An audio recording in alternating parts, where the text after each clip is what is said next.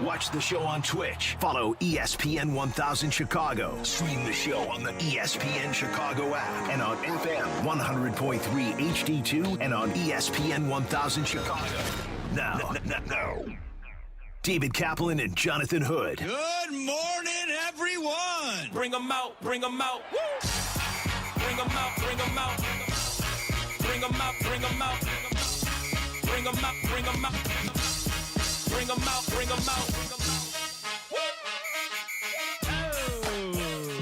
Oh, welcome in to the Kap J Hood Morning Show on ESPN 1000, and we are streaming on the ESPN Chicago app with Hall of Famer David Kaplan, Jonathan Hood with you. We've got Shay, we've got Jay Moore. We've got you for a 3-hour ride here on this Tom Thayer Thursday. We'll open phone lines for you at 312-332-ESPN. 332-3776 is our telephone number. Bring them out, bring them out. Watch our show and all the shows on YouTube, youtube.com. Look for ESPN Chicago there, and also on Twitch, twitch.tv/ESPN 1000 Chicago. We broadcast live from the Jeff Dickerson Studios at the Chicago Board of Trade, brought to you by the fine folks over at Advantage Auto Group. Yes, Advantage Auto Group. The destination for your next Chevy, Acura, Toyota, and now Cadillac, Buick, GMC. Find your Advantage at the Advantage Dealer Group. How long have we been doing the show, Cap? August will be 6 years. 6 years. You know that for the most part, the opening theme has been the opening theme. Mm-hmm. It is for you to ask in the open, hey, what's this song? And I see that's what's happening here, even though I'm keeping the rig on the road. I didn't ask that. What did you ask there as I was trying to give the open to the program? I was asking Shay to say in my ear, what was the name of the moron that called in on Waddle and Silvy yesterday and fired on me? It looked like you're doing the letter J and Z. I wasn't sure if that if you were wondering what J-Z was. No, Jeff. Jeff was the name of the caller. Okay. I hope he's listening. Okay. Well, we'll get to Jeff momentarily. Because he embarrassed himself on major market radio on a big show. Embarrassed himself. We'll get to him. He was on this show yesterday? Waddle and Silvy. Oh. You were speaking of a big mark. I wasn't sure which show you were talking about. All the shows here. Okay. But this was Waddle and Silvy show. If you don't mind, I'd like to ask you about the Chicago National League Ball Club. Because that was just a massacre again against the Phillies. The Phillies, a team that was supposed to be like one of the big teams in the National League and still will be more than likely when we get to the playoffs. But the Cubs are rising up in back-to-back games against the Phillies. Cubs are rising up in a big way. A guy named Peter Crow Armstrong, 4 for his last 9. There's some extra base hits in there. Oh, and made a catch that was simply magnificent. Oh, not many in the game could make that catch. Where are you all, you haters? The Cubs are going to be so mad about doing that extension, and what a stupid thing. And Pete Crow Armstrong should go back to the minors and work on his hitting. Stop being an idiot. The guy's a hell of a baseball player. I got your back, Pete. Don't let any of these idiots on another side of town who are jealous of you, they don't like your persona because you are just everything that's good about the game. And he looks awesome. And then Shota Imanaga, I owe you an apology, man. I was not thrilled they were going to pay him $22 million. That dude went out in what we call in baseball parlance, shoved. Struck out 11. Really? 11. Oh, he was incredible watching him strike out Harper and Schwarber and all the Brandon Marsh. All these dudes going down. It was awesome to watch. Cubs win, baby. Take that. The Cubs do win 11-2 yesterday against Philadelphia. They do. Well, some of the things that really stood out to me, you mentioned Pete Crow Armstrong, and again, a great defensive play. Shota Imanaga making sure that the bullpen rests for the most part. He gives you 97 pitches, 6 innings pitched, and 11 strikeouts. But at the top of the order, and I think this is going to be a theme, Shay, throughout the season, at least through the All-Star break, about Nico Hoerner and how terrific Nico Hoerner is, how productive he is. You take a look at Hoerner with the home run yesterday in the 5th inning. He goes 3 for 5 with 2 runs, 5 RBIs. That's exactly what the doctor ordered. And the old-fashioned slash line, Cap, that'd be 324, 410 OBP, and 507 slugging. That's what you're looking for at the top of the order, someone that gets on, but then flexing power too, and then being a vacuum over there in the infield as well for the Cubs. I mean, it's what you want. Someone to be the catalyst in the lineup.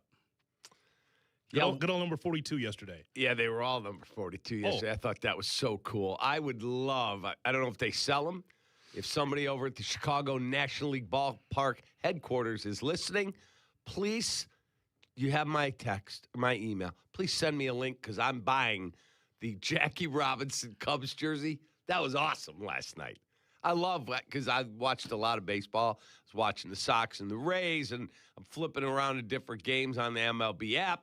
I'm like, oh, those 42 jerseys are just spectacularly cool. No name, nothing, just 42, man. You know what that means. And it was super cool. Matt Shaw, 3 doubles yesterday. They just pounded Jesus Luzardo, who has good stuff, but he just lost his way. And he had a 1-0 lead after a Trey Turner home run, and then he's throwing a wild pitch, and then he's getting hit hard. I'm like, wow, this dude's gettable. And then Nico just had a monster night. This is why it's a long season. And even though if you go through a stumble or two, the point is, don't panic. Don't overreact to one bad night out of 162. There's going to be more bad nights. Don't lose your blank and go, manager's overrated and this team is the. You got to relax. Oh, who would do that? That's just an idiotic comment. Oh, it's Cap talking to Cap there. How about that? Very rare on the show. Hoodie PCA's got his average all the way up to 220 since the last All-Star break. I see Tell me that you know nothing about baseball without telling me you know nothing about baseball by quoting batting average. No, it's all part of the resume, actually. You want his OBP, too? No. Okay, you don't want that. Of course not. You don't want to have all those facts get in the way. You don't want to have that.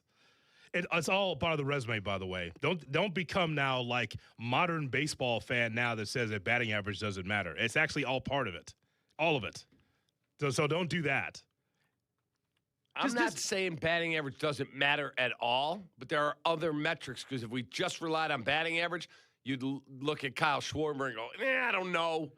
That dude's OPS is over 1,000.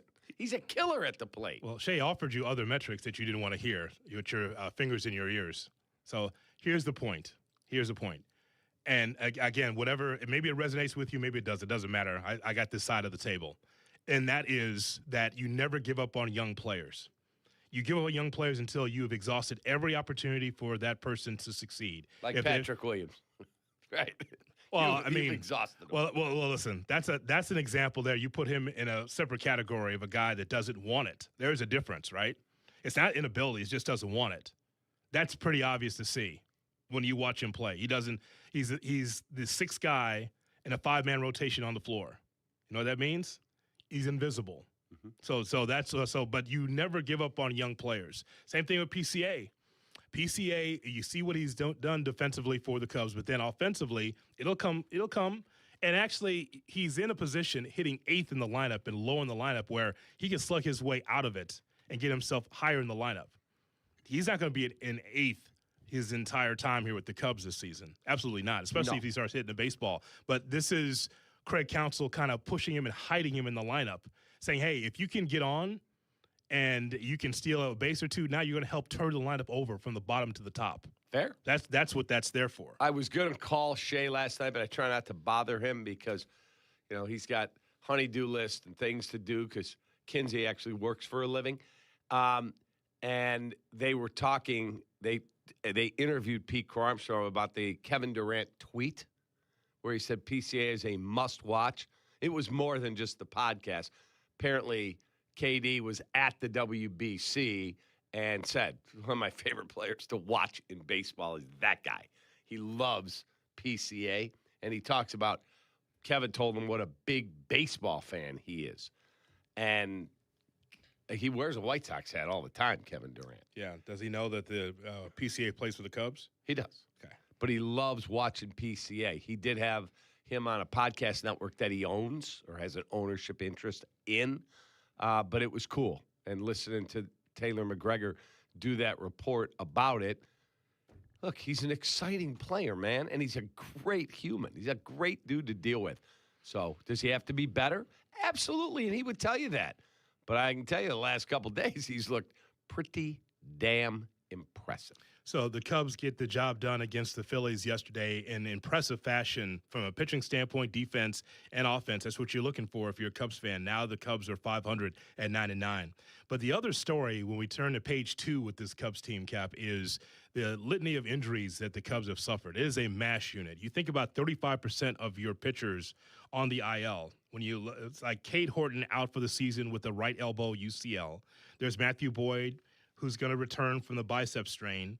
Jordan Wicks, 15-day IL forearm or nerve irritation. Hunter Harvey on the 15-day IL triceps. Porter Hodge out for the season. That's new from yesterday, isn't it? Out for the season with the UCL? Yeah, he has had some issues, and his command over the last couple years has been off.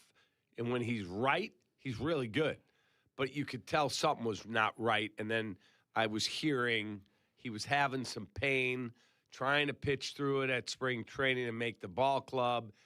And then we got to get that looked at. He's just not right. And boom, Tommy John. Yeah, Ethan Roberts, 15-day IL, as well as Justin Steele. Dude, that's the most effed up one of all. When a vent falls off the wall. Well, that's a lawsuit. Or a workers' comp. It's something. Mm-hmm. That's insane.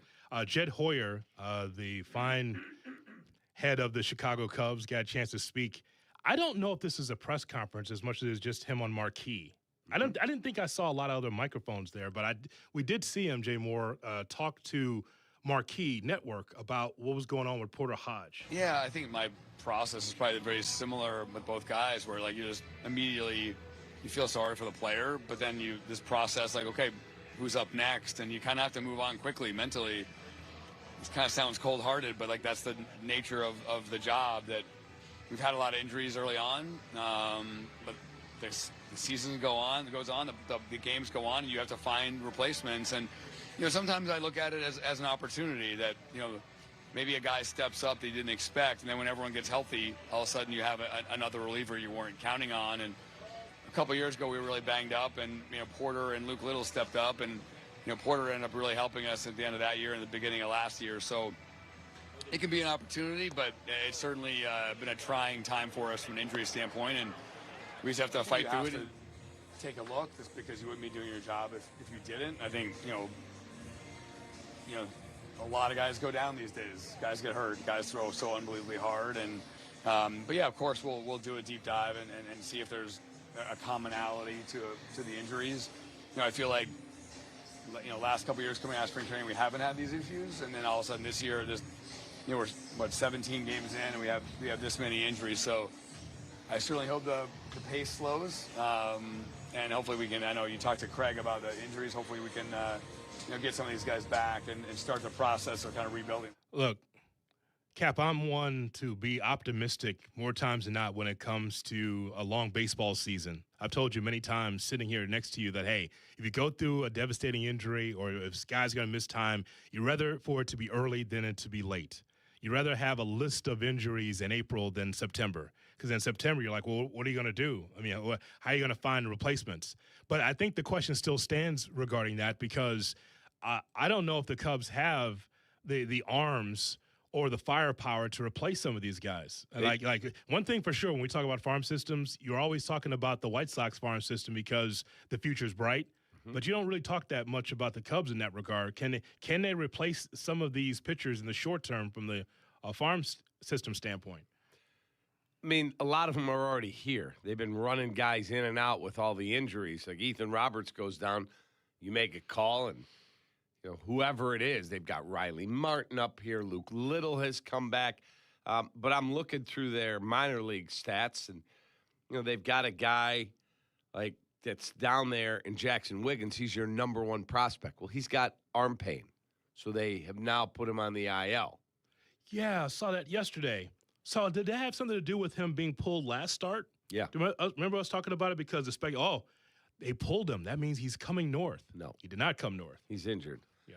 And so he's like your prize guy. What they've told me is he's Cade Horton part 2. Well. Throws upper 90s. He's got filthy breaking stuff. Good dude. And they like his makeup. They said that dude's a gamer. I was listening to, it was Roger Clemens was on something I was listening to on satellite yesterday. And they asked him about, all these injuries. And he was talking about there are tons of guys that throw hard. It's not about just throwing hard. He said, because the game has changed. He said, it's not like it was when he came up. He said, I was overpowering people, but there were a lot of guys getting people out 10 miles an hour slower. Today, almost every guy's throwing like 95. Yeah, okay, that's good. He said, then you got Mason Miller, his last 19 hitters, 18 strikeouts and a ground out. He throws almost 104. Mm-hmm. Like, that's obscene. That's like not – I don't know how you're going to hold up putting that type of stress on your arm, but sometimes guys are freaks. But there aren't guys like the minor league system for the Cubs not loaded with guys that aren't already here, or a lot of guys are in the lower minors. So you're going to have to go find Drew Pomeranz was on the Mariners last year. Mm-hmm. He really wasn't getting any work because they have a really good bullpen. So Jed made a deal, and now Drew Pomeranz went somewhere else and got paid. Now you got to find the next one. Well, one thing for sure, 2 things have to happen for the Cubs. You have to continue to hit the baseball. You're not always going to score 11 runs a game. I'm sure you'd like that, Cap. A much easier day for you watching Cubs baseball if you can mash the ball like they have against the Phillies. But offensively speaking, the Cubs have to continue to just keep the line moving. That's one. Secondly, your starters have to be able to give you quality starts because there's experience. It's inexperience now in that bullpen. You don't want to have a situation where a kid's in there and you got to throw them in there. You got to play them. But you'd rather have your starters be able to lead the way so that way it won't be so much strain on the young players, inexperience in that bullpen. You got to be able to do what you can do until some of these guys come back off the IL. Yeah, there's a kid that they signed in January. He's 6'8", and he throws 98 plus. And he's in Iowa. His name is Gabe Klobosits, Klobosits. He's hitting 98. He's originally from Texas. He played at Galveston College. He went to Auburn, 36th round pick of the Nationals back in 2017. Made it to the big leagues in 21. Lasted 11 games. Went to AAA with both Las Vegas Athletics, that's their franchise, and the Blue Jays franchise. Never got called up, has been an independent ball. A Cub scout sees him, and he pitched well in like low minors. And so they gave him a shot, and he's now on their AAA team, and we'll see what happens. I mean, that might be but you're not counting on bringing that dude who's had 0 big league success and going, yeah, here's the 8th inning at Wrigley Friday against the Mets. Hey, man. No. Hey, I mean. Got to earn that. All hands on deck until you get healthy is what you have. It actually casts a spotlight on the Cubs organization in which you're all in by getting Bregman. You're all in, making sure that you've shored up a couple of contracts, Nico Hoerner and Pete Armstrong, all good. But we're all in, and we're going to manifest and build the future now and then later. It's not anything that you got. It's not like the Sox where you are just trying to get as many young players as possible, right? Because you're planning for the future. For the Cubs, it's about the now. That's what you've invested in. That is correct. It was my criticism of Theo at times with the Cubs, where it's like, boy, you're all in with the Cubs, but what about your minor league system? Let's just win the World Series. We'll handle that later. Right. Because that was the priority, like to win and get to the playoffs. We'll take care of the minors later. Don't worry about it. Well, does it? And then when Theo left, you looked around and said, well, where are the kids? Didn't have any. Did not. So they changed scouting directors. Jed brought in Dan Kantrovitz, Yeah. who the Cardinals were trying to get, and he made a really successful bid to get him. He's still there running their drafts as a VP, and they've got some good players in the system. But, they drafted Nico Hoerner. That's a really good draft pick. 24th? That's a sensational pick. He might have to go back and look at that draft. He might be at 24 the best player in that draft. I don't know. I'll have to go look and see who's in that draft. But my point is the White Sox, as you said, are in a different spot. Oh, yeah. Like, super cool. Noah Schultz is here. Hagen Smith's coming. Tanner McDougal's coming. Drew Thorpe's coming off Tommy John. You don't need to rush him. But I watched the game last night, and it's getting no offense. I was exchanging messages with Sox fan Mike, and he's like, can we just have nice things once? It's a process. It's a process. Like, Jerry's not signing Juan Soto when he hits free agency. Correct. So you're going to have to build this thing the right way. I just look at your outfield and go, okay, that's an embarrassment. Here come the Hawks, the mighty Blackhawks on Kap and J Hood. Kap and J Hood, morning 6 to 9. This is how it should be done. ESPN Chicago. ESPN's The Hot Hockey Show. Ready to rock the rinks with Chicago's best hockey knowledge. Brought to you by Chevy Drive Chicago. The Hockey Show, Thursday at 7 on ESPN Chicago and the ESPN Chicago app. Apt, your number one destination for the home, has the best selection of Weber grills and accessories like the new Searwood Pellet Grill, featuring a temperature range from 180 to 600 degrees Fahrenheit. That means low and slow smoking, high heat searing, rotisserie roasting, even griddling on a Weber griddle insert, all on the same grill. Get the Weber Searwood Grill today and rethink what's possible, John, on a pellet grill for free in-home delivery, professional installation, and complete satisfaction. Shop where I shop. My favorite store in the world is Apt. A-B-T. Apt.com. Pleasing people since 1936. Jay Moore. While gas prices are going up, there's one price that's always the same, the CTA. You can travel anywhere in Chicagoland for just $5 a day on the CTA. And with Tap to Pay available on all CTA trains and buses, riding is a breeze. Stop budgeting for gas and start enjoying the city. Let CTA be your driver. Not only will you save money, you'll avoid the stress of traffic and having to search for parking. Easily plan your route at transitchicago.com/plan-a-trip. Save money, do more, ride CTA. My name is Christine, and I'm a widow. My husband, Ryan, was a healthy 34-year-old, and 3 months later, he was gone. Thankfully, he had life insurance. Ethos made it so easy. You can get a quote in seconds, apply in minutes, and get same-day coverage. 100% online, no medical exam. Life insurance didn't take away the loss, but it did give us the space to just grieve. Get your free quote at ethos.com/game. Ethos.com/game. Paid spokesperson. Time spent on application may vary. Online health questions required. Indeed presents hires you can't afford to get wrong, like a warehouse operations manager. Where are the forklifts? Sold them. Too expensive. We're using scooters now. So you expect us to move a 2-ton pallet on a scooter? Just lean into it. Put your back into it, people. This is the job for sponsored jobs. This is what happens when you don't sponsor your job on Indeed. Next time, get matched with quality candidates with Indeed sponsored jobs.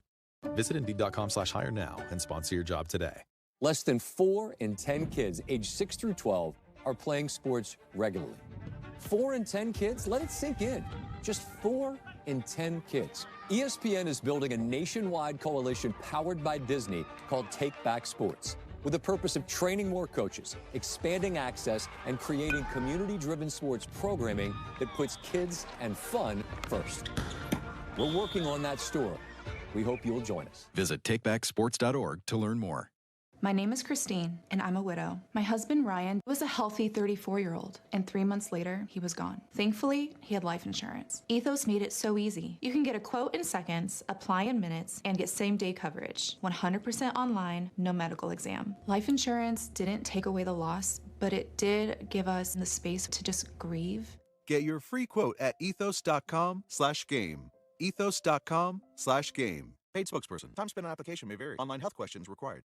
Hey, you want to talk about your stuff? You know, the things you as a sports fan have collected over the years. Talk about it with a pro. Sports Collecting with Tom Morgan, Saturday mornings at 7 on ESPN Chicago. Presented by Huggins & Scott Auctions, ERC Delivery, and REA.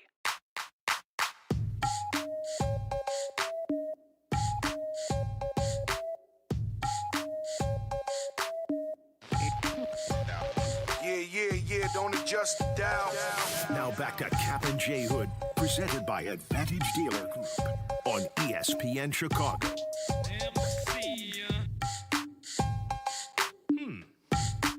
Kap J Hood on ESPN 1000 and streaming on the ESPN Chicago app. Shout out to Slick Rick who sneaks in to certain songs.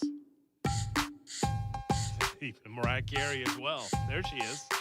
Glad that you're with us here on this Tom Thayer Thursday.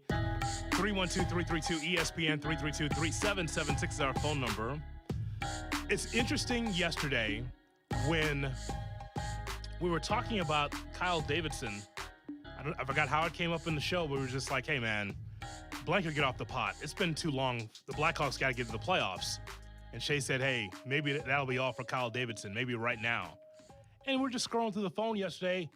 Extended Kyle Davidson. Right. Like Wait a minute. And I said to you, I've met him. I really like him. He's a good dude. And I think he took over a train wreck. He did. You not only had a bad team like the Bears that Poles took over, terrible. But Kyle Davidson took over a scandal with Kyle Beach and the video guy. I mean, come on now.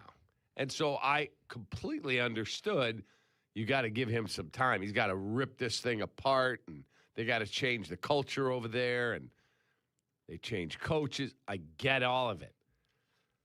It's been forever since you've made the playoffs. Like, I'm all in. I said to you, you better go to the playoffs next year if you want to get extended.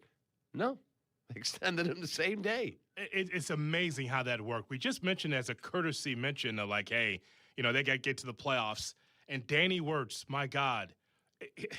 It's one thing, Kap, to have continuity. Cool. Good to have continuity. But it's about wins. It's about playoff appearances. And they're overdue for it. Let's hear from Danny Wirtz talking about Kyle Davidson staying with the Blackhawks. Kyle Davidson is wrapping up his 4th season as general manager. How do you assess the job he has done and where the rebuild is at? Absolutely. So Kyle's done everything we've expected of him. When he got the job, his first task was to rebuild our prospect pool. If you remember, and you were all there, our cupboard was pretty bare. We didn't have a lot coming in. And he very systematically and very confidently rebuilt that to where I truly believe right now we have the best prospect pool in the NHL. Many of those prospects are now actual NHL players contributing and, highly impactful on our team. And then, of course, I think we have a really nice visibility to a pipeline of players that will continue to join the Blackhawks over the coming years. But at the same time, we didn't hire Kyle to be the prospect GM.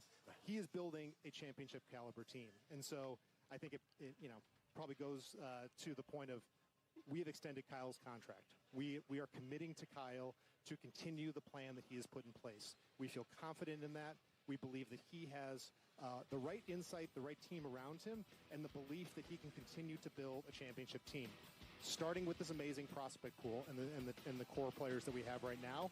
But he does everything he can every day to improve this team. He's got the trust of the Blackhawks organization that he works with. He's got the trust of the coaching staff, and of course, maybe most importantly, the players. The players believe in his vision.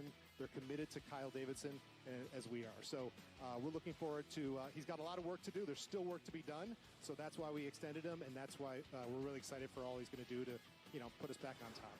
Until you see it, you don't know you're building a championship team. Be careful when you say that. He's building a championship team. Danny, you don't know that. I mean, look, it's nothing wrong with having prospects and you're going to build around Bedard. I'm excited about Bedard and his future. He's not there yet, but he's one of the young stars in Chicago sports. The hope is that he can be able to lead this hockey club. But at the same time, what you put out there, Danny, is like, oh, well, he's building a championship team. Well, what if he's not? Then what? I mean, to me, it's just being comfortable and content with people that you know in the foursome. That's what that is. That's what it is. If you don't make the playoffs this upcoming season, are you still building a championship team?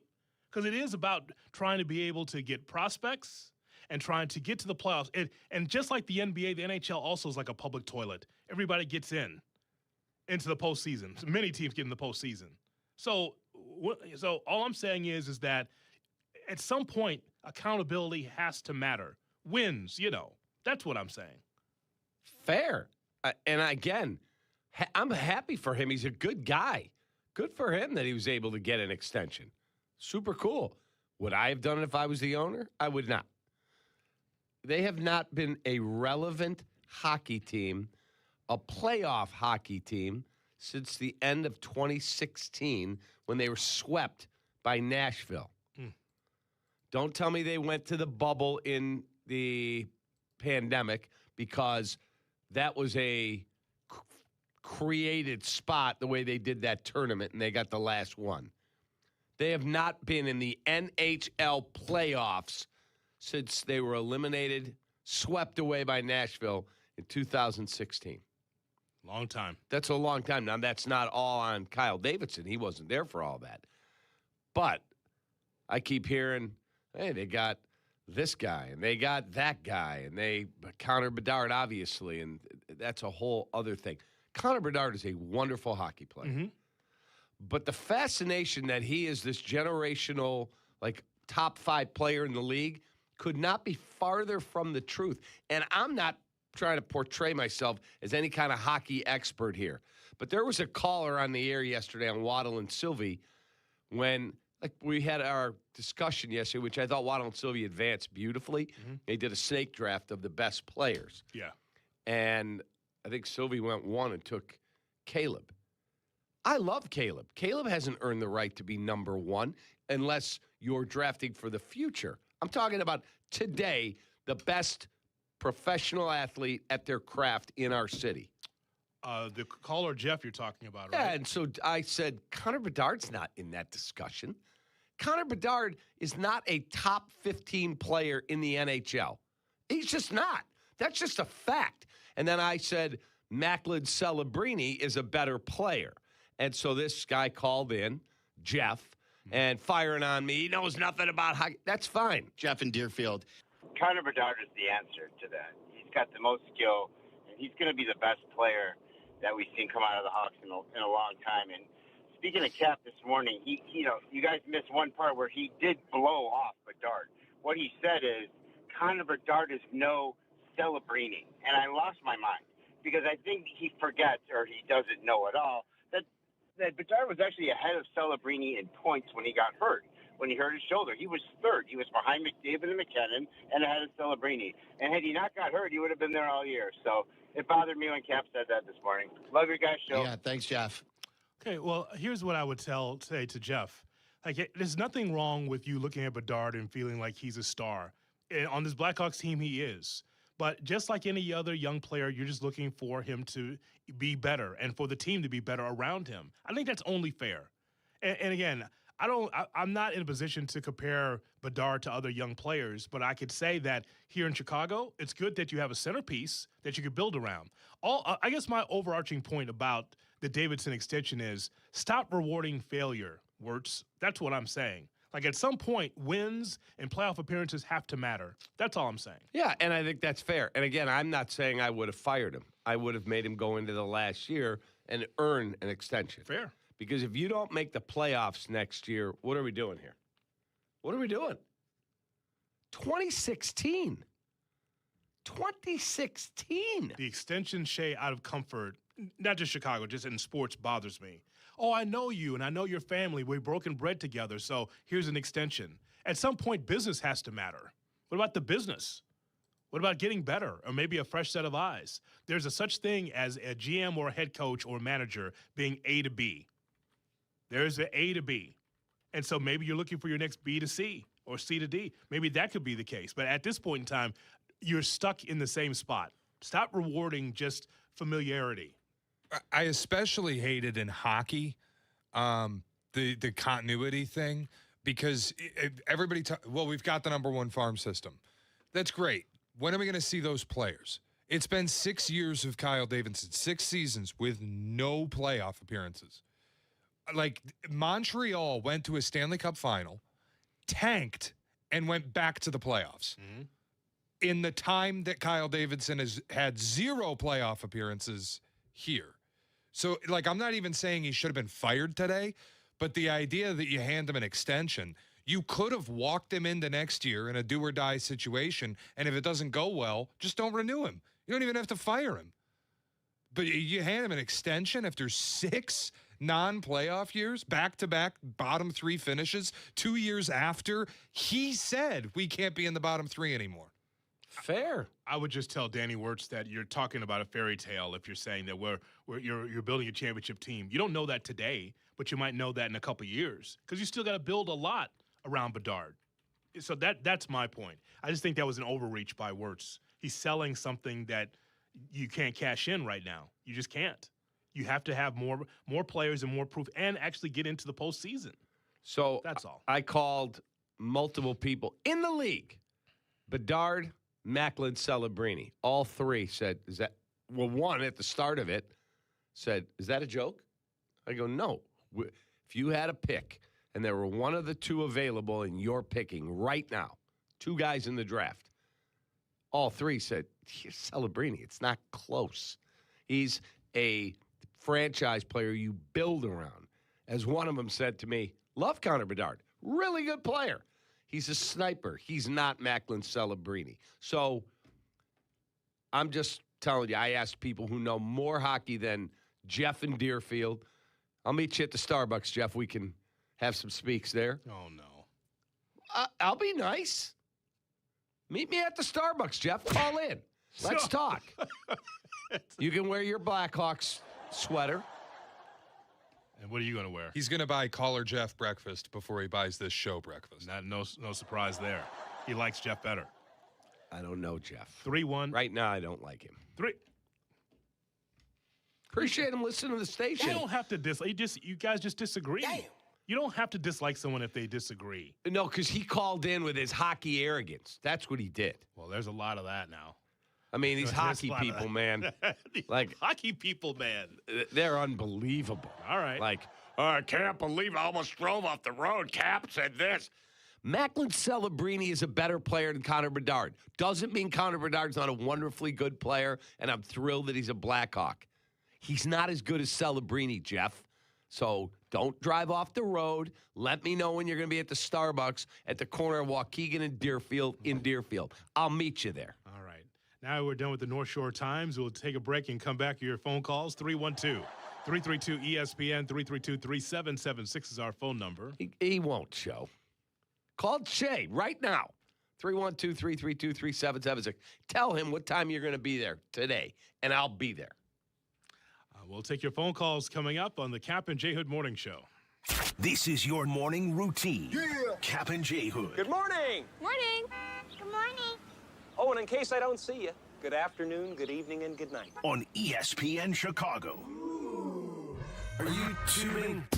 Take a stop at the ESPN Chicago page on YouTube. We got shorts to scroll, pressers to parse, interviews to intake. Subscribe and see it all at the ESPN Chicago page on YouTube.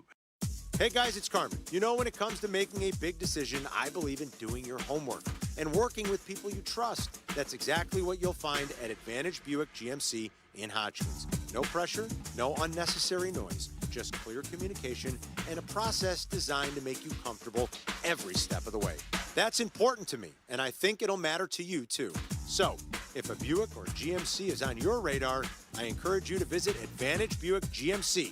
We are professional grade. At Four Seasons Heating, Air Conditioning, Plumbing, and Electric, we make home service easy. We guarantee same-day service and installation with no extra charge for nights, weekends, or holidays. Family-owned for 53 years, Four Seasons has over 30,000 five-star Google reviews and an A-plus rating with the Better Business Bureau. For all your plumbing, heating, cooling, and electrical needs, for all the right reasons, call 866 Four Seasons. For all the right reasons, call 866 Four Seasons.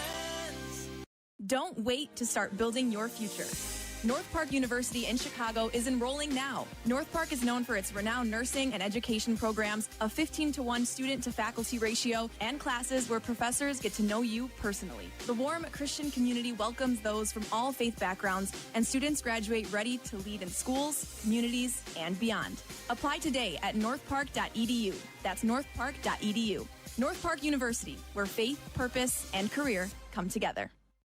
Hey golfers, it's Silvy. I've been telling you about the Sanctuary Golf Course in New Lenox for years, and this summer they're celebrating their 30th season. I'm proud to endorse one of the best golf experiences in Chicagoland. The Sanctuary features 18 holes of great golf with outstanding course conditions, plus a covered heated range with top tracer technology, so you can practice and play year-round. Check out golfsanctuary.com for the best rates and book your tee time today. That's golfsanctuary.com. Running a business means wearing multiple hats. So if you're like me, you probably started out using your personal phone, taking client calls and texts nonstop. As my business grew, I needed something smarter. That's when I switched to Quo, the #1 business phone system. Quo works right on your phone or computer. No carrying 2 phones, no clunky landline, just one easy app you can try for free. Your team can share one number and handle calls and texts together like a shared inbox. Any teammate can jump into the conversation so customers get faster responses. And Quo's AI assistant summarizes your calls and responds to customers 24/7, so you never miss a lead or opportunity. All this starts at just $15 a month. That's basically 2 coffees. You can even keep your current business phone number. Find out why 90,000 businesses trust Quo. No missed calls, no missed customers. Try Quo for free at quo.com/sports. That's quo.com/sports to try Quo free. QUO.com/SPORTS. Ugh, medical bills piling up. Insurance is ghosting me after the accident. Who is it? Postman Law, injury and accident attorneys. We handle it all. Postman Law delivers peace of mind. Visit postmanlaw.com. Attorney advertising. It feels like everybody's getting sick now. You aren't imagining it. Hey, doctors say this is the worst cold and flu season in 25 years. And it's not over. You can't afford to get sick. That's why you got to get the medical emergency kit. Save $45 with the promo code SMALLS at urgentcarekit.com/SMALLS. $45 off the promo code SMALLS at urgentcarekit.com. Prescription is required. It takes care of antibiotics to treat pneumonia and strep throat and sinus and ear infection and nausea and UTIs and so much other things in that medical emergency kit that can help you online in minutes. It ships right to your door. Again, it's urgentcarekit.com/SMALLS. Save $45. Jay Moore.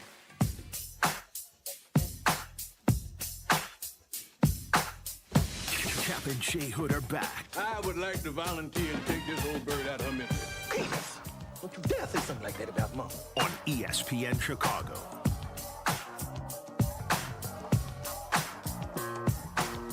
It's Kap and J Hood on ESPN 1000 and streaming on the ESPN Chicago app.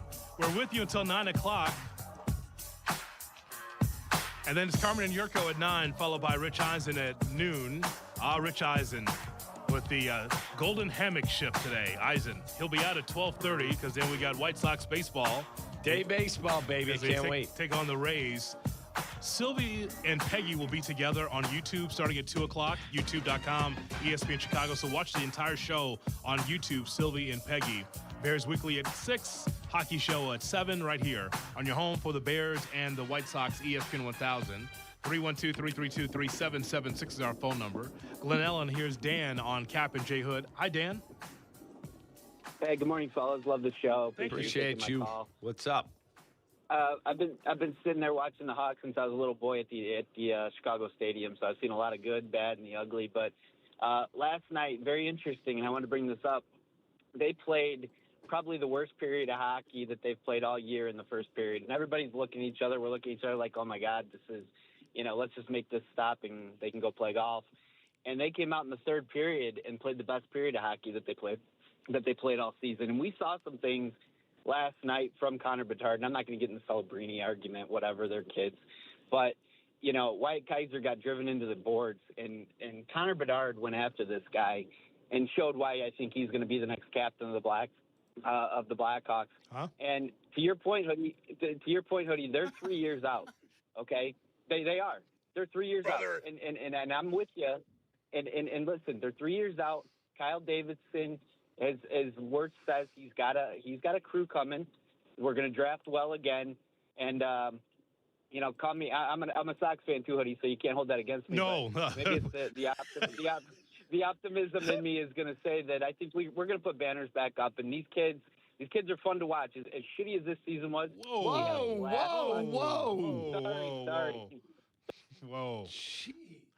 Nothing I can do about it here.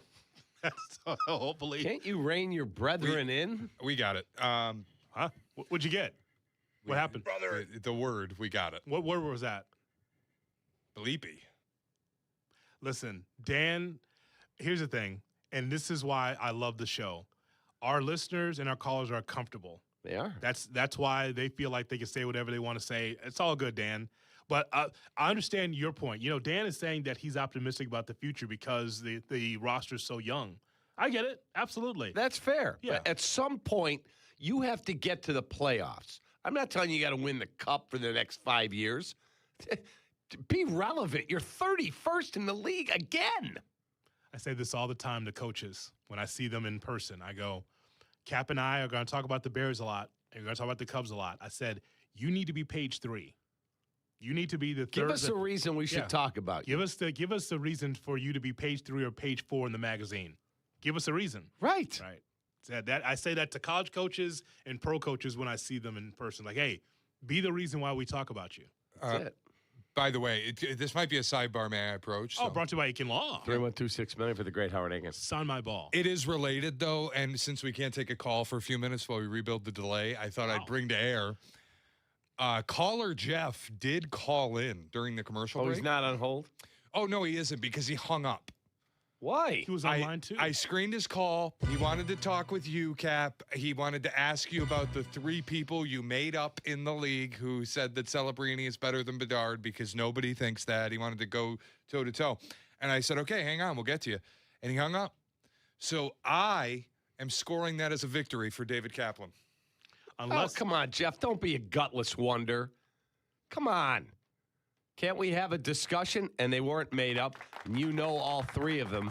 And it would probably sicken you that they said, Kap, I can get you 15 more that will all tell you. Celebrini, it's not close. Not close. So you want him to call back and stay on hold? Yeah, drop a pair and call back. Quit acting like a biatch. Exactly. Okay, that'll be fine. Come on, Jeff. Dump that Making again. Deerfield look really bad, man. We can't yet. The light's still flashing. Is it still flat? In this new studio, it's still flat. Oh, that's all. We're moving forward. We're moving forward. Come on, Jeff. How about Jimmy? We can't get Jeff, how about Jimmy? Right, but Jeff has to drive to work now and go, God, I was gutless. Do you want your coworkers to know that you were gutless and didn't call Kap and J Hood? If you work with Jeff from Deerfield, call him the gutless wonder today because he can't even have an intelligent discussion. I mean, it's not like I'm going to reach through the phone and punch you. For Cacta. Come on, you're better than this, Jeff. Call back. I'm offering to buy your coffee. Hi, Jimmy. How's it going, fellas? Good, Jimmy. How are you? What's up, bro?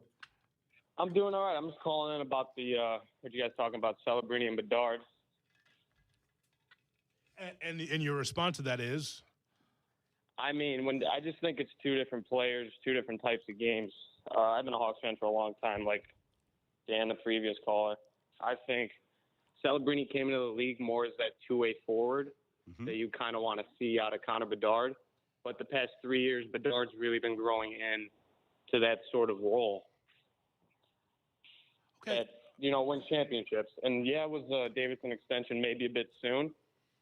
But the way he's rebuilt the team so far since – when they traded Kane, that's when I think the rebuild officially started. Just all the talent that he's accumulated strictly through the draft.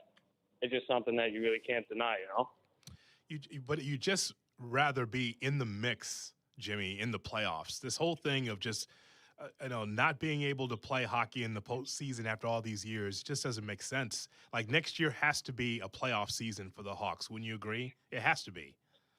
I think you could maybe get another year. Like, look at the Sharks this year. If the Hawks can do what the Sharks were this year, in that fight until, late March, early April, where you're there just playing those type of games would be huge.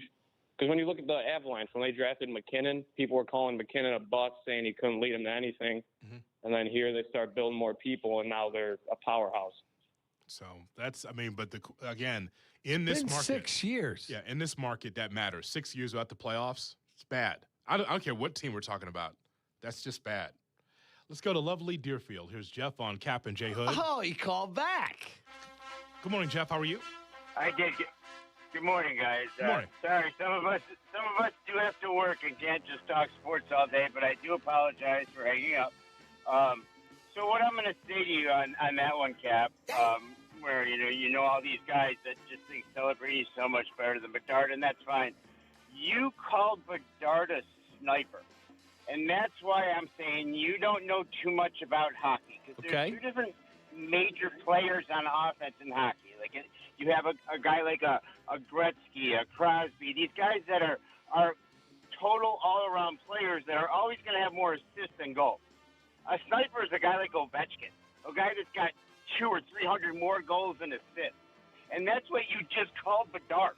No, Bedard is not a sniper. Jeff, I got that from multiple people in the league. And if you want to meet me for a cup of coffee, I'll tell you who they are. I'm not going to out them on the air. But multiple people in the league said to me, Bedard's more of a sniper. Celebrini is Sidney Crosby, that type of player that you build your entire organization around. That's them in the league, not me. I'm not claiming to be some hockey guru. I know, and I'm going to say that those two guys are very similar players. They're both best friends, actually, and they worked out all summer together. But Bedard is not a sniper, and I truly feel that if he didn't get hurt the way he did when he was basically up on Celebrini in points, and the Hawks were hovering a little over 500 at that point, that they could have had a year that would have looked like San Jose's year. But once he got hurt and they lost 7 games in a row, that game was over. And 2 quick things, and then I'll shut up. Number one, I couldn't be happier that we're talking about hockey. I mean, that's the greatest thing. So whatever I did yesterday worked because we're talking about hockey. But I would like to know from your callers, do they think that Bedard is a sniper or not? Okay, some of us have probably to work. A little deep for us. Well, some of us have to work for a living. We don't have time to talk sports with you all day. So thanks. Jeff, I made this popcorn for nothing. Jeff, you going to meet me for a cup of coffee? God. Where is he? Go ahead. Bring it back up for me, please. Give me a little orange on Jeff and Deerfield. You want to have a cup of coffee, Jeff? We can talk about it? Absolutely. I'd love to have a cup of coffee. All right. Give Shay your number. We'll get together at the Starbucks in Deerfield. Have a great day, Jeff. And that's how you settle fights in Deerfield. That's it. Coffee. That's it. All right. We will give you the Shay Norling platform coming up next on Kap and J Hood. Good morning. Kap and J Hood Morning Show on ESPN Chicago. Gary, come in here. Carmen and Jurko coming up next at 9 on ESPN Chicago. Presented by Advantage Dealer Group. Enter the Ultimate Fan Sweepstakes for your chance to create your own milkshake. The winner will work with the Chicago White Sox head chef to create and name their own milkshake that will be sold in the ballpark. As an added bonus, the winner will also receive 20 tickets to a White Sox home game to share the experience with friends and family. To enter, visit whitesox.com/sweepstakes. Believe in a world of wellness. Blue Cross and Blue Shield of Illinois is lighting the way on your health and wellness journey, always helping you write your own story. As your one local trusted partner for nearly a century, Blue Cross and Blue Shield of Illinois ensures the widest access to the best affordable care, where you need it, when you need it. This is David Kaplan. I am proud to partner with Blue Cross and Blue Shield of Illinois because they keep you at the center of everything they do. Blue Cross and Blue Shield of Illinois, through it all. Hey guys, it's Silvy. The Bullfrog Spa's Backyard Makeover Sale is going on now. If you're like me and you've been thinking about upgrading your backyard, this is the perfect time. I just designed my very own Bullfrog hot tub, and you got to check it out. I can't wait to see it. You can join me as well. Check out Bullfrog Spa's Backyard Makeover Sale, but it only goes on through April 26th. Find a Bullfrog Spa factory store at bullfrogspas.com.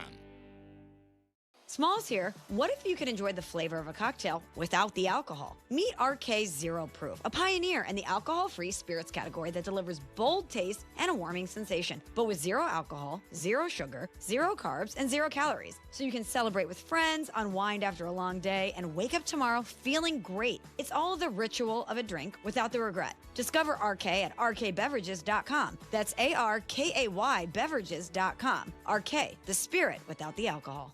Evan Cohen here. In life, as in sports, the pros make it look easy. That's why pro golfers like Jason Day, Ben Griffin, and Patton Kazire trust the pros in lawn care. True Green. They have the experience and expertise to give you a lawn worthy of the PGA Tour. And since True Green does the work for you, you get more free time, or more tee times. So stop stressing over your lawn and start loving it. Sign up now at TrueGreen.com because nobody makes it easier to get a golf course quality lawn than True Green, the official lawn care treatment provider of the PGA Tour.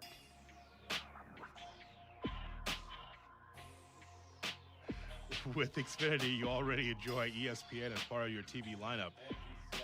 Now you can get even more of an ESPN Unlimited plan. Available at no extra cost. Unlock additional content in the ESPN app, including WWE Premium Live Events. Xfinity.com/your subscriptions to activate and start watching in the ESPN app. Jay Moore. Good morning. Glad you're along for the Kap J Hood experience on Chicago's home for sports, ESPN. Hello. Chicago. Good morning.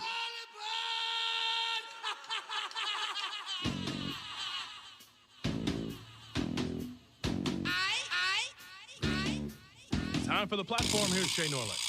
Shay's platform brought to you by the Chicago Transit Authority. Save money, do more, ride CTA. Hoodie, I have a problem with this show this morning. Apparently, all you have to do is call the Waddle Silvy program or formerly log on to Twitter and insult David Kaplan, and you might get a free coffee out of it. You might get to meet up with Kap on the north side at a Starbucks and get a free coffee. This show is Ode to Breakfast going on a year now, and I insult you every day. I can't get a coffee. I can't get a breakfast. What gives? What gives? Here's Okay, David Kaplan. I'm gonna. Jeff in Deerfield calls Waddle and Silvy. You've got time to meet him in Deerfield and get coffee with him. And I don't live in Deerfield. Show, who you see every day, we can't get a breakfast. All right, I'm giving you enough notice right now. Next Wednesday, 9 o'clock, when the show's over, we're going to breakfast. Deal. And we're going to go to a famous place down the street. You know where we're going to go? Lou Mitchell's. Famous breakfast place. Hoodie, deal? Let me check. Next Wednesday, we're going out to breakfast. 9 o'clock. Mm-hmm. Next Wednesday. Hoodie's got to work. No. Yeah, UIC's got a 9:30 first pitch. I do have an 11 a.m. first pitch on Friday, the 24th. That is true. Wow. But I am available on Earth Day on the 27th. There we go. And then you know what? Now that that's paid off, I'm going to really get to... Zetterman and I are going to start really putting our heads together about building this lemonade stand. Great. Love it. So Jay Moore, is that good for you? Oh, absolutely. I got the sub ready. I love that you got a sub. I had a buddy of mine text me yesterday. He's like, hey, I'm in a bit of a ditch, he says to me, with my gambling. Someone told me a guy named Shay on your show is good at gambling. Can I start getting his picks? Honest to God, I'll show it to you on my phone. You'll laugh your ass off. And I said, he finished last in our football handicap. True. He went, oh, is he good at baseball? I'm like, that guy's desperate, huh? Yeah, like, it doesn't sound like this guy needs to be betting very much. I don't bet a lot of baseball, to be honest. Correct. I like that we have locked in finally this guy giving a breakfast to us. Lou Mitchell. Is that what it is? Lou Mitchell's. Uh-huh. It's a famous place. Okay. We're going to go there.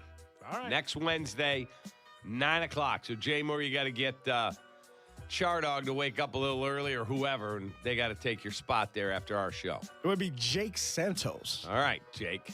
Get it done. That's my man. Put your Padres hat on and get in here. I like that Jay Moore has his own bullpen. I think that's very good. If he needs to just be able to just go to the bullpen. We don't have ours. Right, huh? We don't have our own bullpen. We do not have a bullpen. No. We do not. Hey, we ride and die for each other back here, bro. That's how right. we do it. We all we got, we all we need. That's right. Bad boys for life. And do you know what they put on your plate, Jay Moore, when you get to the restaurant? What's the first thing they give you? Some place will give you like a basket of rolls or, pastries. Some place will put, like in New York, they do pickles and things like that. Yeah. Milk duds. Ah. Milk duds. Okay. It's their famous thing. Why? Why do ladies and gentlemen receive milk duds when they enter the restaurant? Because Greeks are known for their warm, abundant hospitality, and you're offered something sweet as a welcome greeting when you enter their home. We're going there. It's awesome. 100 years in business. Opa. That would be great. There you go. The platform. I got that from Greektown in Detroit. And by the way, their coffee there, make sure you're ready for coffee. They have the world's best coffee. And their breakfast potatoes, insane. It's the best. Can we do it today? No, just next Wednesday. The platform is brought to you by the Chicago Transit Authority. Hey, if you're a soccer fan headed to a match at Soldier Field, the CTA is your best way to get to the game. $5 will cover your entire trip, and with tap to pay available on all trains and buses, riding is simple. CTA buses stop just steps outside the north side of the stadium, and the Roosevelt train station is a short walk away. So avoid the hassle of traffic and expensive parking. Let the CTA be your driver. Find the best route for you at transitchicago.com/plan-a-trip. Save money, do more, ride CTA. Just one tweet that came in. Referee Jeremy said, hey, at the Cap Man, Jeff from Deerfield should pay for, capital letters, your coffee. Bedard was billed the entire time that Chicago was in the running for him at the draft for having an elite release and shot. Sounds like a sniper to me. Take that, Jeff. All right. So another vote in there for Cap on sniper or no sniper. That is the question. Correct. Coming up, sportsmanship. Do we still have that in youth sports? Sportsmanship, is that still a thing? We'll address it coming up in 2 minutes on Kap and J Hood. Broadcasting live from the Chicago Board of Trade. This is the home of the Chicago Bears, ESPN Chicago. And this is Kap and J Hood, WMVP, WTBC, HD2, Chicago, a good Karma Brands radio station. Hey, it's Cap, and whether it's your home or your business, comfort isn't optional. When your heating or cooling system isn't working the way it should, you need a team you can trust, and that's why I recommend Automatic. They've been serving Chicagoland for decades, handling everything from routine maintenance to full system installs. Professional, responsive, and they get the job done right the first time. Don't wait for a breakdown to take action. Call Automatic or visit automatic.com and make sure your HVAC system is running exactly the way it should. Need a haircut? With the Great Clips app, you can put your name on the list from anywhere and head to the salon when you're up next. Because getting a great haircut shouldn't mean putting your life on hold. Great Clips. It's gonna be great. $3.3 million. The Veroliak Law Group wins again for their clients. That's right. The Veroliak Law Group recovered $3.3 million for a client who was injured in an auto accident. Hey, it's Jurko, and I'm telling you, if you're injured, make sure to call the Veroliak Law Group. If you love to travel, Capital One has a rewards credit card that's perfect for you. With the Capital One Venture X card, you earn unlimited double miles on everything you buy. Plus, you get premium benefits at a collection of luxury hotels when you book on Capital One Travel. And with Venture X, you get access to over 1,000 airport lounges worldwide. Open up a world of travel possibilities with the Capital One Venture X card. What's in your wallet? Terms apply. Lounge access is subject to change. See CapitalOne.com for details.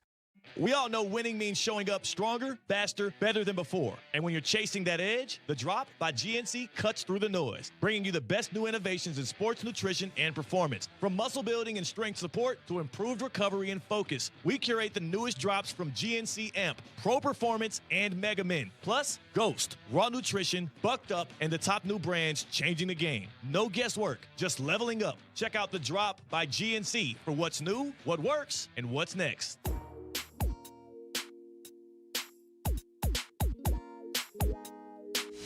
Now back to Kap and J Hood When I tell you he's got his own money, I mean the boy has got his own money. On ESPN Chicago.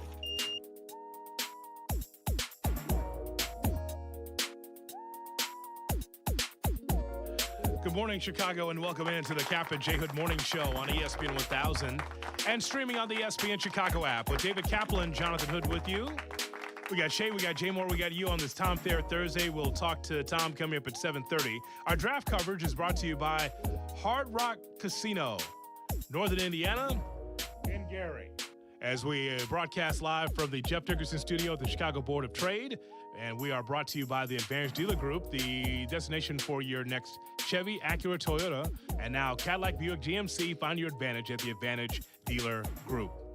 So, Kap, this has gone viral, this video that is out, and I put it on my Twitter account, XJ Hood ESPN, for those that are not watching on YouTube, and you really should be watching all the shows on YouTube, youtube.com. Look for ESPN Chicago there. Like, share, subscribe, everything we do on YouTube. There is a video that's out of a youth baseball game, and this, I believe this, the first time I saw it was from Danny Cannell from SiriusXM, College Sports Nation. I saw it from Danny Cannell and his account. And it's a young man hitting a home run, and he's rounding the bases, high-fiving the third base coach. Then he goes all the way to the to home plate, and he's dunking like a Nerf basketball. There's a hoop set up for him to dunk a basketball. He's how old, would you say? 13? 14? I'd say 13. I mean, he slams the bat down after he hits this home run. Yeah. We'll put this on YouTube for everyone to see. And again, it's on Twitter. I want to know your thoughts on this because Danny Cannell said the coaches and parents who allowed this to go on are the problem. Instead of teaching kids how to play the game right and doing it the right way and show respect for the opponent, they're always worried about getting that viral attention. It's embarrassing. So that was from Danny Cannell. I'm not surprised that Danny put that out there. But we're showing it now on YouTube as a young man goes around the bases, slams a Nerf basketball on a hoop that's set up for him. The coach is holding the Nerf hoop. Yes. And then the bat, it's not a bat flip, it's a bat slam. He spikes it. Yeah. It almost hits him in the face. It bounces back up. There's a viral moment. He has to deflect it. So we see this. So, Kap, what's your initial reaction to this? It didn't bother me. I'm not triggered by it. Now, there's a guy with a camera, like a video, following him. Like, if you watched it, like the MLB highlight videos, like the 2016 one, Brett and I were watching the other day, and when Chapman is running out of the bullpen, there's a guy running with a camera video, filming him running onto the field, and he's keeping right up with him. That was his job.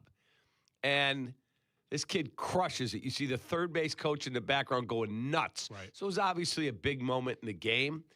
He spikes it, and then the coach gives him a jumping, like they smash forearms, like forearm bash, like the old the A's used to do. Like and another coach. Canseco and McGuire. Right, at Bash Brothers. And then the coach, another one, is holding a basket, like the kind I have in my office. Like a mini hoop. A mini hoop, yeah. And he, slams in it like he's doing a slam dunk. I'll be honest with you, I was not triggered by it at all. So, Jay Moore, you had you looked at it as well, and you had a thought on it based on the circumstances, correct? Yeah, I just thought that if it was like a walk-off, that's fine with me. But if they do that at bat all the time, then it's a problem. But then when you look at it, it's a prop or something for like a video or something, then it's fine with me. It's just that if a person comes up there every at-bat and does that slamming, and stuff like that. I think that's a problem. I agree with you. If you said, we're down 6-0, and he hit a solo home run in the fifth, that's stupid. That's dumb. But if you said, that home run just gave them the victory, celebrate. Or put him ahead in the eighth, I got no issue with it whatsoever. Danny Cannell, I'm sure he's a nice man. A little too vanilla for me. Well, that's a whole show there on Danny we could do. But where did he play college football? Florida State? Florida State Seminole. David DeJesus and I used to argue this all the time. He hated the bat flips and all of that. I'm like, brother, you're going to lose this battle, and personality will help the game grow. Kids want personality. Well, that's a win for DeJesus. He had an opinion. Shay? Wow. The slam dunk part of it is the only thing I had an issue with. What did I say wrong? What did I say wrong? You carried those broadcasts. Go ahead. He's a nice man. No. Again, we get to the nice man all the time around here. But again, big boy market Chicago, he's a nice man. He was bad. He was.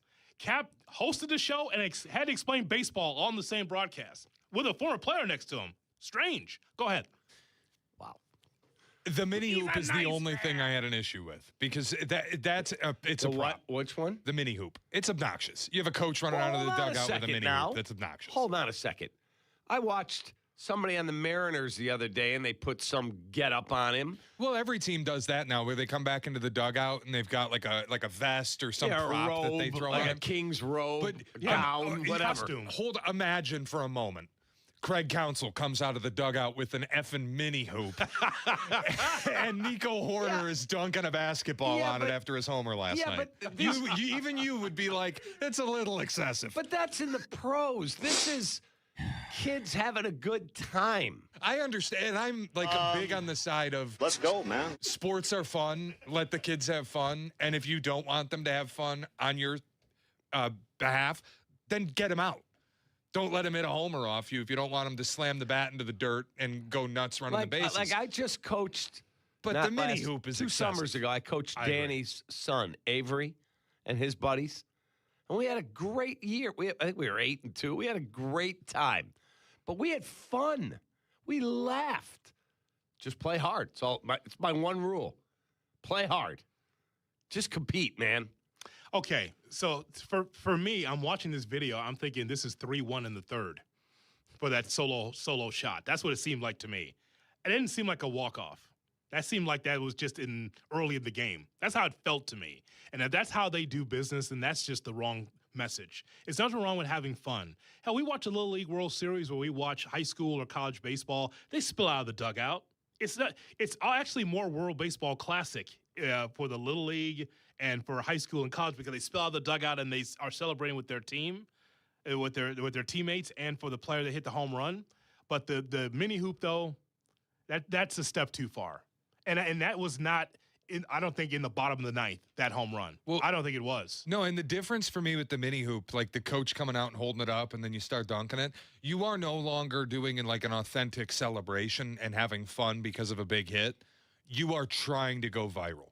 You are farming the moment to have a social media video.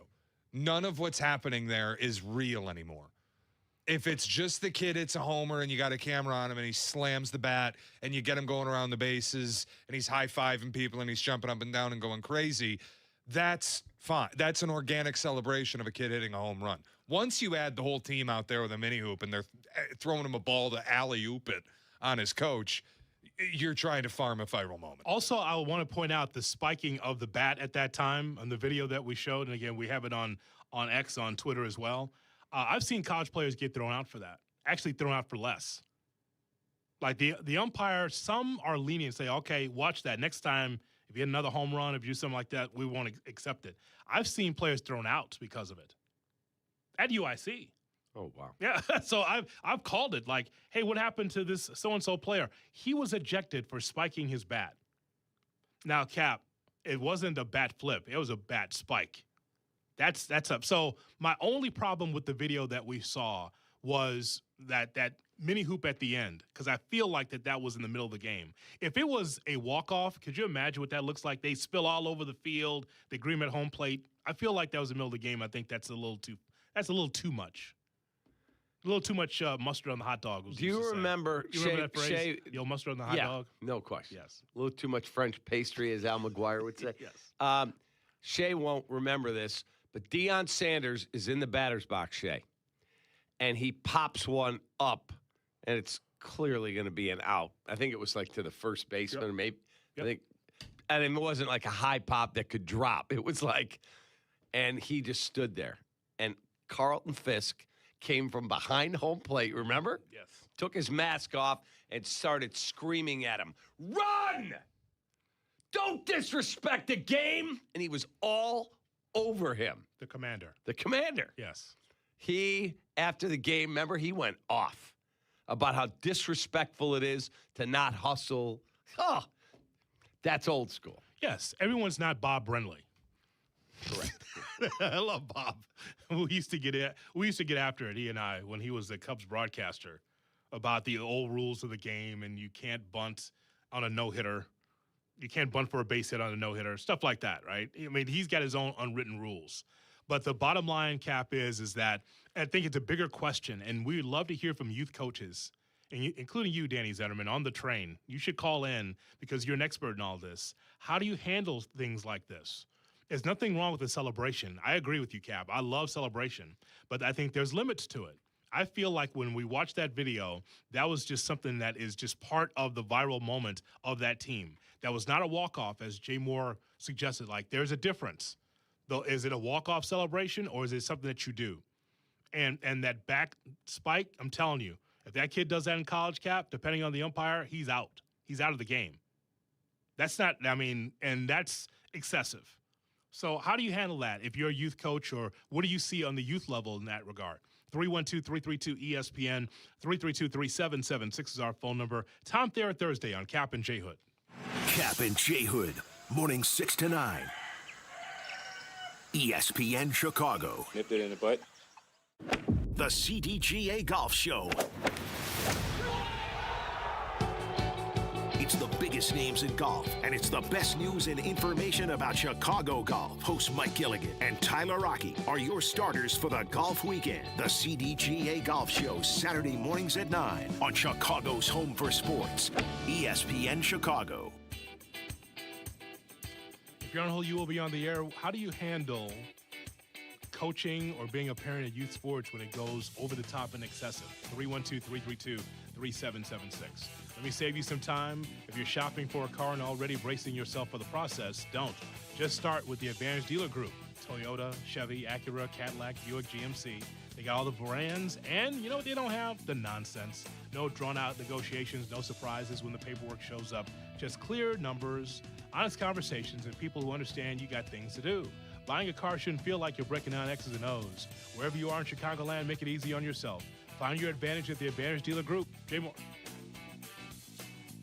At Uline, they know going the extra mile takes hard work.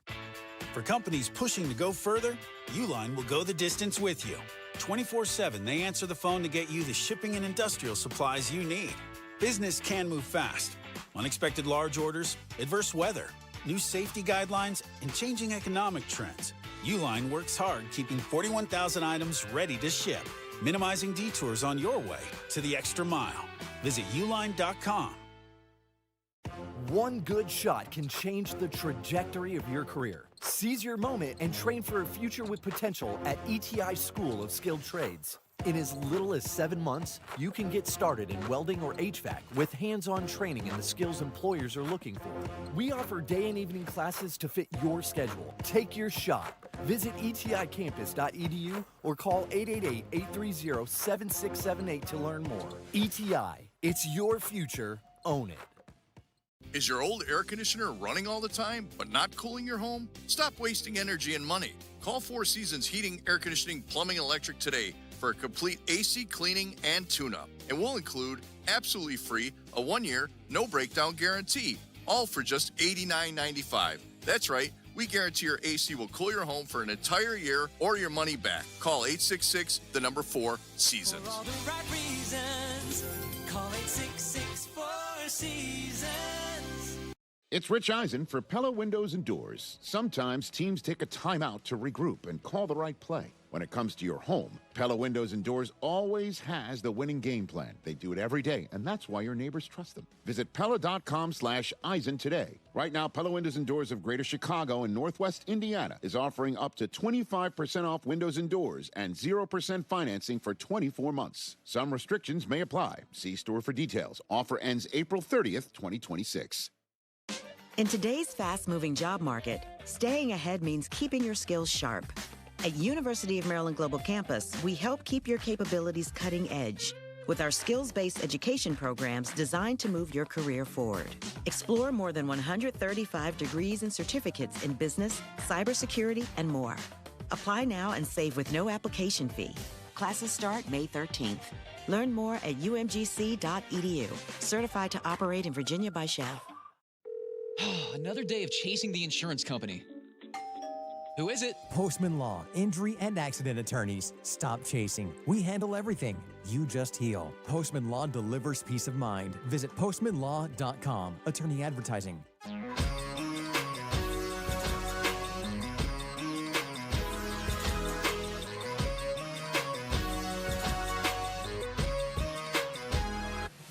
Kap and J Hood are back. Presented by Advantage Dealer Group. Keep winning. Keep showing them. ESPN Chicago.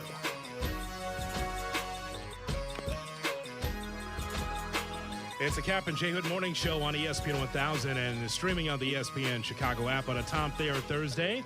Our video streaming is brought to you by Flossmoor Golf Club. To inquire about memberships, visit flossmoorgolfclub.com. Grand Rapids, here's Dave listening on the ESPN Chicago app. Good morning, Dave. Hey, what's up? Jay Hood, how you doing? I'm well, thank you. What's up, brother? How are you? Morning, fellas.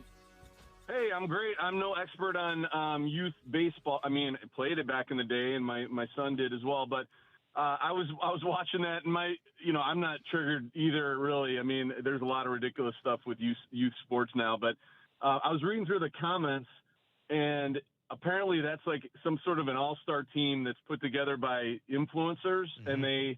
It's not like a real tournament. I guess they're kind of known for shenanigans like that. And there were some still shots of the kid who hit the homer, has like a camera clipped to the visor of his helmet. So it's all about content. And, there were a lot of people complaining about it. And if it is for content, I mean, they're doing exactly what they're trying to do is get people talking about them, including you guys, which is pretty funny. So, yeah, anyway, I thought it was – I mean, it's over the top, but if that's the case, it's like, yeah, whatever. They're doing their thing. They're getting views and probably, I guess, making cash off of that. I don't know how that works with YouTube, but Dave, anyway, I hope you guys appreciate it. Love the show, man. Old school Dave, though, would do something about that, though. You'd be across the other side of that, and you'd be. Oh, hell yeah. Your ass would be on the bench. Absolutely. Yeah, for sure. Pretty funny. Dave, we appreciate your telephone call. And now Healy's line open for you. 312-332-3776 is our phone number. We put that video, by the way, on X, on Twitter. Kap has it at the Capman. Me, I got it at X J Hood ESPN as we go to Manuka. Here is Nate on Kap and J Hood. Nate, good morning. Morning, guys. Hi, Nate. Wanted to weigh in on this slam dunk thing. I actually was coaching a game last night, and I'm all for dugout should go nuts on big hits. You want to get to you hit an extra base hit and you want to celebrate to the dugout. I'm all for it. But my son put one to the left field wall last night and stood in the box and watched it. And I got on him, stop watching it and run. I'm all for the celebrations and stuff, but you got to win the right way and lose the right way. So I think that's totally on the coach. That's a look at me moment as the coach. You know what's funny, Nate? When we played youth sports, I don't think I was a great player in the little league. I would be too nervous to stand there. Bob Hood back in the day, Bob Hood would have killed you. But my son is not good enough to be watching fly balls like that. He doesn't hit them enough to he's got to hustle them. Agreed. Have a great day. You see what kids do. They mimic what they see on TV or with the Savannah Bananas. Our son, Garrett, always the biggest kid. Garrett struck out with the bases loaded, whipped his helmet against the fence, threw his bat, and went, and that'll be all. You're done for the day. Yeah. He was pitching. He's like, what? Not going to behave that way. Not on my watch. Sorry. I'm not here to be your friend. My job is to make a man out of you. And he's now, a father of two, and he would never let his kid do that. But back then, little temper. A lot of this is what you see on television, though. Correct. It's look, if you are a someone that watches baseball highlights or you watching games and you have a favorite and your favorite is temperamental, or that person stands at the batter's box after hitting a home run and do all these histrionics and all that, and the hesitation like some players do, like Tatis, the hesitation between third base and home, they want to mimic that. Yeah, that's all that is. A lot of it, the personality, I have no problem with. I found the Fisk Deion story, so it goes way deeper. I won't read you all of it, but Deion would draw a dollar sign in the dirt before he got. Remember that. And Fisk is like, oh, it's going to be a long day. And then he didn't run out of pop-up. He was hitting 100, and Fisk, run you effing blankety blank. And then he came up again and drew the dollar sign and turned to Fisk and made a very sarcastic remark. Yeah. And then the bench is empty. Yeah. Yeah. How about this? A sidebar, may I approach? He's with the Yankees at the time, by the way. Correct. Deion. And the Yankees let him go after the year. Brought to you by Ankin Law. 312-6 million for the best personal injury attorney in the world, Howard Ankin. Sign my ball. So Dan Mergens just tweeted you and I. His kid, Hi, little kid, won't stop crying. He sent the text exchange, I believe it must be with his wife, Nicole. They're in Hampshire, Illinois. Mm-hmm. Did he keep screaming? Yes. He screamed for 20 seconds or so more, and then Kap and Hoodie came back from commercial, and he stopped. Wow. And he said, content soothes angry babies, angry toddlers. How great is that? That's something. Look what we're doing for the Ute. Shay, talk to Danny. We should have Kap J Hood onesies that we could give to new parents for their kids and expose them to the show. It's how you grow them. Like, if I ran a pro team, every baby in the hospitals, we would give a free Cubs onesie or whatever the team was I was running. Mm-hmm. Yes. Mr. and Mrs. Smith, here's your newborn, blah, blah, blah. And as you check out, right there, you sign your insurance bill right there. And this is a gift from us. A whatever team I was running, onesie. It's how you start them young.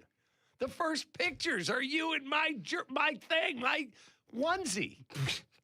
It's how you make fans. I love the fact that, Jay Moore, we are babysitting the youth of America, the next sports radio listener, by doing that. How about that? Keith's out there walking around. Tell him, get on Vistaprint, Keith. Let's get some onesies going. ESPN 1000, Kap J Hood. Yeah, he doesn't like to be pressured. Let's just maybe put in an email. Why do you think he turned it over when he played basketball? Kevin in Oak Forest on Kap J Hood. Hello, Kev. Good morning, guys. You know what? This stuff is like the normal now, especially in travel. We'll say travel sports. Basketball, you see it in the AAU tournaments. They're always trying to one-up each other. And you saw the third baseman give the guy a high five round at third base. Yeah. So I guarantee that other team probably had something to top that or at least match that as well. So it's just the norm. So it's 100% on the coaching, and if it doesn't change, it's going to get worse and worse and worse. So if you're the coach in the other dugout, what are you saying? So I used to coach high school sports before my son got into travel baseball. Mm-hmm. And there was a universal sign when signs were actually given from the catcher to the pitcher. And we know that one finger means, hey, that next pitch is right in the middle of the batch. When that batter comes up. Yep.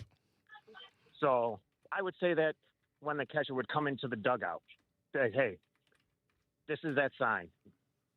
Did it happen with high school kids? No, because they didn't want to start anything. They were a little too nervous to do that. But letting them know that was it. That was fine. Yeah, I can't trust. How old are these kids?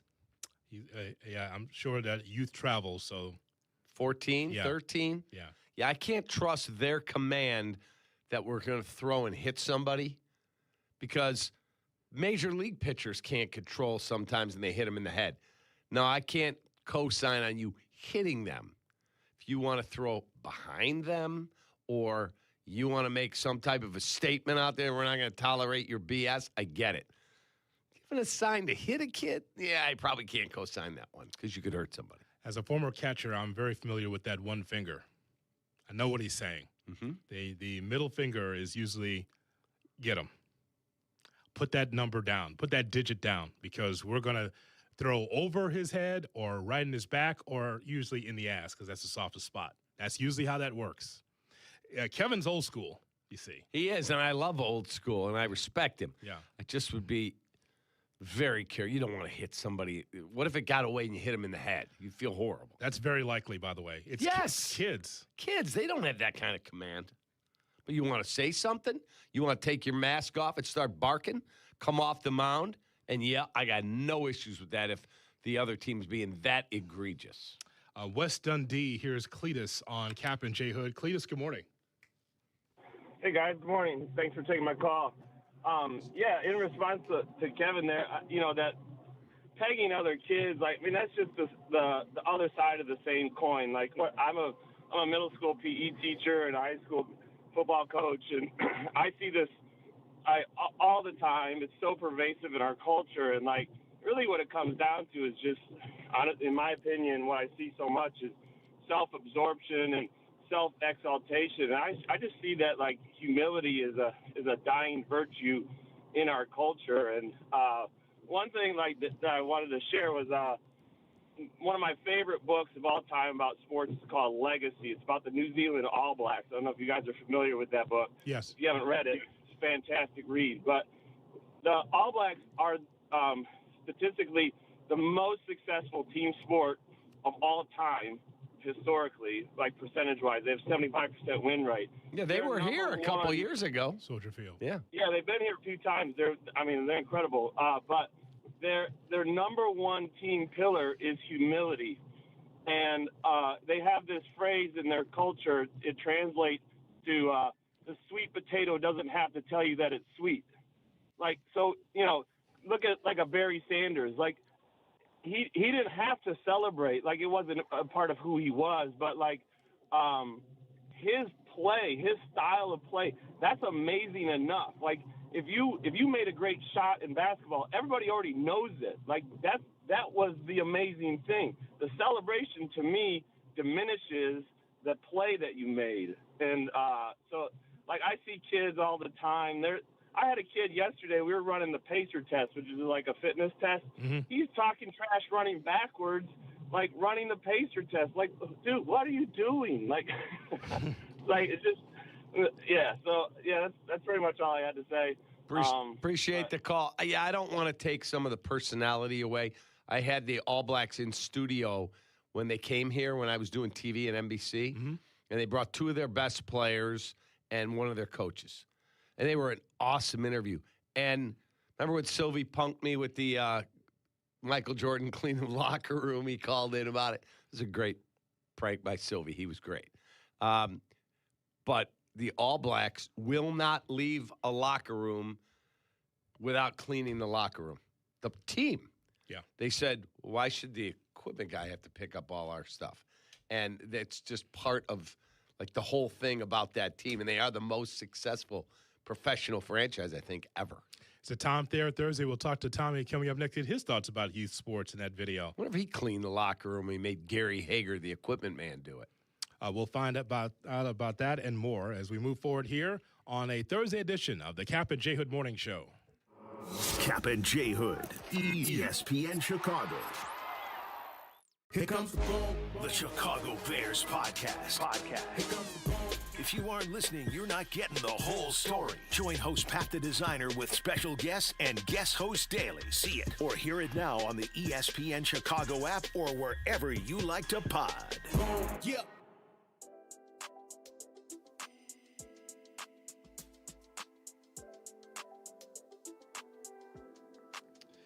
Folks, let me tell you about the wellness company. Look, I get it. GLP-1 weight loss shots are popular. They're everywhere, but it's not for everyone. And so not everyone is thrilled about these weekly injections. So what about taking something that's as easy as taking a mint? So you want to check out a mint-flavored tablet. You simply let dissolve under your tongue. No needles. It's designed to help you curb appetite and reduce cravings, even sweets and carbs. Those are my enemies. And when hunger is under control, it's easier to eat less. Stay away from the junk foods that trip you up and tackle your weight loss goals head on. And it is important that this compounded pill is recommended by the medical board of the wellness company, the doctors that many trust. So go to noneedles.com/smalls, promo code SMALLS to save $50. noneedles.com/smalls, promo code SMALLS to save $50. Prescription is required. Always consult your doctor to determine if this product is right for you. Jay Moore. You know they call me the good kid, but I'm not here just to be good, and I'm definitely not here to be average. When it comes to performance, I want to feel confident, ready, and know I'm bringing it every single time. And that's exactly why Blue Chew just raised the bar with Blue Chew Gold. This is a 4-in-1 formula designed to work on both your body and your mind. You get 2 proven ingredients that support blood flow, plus apomorphine and oxytocin to enhance arousal, desire, and connection.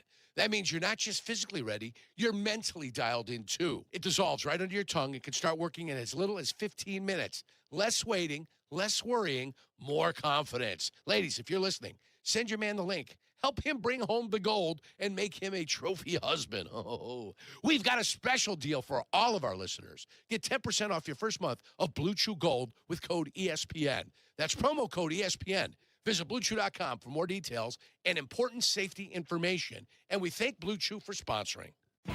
For over 50 years, M&M Home Remodeling has helped Chicagoland homeowners protect and improve their homes with expert craftsmanship, honest service, and industry-leading warranties, earning the Better Business Bureau Torch Award for business ethics twice. From durable roofing to beautiful siding and energy-efficient windows, M&M delivers quality you can trust with clear communication, dependable results, and peace of mind every step of the way. When it comes to your home, trust the company Chicagoland has relied on for over 50 years. Call M&M Home Remodeling today. Kap J Hood here with Howard Ank. And Howard, I know someone who was injured on the shop floor. Please have him call me. My guy. Howard, I have a buddy who was T-boned by a utility truck. Please have him call me. My guy. Your guy? Correct. Not this again. Howard Ankin is my guy. Hold on. Kap, your friend, Hoodie, your buddy. I'm their guy. And I'm also your guy and your guy.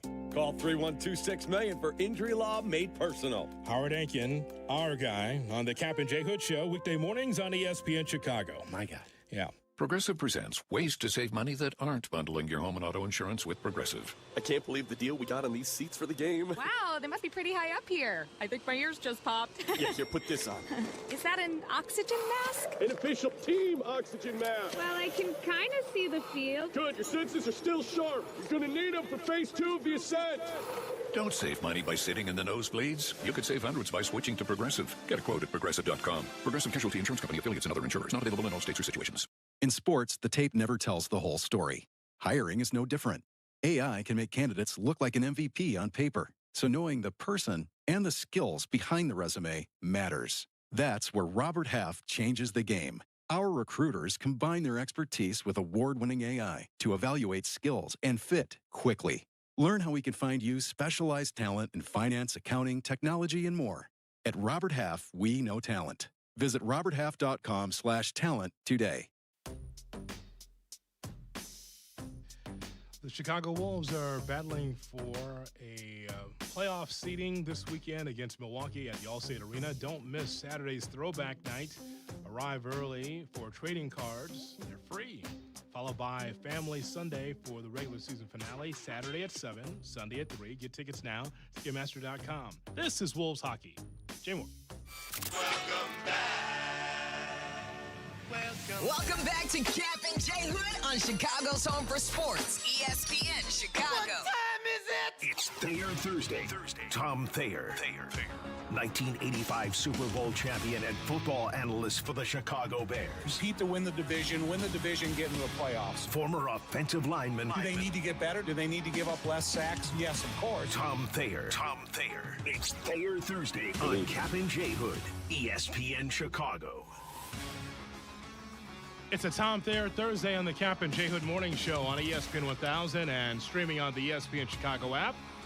As we go to the Yuengling Hotline. Yuengling, the oldest brewery in America. We find Tom Thayer. Good morning, Tom. How are you?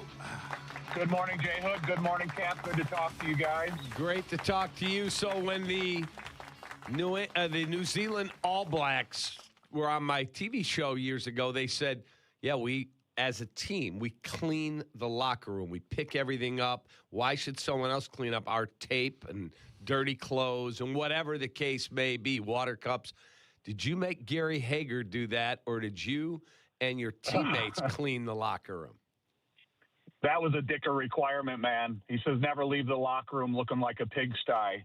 And I think it really had a factor on kind of what was expected of you as a person, as a teammate. And I think it set a good sign. And that's the thing about it, you guys talking about celebrations.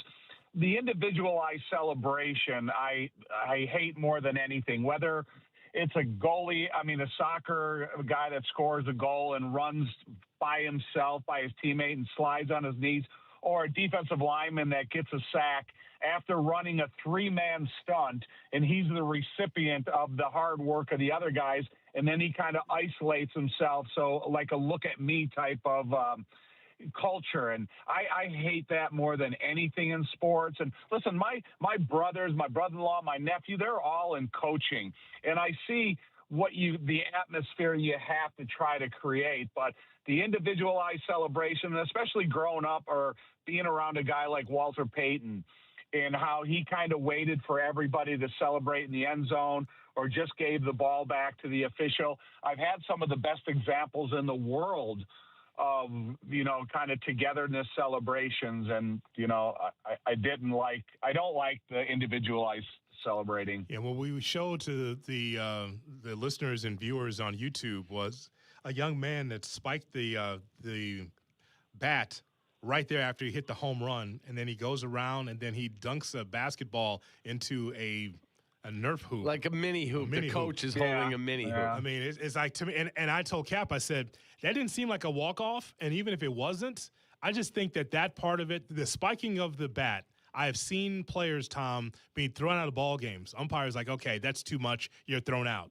But then the mini hoop, that didn't seem like that was the bottom of the ninth. That looked like that was just something that they do to have a viral moment. It's kind of like, okay, so what are you teaching the young man individually there to allow that as a coach? What are you teaching him? You're teaching it from the top on down. You look at the baseball, whether it's the spike fork that they have in the dugout, or the Toronto where they put the blazer on that has all the patches on it. And you don't like that either? It's kind of silly to me, Cap. It's just, I don't dislike it. It's more silly than dislike. Look, if you want to do that, then do it. But I'm in kind of a all for one and one for all type of guy. And I will say this, and so throughout my playing and broadcasting career, I think that was the one element that Olin really brought to the organization was the togetherness of the team and the position. And when we would be sitting on the bus waiting to pull away, those offensive linemen all had to gather together before they got on the bus. They all had to gather together before they came out on the field. And it created that all for one and one for all type of a culture. And I think it's super effective inside of a team sport. Yeah, the one thing I would say to you is it is entertainment. The ratings for Major League Baseball last season, 18 to 34, were up dramatically.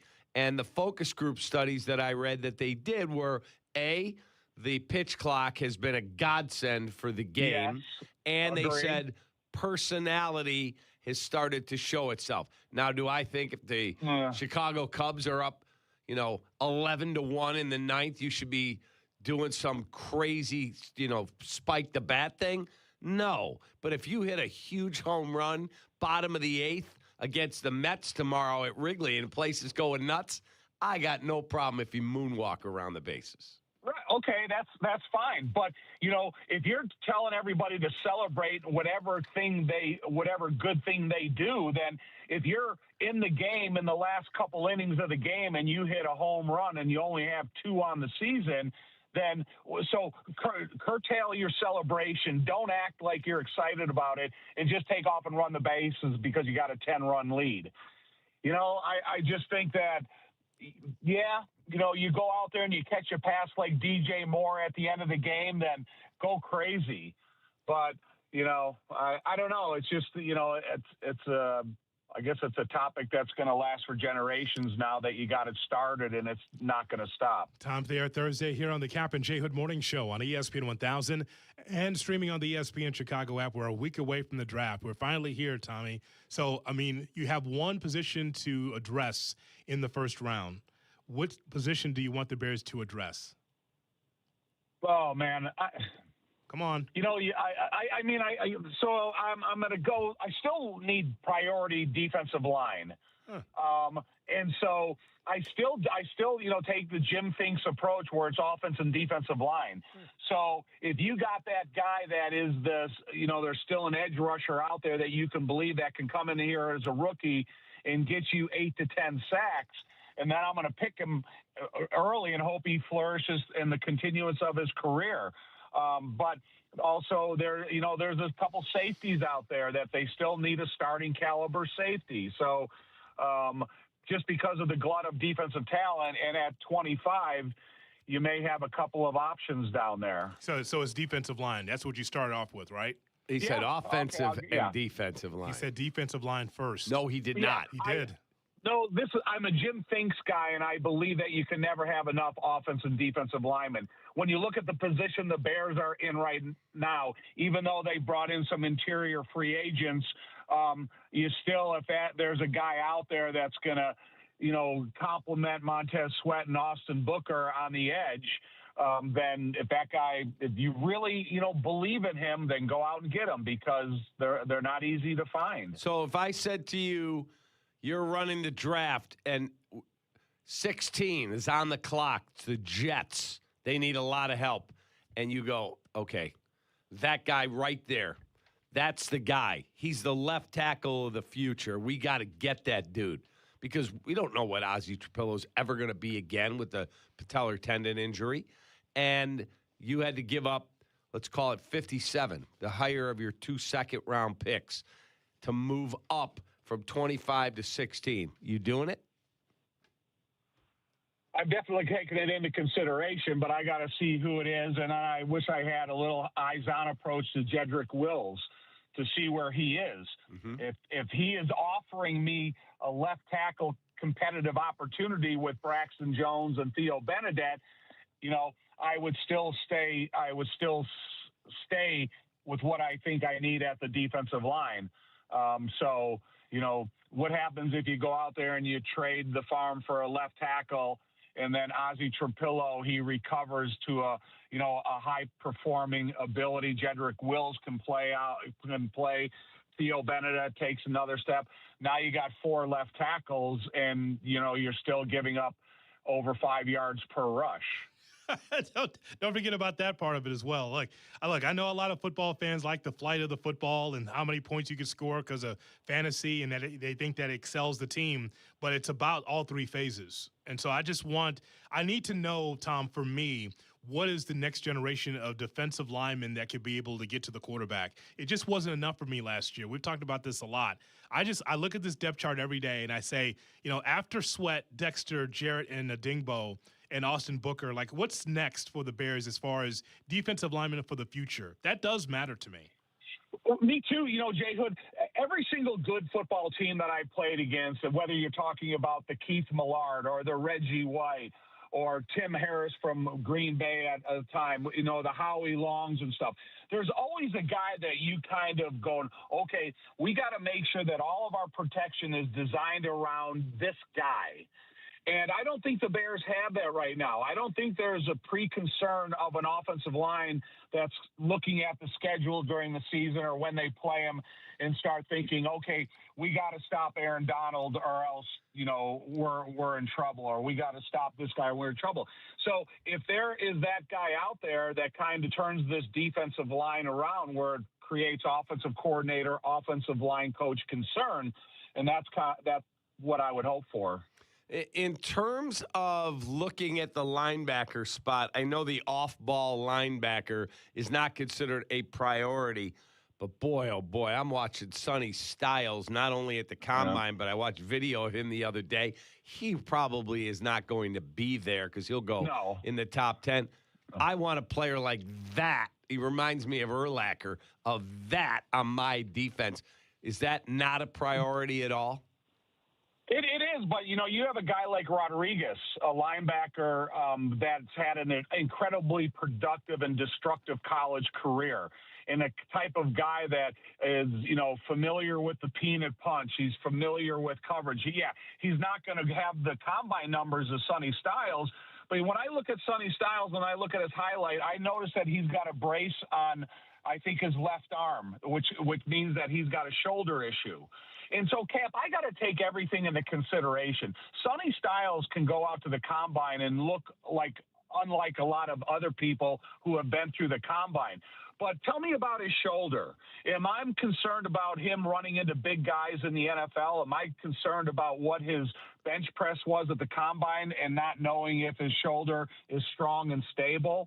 So, again, when you're looking at, NFL caliber talent, I need to see it all, not just highlight film. And that's the one thing I do look at is I look at a lot of tape of a player that has a bad play. And then I want to see how he reacts the next couple plays after he gets drove or he gets knocked out or he drops a football or all these different, elements of that aren't highlight tape, but what is your mental recovery tape of it? We've talked about offensive linemen and defensive linemen and linebackers. Is there something else that you'd like for the Bears to address here in the draft next week? Man, I'd tap into the mind of Ben Johnson. If there's a receiver out there that maybe in the second rounder or one of the other picks, and Ben goes, man, I really like what this guy is offering me, maybe in the physical side of it, and I think I can really develop the traits that we need on this defense. And again, it's no block, no rock. It's run after catch. It's all the type of elements of success that Ben needs to have in his eyes of a receiver. I'm gonna put all the trust in the world in Ben and what he wants as another offensive weapon. In terms of running back, I know they're devalued. Jeremiah Love and the other kid at Notre Dame. Those two guys are probably the top two backs in this draft. Do you think they need to add to the running back room? Because I know you don't spend a first-round pick on a running back and all of that, but you got a coach who runs about 52% of the time. You better have enough in your holster that if somebody gets hurt, you got another guy that you believe in. Yeah, Kap, I would. They brought in Eric Stoodsville to be the new offensive line coach. You really don't know where Roshan Johnson is going. You mean running backs coach? Yes, yeah. What did I say? Offensive line. Oh, damn. But see, that's what I'm always thinking about. Eric, they brought in as the running backs coach. And so, you don't know where Roshan's going in his career. You don't know where DeAndre Swift's future lies. You have I think accountability of what Kyle Monangai can offer you and part of a stable of running backs. I still like Britton Brown, a guy that's on the roster, and he's a big running back that I think he'll still be able to offer you something. But, again, I want to go to training camp with 5 minimum, hopefully 6 running backs. And so if there's a guy out there, hell yeah, bring it. Let's bring him on the team. It's funny you mentioned the wide receivers earlier, Tom, because you know that Ben Johnson's going to be tugging at Ryan Poles to get more speed. Nothing wrong with the room right now, right? You got a Dunze, Luther Burden. You got 2 tight ends that you really like in Cole Kmet and Colston Loveland. Got a good running game, but I would imagine he'll probably be talking the ear off of Ryan Poles, trying to replace DJ Moore or Zacchaeus to add even more to what they already have in the room. Khalif Raymond. Khalif Raymond, I look at him as, Duvernay was a great returner. I think one of the best in quite a few years for the Bears because he was the model of consistency in catching in difficult outdoor stadiums and stuff. And he was good. I think Khalif Raymond can offer him that. But, when you look at, you lost a guy like DJ Moore and Roma Dunze missed a handful of games last year. Luther Burden, I think he's the most creative runner on the team with the ball in his hands. But there's guys out there that I think that Ben Johnson really believes that he could develop inside of this offense and, have a selection of plays for him, even though these guys, they, ask and require these receivers to know every position.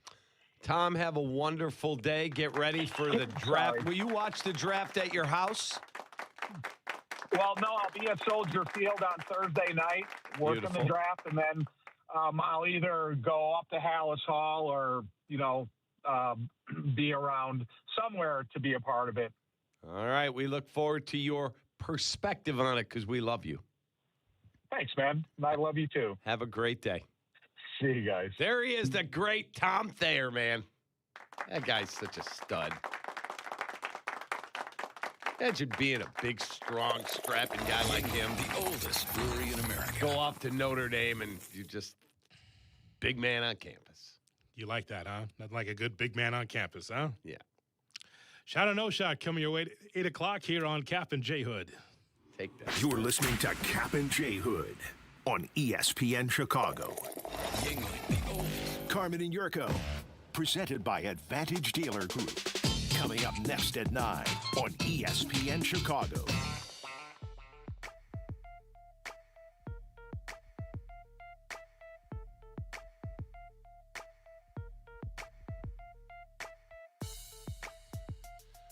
Hey, it's Kap, and let me tell you something. Snoring is not just part of getting older. And if you got someone elbowing you at 2 a.m., like Mindy Kaplan, you already know that. April's Stop Snoring Month. And Sinus Snoring MD can actually fix the problem. Simple in-office treatments, no hospitals, no big procedures, just real solutions that help you breathe and sleep better. So don't get another elbow at 2 a.m. like I used to. Contact Sinus and Snoring MD by calling 847-545-0147. Sinus and Snoring MD.com, Jay Moore. Hey guys, it's Silvy. The Bullfrog Spa's backyard makeover sale is on now. If you've been thinking about upgrading your backyard like I have, this is the perfect time. Right now you could save up to $3,000 off MSRP on new hot tubs or swim spas, or up to 25% off clearance spas. Don't wait. Now's the time to create a space for comfort, connection, and year-round relaxation. The Bullfrog Spa's backyard makeover sale ends April 26th. Find a Bullfrog Spa's factory store at bullfrogspas.com. Chicagoans take pride in their city, so why not protect it from smog? Unleaded 88 gasoline, also called E15, burns cleaner than standard gasoline and helps reduce greenhouse gas emissions around the city we love. It's been reviewed by the EPA and approved for all of us to use to clean up the air and help us breathe easier. Better for the environment and supporting local farm families right here in Illinois. Visit UNL88.com to find a pump near you. Good Karma Brands is proud to be an equal opportunity employer, providing equal employment, development, and advancement opportunities to all teammates and applicants. To learn more about careers with us, please send an email to talentacquisition@goodkarmabrands.com. That's talentacquisition@goodkarmabrands.com. Evan Cohen here. Game day brings the excitement. Your stay should feel just as memorable. With Marriott Bonvoy, official hotel partner of the NCAA and U.S. Soccer, you're connected to a portfolio of brands designed for how you travel. Some offer complimentary breakfast, others give you room to spread out, space to stay productive, or extended stay comforts. So whether you're a traveling fan or part of the team, Marriott Bonvoy celebrates the moments that live on before and after the game. Marriott Bonvoy, where game day checks in. Evan Cohen here. Did you know the average employer sorts through about 250 resumes for one job opening? That's a lot of time reviewing applications. Well, if you're hiring, here's good news. You can now review resumes and applications faster thanks to ZipRecruiter. With ZipRecruiter's new feature, qualified candidates who are very interested in your job show up at the top of your list. No wonder ZipRecruiter is the #1 rated hiring site based on G2. Try it for free at ZipRecruiter.com/USL. That's ZipRecruiter.com/USL. Ring, ring. Hello. Who is it? Guests on ESPN Chicago join us on the Yingling Hotline. Chicago office is calling. I've been expecting your call. The Yingling Hotline. Brought to you by Yingling, the oldest brewery in America.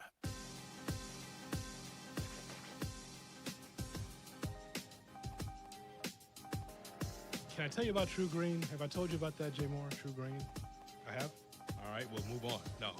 True Green, getting and maintaining a lawn that you love is no small task, but nobody makes it easier than the pros at True Green. They do all the work. They give you a lawn that's worthy of the PGA Tour. Ben Griffin, Jason Day, so many others. They don't waste their weekends on lawn care. They trust True Green like I do. So stop sweating and get all the results that you always wanted and sign up now at TrueGreen.com, the official lawn care treatment provider of the PGA Tour. Jay Moore. Another medical bill from the accident. Another bill, a letter from the insurance company saying they need more documentation. Did you call them? I've been on hold 3 times this week. Nobody's telling me anything. Who is it? Postman Law, injury and accident attorneys. We'll deal with the insurance company. We'll connect you with the right doctors for your injuries. We'll be your one call for everything. Everything? Everything. Postman Law. Injury attorneys who deliver peace of mind. Call 844-POSTMAN or visit postmanlaw.com. Attorney advertising. Feel the roar. Feel the shore. The X Insurance Great Lakes Grand Prix, July 27th through August 2nd in Michigan City, Indiana. Come out for high-speed offshore racing at Washington Park on the shores of Lake Michigan. Free entertainment for the whole family. Celebrate at the opening ceremony, boat parade, block party, kids' day, and free race viewing on the beach Saturday and Sunday. Take your stay up a notch. Tee off at the golf outing. Enjoy exclusive VIP experiences and raise a glass at the Brewfest. Tickets are on sale now. Race over to GreatLakesGrandPrix.com. Spring cleaning isn't just for your house, it's for your life. If your job is getting old, it's time to clear the clutter and spring into IT. Go to My Computer Career. My Computer Career helped me get the skills and certifications I needed to start a new life as an IT professional in months, not years. Earn the certifications the top employers are looking for right now. Visit mycomputercareer.edu and take the free career evaluation to see if it's time to spring into IT. Financial aid is available to those who qualify, including VA benefits. My name is Christine, and I'm a widow. My husband, Ryan, was a healthy 34-year-old, and 3 months later, he was gone. Thankfully, he had life insurance. Ethos made it so easy. You can get a quote in seconds, apply in minutes, and get same-day coverage. 100% online, no medical exam. Life insurance didn't take away the loss, but it did give us the space to just grieve. Get your free quote at ethos.com/music. ethos.com/music. Paid spokesperson. Time spent on application may vary. Online health questions required. Broadcasting live from the Chicago Board of Trade. This is the home for every Bears game. ESPN Chicago. And this is Captain J Hood, WMVP, WTBC, HD2 Chicago, a good Karma Brands radio station. Checkmate 1-6, suppression on target. That's why I say him and my shot. Shot or no shot with Kap J Hood on ESPN 1000 and the ESPN Chicago app. That's why I say him and my shot. Good morning and welcome in to the Kap and J Hood Morning Show on ESPN 1000 and streaming on the ESPN Chicago app. Here's Shay Norling. Shay, presented by the Advantage Dealer Group, the destination for your next Chevy, Acura, Toyota, and now Cadillac, Buick, GMC. Find your advantage at the Advantage Dealer Group as we broadcast live from the Jeff Dickerson Studio at the Chicago Board of Trade. Here's Shay Norling with shot or no shot. I've been sitting here waiting, trying to decide what kind of penalty to call that. I think I'm going to go with the travel because you pump faked. That was an up and down. Good head and shoulder fake. I'm sorry. Left his feet. Ups and downs. That's travel. All right. Go the other way. Good morning, boys, on a Thursday. How we feeling? We're good, man. We're good. We're fired up. I didn't wear, like, athleisure wear, and Hoodie goes, oh, what appearance or meeting do you have today? I'm like, what are you talking about? He's like, what do you mean, what am I talking about? I'm like, I don't have any meetings. He's like, you're in a very nice sweater. You're in jeans. You're in Jordans, not workout shoes. Because usually I go right to the hill from here to do the sledding hill, climbing it up and down. I'm like, nothing. I got dressed this morning. You want to look good for Jeff and Deerfield. I had the same type athleisure wear that I have 20 pairs of from Viore. And I'm like, you know what? I got to change it up today. I completely changed. And Hoodie noticed. How cool is that? I did notice. Well, because our viewers and our listeners like that we have opposing apparel.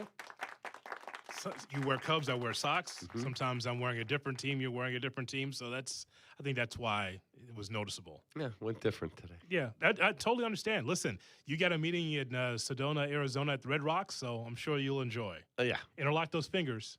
I will. Diana, I'll be there a little late after the show. Oh, my. Here's Shay Norling. Well, speaking of the NFL, I am talking myself into something I did not expect to talk myself into. God, here we go. Yeah, go on. A Dexter Lawrence trade. His numbers came crashing down from a production standpoint last year, and a lot of people in New York say it relates to that elbow injury a couple of years ago. But Carmen Jurko made a good point. You go look at some of the metrics, some of the pressure statistics, he still got after people. So the statistics support he's still a good player. And there are also some rumors he could be had for a second-round pick. Now, I doubt that would be all. You'd probably also have to attach a third. But the Bears are kind of loaded with middle-round picks. He does need a contract extension, but then thinking further about that, it's not going to kick in until next year when you're likely going to have guys like Montez Sweat and Jalen Johnson come off the books anyway. So, shot or no shot, if it won't cost a first-round pick, the Bears should trade for Dexter Lawrence. He's 30 years old, right? Yeah, no shot. First of all, I have the least amount of cap space in the NFL right now. I know you can cash over cap and you can kick things down the road. No. If you said he's 26, like Micah Parsons was when the Packers went and procured him, yeah, I'm interested. 30-year-old defensive lineman playing well north of 300 pounds? No, I'll pass. It's the age. That's the difference, right? Correct. If he's a younger talent, then you would consider Yeah, if he's 26 years old, prime of his career, now it would cost you more, but I'll pay for greatness. Right. A guy who's, whatever his pressure metrics tell you, smarter people than me can figure that out. The body scares me. I can't do it. What if I told you could get it done? Now, this is, people are going to get annoyed, but I'm just going to offer this. If you could get it done for the pick you got from the Bills in the DJ Moore trade. That's 57, right? Yep. 60. One of the two. One of the two. If you could get it done for that pick plus Cole Kmet, and you spend 25 on an edge rusher. Oh, hell no. Hold on. I'm giving up. So what? I'm saying you do that pick plus Cole Kmet. No, absolutely not. Can't do it. First of all, can't do it. Can't win with Which is him. fine. I'm not saying I would. I'm just asking what you would think of it. No, I'm not moving on from Cole Kmet because I need two different types of Understood. tight ends in this offense. And Cole Kmet's a leader in my room. No, not doing it. Unless you draft one. But again, you draft one, now he's a rookie. No. And he's not going in the first round. You're not taking a first-round tight end. A rookie tight end having impact in a Ben Johnson offense? Could you imagine? Picked at number 10 is a lot different than taking one like in the third round. No, not doing it. Nope. Wow, you mean a middle-round pick, a day 2 pick having an impact in a Ben Johnson offense? I'm not talking Could about... you imagine? I'm talking about I like his leadership. Oh, man. It's a very small pool of players I that understand. you compliment Colston Lovely I'm with. being facetious now. Yeah, no, I'm not doing it. Yes. Stephen Carlson could do what Kmet does. I do like the idea, though, of getting myself... Oh, my God. Well done. That's well done. I don't know. I like the idea of getting a proven defensive tackle and drafting an edge rusher with the 25th pick. Yes. 2 birds, 1 stone to me. Like, that is intriguing. I know I'm sweating the money now, but the extension won't kick in until next year. You can lower the cap hit this year. And next year, I won't have to worry about Montez Sweat or Jalen Johnson from a money standpoint. So really, I'm saying no shot, only because of the age. That's for me. He's a hell of a player. Yes. I remember him kicking our you-know-what a couple years ago. I'm like, okay, I want one of those. That guy's an animal. 30? No, I'm going to pass. All right, well, Brad Biggs wrote up a new draft Q&A and was asked how likely the Bears are to draft a left tackle at 25. Everybody talking about them taking offensive line in the first round. He said he believes if the grades on players are similar, the Bears are taking defense over offense, point blank, period. This is my biggest problem with best player available when you're picking late in the first round. What happens when all of these players are graded similarly? Then the only way you can address it is need. And I keep going through all these articles about what the Bears are going to draft, and everybody is basically saying, well, it depends on how the board falls. They'll take the best player available. It's a pretty concrete agreement. Like Ben Solak just wrote a piece on ESPN.com, how each team can ace the draft. His bottom line for the Bears, let the board fall to you, whatever position you need that's there. And I'm like, well, then how is best player available real if this is the way it plays out? That we have similar grades on all these guys, so we'll just take the biggest need. Then you really are drafting for need, which leads to simply shot or no shot. Best player available doesn't really exist. It exists for some teams, but not all. I've been saying this a while, but, the guy to the left of me doesn't listen. So I'll just say it again. That it's not the elixir for every team. Just because the Bears would say best available doesn't mean that's the best for the Steelers or best for the Vikings or best for another football team. I believe where the Bears are right now, you have to be able to get something that you can utilize. I say this about the defensive line. Hell, I can say about the offensive line as well. You got to figure out what's the next generation of Bears, and hopefully you get some quality. Now, here's the thing. It is true because of the first round, a lot of these guys will be graded the same because they're supposed to be A's, if nothing else, B pluses, because they're in the first round. A minus, B plus. So whatever falls, falls. If you're not going to go up in the draft and you stand still at your pick, it's going to be what it's going to be. But at the same time, don't outdumb the room. Find something that you could use, someone that could fill a space on the roster. And again, this whole thing, well, you got to go for best available on the board. Well, is that the same thing for every team? No. Not for every team. It's for some teams, it's about, hey, man, I need a wide receiver, or I need a defensive lineman, or I need an offensive lineman badly. I need something fresh now and cheap. Don't forget about the cheap part, too, because it's the first contract for these guys. So that's something that's important. It's not the end-all, be-all for every team. Some, yes. And doesn't have to necessarily be for the Bears either. So that's how I look at it. It's not the black and white issue. It is a team-to-team issue. That's fair. I worked for two different teams. Both guys I worked for in the NBA, both guys said, we simply take the best guy on the board, and they would do it. Pace, I think, had like a cloud of players. He would say, okay, we're picking 11. I got 4 guys in that cloud. If any one of them are there, I'm taking them. So if he could move back 2 spots and one of them's still there, I'm good. Ryan Poles told me he color codes them. I think blue is the best. He said, I got 4 guys that are blue and 3 guys that are yellow and then red. And he color codes them. He's like, if I get one of those guys, I'm good so I can move around or do whatever I do. But the 2 guys I worked for said simply, I remember one year we were picking 7. And they did not take the best player on the. We have to get a 2-guard.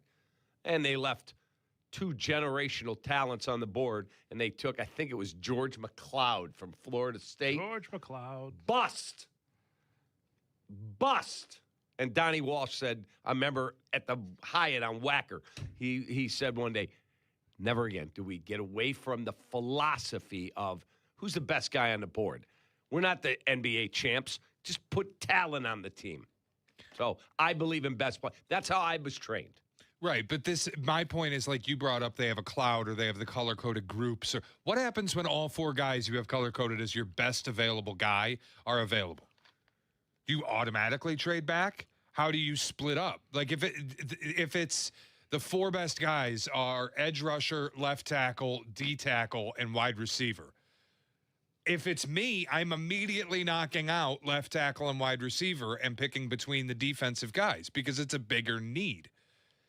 Like, to me, it is. Well, that's where you trust, A, your gut, and B, you have to be able to collaborate with your head coach. Right, but I'm just saying, like, it's not really best player available because nobody grades players that way. It's not like we have some concrete ranking of this guy's better than this guy. You get to a certain point, you're like, these guys are all in the range of 17 to 28. They'll be here. It's got the need of the position has to play a part. And I don't want to call writers lazy, but I'm reading through all the draft stuff, and it does feel a little bit like all the writers are going, man, this roster has so many holes and so many needs. Kind of just don't know what they're going to do. So, BPA. I've read that. Don't you feel like when you start, and I'm not even talking about teams. Teams can have the philosophy they want. But when you start seeing it from writers, best player available. That's just, I don't know what they're going to do, and I don't want to put the time in to really try to figure it out because I'm going to be wrong anyway, so I'll burp out BPA. Yes. Having said that, Bears take a wide receiver in the first round. Shay? I can't wait. You're probably right. That and tight end and running back I would find stunning. You'd fall out, right? Would you? I would. I'd find that stunning. I would bet that he's got 5 or 6 guys. The farther you go down, the bigger your blue or cloud of players become. If you're picking like 4, you got like 2 or 3 guys. I'll get one of those 3. I'm good. Cap, I know, and boy, that Colonel's rotisserie gold looks good. That's a good chicken there from 1989. We're watching the 1989 Miami Florida State game. First of all, thank God for HD TV because it's so cloudy. A. B, looking at the fans sitting at the game. God, I wish I was a student at Florida State. All right. Oh, man. You just have to be the creepy old man. Just a dirty old man. Not being creepy. But don't you just, Jay Moore appealed on the first base line. Is it fair what I said? Because I say things other people won't say. That doesn't mean it's right. He says you're out. Jay Moore, I just said looking at the fans, I would love to have been a student at Florida State. What's wrong with that? Absolutely nothing. You said looking at the fans? It took him a moment. There was a pause. If we went back, it was looking at the fans. Yes. Yeah, when the lips start to, it's like you're licking your chops. No. That's enough, Coach I just simply said, I wish I'd have been a student at Florida State. It's a big difference going to a Division III school in Minneapolis, St. Paul, and looking at that. Oh, I get what he's saying. I bet you wish you were an NFL head coach. Okay. Oh, my God. Bigger school, bigger opportunities. I get it. Just a larger fan base. He liked to go back into that university and smash. That's what he likes to do. That's what you're saying. I didn't say that. Yeah, come on. You didn't say that. By the way, during that time, the #1 car in the country, the Ford Taurus, they had it up there. Wow. The Ford Taurus, #1. Cap referred the Escort. It probably still does, if he can get away with it. You guys. We will get you ready now for Around the NFL. That's next. Cap's Escort Service and you on Kap and J Hood. Kap and J Hood. Morning 6 to 9. ESPN Chicago. Bears. DJ Moore. Bears. Over the shoulder. Bears. Catch. Bears. Made. Go Bears. Touchdown Bears. Bears Weekly. Host Jeff Joniak and Tom Thayer take you inside with the latest news and the best interviews. Bears Weekly, tonight at 6 on ESPN Chicago and the ESPN Chicago app. You know, I see our friend Howard Enkin everywhere. TVs, buses, billboards, and trains, and right here on ESPN 1000. In Chicago, there are hundreds of personal injury law firms, but only one firm that's injury law made personal. Only one is the leading filer of injury cases in Illinois, Distinguished Service Award recipient, American Association for Justice member, and rated a super lawyer 10 years running. It's our guy Howard Enkin who explains the details of your case and helps you navigate the legal process. And he returns your phone call. That means a lot. You're hurt, you need help, you're looking for answers. That's why you go to Howard Enkin. The phone number, 312-6-million.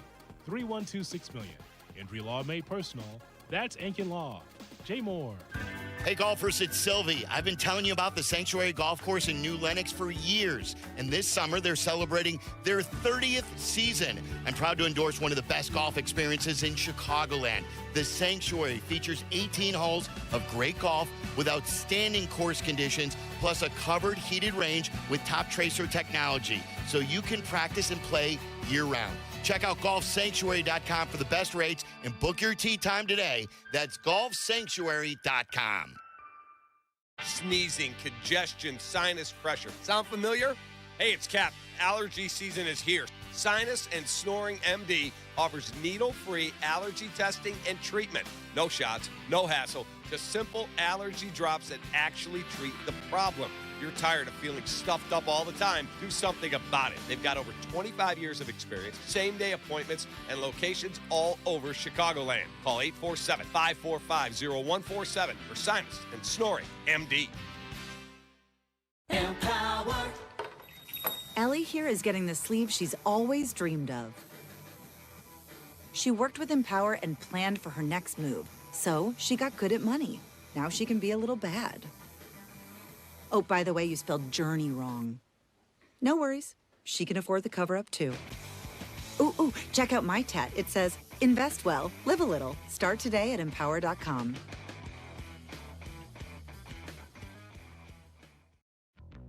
This is the story of the one.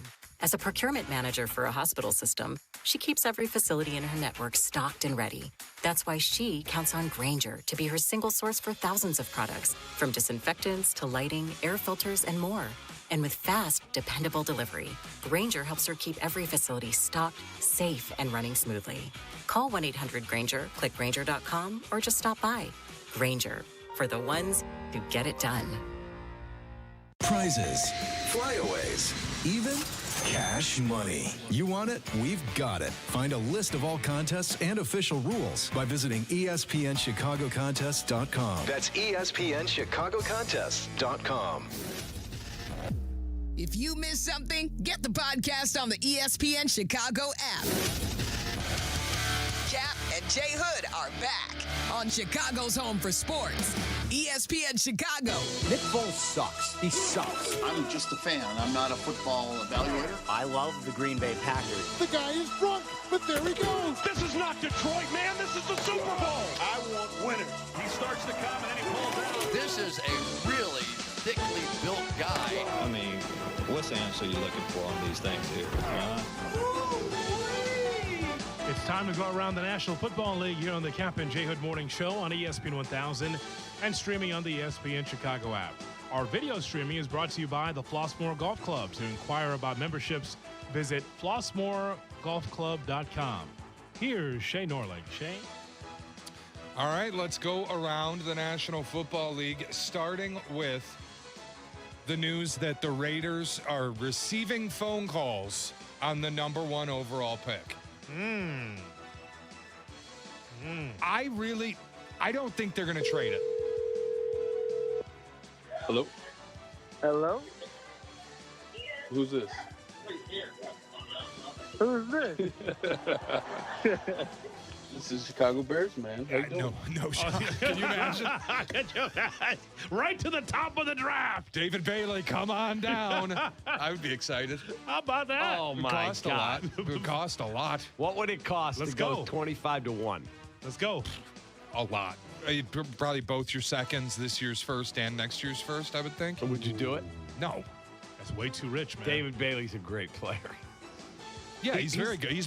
I'll be honest, he's my favorite player in the draft, but I would not give up this year's first and next year's first plus whatever mid-round stuff they'd command. What if they said to you, okay, give us 25, give us 57, give us next year's one, and we'll give you a third back? 25, 57, next year's one, and you give me a third back? Mm-hmm. No Deal. No. And I'm giving you...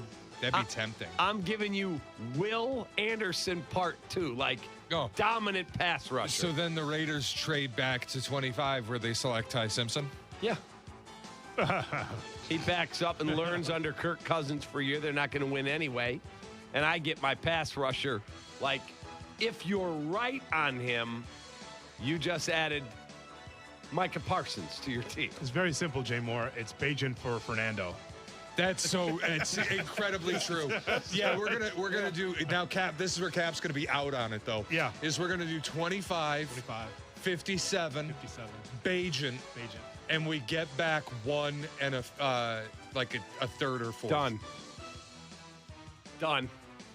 Sorry, Tyson, and I love you. Not Tyson Bajan. Oh no! Now you're going a bridge too far. Oh no! I got to get David Bailey. Well, not in this draft. But also, yeah, the Raiders have to be willing to trade the pick, and I don't. Do either of you earnestly believe they're going to do it? They will not. But you're taking the phone call to find out what it would take. But Mendoza, it's going to be Mendoza and Cousins in the room for the Raiders. But if you were true, like the Bears, like all the reports, go back and read them. In 24, their phone rang and Ryan said, "Not interested. I don't care what you offer. That's my guy. I'm taking Caleb Williams. It's over." Like John Spytek said, "Yeah, we're getting calls. I'm listening." Like, that's different. But I'm hearing they're not all in on Mendoza, though. They're not, like, saying that they're going to take him. Well, I don't think anybody is. I mean, we've talked to Albert Breer how many times since the end of the season? And every time we've asked him about Fernando Mendoza, the answer has been he would not be the number one pick if he weren't a quarterback. Or in any other year with better quarterbacks, he would not be the number one pick. They just did a thing of the number one overall picks that went quarterback, and I think there were 10 of them that they ranked. He was 7. He wasn't like, no. Caleb was number 1, by the way. Take that, Ben Brust. How many picks do the Raiders have in this draft? Do anybody know? I can look because I'm thinking like if they won't trade the pick, if they don't take Mendoza, then who would they select? They got 11 picks. So they got enough to get Simpson somewhere later in the draft. Well, that's what I'm saying. If you traded for 25, and again, I don't think the Bears are going to trade for the number one pick. No. But boy, now that you brought it up, Cap, I wasn't even going to bring the Bears up as a potential trade partner. I was looking more at like, if you do move out of one, the Jets at 2 are going to take Fernando Mendoza. That's going to happen. But then you brought up the Bears, and now I'm kind of excited. Well, back to your original question, no, I think Mendoza will be chosen, and that'll be all. And again, these quarterbacks, none of them knock me out. After watching these guys in college, and now they're going to be in the pros, none of them are like heads and shoulders above the other for me. But Nussmeier or Mendoza or Ty Simpson, kind of the same to me. It would not stun me if Poles and Ben Johnson got together and went, okay, David Bailey, that's the guy. That is the guy. No. They're not that kind of riverboat gambler. I disagree with you. No. They haven't traded up once, and now they're going to do it for the number one pick. Yeah. No. People go to water parks, Shay. They want to get wet. Let's do it. Jay Moore, please isolate the end of that. That's going to live on the board for a while. I would be stunned, but it would be so fun. Yeah, there's your brother getting wet. You can hear him there. What would they get it out of the ballpark? And they'd have the number one pick 3 out of 4 years. That'd be insane. It's not happening. Next. Boy, I really want it to happen. David Bailey is a Bear? Oh. You have to have the testicular fortitude to make a move like that. Yeah. Oh, I think they do. They do not. I disagree. I think to a certain level, but not to go all the way. I mean, listen. You could say that, but all I have is proof in the pudding on what Ryan Poles does in the draft. They do not have that kind of testicular fortitude to do that. They don't. Well, he dealt the number one pick. That took testicular fortitude. What's that? He traded one. Made a great trade, but that took testicular fortitude. Absolutely. The Bears don't have it in them to have a seismic shift in the draft to do that, even though that'd be exciting. Has it ever even happened before? Like, I know the number one pick gets moved inside the top 10, but getting moved to 25? That'd be awesome. The cost, that's why I don't even know if the cost we've offered is enough. It would be unprecedented, I would think. And are you a move away from getting to the Super Bowl with that move? Because that matters too. Potentially. What if I told you that I could see the future and that guy is a 15-sack-a-year guy. That'd be awesome. If he's Myles Garrett, that type of pass rusher. I'd trade heaven and earth. Yeah, if I can get 15 sacks on the team this year, that'd be great. The problem is you don't know. Like, you can't see the future, so it is gambling. That's where Hoodie's right. You are rolling dice a little bit at that point. But if you're in the draft room, if you believe in a guy, if you have conviction. Now, again, Ryan Pace had conviction in Mitch Trubisky. How'd that end? It ended his career. But if you have conviction, you don't want, and you could, and it's doable. Spytech said, okay, here's what I want. If you have conviction, oh, God, we just saw Ray Lewis kill a man. On this, what did you say? What? On the football field, on the right? football. Oh, my God. I was going to say, you got evidence of that? So they had The Rock and Ray Lewis together? You saw him concussed there on the sidelines, and I think they put him back out there. They did. There was no test. Warwick Dunn just got blown up by Ray Lewis. But my point is, if you are better not say that again. He's going to come after you. Yeah, exactly. Bring it on, Ray. Really? Bring it on, Ray. Really? You've got no shot. He's got nothing except his mouth and lawyers. He ain't going to do anything about it. Yeah. My point is, if you're sitting in a draft room and you have conviction and the deal's doable, Spytech, the GM out there, says, yeah, okay, here's what I want. You go, all right, do I do this? I can get this guy. And then you don't do it, and he goes to the Hall of Fame. He becomes the next Myles Garrett, Micah Parsons, whoever it is. You'll look in the mirror and go, I didn't trust myself. I knew that was that guy. I'm so glad that Shay's on the other side of the glass.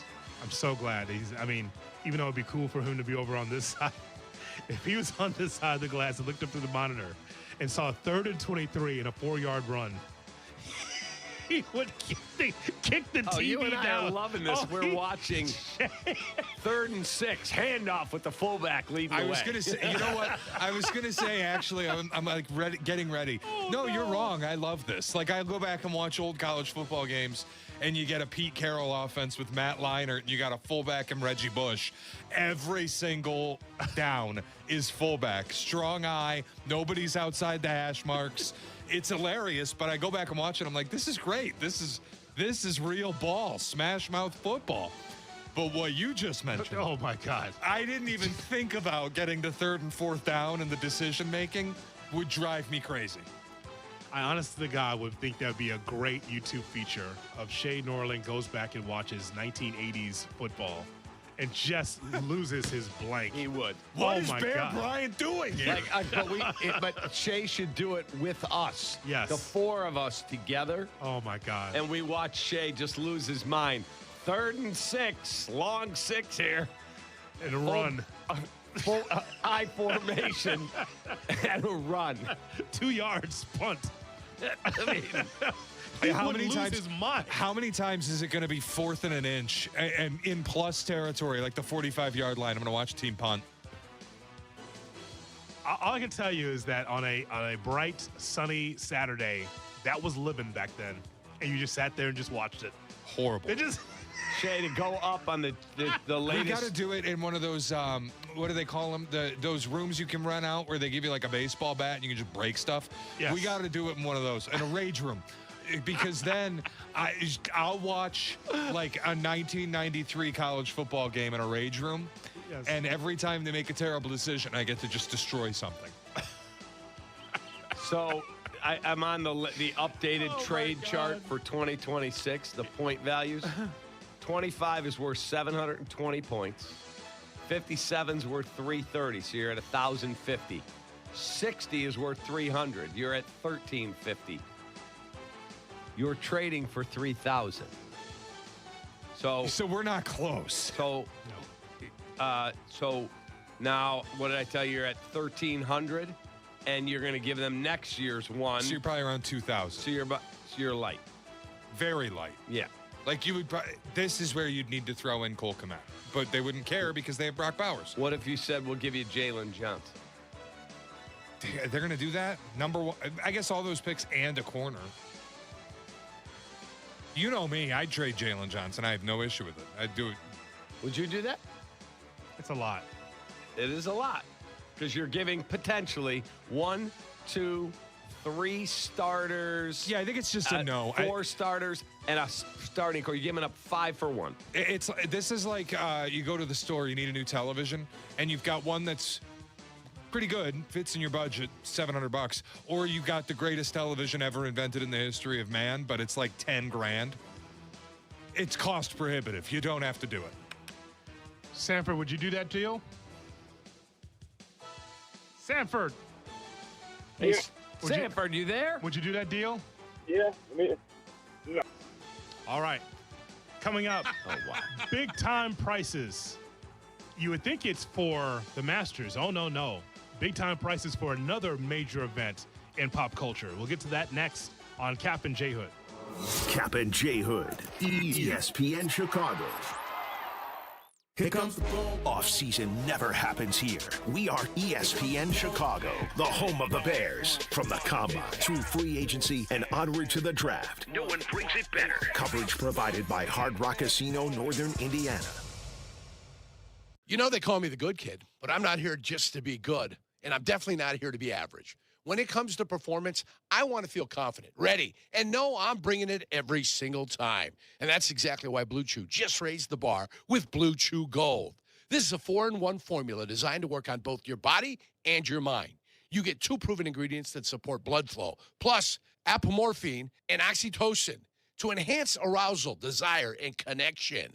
That means you're not just physically ready, you're mentally dialed in too. It dissolves right under your tongue and can start working in as little as 15 minutes. Less waiting, less worrying, more confidence. Ladies, if you're listening, send your man the link. Help him bring home the gold and make him a trophy husband. Oh, we've got a special deal for all of our listeners. Get 10% off your first month of Blue Chew Gold with code ESPN. That's promo code ESPN. Visit BlueChew.com for more details and important safety information. And we thank Blue Chew for sponsoring. Hey, it's your buddy Tom Waddle, and I drive a Hawk. In the market for a new car? Shop HawkAuto.com, where they buy more so you pay less. Check their massive inventory of over 2,000 vehicles. They buy in volume so you save in volume. Plus, get all rebates on top of the Hawk Auto volume discount. Save even more with 0% financing for 60 months or make no payments for 90 days. With 12 convenient locations, your next car is closer than you think. Drive what I drive. Drive a Hawk. HawkAuto.com. Financing on select models with approved credit. Wallner Law helped me get the compensation that I deserve. Wallner Law helped me get back on my feet. Thanks to Wallner Law, I'm at a better place today. Wallner Law cares for you. We're compassionate. We're empathetic to your situation. And I promise you, I will get you more money than any other law firm in the city of Chicago. That is my promise to you. Hire us, win with us, be successful with us. Call us at Wallner Law, 312-8-million. Every 40 seconds, a child is reported missing. Find the Children is a nonprofit organization dedicated to helping find missing kids. You can be a part of their mission by donating your unwanted car. Call 1-800-294-0222. You'll receive the maximum tax deduction, and we provide fast, free pickup. Call 1-800-294-0222. Donate your unwanted or unused car. Call 1-800-294-0222. This advertisement was paid for in partnership with Cars R Us and Find the Children. My name is Whitney Allen, and I'm a widow. My husband, Ryan, died. We never thought we'd ever have to use life insurance, but the unexpected happened. With Ethos, signing up was fast and 100% online. You can get a quote in seconds, apply in minutes, and get same-day coverage. No medical exams, and you can get up to $3 million worth of coverage. I'm grateful we were prepared. Get your free quote at ethos.com/play. That's ethos.com/play. Paid spokesperson. Time spent on application may vary. Online health questions required. Ring, ring. Hello. Who is it? Guests on ESPN Chicago join us on the Yingling Hotline. Chicago office is calling. I've been expecting your call. The Yingling Hotline, brought to you by Yingling, the oldest brewery in America.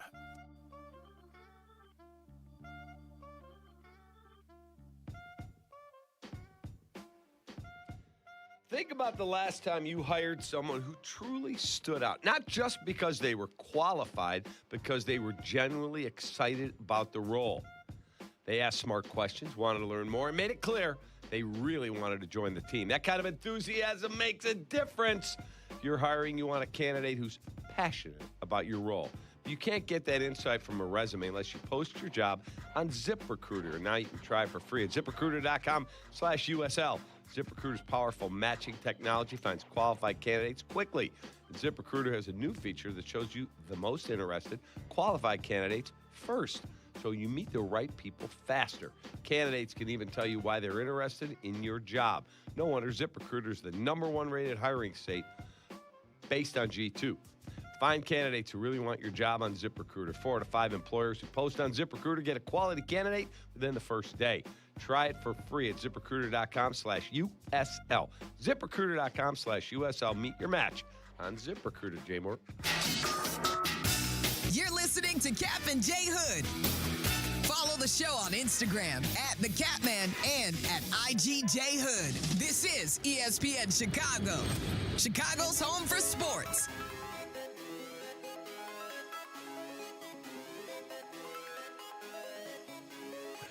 It's the Kap and J Hood Morning Show on ESPN 1000 and streaming on the ESPN Chicago app. Sorry. We are with you until 9 o'clock. Then it's Carmen Jurko at 9. Rich Eisen. Eisen with the easy shift today, Jay Moore. Golden Hammock.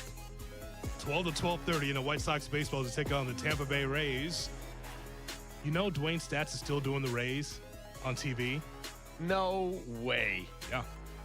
He is. It's got to be over 25 years now, right? He did like Stats, Cubs, Yankees, and then been in Tampa forever. Still doing TV. Sylvie and Peggy will be on YouTube starting at 2 o'clock, 2 to 6, right here on ESPN 1000. Bears Weekly at 6, Hockey Show at 7, right here on your home for the Bears and the White Sox, ESPN 1000. He was the voice of the Cubs for the first ever night game at Wrigley Field with Steve Stone, August 8, 1988. 88. Sandberg with a home run. The game was suspended. Phil Bradley with a home run, I think, for the Phillies. Was that the Phillies coming in? Phillies. The Mets are here tomorrow. No. In 88. Oh, 88. I think it was Phil Bradley with the first home run. Then Sandberg hit one, and then the game was suspended because of rain. Yeah, and then they did it the next day, 8/9/88. Let's see, how many years has he been? He's been with the Rays since 1998. You're right. He left for the Yankees, right? Yeah. Yankees and then Rays. He began his broadcasting career of professional baseball with the Oklahoma City 89ers in 1973. That is That's ridiculous. 53 seasons. He's there still belching it out there for the Rays. Holy cow. So he was Astros 77 to 84, Cubs 85-89, Yankees 90 to 94, ESPN 95 to 97, and then joined the Rays for their inaugural season in 1998. That big stick of WGN got him that Yankee job. They heard that big voice and like, we need that over here. No question. And then has settled into Tampa forever. I still watch him on MLB package. Believe it. Yeah, Dwayne does a great job, man. Yeah. Mr. Consistent. He is very consistent. Sidebar may I approach? Brought to you by Aiken Law, 312-6 million for the powerful attorney Howard Aiken. Sign my ball. Cap, you have a list here of what in pop culture you'd think, oh, I got to go to Augusta. That's such a thing. I got to save so much money to get to Augusta just to be part of the pageantry that is the best major in golf, the Masters, going to Augusta and like, where are we going to stay? You know, what big mansion can we stay in? Or are there hotels along the way? Where can we stay? And all the money we got to save. But then there's another major event that's actually way more expensive than going to the Masters. Yeah, so I went to the Masters and we stayed in a VRBO or Airbnb, and super cool. I told you the story the other day. I went to get my lunch there. You can't have a phone there. I get my lunch at $7.50. Chicken sandwich, iced tea, and the 2 sugar cookies with the Georgia peach ice cream between them that they only make for the Masters weekend. Can't get it the rest of the year. It's absolutely incredibly good. And the $7.50 for the whole lunch. So I'm looking at it today, and they compared the Masters to Coachella. Have you ever been to Coachella, Jay Moore? Jay Moore's been there. Of course he has. That's where all the cool kids go. The best, right? Oh, They're God. really cool. It's pretty good. Yeah. It's pretty cool. And they all dress to the nines, like in like the women just are amazingly decked out, right? Oh, yeah. The guys are usually in basketball jerseys. That's the pictures they're showing. Do they got a radio row, man? No. Can we get a table of broadcast? It's I would say about 60% of the people that are there come for the artist, and the rest is just to socialize. I see. Yeah, so it's one of those type of things. Yeah, but it's like the famous basketball player, Cameron Brink. Yeah. She was decked out, like tricked out for the event. And she talked about it. It was like on her bucket list to go do it. The Kardashians, they're all there. And then they show all these guys that look like they're, trust fund kids from L.A., all in basketball jerseys. There's Allen Iverson and Michael Jordan's jersey. Yeah. So food at Coachella versus the Masters. Okay. Masters, pimento cheese, their famous sandwich, or their famous egg salad, $1.50. Pork barbecue, Masters Club, chicken salad, or ham and cheese on rye, $3. Chips, $1.50.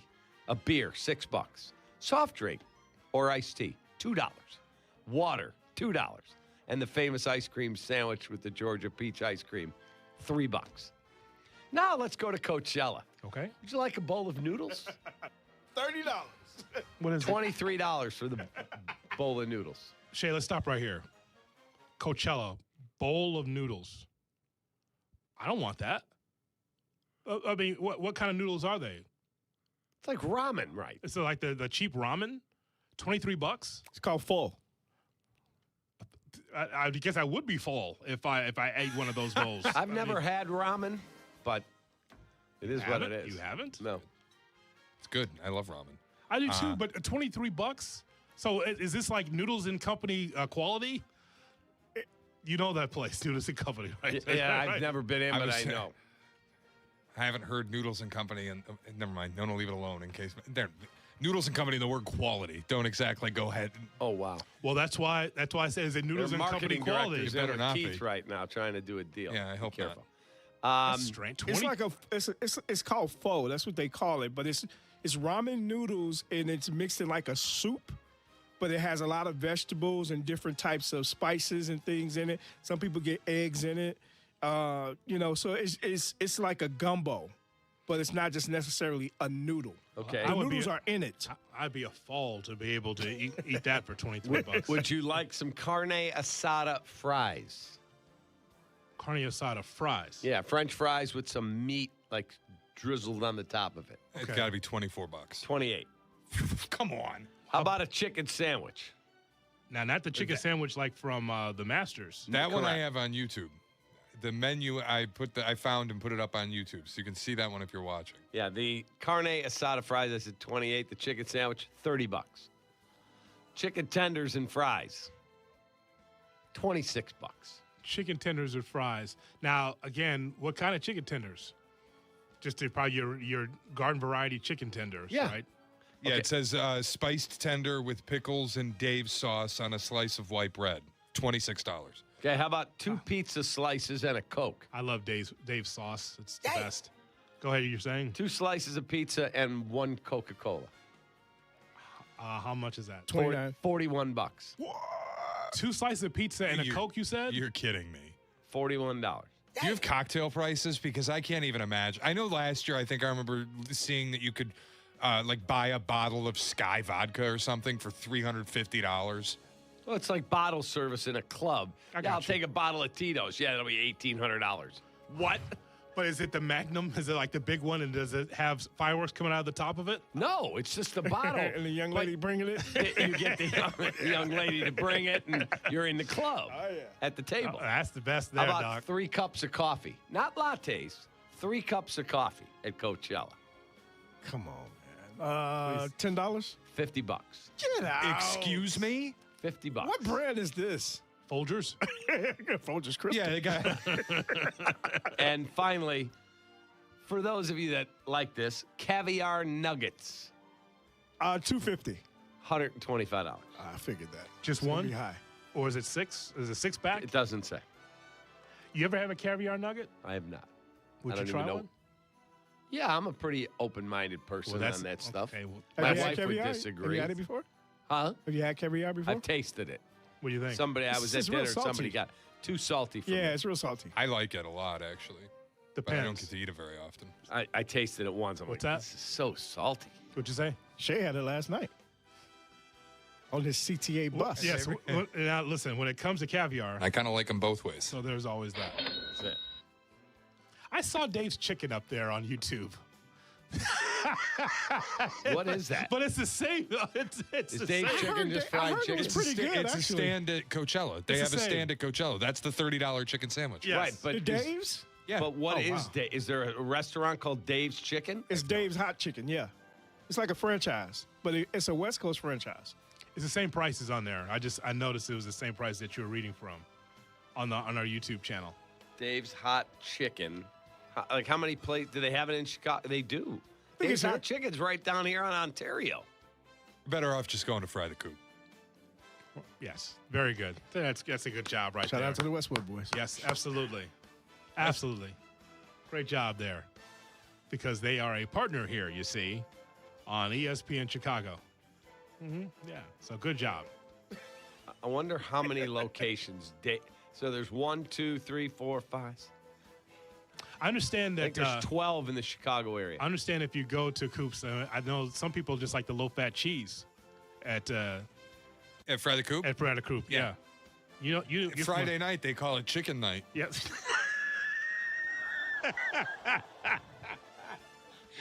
You know what? You're just out of your mind. They call it chicken night, and he likes the low-fat cheese. The low-fat chicken. He likes the. That's right. My friend Chris, he says. What? That's funny. He doesn't have those antidotes on Friday anymore. What happened to those, Shay? What happened to the antidotes?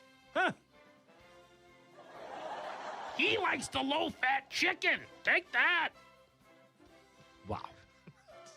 Funny how those antidotes don't happen. He's Mr. Storytime, except on Fridays at 8:30. I don't know what happened there. Oh, well. Coming up, we give you the Kap J Hood cut of the day. He likes the low-fat cheese. I'll tell you every Friday. Oh, can't do that anymore. Take that. Bird nanny.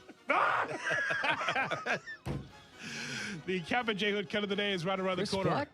On He's dead to us. Chicago's home for sports. He likes the.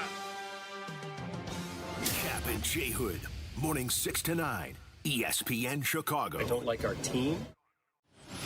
When Kap and J Hood are over, the fun continues. Tell your friends and enemies. It's the Carmen and Jurko Show. Weekdays from 9 to noon on the home of the Bears. ESPN Chicago on AM, on app, on YouTube. Presented by Advantage Dealer Group.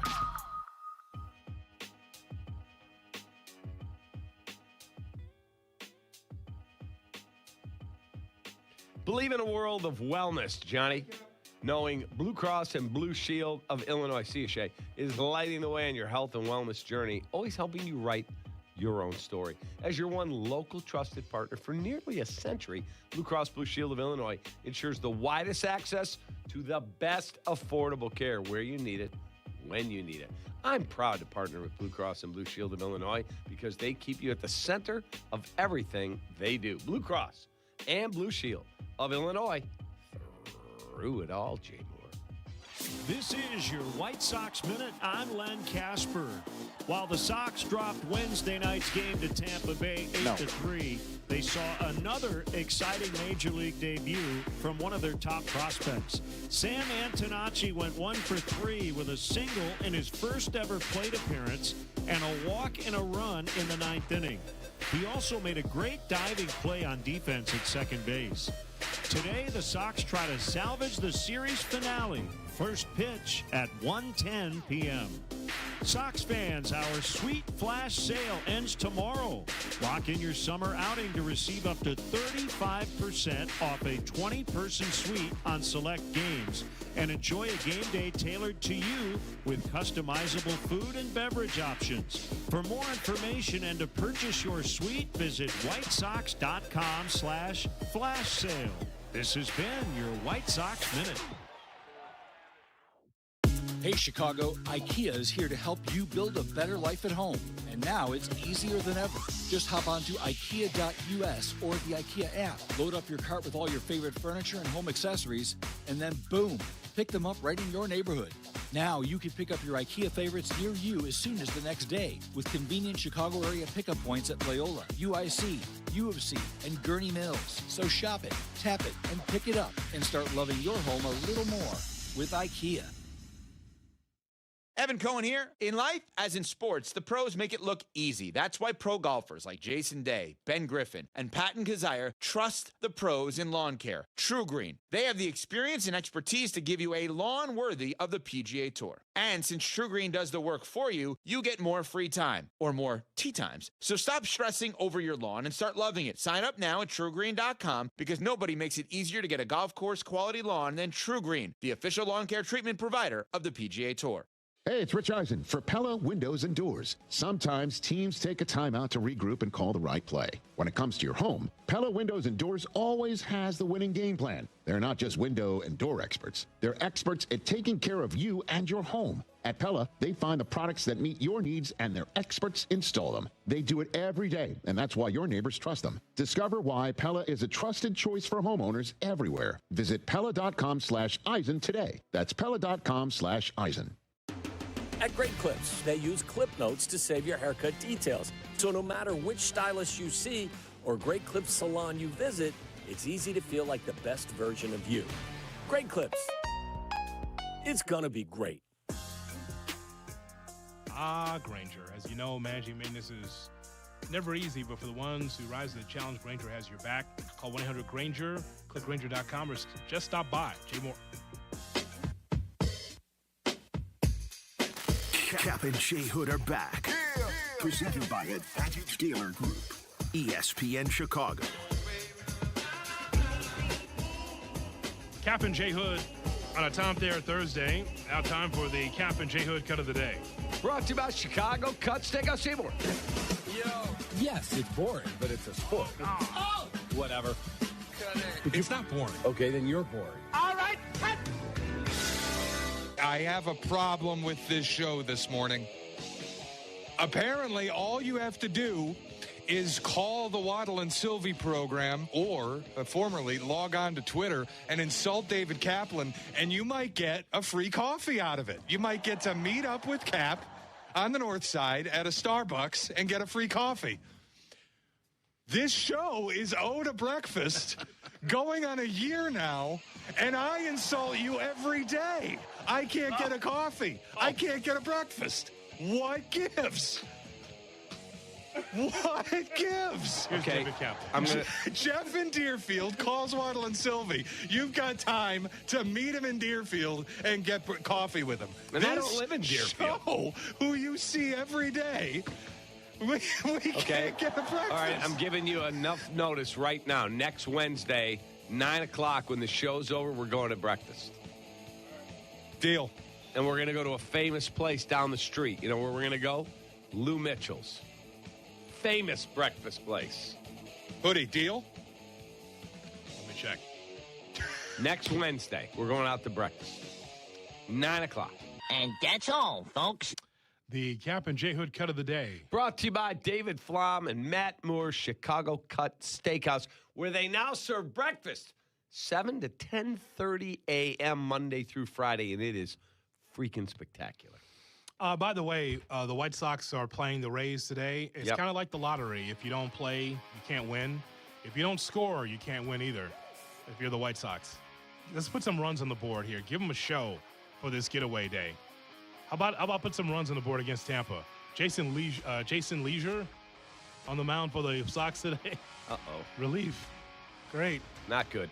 That sounds like a bullpen day, Kap. I had it on yesterday, and, oh, God. It went to 8-0. They got 3 in the 9th. Who cares? And I'm like, and then Ozzy starts the postgame show with Chuck, which I watch every night. I love their show. Yeah. Ozzy's like, you got 1, 2, 3, 4, 5, 6. All under 200. Yeah. Can't do it. And happy Sam Antonacci Day. At least he gave you a hit yesterday. Fantastic. There you go. Thank you so much for listening and calling in and being part of the program here on Kap and J Hood. Thank you, Shay. Thank you, Jay Moore. We'll do it again tomorrow. So long, everybody. Take that, Shay. From Chicago. I've got the best job, Carm. No.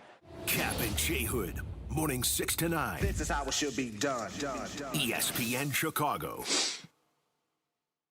The Chicago Wolves wrap up their regular season against the Milwaukee Admirals this Saturday and Sunday at Allstate Arena. Can the Wolves end the regular season with a bang? It all starts Saturday with the first ever Wolves throwback night. The place is rocking. And it's the Wolves' regular season finale on Family Sunday at 3 p.m. The Chicago Wolves regular season finale weekend, Saturday at 7 p.m. and Sunday at 3 p.m.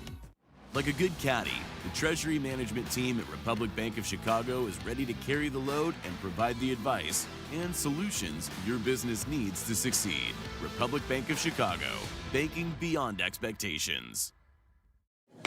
As an attorney and a mom, I know how busy life gets. After an accident, think of Postman Law as your personal to-do list. We'll deal with the insurance, the medical bills, even help you find the right doctor so you can focus on what matters most. Call 844-POSTMAN, attorney advertising. In today's fast-moving job market, staying ahead means keeping your skills sharp. At University of Maryland Global Campus, we help keep your capabilities cutting edge with our skills-based education programs designed to move your career forward. Explore more than 135 degrees and certificates in business, cybersecurity, and more. Apply now and save with no application fee. Classes start May 13th. Learn more at umgc.edu. Certified to operate in Virginia by Chef. My name is Whitney Allen, and I'm a widow. My husband, Ryan, died. We never thought we'd ever have to use life insurance, but the unexpected happened. With Ethos, signing up was fast and 100% online. You can get a quote in seconds, apply in minutes, and get same-day coverage. No medical exams, and you can get up to $3 million worth of coverage. I'm grateful we were prepared. Get your free quote at ethos.com/play. That's ethos.com/play. Paid spokesperson. Time spent on application may vary. Online health questions required. Broadcasting live from the Chicago Board of Trade. This is the home of the Chicago Bears, ESPN Chicago. And this is Carmen and Jurko, WMVP, WTBC, HD2, Chicago, a good Karma Brands radio station. Hey, guys. You ready to let the dogs out? What? Carmen DeFalco. It's kind of impressive. John Yurkovich. Yeah. This is the Carmen and Jurko Show on ESPN Chicago. It's out there for everybody to see. It is what it is. Carmen Jurko. Check this out. Hey, happy Thursday morning, everybody. It's Carmen and Jurk. Hope you're having a great day so far. The rain's finally moving on out, so that's good. White Sox baseball a little later today. Try to get a win. Try to score some runs, and not like in the ninth inning. The game's already over. Cubs got a win yesterday. They come home. They got a day off. And the Mets will roll into town for a weekend series on the north side. Cubs take the series in Philly. They win 11-2. Tell you, man, that offense. What did we say yesterday, huh? That offense is good, Jurk. Oh, my God, this microphone. I just don't understand what happens. Carmen, same thing every day. Let's see what happens now that Waddle's gone. Waddle's off the rest of the week. He's down in Florida golfing. He's on the tee in like 2 hours. Is he? Yeah. He had a flight real early this morning. Waddle and I had... Where'd he go? They're in Naples or Fort Myers. I don't know. Oh, one of the two. Naples, Marco Island. I think they're down to Marco. All right, let's do that. What the hell are you Hold on, doing? give me some spacing. Maybe I should get Schnitzel in here to do this for us. New man, Carm. New man, Schnitzel. Doing exactly. I'm trying to get this damn thing in here. Waddle and I had a blast at Bub City last night for a Whiskey U. Thanks for coming out if you made it. Crowded? Oh, it was great. Great crowd. Jam-packed. Eric Rose and the crew and, Chef Tim, they know what they're doing over there. They're a well-oiled machine at Bub. At this they do point, big yeah. parties and big events all the time. Big they events. had it, dude. They had it. Massive events. They had it clocked last night. It was great. Thanks to Brown Foreman for bringing Old Forester and Glendronach. I brought gifts back to the studio this morning. Lewis and Lyle gave me a bottle of wine to give to Hannah for her birthday. And then another great listener came up and said his mom works at Italian Bakery in Addison, famous deli bakery, Italian bakery in Addison. Brought cookies. So those are out in the kitchen I had some. for one and all to Yeah, have I with their had some morning of those. coffee, a little Italian cookie. Make sure They were delicious. you guys go get some before they're all gone. So it was a fabulous night. Waddle's out for the rest of the week. Peggy's in with Jurko, with Silvy later. Let's see what happens with this mic tomorrow. Let's just keep an eye on it. We'll keep an eye on it because it's fixed now. Yeah, but somebody keeps coming in and twisting it and turning. Cap says it's They not want it him. upside down. Yeah, we're gonna have to put a camera on. I mean, we got cameras here. Yeah, we just what need is to keep Waddle it running. doing? Let's just keep it running. See what's going to happen. Waddle, man, he was enjoying his scotch last night, though. Let me tell you, Well, he was having a good nobody time. enjoys scotch the way that guy does. Nobody does. All right, so we got a lot to talk about today. Some baseball. The Blackhawks season is over, so that's it. UC goes dark. Remember the days when the Bulls and the Hawks entertained us in the spring? Do you remember those I days? remember those thrilling days of yesteryear. Now it's just in the early teens, kid. 11, 12, 13, 14, 15. Now it's just dark. Nah, yeah. It's just a sad situation. You know. And they give Kyle Davidson an extension over at the Madhouse on Madison. You know who's 4 joining years us? into his rebuild, 4 years into the rebuild. You know who's joining us in 30? Pat Boyle. Yeah. I said we got to talk to PB. I think we talked to him right when the season started. We're talking hockey show ended last night. And there was no reason to talk to him during the year. Unfortunately, not a ton. Yeah, the So we Blackhawks gotta gave talk to us Pat Boyle. zero reason to do it. Because I got some questions. And Kap and Hoodie were talking about it this morning, and they were having a good conversation about it. And why Kyle Davidson got an extension now? Does he really deserve it? And what is the future here? What is the plan? Listen, you tank. That's a dirty word in sports today. However you need to sort of rationalize it in your own mind or rectify what that word kind of means to whatever. Like, you can't keep having 70 points, though. Well, you got 11 more points than last year, Carm. Last year they had That's 61. true. They did have an improvement. Yeah, they were miserable last year. 61 points. Now they're at 72 this year. All right. It's 11 more points. I mean, all right. I mean, you can't keep finishing second to last. I guess if I plotted on a graph, 72 is bigger than 61. So, like, I get why tanking exists, why some teams do it, why you want to race to the bottom and, collect as many assets as possible. But when should? I'm not even mad about it. But this is why I wanted to talk to PB, and we'll ask him in 30 minutes. Like, when should we start to get angry that there is no fruit off of the tree? When do we start to say, well, wait a minute? Is that next year? Are you telling me it's still 2 or 3 years? That seems like a little bit of a tough sell. And now remember, so when Davidson started the first year, 59 points. Then they went down to 51. They went up to 61. Now they're at 72. Which leads me to believe that 82 is on the horizon. All right. 82 is on the horizon, but that's still missing the playoffs. You still miss the playoffs by like a light year with 82 points. Oh, yeah. Like, so I just what is the plan? What are the reasonable sort of expectations, and what should we look forward to, if anything, this offseason and into next year? So we'll talk to Pat Boyle in 30 minutes. We may have a conversation with Noah Schultz today. We'll see. Sox have that day game, as I mentioned. We'll see if Noah Schultz has some time. He could squeeze in a little conversation with Carmen Jurko. He's going to start again out on the West Coast here on the road trip that will start tomorrow. The White Sox go to Oakland for Sacramento, Carm.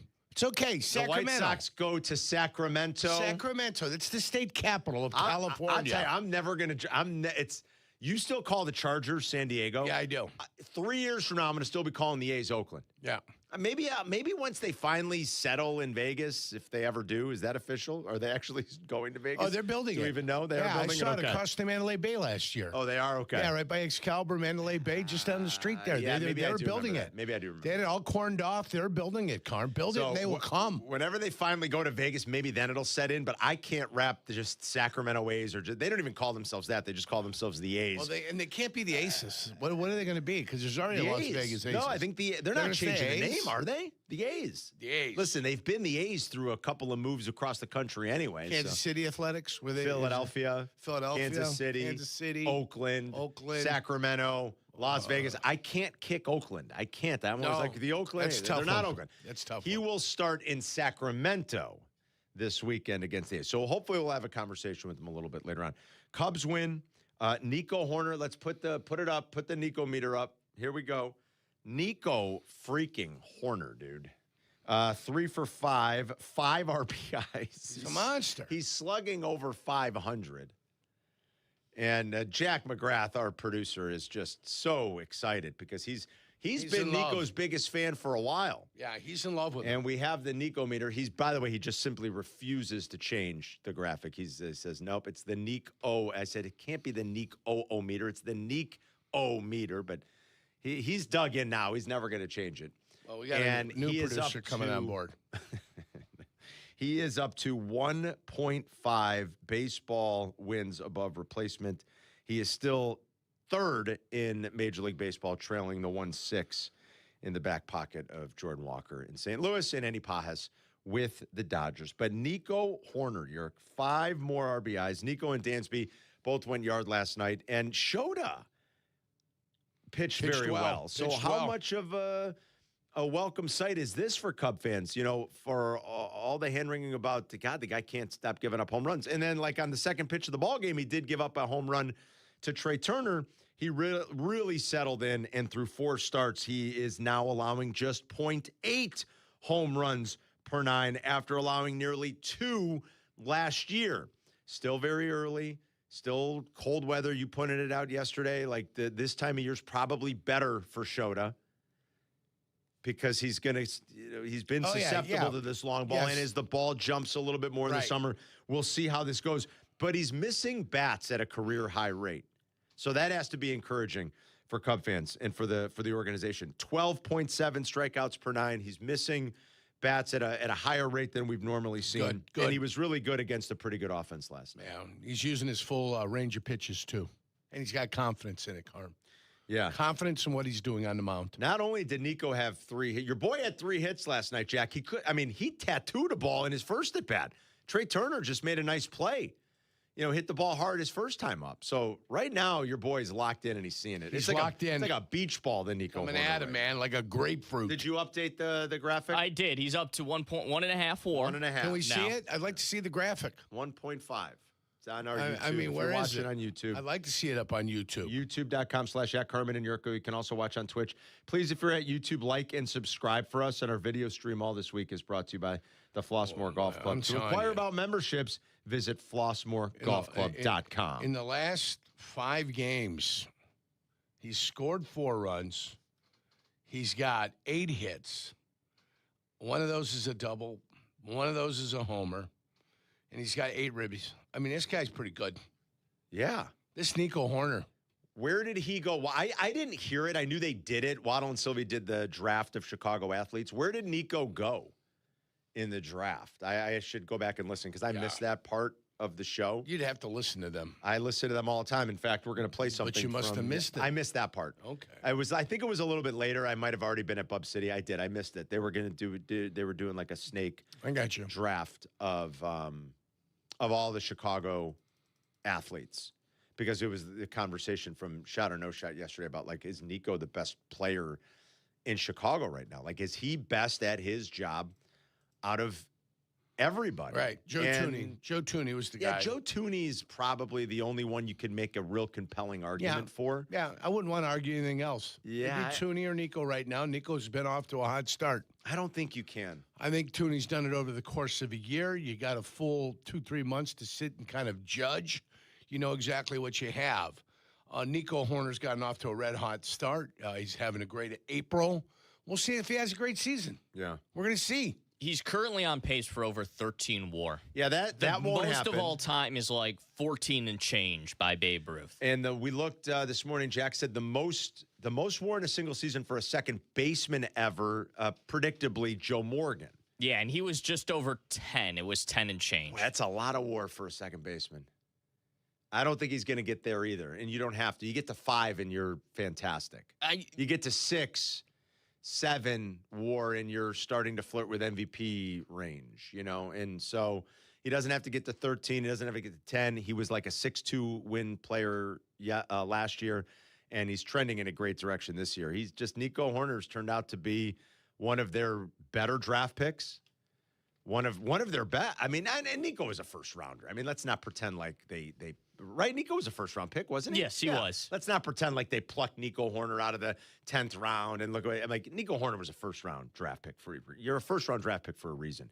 But it is certainly one of their better ones and one of the better draft pick hits you can think of here in town. You know, first rounder. I mean, I get it. Like, again, I'm not, a guy like, I'm trying to think of like, who's been a better draft pick because someone that was drafted a little bit later that went under the radar that you developed. I don't know who you'd put in that category right now. I'm trying to rack my brain. Think of like there's a bear that I would of recent ilk. Brisker was a good pick. He's gone now. Right. Gordon as well. Those guys were second rounders. Are we going to Peanut Tillman, who was a third-round pick? I hope we you going don't to have to go back that far. Well, I mean, I am, but I'm trying to get your concept down. Yeah. I'm those talking about would be those guys that we're looking for. Yeah, okay. like someone like that was a little bit later that you go, man, look where they found this guy. Right. How great he turned out to be. So, Nico was a first-round pick, but still, this has turned out to be one of the better back hits in the day, Chicago. It would have been Dustin Byfuglian. Boy, yeah, you're going way back. Remember yeah. Bufflin? Sure. Bufflin came out of kind of nowhere. The bigger fella found a way to go ahead and succeed. Yeah. As not a first-round pick, I don't believe. I don't believe he was. Yeah. Yeah, I don't think so. The thing about Nico too is it's not like he's getting lucky with the batting average. His expected batting average is in the 98th percentile of the league. Yeah. He's still expected. The defense is never going to go with Nico Hoerner. And how ridiculous is it that he's mainly batting leadoff and he's fourth in the league in RBIs? Well, he's helped clutch. last night because Shaw was on base a lot. But he's clutch. He always hits when there's guys in scoring position, and he knows how to drive runs in, too. Well, he's doing everything right now. He's got a very good command of the strike zone. He just does. He's got good bat-to-ball skills. He's got a very good command of the strike zone.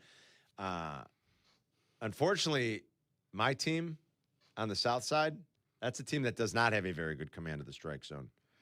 And that is a team right now that is really struggling for offense, Yerk. And just adding runs late, look, it's hard to get doesn't too do excited. it. It doesn't really, it's not going to blow your hair back, right? I mean, it just isn't. The White Sox as a team are hitting below 200. That's hard to do. I'm sorry, that's hard to do. As a team below the Mendoza line? Yeah, that's hard to do. They are dead last, and they're the only team in the league hitting below 200. They're hitting a $193. But they are best as a team. positioned to go into the work stoppage. You know that for next year. They are positioned wonderfully going into the work stoppage. Why? Because then they'll have certainty with what the economic scale of baseball is going to be, and then theoretically, when the new ownership takes over, they can go on the attack. All right. So that's why they're best positioned. Thanks for selling me something positive. Don't expect results is what I'm telling you, and don't expect baseball next year. Sam Antonacci got called up, so that's exciting. And he had his first big league hit, Thank too. God the right fielder couldn't read the ball coming off the bat. Right? Because he was starting to get depth, and then he flattened out, and then finally saw where the ball was going. Antonacci. There's nothing wrong with it, though. You take your first single away. It's better than being robbed, right? Team Italy on the south side. Once Teal's back. It's Antonacci. It's Antonacci and Teal. Let's go, baby. Team Italy. Colson Montgomery is 0 for 4 last night with 4 strikeouts. His K rate is nearly 34%. This is what concerns me. Like Jack said the other day when I told you, I'm like, I'm still taking PCA over Colson Montgomery. Sorry. And Jack said, what is it that you don't like about Colson Montgomery? It's this. And I'm not I'm not deeming him to be anything great, bust, or otherwise. He's barely played. He hasn't played 100 games yet.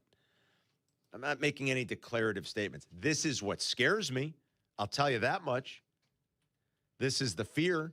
This is the player that was so lost a year ago, they had to send him to Arizona. Yeah. During the minor league season. And while it seemed to work, we're a year removed from them looking at his swing going, sweet Jesus. So I'm not telling you he can't be great or hit a bunch of home runs, but what scares me when you've got high hopes for a kid who is one of your top prospects, a 34% K rate, and seemingly a hole in his swing on the inner third of the plate, like that's a little troubling. Who finishes with a higher K rate, Ian Happ or or your guy? I would guess Montgomery.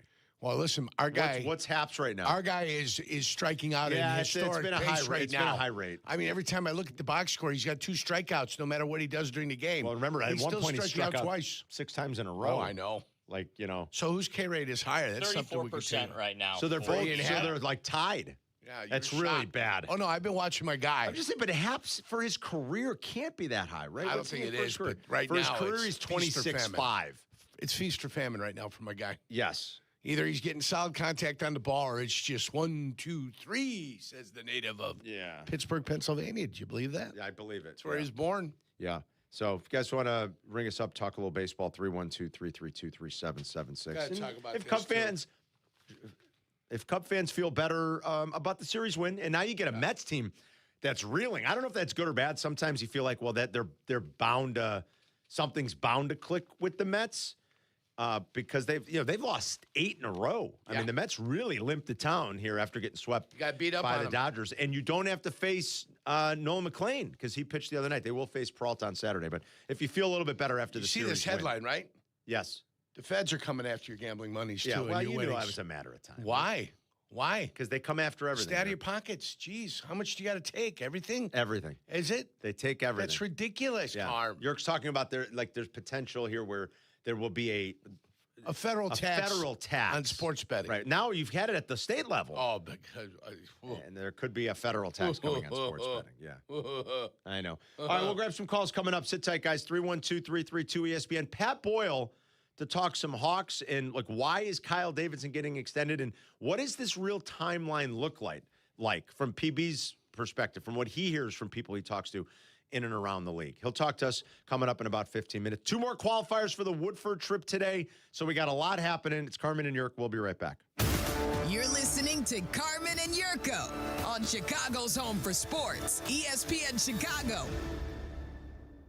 Here comes the ball. Off-season never happens here. We are ESPN Chicago, the home of the Bears. From the combine through free agency and onward to the draft. No one brings it better. Coverage provided by Hard Rock Casino, Northern Indiana. $3.3 million. The Veroliak Law Group wins again for their clients. That's right. The Veroliak Law Group recovered $3.3 million for a client who was injured in an auto accident. Hey, it's Jurko, and I'm telling you, if you're injured, make sure to call the Veroliak Law Group. Playing professional football and being on the radio for many years, I've had the opportunity to endorse many products and companies. And I've always felt it's important to choose companies that I believe in. I've never had the opportunity to endorse a company owned by close friends until now. The Veroliak Law Group has been helping people for 60 years. They've even taken care of some of my neighbors and close friends. When you need medical care, you want a doctor with the experience and skill set to help you. The same holds true when you need a lawyer. The Veroliak Law Group has recovered over $9 billion for their clients through legal representation and consulting. They have over 60 years of experience and skill serving over 40,000 clients for personal injury, auto accidents, truck accidents, wrongful death, workers' compensation, medical malpractice, and all of your legal needs. Call my friends at the Veroliak Law Group at 844-4VLG-LAW. That's 844-4VLG-LAW. Tired of losing power? Feeling powerless? Call Four Seasons Heating, Air Conditioning, Plumbing, Electric today for a free estimate on a whole home standby generator. Never be without power again. Fully installed systems starting at just $99 a month. Power your sump pump, your fridge, your freezer, your garage doors, your heating and cooling so your home stays safe and comfortable. Four Seasons is the largest and most award-winning Generac dealer in Illinois.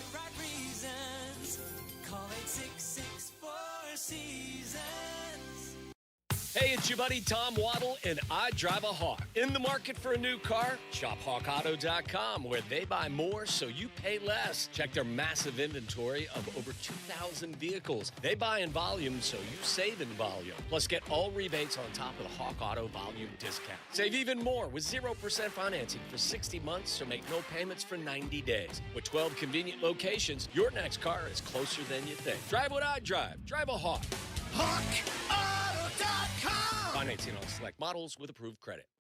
Do you have trouble getting in and out of the bathtub? Are you afraid you'll slip and fall entering or exiting a tub? Safe Step walk-in tubs can transform your bathtub from an area of concern to a calming refuge. Call them today at 1-800-731-4558 and save $1,600. Safe Step walk-in tubs and showers are proudly made in Tennessee and offer an ultra-low step-in, avoiding that difficult climb over a traditional bathtub wall. They also offer a variety of therapeutic benefits that may help soothe your aching muscles and joints, increasing your mobility, boosting your energy, and improving your sleep. Safe Step walk-in tubs are designed to easily fit your existing tub space and are often installed in as little as one day. Just dial 1-800-731-4558 today to save $1,600 and receive a free shower package. That's 1-800-731-4558 for a free no-obligation consultation and to save $1,600. Safe Step walk-in tubs. Safety never felt so good.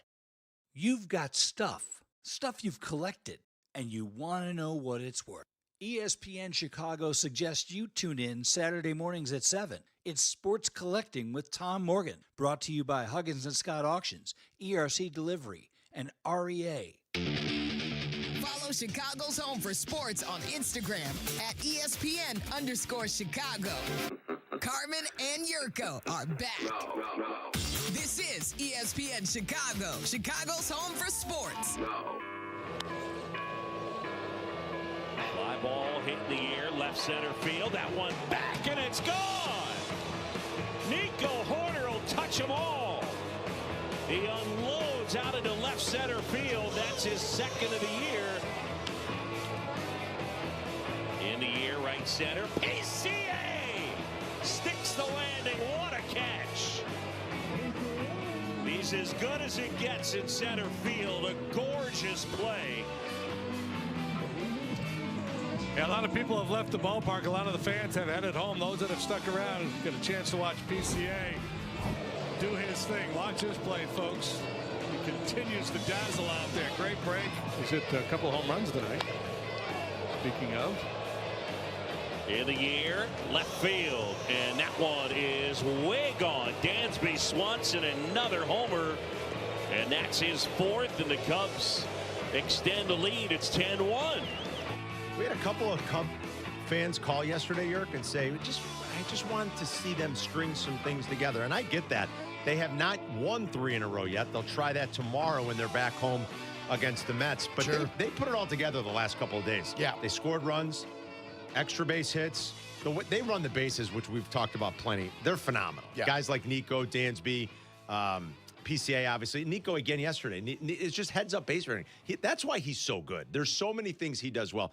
They really have a bunch of guys that run the bases well. Defense, the last couple of days, they did it all. They pitched, right? Shota was great. They slugged a little bit, bunch of doubles, home runs, great defense, great base running. And that's what Cub fans are hoping for, and they want to see more of it. Can you string something together? They lost another pitcher yesterday. I was just going to bring that up. Yeah. The bad news is Porter Hodge is done for the year. Yeah. Here's Jed talking about it. This Porter. Is, man, oh, man. I mean, they are decimated in that bullpen right now. And Jesse talked yesterday. All he's got is lefties down there. They don't have a righty they can even go to outside of Palencia. Here was Hoyer talking about this is Jed Hoyer talking about the Porter Hodge injury. Yeah, I think my process is probably very similar with both guys, where like you just immediately you feel sorry for the player, but then this process like, okay, who's up next? And you kind of have to move on quickly mentally. It kind of sounds cold-hearted, but like that's the nature of the job. That we've had a lot of injuries early on, but the season goes on, the games go on, and you have to find replacements. And sometimes I look at it as an opportunity that maybe a guy steps up that you didn't expect, and then when everyone gets healthy, all of a sudden you have another reliever you weren't counting on. And a couple years ago we were really banged up, and Porter and Luke Little stepped up, and Porter ended up really helping us at the end of that year and the beginning of last year. So it could be an opportunity, but it's certainly been a trying time for us from an injury standpoint, and we just have to fight through it. And that is the nature of the beast, though, right? When you're injured as a professional athlete, you've said it.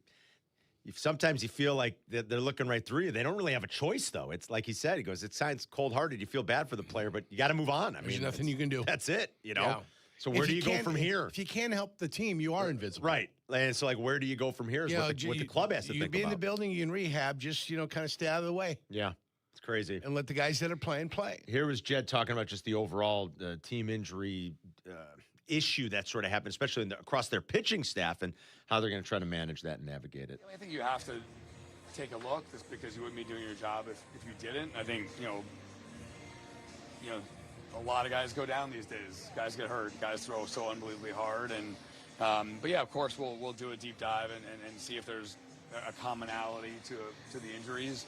You know, I feel like, you know, last couple of years coming out of spring training, we haven't had these issues, and then all of a sudden this year, you know, we're 17 games in, and we have this many injuries. So I certainly hope the pace slows, and hopefully we can. I know you talked to Craig about the injuries. Hopefully we can, you know, get some of these guys back and start the process of kind of rebuilding. So is there anything that they can examine to figure out, like, are we doing something wrong? Like Jed said, you always take a look at that. I'm sure teams contemplate that, and they try to do the best they can to make sure they're doing everything to keep their players healthy. Sometimes no matter what you do, and especially with pitchers these days, guys are just going to get hurt. These pitchers get hurt. They throw too damn hard. There's too much max effort, max velo stuff that's happening, I think, in the game. I don't know what changes that, alters it, if it ever steps back. But these guys get hurt. It's not a problem for the Cubs. It's not a problem for the White Sox. It's not a problem for Team X. It's an epidemic across baseball, quite frankly. I mean, it really is. It is an absolute epidemic around baseball. There's plenty of arms out there. Just you have plenty of quality arms. That's the problem. Yeah. And when you start getting guys banged up, at some point, you're going to run out of quality arms. You're just going to have to put somebody in there. You hope they can be effective. Tim's in Palatine with Carmen and Jurko on ESPN Chicago. What's up, Tim? Hey, guys. Steve Larmer. 1980 Blackhawk draft pick has to be the greatest Chicago draft pick. Oh, the greatest? That's a good one. Gramps, old Gramps, who just went into the Hawks, that inaugural class. Exactly. Yeah, which I've always thought Steve Larmer should be in the NHL Hall of Fame too. But that's a good one, Tim.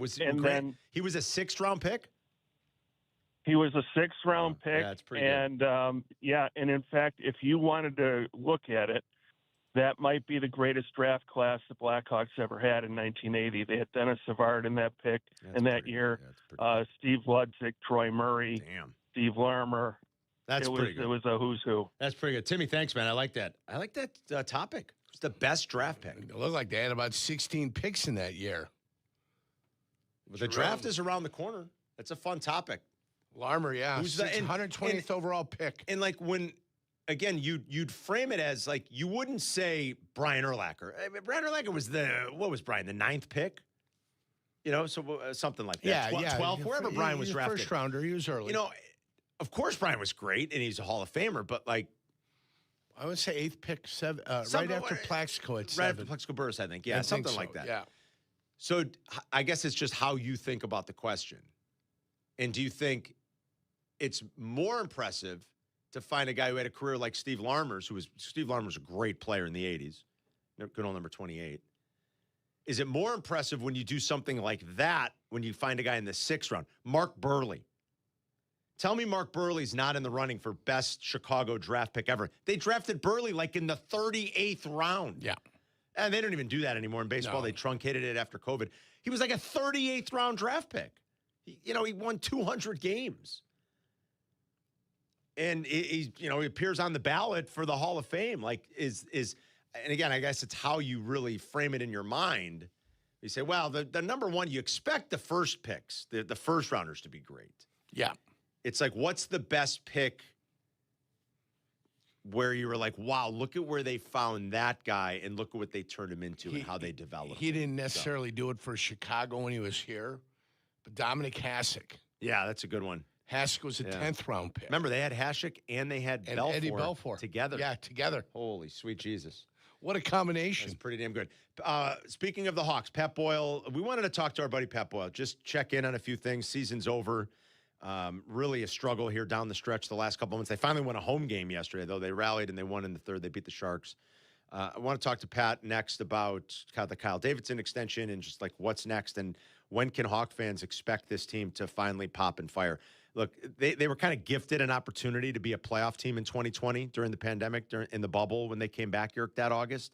We've talked about that. They were kind of gifted an opportunity. Sure. The Canadians were as well. They were like, yeah, it'd be nice if the Hawks and the Canadians were in our playoffs during the pandemic. So they were in the playoffs in 2020, but it was like, again, kind of gifted an opportunity.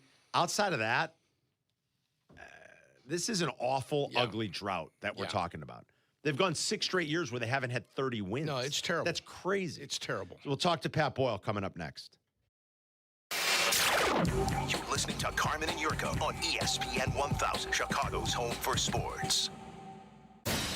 Do not, and I mean you, do not miss the Kap J Hood Show, now morning 6 to 9 on ESPN Chicago. But you're busy. Things happen. We get it. If you have to miss it, you can always listen to the podcast on your time. Find it on the ESPN Chicago app or wherever you go to pod. It's brought to you by Republic Bank. Woodford Reserve is more than a spirit. It's a spectacle. With more than 200 flavor notes, Woodford wows your senses, delights your palate, and surprises you with every new scent and sensation. It elevates an evening into an event, and it gives you a new experience with every sip. So yeah, Woodford is more than a spirit. It's a spectacle for the senses. Kentucky Straight Whiskey, 45.2% ABV. The Woodford Reserve Distillery, Versailles, Kentucky. Please drink responsibly. Woodford is a registered trademark. 2026, the Brown-Forman Distillery, Incorporated. Get ready for 3 can't-miss post-game concerts at Rate Field this season. It starts June 26th, following Sox vs. Royals with Marshmello, presented by Minute Maid Spike. Next up on August 7th, after the Sox face the Guardians, enjoy Ja Rule, presented by Coca-Cola. The concerts wrap up September 18th with Cole Swindell, presented by Xfinity. Field passes are on sale now with limited availability. Visit whitesox.com/concert. Ready to finish what you started?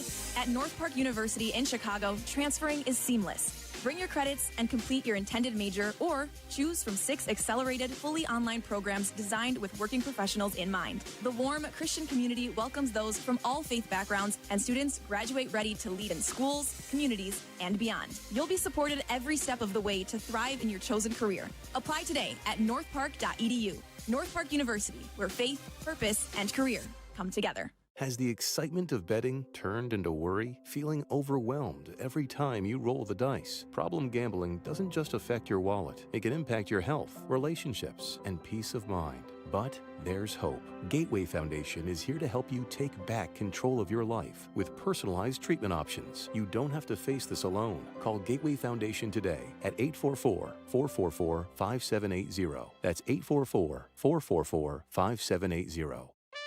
The Hulu original series Love Overboard is now streaming on Hulu and Hulu on Disney+. 16 singles are headed to this super luxury yacht to fall in love. I'm a romantic. I want to find love. This is going to be the best summer of our lives. But whoever you do not choose will be going overboard. This is insane. Let the games begin. Watch the new Hulu original series Love Overboard, now streaming on Hulu and Hulu on Disney+ for bundle subscribers. Terms apply. You know the rush when you reach that goal, when something you've worked for pays off.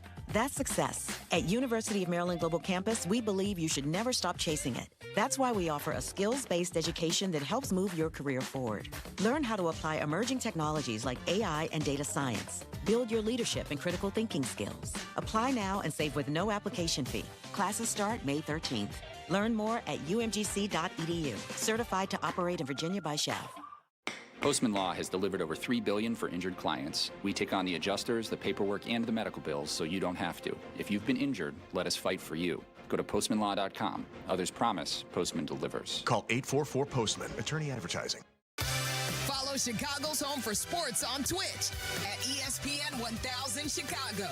Carmen and Jurko are back. This is Chicago's Home for Sports. ESPN Chicago. Hope you're having a great morning. Carmen and Jurko. Hawks season is over. They won last night, so at least they treated the fans to a home victory. Haven't been many of those here lately. Let's get out to the Yuengling guest hotline and say hi to our buddy Pat Boyle, who you hear every Wednesday during the hockey season with Barstool Chief right here on ESPN Chicago. They do the hockey show, of course. You see his handsome face pre and post and in between periods on the Chicagoland Sports Network. I'm glad to finally have it. I got to watch a little bit of PB here down the stretch. He joins us now to talk about the Hawks. I mean, they did improve by 11 points, but they still finished with the second worst record in the league. So I don't know. How do we view the season that was, PB? Baby steps? Is it going in the right direction? Yeah, rebuilds aren't fun, guys. Especially in the National Hockey League when you tear it down to the studs and you're drafting 18-year-olds. You get lucky when you get a guy like Connor Bedard at number one, and he's able to play right away. And if you're looking at a positive for this year, to me, he made the step that you needed to see. Yeah. He made a step this year that shows you he's elite. He has very little around him. And, before his injury, he was among the league leaders in points in mid-December. The Blackhawks were a point out of the playoffs.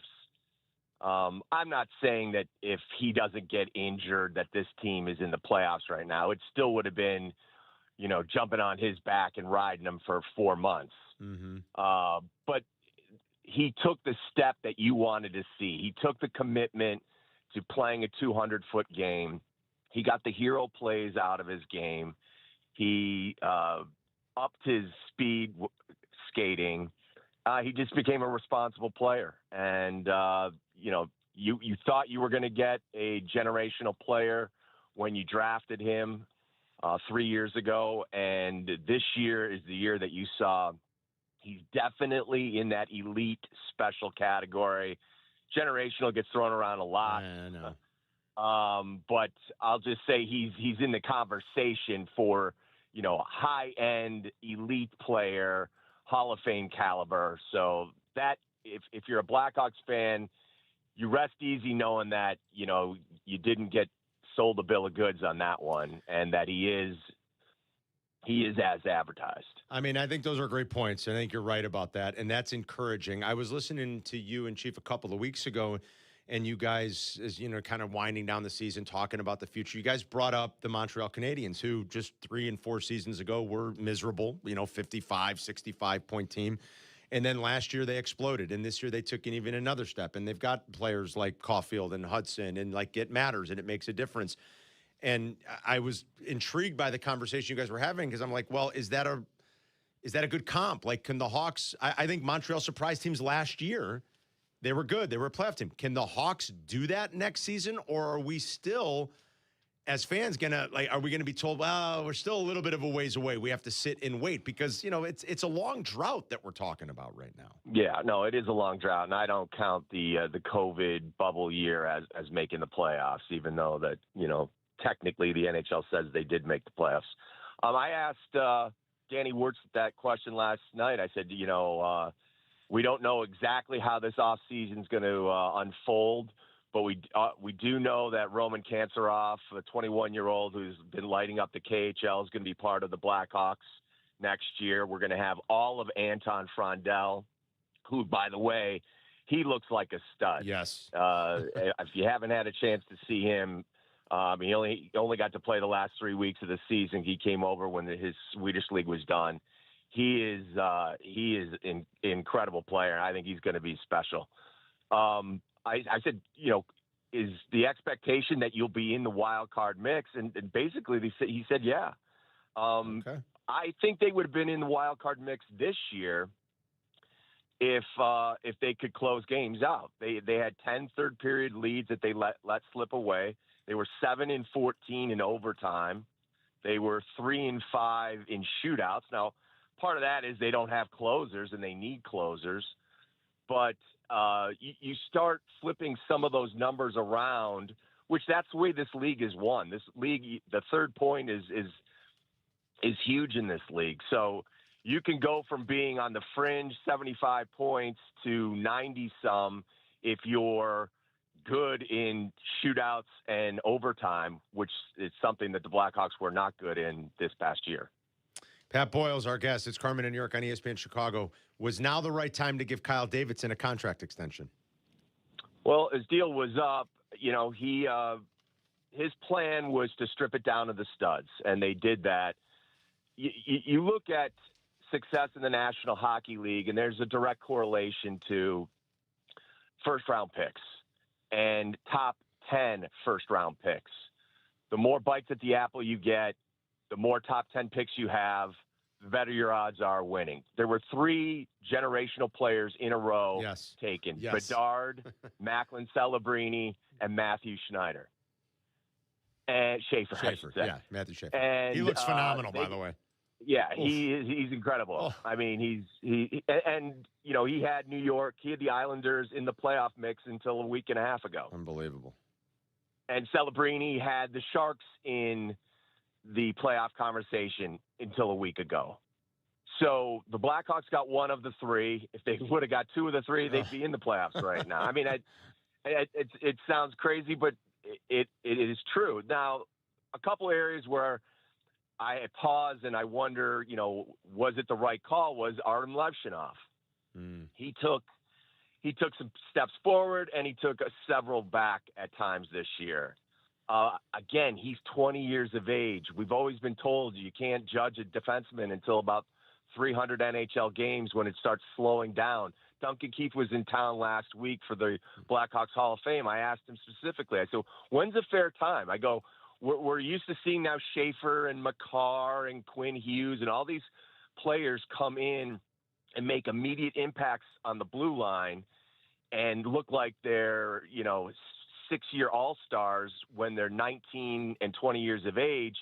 And then when your 20-year-old, your number 2 or number 3 overall pick plays in the National Hockey League, you're expecting the same thing. And realistically, he said most defensemen don't reach their potential in the NHL until their late 20s. Duncan said he didn't play his best hockey until he was 30. So, it's a blessing and a curse. You're playing at age 20 in the National Hockey League. You've got a lot of skill. But when do we decide to judge your ceiling? Is it in age 21, or do we have to give you, more time? And this past year, I think Artie Levshunov, again, he's gone from Green Bay in the USHL to Michigan State to the AHL last year to the National Hockey League this year, and he's 20. Yeah. It's a lot. It's a lot in 4 years. Don't speak the language. The game is really, really fast for him. So I thought that the Blackhawks blue line was the strongest unit organizationally. And this year, because I watched these guys every night and they're 24 and under, there were several times where they kind of hit a wall and things broke down. And the last 2 weeks of the season, with Connor Murphy out of the equation and Matt Grzelcyk also out, and it was relying on those young defensemen, they really showed the holes that they had. So you got to have some patience. It's not what Blackhawks fans want to hear. I would say next year, realistically, wild card scenario, and then you're looking for this team to take a real step at a championship in 2 to 3 years. But for that to happen, guys, they got to go at. They've got to go and find a disgruntled elite veteran. Yes. They got to go after Brady Tkachuk or Austin Matthews, and they've got plenty of draft equity. They've got these players like the Levshunovs, like the Nazars, and on and on and on that they could deal for one of these players. And I think that's the route I would like to see them take this offseason. Go get Brady Tkachuk and bring in a veteran presence that plays that grit style, that can play a 200-foot game, that sets the tone in the locker room, and that is an elite player. Amen to that. Listen, and we know you got to run because you got to get to this media availability. But let's, after the lottery and stuff, and, when we can talk a little bit more about, free agency and what you just mentioned, because I think that's a great point. Let's talk again later in the spring and, set up maybe what the offseason could look like for them. All right, PB? Sounds good. Hockey show tonight, 7 to 8. Barstool Chief and myself putting a bow on this. Is tonight the last one? Yes, it is. If it's on next year. Okay. 7-8 tonight. Pat Boyle, Barstool Chief. Thanks, buddy. We'll talk to you soon, okay? See you, boys. All right. See you. There's Pat Boyle on the Yuengling guest hotline. I love what he said there at the end. Do that. Go get a disgruntled Austin Matthews. They've got 11 first-round picks in the last 4 years. I know. 11 first-round picks in the last 4 years. They've had a 1, a 2, and a 3. So it's not like they haven't picked where they needed to pick to find somebody that can do something. Well, they have. I mean, I think that's what we were saying. Bedard, obviously. I think Nazar's very good. He's got Nazar as a trade candidate. Well, you might need to use him as would you rather have Frank Nazar or Austin Matthews? Are you kidding? Who wouldn't want to have Austin Matthews? Well, that's what he's saying. That's about But the point is, though, Austin Matthews is going to become available.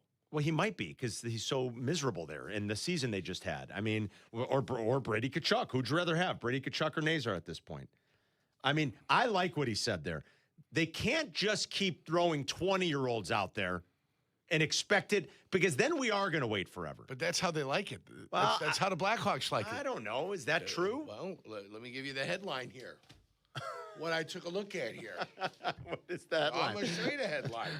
At least they win at the box office.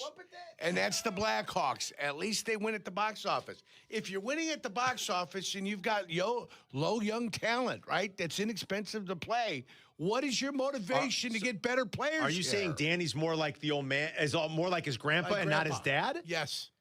Oh, I don't know if that's true. Yes. Yes. I don't know if that's true. Yes, 100% absolute sure. Absolutely. 100%. I would love. There it is, right there. This is, you know what, they're bronzing this. They're going to bronze it. They're going to put it up there so everybody can read it. At least they win at the box office. I like PB's point at the end there, and we'll talk to Pat again later in the spring, seriously, about like how they can maybe build it out, and if as the summer gets going and there are more trade rumors, and if like he said, one of those disgruntled guys becomes available, you're armed with all of these draft assets, and like Jurko said, all these first-round picks that you've had, and maybe you use some of that to get the kind of talent to surround Bedard, to surround Frondell, maybe still Nazar if he's part of it going forward. Those are the things they need to do, because my expectation is at some point, you got to be knocking on the door this time of year for a playoff spot. I mean, what are they, though? Like 4 for 9? 3 for 9 on those picks? I know it hasn't been great. I know. Like, was Korchinski a first rounder? Like that seems to have kind of stalled out. I don't know if Korchinski was a first rounder or second rounder. Forgive me. I mean, I got it up here. That seems to kind of have stalled out. But like, there's work to do. But I enjoy the conversation. The last hockey show tonight for the year with Pat, with Barstool Chief. It'll be after Waddle and Silvy later today. It's Carmen and Jurko. We'll be right back. You're listening to Carmen and Jurko on Chicago's home for sports, ESPN Chicago. White Sox play in the afternoon. If you want the Sox will still be available in our normal spot. ESPN 1000 and the ESPN Chicago app. And if you don't want to miss Waddle and Silvy, the Waddle and Silvy show will air on our YouTube channel. The best of both worlds. You will get Waddle and Silvy even when the White Sox are playing. So it's youtube.com at Waddle and Silvy. It's your choice. Waddle and Silvy. Watch them live daily 2 to 6 on YouTube.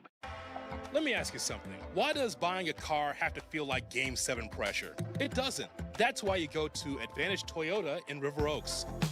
What's up, it's J Hood. You got a budget? They've got Toyotas that you want to drive. And here's the best part I appreciate. They keep it simple. No marathon sessions, no mystery math, just straight answers, real numbers, and a team that respects your time. Imagine that. Respect.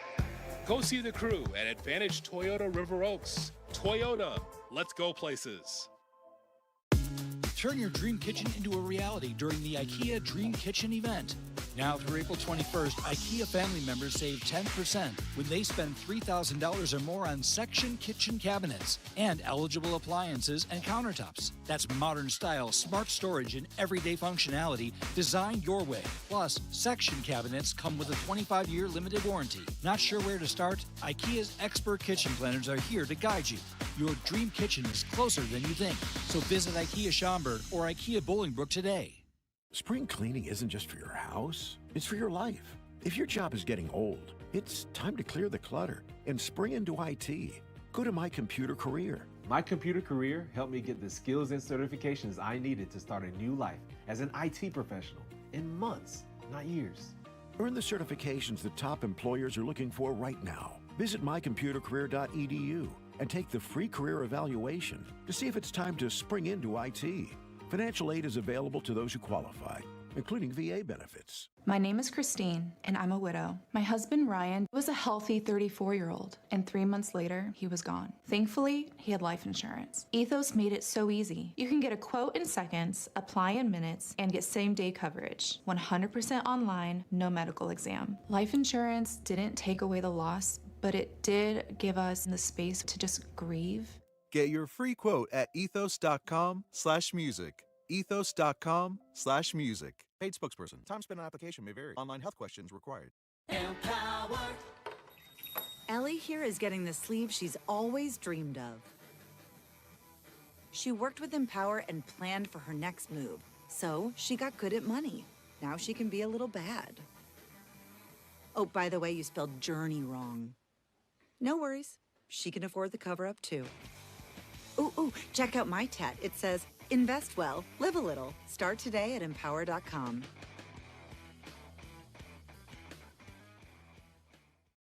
Rich Eisen here. For small businesses, every hire counts, and so does your time. Hiring can quickly become overwhelming, from sorting applications to figuring out who's truly qualified.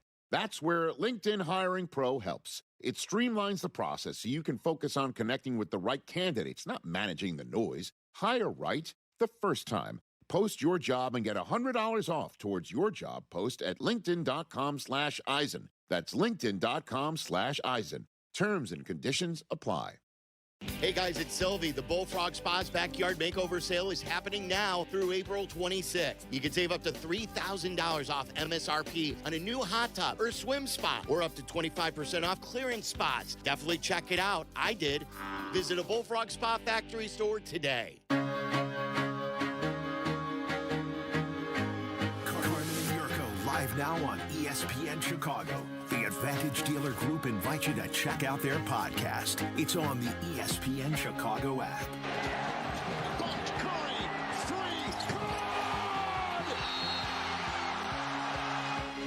How about Steph, man, last night? Cold-blooded tie game, hit that three. Yeah, if you're the Clippers, I don't know where you go from here. I really don't. Not that I care that much about where the Clippers that's their go, problem, not ours. But good luck to you. They were about a 5.5-point favorite in that game. Had a lead, couldn't hold it. Warriors win. Draymond, the old guys, they're all old guys. I mean, yeah, Gui Santos is young. Okay, Pajemski's young, but Steph, Al Horford, Draymond. Who's making plays in the fourth quarter yesterday for the Golden State Warriors? The old guys. Yeah. Let's hear it for the old men. Good for them. Right, Jay Moore? Let's hear it for us old guys. Not sustainable. Al Horford still canning big threes at this point in the playoffs. Al Horford drilling big threes for them. I shouldn't say it's the playoffs. It's not. But, like a do-or-die game. Their season's over if they lose. Draymond doing Draymond stuff. Unbelievable. It's good to see him out there. Unbelievable. Still productive. I mean, so much for Golden State waving the white flag. Remember, they were putting their guys on a restriction yesterday? Or like, who does that in a do-or-die game? Here's their roster. How do you put restrictions on when it's a do-or-die game? It was almost like, we're done. The run's over. Nope, guess not. The guys that are 30 and over on Golden State Warriors, you ready? 36, Butler. Curry, 35. Seth Curry's 35. Steph Curry is 38. Draymond, 36. Al Horford, 39. Gary Payton, 33. Porzingis, 30. Maron, that's old. Is Jimmy Butler 36 already? Is that 36, right? Yep. Age 36. Boy, that right makes there. me feel kind of old. I was like, wait, Jimmy's 36? 36, born in 89 with Marquette. Cow. Boy, time goes by fast. Doesn't that say? I was like, wait, Jimmy's 36? Holy jeez. Oh, now they're not in yet. They still have to play tomorrow. They have to go to Phoenix They've got to win, but guess they're still trying. 37-45 It was another good finish. I'm telling you, the playing games have been pretty good, pretty compelling. It was a good finish. Jimmy's injured, right? Jimmy's injured, yeah. Jimmy tore his ACL, right? Yeah, Jimmy tore his ACL this year. He's out. Those are just all the players that are 30-plus, that's Right. all. Yeah, they got a lot, and the old guys were doing it for them last night. It's great. Maybe I'm living in the past, but if Golden State goes up against OKC, I'm not saying they win the series, but they could win a game or two, right? I'd be shocked if they won 2 games. I'd be shocked, Jack. I think they will get absolutely obliterated. I don't doubt the power of Steph. By OKC. I think they would get obliterated. Yeah. Let's flag it, and we'll see in 2 weeks. If they win tomorrow, they got to go to Phoenix and win. And if they are even in, I think they would get absolutely annihilated by Oklahoma City. Annihilated. Porzingis, Horford, Draymond. I mean, and they could do it for a game or two maybe here, and maybe do it again tomorrow. But I don't think and I can't envision any scenario in which they are remotely close to competing in that series. just none. That said, give me, if I could watch 4 or 5 more playoff games of Steph, maybe at the end of the line in Golden State, he's still fun. Steph is still fun to watch. You saw it last night. He had 35. Right now, before we take a break, let's get our first qualifier of the day for the Woodford trip. All right, let's do it right now. You must be 21 or older. You must live in Illinois. If you want to join us on the bus trip down to Louisville and Versailles. Have to live in Illinois. Next month, May 11th through the 13th. Only 3 spots on the bus. We're qualifying 10 people this week. We're going to pull 3 winners tomorrow. First chance to qualify today, right now. Caller 10, you're in. 312-332-3776. That's caller 10. And again, you must be 21 or older. You must be a legal resident of the state of Illinois. If you meet those criteria and you can make the trip with us May 11th through the 13th, caller 10, you are in the hopper. Field Yates was on Waddle and Silvy yesterday. They talked some draft stuff. They also talked about Dexter Lawrence. And should the Bears be interested? I want to play for you what Field told the guys. I thought it was a good back-and-forth Q&A they had about the situation. We'll play it, and we'll discuss ourselves coming up next. It's Carmen and Jurko back in 2 minutes. You're listening to Carmen and Jurko on ESPN Chicago, Chicago's home for sports. Turn your tax refund into new countertops at Menards. Make this the year you check that project off the list. Countertops are the center of the home, and we offer stylish options with durability that will last for years. We can transform your everyday spaces into gathering places with custom craft countertops. Check out our kitchen showrooms in-store or visit menards.com and get a free design estimate. Plus, view our weekly flyer for more great deals happening now. Save big money at Menards. The Chicago Wolves wrap up their regular season against the Milwaukee Admirals this Saturday and Sunday at Allstate Arena. Can the Wolves end the regular season with a bang? It all starts Saturday with the first ever Wolves throwback night. The place is rocking. And it's the Wolves regular season finale on Family Sunday at 3 p.m. The Chicago Wolves regular season finale weekend, Saturday at 7 p.m. and Sunday at 3 p.m. My name is Christine, and I'm a widow. My husband, Ryan, was a healthy 34-year-old, and 3 months later, he was gone. Thankfully, he had life insurance. Ethos made it so easy. You can get a quote in seconds, apply in minutes, and get same-day coverage. 100% online, no medical exam. Life insurance didn't take away the loss, but it did give us the space to just grieve. Get your free quote at ethos.com/game. Ethos.com/game. Paid spokesperson. Time spent on application may vary. Online health questions required.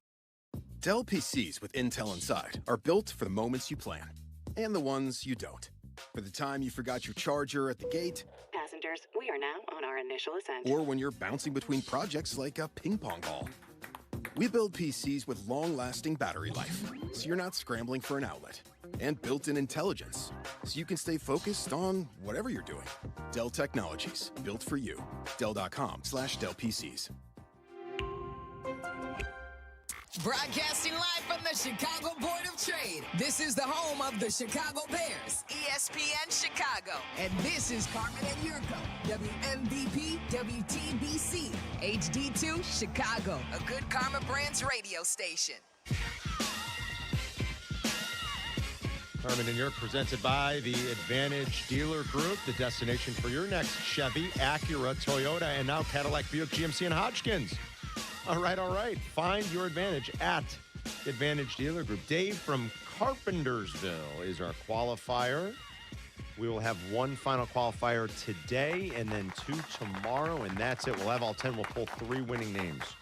Mañana, as we wrap the week. We are 1 week away, Jurko, from the NFL draft. I have a new mock draft for you. We told you another one. Mel Kiper's yesterday. We're going to go over Todd McShay's at the Ringer coming up in a little bit here. I think he just updated this yesterday, too. He's got the Bears making a move for what it's worth. So we'll talk about that in a few seconds. But first, I want to replay something Field Yates said. We have the video of this, right, Jack? And we'll play the video if you're watching on YouTube and Twitch. Our stream this week is brought to you by our friends at Flossmoor Golf Club on the South Side. We love them. Great place. For inquiries, and if you want to talk about memberships, visit flossmoorgolfclub.com. Go to youtube.com/@Carmen and Jurko. Do us a favor, hit the like and subscribe button. You'll see Field Yates here, and I wanted to play a portion of the conversation he was having yesterday with Waddle and Silvy. This was based on not so much the draft stuff, but on Dexter Lawrence, because it appears he and the Giants are at an impasse. We talked about it during the brunch rush a little. I want to continue the conversation with you guys, but first let's play Field Yates. You guys listen in and then tell me what you think. This was the conversation yesterday with Waddle and Silvy. I think it's a day 2 pick of some sort. And a new contract as well. You're going to have to furnish Dexter Lawrence with a new contract, and that's going to be much more than his $21 million he is due right now. Is that closer to 30 or is it closer to 25? I tend to think it's more in the $25 million per year range, with obviously some guarantees baked in there. He was not the same player last year as he was in prior years. His impact was just far less felt compared to where it's been previously. Was there a good explanation for that? Not really. Not really, truthfully. That wasn't in great shape either from what we hear, right? Field, he really wasn't in great shape. A little bit of buyer beware there for me. The Bears, and I think people probably know this, of course, by now. The Bears are right there at the bottom in terms of cap space available. They have so many cards they can play if they want to create cap space. Yeah. It just comes down to, so it's not like Dexter Lawrence couldn't be acquired within the cap. It's just going to, that will incur some dancing, some cap dancing by the Bears, and it would be, obviously a significant acquisition that they would be making there. I tend to think, I think I'd rather play the draft cards here than make a trade for a Dexter Lawrence if I'm the Chicago Bears. I know that this is not fun in the moment, but we're a year away from Caleb Williams being extension eligible. And what's that contract look like, guys? I mean, it's got to start with a 6 at least, right? $60 million. Roma Dunze will be extension eligible a year from right now. Joe Tooney will be going into the final year of his contract. Darnell Wright's going to get a new deal at some point. I know it's crazy to think about this, but this is what every front office is doing. But, are you guys going to be surprised if 2 years from now, Colston Loveland's the richest tight end to ever play professional football? Because I won't be based off what we saw this season. I hope he is. So I'm not saying the Bears won't do anything. Of course, they're going to do things between now and then. But every time a name comes up, I do think about the bigger picture puzzle. I like what Field was talking about there, and I like a little buyer beware for him on Dexter Lawrence. We talked about it yesterday. We said, would it be worth the 60th pick? You'd basically be swapping out DJ Moore for Dexter Lawrence, and would that help the Bears? Yeah, I think you can make a pretty convincing argument it would. Would you be okay with that? We were like 60-40-ish, yes. What still gives me some pause and some reservation is the fact that you do have to pay him. And where is that money coming from? And you don't want to rob Peter to pay Paul. Let's use all the old you can use them all. Cliches. And I think he was laying it out for you of what, they're looking at down the line. I think the most important thing he said was what the value for him is in the trade. Yeah. That it wouldn't be a first round. It would be a day 2 pick. It would be maybe a day 2 even a third rounder. Yeah, it could be. And I always told you that if there was a demand for Dexter Lawrence, he'd be traded already. Because there's not a demand for Dexter Lawrence. Now you've got to find what the right fit is. If you're not going to sign him with the New York Giants, what are the Giants willing to accept for a guy? Now they balance losing the impact of a guy that's been pretty effective for them over the course of time. Even when he didn't have the stats last year.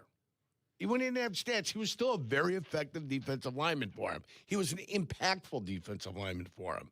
So even without all that, whatever they want to talk about, right? He's still a damn good player. So what would they take for him, right? They'll have dead cap issues. Yes, they will. What would they take for him, okay, set against him being lost in the middle and how much of an effect that would have on their football team? So when they find out what they're going to be happy with and what they'd be willing to settle for, that's the first time you could even think about getting this guy in. Now, what was he making? 26? His average, his AAV, he signed for a year, 87. It was $22 million a year, basically. Yeah. Does he want more? Of course. Is it the $25 million? Is it the $26 million? Yeah. Is it the $30 million that he might want that he's not going to get? No. Maybe. But does that deal get done before he ever leaves? Or is that deal agreed upon before he ever gets here? That's your question mark that you have. I think it would have to be agreed upon before he ever gets here. And, what is... I don't think he moves. I think he stays. I don't think anybody's going to offer what the Giants think he's going to be worth. I don't think he ends up moving. I think the Bears take some swings here. Hopefully it works out a little bit better in terms of finding a pass rusher. It's not something they've excelled at, let's face it. and this is over multiple regimes, unfortunately, is just not something they've been very good at. I think there's a better chance he moves before the trade deadline during the season. You think so? If he's healthy. But they would, well, maybe. No, I'm serious. If New York Giants are muttering around at about 2-8, 3-7, they've got depth at the defensive tackle position. If they're willing to move on from him, there's a rash of injuries that are out there. I could see them moving him before the trade deadline. And then somebody how had long injuries. It could be. I mean, that's the only scenario I could see. He could be destined for a holdout this summer, and would that spill into the season? Probably not. So it's not my concern. Right. My concern would be if I'm interested in him and I don't want to give up what I want to give up right now. You wait till later? I would wait till later to see, first, what did I draft? What did we develop? What does my defensive line look like? And then if he's available, if they're shopping him, if they're saying there's a possibility, would I be able to give as much or a little less at the trade deadline to be able to bring him out here to solidify the position, kind of revitalize him, bring him in a new area with a winning team to see what that's all about? And then you absorb it for that year. And if you want to rework something, you rework it after you say goodbye to Dio and after you say goodbye to Grady Jarrett. In the offseason. Yes. Where you got would some address more money. Yes. So that's to me, that's a better picture for the Chicago Bears. 312-332-3776. Should they take a swing here, or is it better? Is it better in your mind for them to sit back, keep their draft picks, try to do as best he can this year, and find a pass rusher somewhere in the draft? You want Todd McShay's latest mock draft? This will be the last one. Yeah. Draft's a week away. Yeah, He's got the Bears moving up a few spots. Todd McShay has the Bears going from 25 to 22, making a trade with the Chargers. The Bears trade number 25 and number 129 to the Chargers for pick number 22, and they draft, Purdue fans will be happy, Dylan Thieneman, the safety who started at Purdue, finished at Oregon, and is one of the best pure athletes in this draft. Now, you say, best athlete, fine. Is he going to be one of the best football players? That's what ultimately has to happen. But a lot of good tape, a lot of productivity, a ball hawk. He's a very intriguing prospect. Most people have him gone by the time the Vikings pick. And that has been what I've seen more than anything else in these mocks, is Dylan going to the Vikings. McShay's got the Vikings taking Denzel Boston, adding to the wide receiving core, which is already pretty impressive. How about that? And then a lot of people have, if it's not the Vikings, it's the Panthers with pick 19. McShay doesn't have Dylan Thieneman going to the Panthers either. He's got Kenyon Sadiq coming off the board there, the tight end out of Oregon. And then the Bears see him sitting there at 22, don't want to wait anymore, make a trade up and get a safety. If the Bears trade up to get a safety, I can imagine what the phone calls are going to be like a week from Monday. I'll be here for the party. I won't rage against it. I honestly won't. I won't rage against anything when it comes to this draft. As long as it's not punters. As long as it's on the defensive side of the football, I don't have a problem. Yeah. As long as it's not punters, I'm always willing to, if you're going to sell me your vision, all right, I'll show me you did well. Make it work. Show me you did well. And I would understand the attraction here to drafting an impactful safety like that, considering you just lost two. And at one time, you might have thought Brisker was going to be the answer for you. You deemed it's not a long-term answer. So I wouldn't rage against it. I wouldn't hate it. Again, he's been a very productive ball-hawking type of player with good tape, good productivity, all the things you want, and he is a phenomenal athlete. Just phenomenal. So I wouldn't rage against it. And again, you could convince me of your vision here. 312-332-3776. Bears fans, if you have a thought on that, if you would go nuts if they traded up for a safety, if you'd be okay with it, and if there's a position that would aggravate you. Jurko said as long as it's on the defensive side of the ball, he's happy. So if it's a wide receiver, you're not so happy? No. And if they take an offensive tackle, then I know something's wrong with our guy. Trapillo. Waddle was trying to figure out, like, what is the return rate here for guys for O-linemen that suffer that injury? You know, can we get some could we get some good concrete data on that? I mean, I bet we could. We could even maybe ask AI to assist us on that because they could just start pulling, you know, quickly, more rapidly than we could from some source data that might be out there. What was Mark Colombo's injury? Or do you remember? It was so long ago. Was it a patellar tendon? It may be. Hold on. But he played with the Dallas Cowboys. I was going to say, it never worked here. Right.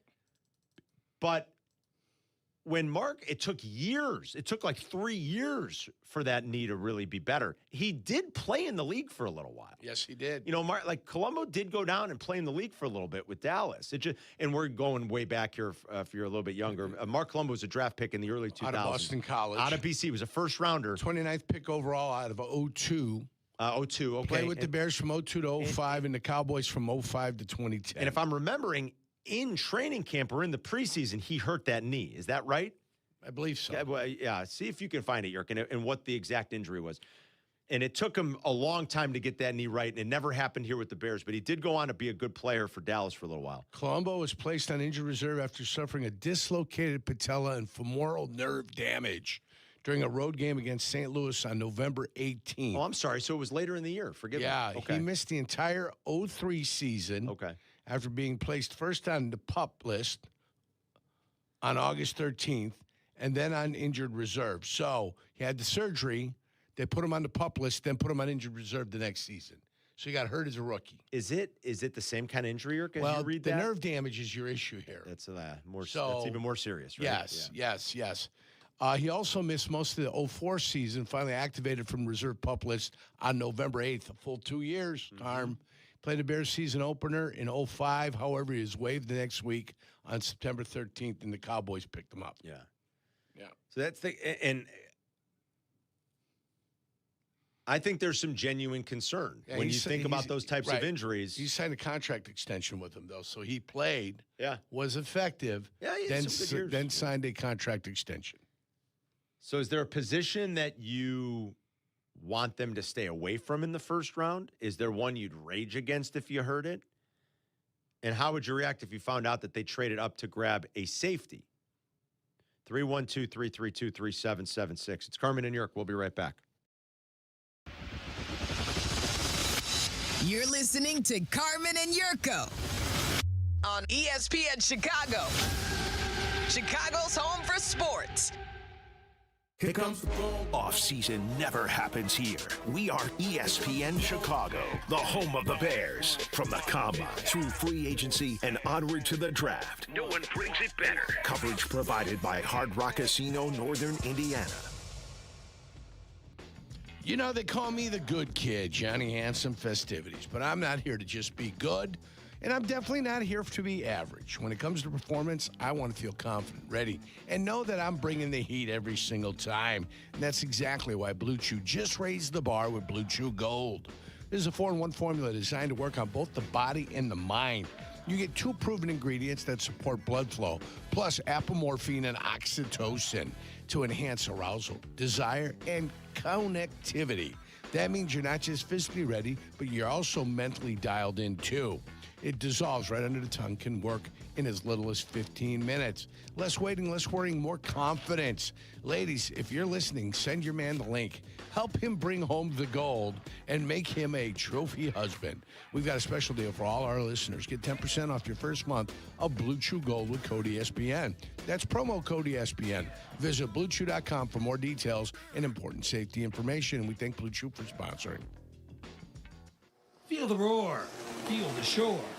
The X Insurance Great Lakes Grand Prix, July 27th through August 2nd in Michigan City, Indiana. Come out for high-speed offshore racing at Washington Park on the shores of Lake Michigan. Free entertainment for the whole family. Celebrate at the opening ceremony, boat parade, block party, kids' day, and free race viewing on the beach Saturday and Sunday. Take your stay up a notch. Tee off at the golf outing. Enjoy exclusive VIP experiences and raise a glass at the Brewfest. Tickets are on sale now. Race over to GreatLakesGrandPrix.com.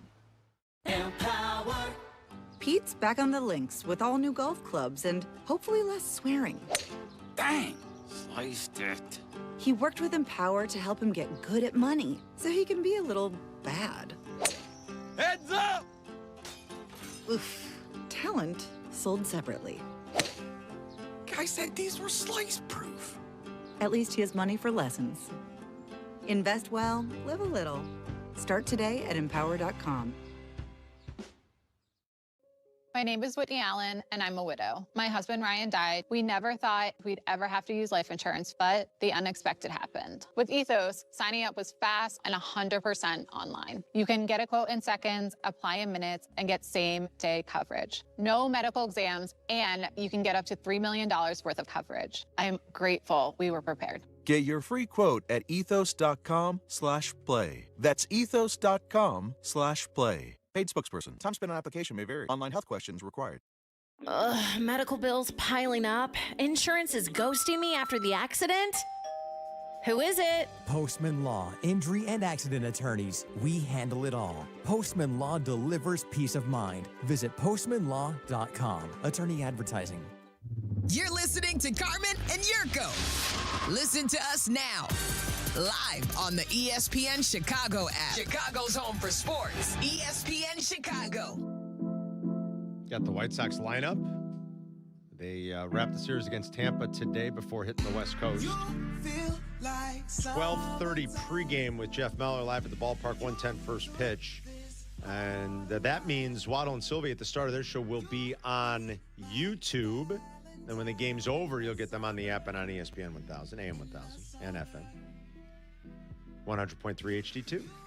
Peggy is in, by the way, today for Waddle. Waddle's out golfing with a bunch of his old college teammates and buddies. They're down in Florida for the weekend, a nice long weekend. So Peggy is in with Silvy today. Here's the White Sox lineup. Miguel Vargas leads off Yerk and plays third.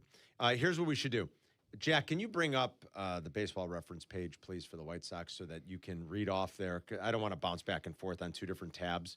So can you, as I read off the name, can you please give us their on-base percentage? Okay, can you give us the on-base percentage? Okay, you ready, Yerk? Yeah, for which team? Let's have some. What do you mean for which team? Go ahead. I'm ready. For the White Sox. Okay. I mean, are you doing, like, I don't know. He's never paying attention. Like, he's I looking, am paying attention. He's showing me maps of morel mushrooms. That was like He's got a big afternoon. I don't That was 25 minutes ago. Like, go get the morels after work. That was 25 minutes ago. I didn't understand what Jurko was doing this afternoon until recently when he going explained morel it to mushroom hunting. More on that in a hold on. Hold that thought. Let me just read this. on what we're doing here, Right. but I guess No, you're not. Yeah, I am. Miguel Vargas, read up. As I read off the lineup, Jack McGrath is going to read you their on-base percentage. We'll get a good laugh. Miguel Vargas will lead off and play third. 296. I'm OBP, not batting average. These are their 296. on-base percentages. 296. 296.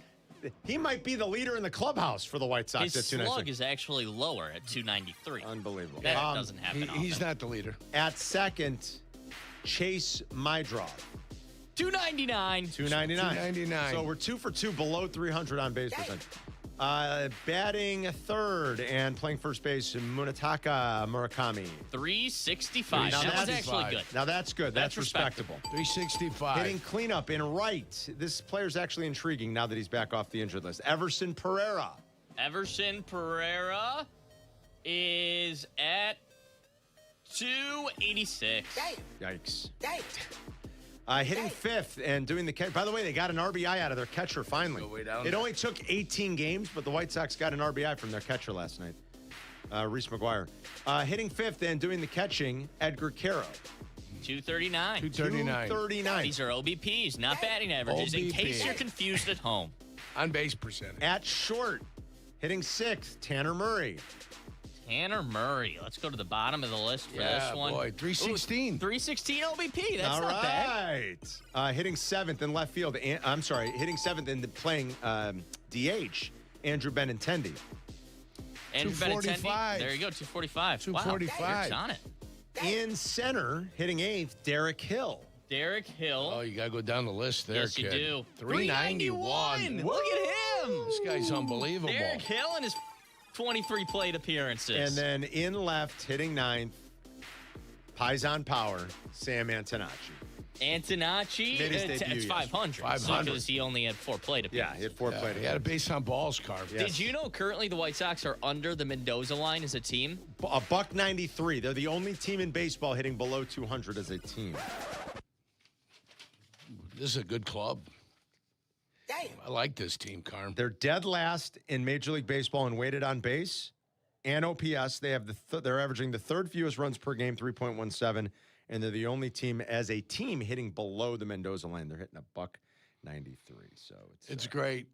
Needs some offense. The guys that are qualified for stats, Chase Mydroth is their leader with 203 batting average. 203 batting average. Now your home runs get 5. That's not bad. Ribbies are 9. OB is 365, and then hits, total hits. Total hits. Like, So wait, somebody going to get 200 hits this year? They got 12 hits. Their leader has 12 hits. Amongst qualified batters, you're saying their high man is at 203? 203 is their high man. I mean, Carm, when you go at just batting average, there's 203 for the guys that are in bold. It's 175, 155, 179, 170, 178, 146. I mean, those are your batting averages, Carmen. I know those are overrated. Right, and that's an old stat that only Billy Buckner and Bill Madlock cared about. But, like, 203 is still 203, though. You're like at the same time. Like, when you're hitting 203. He's your leader. Hawk used to, say, well, he's hitting a hard 203. I'm not so sure. Hawk, I don't think there's such a thing as a hard 203. Hard 203. I think if you're hitting 203, you're hitting 203. You know, I bet you could find teams that have more than 110 runs scored right now. 20 games in. What are we, 20 games in maybe? 17, 18 games in. The White Sox have 110 total hits. Oof. 110 total hits, Carm. Yikes. So you're saying the offense isn't very good. Is that what you're saying? I'm telling you, there are 4 teams with 100 runs here. Yeah. The Braves, Astros, Dodgers, and Twins. The Twins are the surprise. They all have at least 100 runs. Yeah, 105, The Cubs are at 106. 94. You're getting there. The Nationals are at 99. I mean, if you're going to ask. So the White Sox have the fewest hits by, they're 12 fewer than the next team. Yeah, they only have 110 hits on the season. It's not very good. No, it's not good. But you know what that means? Things can only get better. Once Rock Chalowski and Brady Montgomery come up. Things can only get better. Well, they haven't even drafted Rock Chalowski. Yeah, Rock's not coming up. You got a ways to go before we see Rock Chalowski. You know they're going to mess that up. No, stop it. Yeah, you know they're going to mess that up. You better stop. They will not take the kid from UCLA. You better stop. They're eyeing a guy that plays up in Anchorage, Alaska. You know who's killing it in college right now with a Chicago connection? And I mean killing it. Who's killing it? At Arizona State. Do you know who's on track to be a 4th-generation big league player? One of Reggie Jackson's kids. No. Jerry Hairston's nephew. So it's Jerry's brother, Scott Hairston, who also played in the big leagues. Sure. Jerry's nephew is, I'm blanking What's on his name? Spanky Hairston? No, it's not. It's Scotty's son. He is killing it at Arizona State. Killing it. Sam Hairston, the grandfather, was, I want to say, one of the first black players to ever play for the White Sox, if I'm not mistaken. Minnie Minoso was the first person of color to play for the Sox. I want to say the grandfather was Sam Hairston. Of course, Jerry, when I was a kid, Jerry Hairston played for the Sox in the late 70s and the 80s. Jerry Hairston, who I went to high school with, who's from Naperville, who played... Landon, that's it. Landon Hairston. Jerry, who played in the big leagues forever. I mean, Jerry played parts of probably a dozen or more big league seasons, if I had to guess. Won a World Series with the Yankees in 2009. His brother Scotty also played in the big leagues, and now Landon is killing it at Arizona State. So I don't know where he's going to get drafted, but the White Sox better be taking Rock Chalowski. Maybe they'll take LeBron. Take LeBron? Yeah, Justin LeBron. He's the 3rd-ranked prospect. Oh, I don't even know who is that. He plays for Alabama. He's the shortstop for Alabama. See, I don't watch a lot of college baseball. Justin LeBron? That's a pretty cool name. Oh, they're going to take Rock.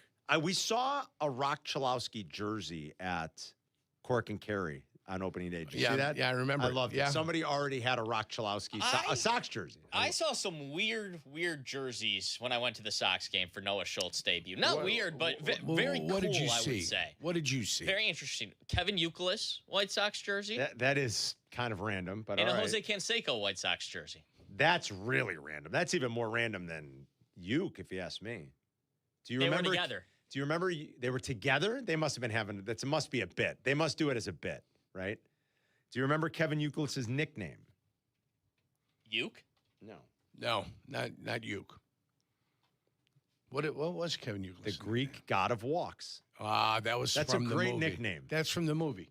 Well, that's what like Theo and Jet, I think, Right. dubbed him that, and it stuck. The Greek god of walks. That was like early days of Moneyball and on-base percentage and analytics and things like that. So, by the way, is UCLA's winning streak still alive or no? No, they lost. Okay, so the 27-game winning streak is over. They got shut out by UC Santa Barbara. So the UCLA winning streak is now a thing of the past. But what a run that was, speaking of Rock Chalowski and the White Sox. And I would assume he's going to be the number one overall pick. The Blackhawks have the second best odds, Yerk, of winning their draft lottery. Is that what they do? Yeah. The second best? I'm assuming they do. Too many of our teams have picked way too high in the draft in recent years, bud. Yeah. Way too many. Thank God the Bears are trending in a better direction. It's nice seeing them picking 25th. You know? Too many of our teams have picked way too high. And the Hawks are right there again. But if you win it, okay, great. At some point, you got to do something with all this, though. Yeah, you got to start playing better hockey. Morel mushroom season, is that right now? That's why Well, you're so we're excited getting about there. today? We're getting there. You're really. going today? We're going today to do some scouting. Oh, so you might not actually get any? These guys have already gone scouting a couple of days now, and they found a handful. When they come at you strong. Do they? That's what I'm going to tell you. Don't talk about this like this is just something people do. What are you doing? You're hunting for morel mushrooms? Does it every year. Every year at this time of year. Late April. He was looking at maps earlier today. I'm not joking. He was showing me Who maps. makes the maps? Late April, early May. Other People morel report it. mushroom hunters. So they show you. Why don't they just take the mushrooms for themselves? Why would they give you a map? Maybe they're trying to mislead you. They're trying to let the world know where the migration is happening. Do you understand what I mean by the migration? It's not like the mushrooms get up and they walk. But what happens is when the weather and the atmospheric conditions are right, they produce the mushrooms. So when you see it, and I showed Carm the map of the state of Illinois at the on March 25th, and there were just a handful of sightings. And now you take a look at the map of Illinois, the whole state's pretty much filled up, and you're getting a lot of activity up here. Very true. In the northern sector. So why do you go mushroom hunting? Have you Why ever not just buy mushrooms at the store? Can't buy morels at the store. Yeah, morels. You're not going to buy morel mushrooms. And if you buy morel mushrooms, they're outrageous. They're dehydrated. You got to rehydrate them, and they're pricey. Yeah. So why not find them if you can find them instead of buying them? At the store, you're buying button mushrooms or baby bellas. Porcinis, What's so great about these portobellos, mushrooms? The flavor. Yeah, morel mushrooms are great. The flavor. And they're uniquely shaped. They look like they almost look like a pine cone. They do look like a little baby pine cone. Like a baby pine cone. They're delicious. They're very meaty. They're very earthy. They're very delicious. They're very delicious. If you get a bunch, will you bring some in and we can make like a mushroom risotto for everybody? If you'd like to make, I would give them to you. Yes. So you could take them home and make a yes. I think we should do it here. I don't think you can. You can't cook in here. I'm gonna talk to Danny. We have a kitchen. I'm gonna talk to Danny. You have all the kitchens in the We're world gonna you get want. one of those portable, plug-in stove tops. See what we need? We need a plug-in stove. Yeah. And we don't have a stove here. Have you ever tried to make risotto? Do you know how difficult it is to make a risotto? It's not that difficult. Well, it's not that easy either. It's not. I mean, if you don't work it, it's not going to be as creamy as it's going to be. You got to work it. You got to work this, kid. You ever made a risotto? Can't Never made a risotto. Can't leave it. Can't leave it be. Can't leave it be, my friend. You got to work risotto. You can't just fall asleep and go read an article about Nico Hoerner. No. I mean, that's not going to work. You know what you got to work your risotto, baby. You know what he's doing to Nico Hoerner. I'll send a more picture than just out. reading an article. If I find one, I'll send a picture out. These guys are like, well, Yerk, where are you going to go? I can't tell you where I'm going to go. Jack. I'm like, what the hell? Boy, you see a guy that hunts morels, you'll nothing out of them. No? They are locked up. They've got their spots. All right. And these spots have been developed over the course of the last 20, 30 years. Bring me a few. I'll make some risotto. I'll bring it in for you then, too. I'll do the best I can. How do you know they're not like special mushrooms? Because those grow on cow poop. The special mushrooms. Yeah, the special ones? Yeah. My grandfather used to forage for. It's an old European thing, I guess. It's an old European thing. My grandfather used to go out and forage for mushrooms. That's right. You know, not just morels, like all kinds. Yeah, do you want some of those magic mushrooms? I can get a hold of some of that for you. And Jackie boy, you want some of them? The magic mushrooms? The magic mushrooms, no, yeah. Not for me. You go to weed stores now, they got chocolate bars. They got plenty of mushrooms in it, kid. You'd be giggling like a schoolgirl back there. Yeah, but I would, 45 minutes. I would wonder, like, I'm like, who knows where he's getting these from? And I'd be like, Grandpa, are you sure? He's like, it should be okay. I'm like, should be. I'm Should like, be okay. All right. Are you sure you're not going to get sick or they're not poisonous or anything? He's like, what are Like you I talking said, about? I'm probably a little be bit all right. early, and it'll pop in about a week. I mean, when I mean pop, I mean it's going to pop. You know, things are going to be everywhere. You'll be seeing these things just once you see one. Like I've never seen one in the wild. Once you see one, I got my head on a swivel when I walk sometimes, because sometimes you go by somebody's. What do you mean you've never seen one in the wild? Wait, have you never actually found one? Stop. Of course, I said the first time. Oh, the first time that I ever saw one. Got it. Because when you see one, usually there's a handful around it. Sure. Do you know what I'm saying? They're not lonely figures. Right. They got buddies around. Yes. So when you see one, then all of a sudden you look on the floor of the forest, and now all of a sudden it's like, wow. Tell me. Where did all these come from? What do you mean it's going to pop? They pop. Pops. Mushrooms come out of the ground. There you go. Tell me this guy isn't the most interesting man in the world. Like, I dare you. It's fun. I mean, he's not- It's fun. You know what else it is, Carmen? Like, Yurko's going mushroom Camaraderie. hunting. It's camaraderie, I too. know, yeah. Tell me he's We're not out there on the hunt, in the wild, foraging for our subsistence. I mean, it's fantastic. He doesn't always drink beer, but when he does, he drinks Flight by Yingling. It's gonna be fun. I gotta change of clothes too. You can't go out. I got jeans, socks. I got boots. You're gonna put on. I got a long sleeve shirt. You don't want to get ticks. I don't want to get a tick. I don't get Lyme disease. You know what I'm saying? Thank you. But there's a slew of mushroom hunters out here in the state of Illinois. And in the fall, you go out for hen of the woods. Yeah, the hen of the woods Hen are of the woods, really real massive, sought after. beautiful. Oh, absolutely Delicious. fantastic. You should bring Chauncey with. Is Chauncey coming with? Chauncey, I question his fitness level and his ability to be able to walk miles upon miles upon miles. I just do. I mean, I question it myself. Listen, there's a question when I go golfing and I had to go to Scotland, I had to walk 10 rounds or 9 out of 10 rounds. They questioned my ability to be able to do it. Why? Because of my age and my physical limitations and my past injury history. So when you get old, like I am, like Chauncey is, it's not that easy to go foraging in the woods looking for these mushrooms. My grandpa was doing it when he was like 85. Dad, your grandfather was spry. He was spry. Young, He was. thin, Italian. He was. It's true. You know what I'm saying? Yeah. I've seen your grandfather. He pictures was. of your- Come on, Carm. That's very true. He was spry. He was spry. Me and Chauncey, we got a little You're battle not with so the waistline spry. every once in a while, you know? Not all the time, but the waistline is a battle. We got the Brunch Rush coming up next. It's Carmen and Yurko. We'll be right back. You're listening to Carmen and Yurko on ESPN 1000, Chicago's home for sports. ESPN's The Hot Hockey Show. Ready to rock the rinks with Chicago's best hockey knowledge. Brought to you by Chevy Drive Chicago. The Hockey Show, Thursday at 7 on ESPN Chicago and the ESPN Chicago app. This is your White Sox Minute. I'm Len Casper. While the Sox dropped Wednesday night's game to Tampa Bay 8-3, they saw another exciting Major League debut from one of their top prospects.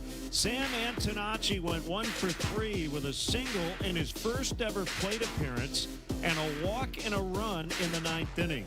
He also made a great diving play on defense at second base. Today, the Sox try to salvage the series finale. First pitch at 1:10 p.m. Sox fans, our sweet flash sale ends tomorrow. Lock in your summer outing to receive up to 35% off a 20-person suite on select games and enjoy a game day tailored to you with customizable food and beverage options. For more information and to purchase your suite, visit whitesox.com/flash sale. This has been your White Sox Minute. Apt, your #1 destination for the home for 90 years, has everything you need to furnish your home. Explore their newly expanded furniture department with stylish, comfortable pieces for every space in your home. With beds, sectionals, dining tables, and more, their showroom offers high-quality furniture from a wide range of brands. You can also get assistance from Apt's design experts, whether you're furnishing a single room or your whole home. For free and home delivery, professional installation, and complete satisfaction, shop where I shop at Apt. Pleasing people since 1936. Save big money on your next painting project at Menards. Pristine interior paint and primer in one is Dutch Boy's best hiding and most durable paint. It delivers a smooth, elegant finish while providing maximum scuff, stain, and mark resistance. Save big money on Dutch Boy paints and get your painting project started today. Plus, check out our weekly flyer on Menards.com for more great deals happening this week. Save big money at Menards. Empower. After wanting one for years, Kevin is finally enjoying his new hot tub. This is the life. He worked with Empower to help him get good at money, so now he can be a little bad. Oh, no, not my phone. Oh, Kevin. Kevin's phone may be in hot water, but his finances aren't. Invest well, live a little. Start today at Empower.com. Progressive presents ways to save money that aren't bundling your home and auto insurance with Progressive. Thanks again for taking me to the game, man. I can't wait to get in there. By the way, what's in the bag? Oh, I bring my own hot dog and peanuts. Saves a ton. Savvy. And what about the beach chairs? Why buy seats when you can save big and bring your own? We can't get in without tickets. Tickets? What do you think the portable TV is for? Don't save money pretending to go to the game. You could save hundreds by switching to Progressive. Get a quote at Progressive.com. Progressive Casualty Insurance Company, affiliates, and other insurers. Not available in all states or situations. Prizes, flyaways, even cash money. You want it? We've got it. Find a list of all contests and official rules by visiting ESPNChicagoContests.com. That's ESPNChicagoContests.com. This is the Carmen and Jurko Show, brought to you by Advantage Dealer Group, the destination for your next Chevy, Acura, Toyota, and now Cadillac, Buick, GMC. Find your advantage at Advantage Dealer Group, ESPN Chicago. Time for the Brunch Rush, brought to you by the Village of Elmwood Park. From first-class events to unforgettable food, Elmwood Park is where community and flavor come together. Once you're here, you get it. All right, Jack McGrath, where are we starting? We are going to start with this graphic that Caleb Williams posted yesterday on his Instagram. It was P. Crow Armstrong, Caleb Williams, Connor Bedard, and Matas Puzelis on Mount Rushmore. Now, I get it. They're the young Mount Rushmore of Chicago. They're the young guns. I think it's a little early You think? for a Mount Rushmore graphic You with think? these guys. Haven't accomplished very much yet. I think you're right. Which one of them has the best chance to be a permanent fixture on the Mount Rushmore? Caleb, PCA, Bedard, and Matas. Your team forgotten again. There's only 4, Jurko. The White Sox forgotten again. I love it. There's only 4 my here. God, Well, I mean, there's nobody. Who would you put? I There's feel nobody. for you. You'd put Colson or Teal, but Yeah. Who's got? You think? Hey, Schultz. you're so Could put Schultz. adamant about Caleb, huh? I think it's Caleb number 1. I think it's Bedard number 2. I think it's Bedard. And I think it's close. Then it's PCA, and then it's Matas. That's a good look. I would agree with your last 2. I think it's But Bedard. don't they have Crazy Horse over there on a different mountain? They do. In South Dakota. Can we put a White Sox Could you there? put the White Sox over on Crazy Put Horse? Noah Schultz over there? Yeah. What do you think? You know? Is that done yet, by the way, either Crazy Horse in South Dakota? I don't know, to be honest. I know they've been working on it. I know, yeah. What is And it? I don't know what that is. Crazy Horse is Yeah. the Indian chief. I think they've got him on his horse, too. So, I don't know if it's done or not, but they're chiseling it in South Dakota out there. It is. I don't know. Is it Yeah. here? Let me use it. Is it finished? Jay Moore, Yeah, here we go. Jay Moore just said something Is exceptional. it finished, Jay Moore? You put No, no, it's- you said you can put the White Sox on Mount Everest. All right. Yeah. No, it Lack is of not. oxygen. Construction is ongoing. Frozen. Ongoing. All right. For the Crazy Horse. It's meant to. Is it like the Sagrada Familia? Yeah, it's just going to the take thing that 150 years. It'll never be finished. Yeah. All right. I think that's a fun talking point, though. Look, Bedard has been a topic of conversation on the station a lot today. Kap, who is it, Jeff from Deerfield? They were getting into it. Jeff and Deerfield called Waddle and Silvy. Yeah. Kap didn't like it. All the guy said was, he's like, I think Cap's a little off. Like, on what? That Celebrini is better than Bedard. And then a caller called yesterday to Waddle and Silvy, said, Kap doesn't know what he's talking about. Kap got all offended by that, and he's telling Jeff to call in today. Jeff in Deerfield. Connor Bedard is the answer to that. He's got the most skill. He's going to be the best player that we've seen come out of the Hawks in a long time. And speaking of Kap this morning, you guys missed one part where he did blow off Bedard. What he said is, Connor Bedard is no Celebrini. And I lost my mind because I think he forgets or he doesn't know at all that Bedard was actually ahead of Celebrini in points when he got hurt. When he hurt his shoulder, he was third. He was behind McDavid and McKinnon and ahead of Celebrini. And had he not got hurt, he would have been there all year. So it bothered me when Kap said that this morning. Love your guys' show. Yeah, thanks, Jeff. It's just Jeff's opinion. Kap got mad. He said, I'll meet you for coffee. Call in. Then they were imagine disagreeing with him and having to meet him for coffee. No way. Here's something you won't hear me say very often. Kap is 100% right. Macklin Celebrini is clearly better at this point than Connor Bedard is. It's not even close to being a contest. He is clearly better. So how come Caleb isn't your number one? Connor Bedard. I still think Bedard is awesome. Yeah. And I think he has a chance to be very special, like Pat Boyle said, we throw around that generational term. I suppose Caleb is too. I mean, I'm very high on Caleb. Yeah, it's like 50-50.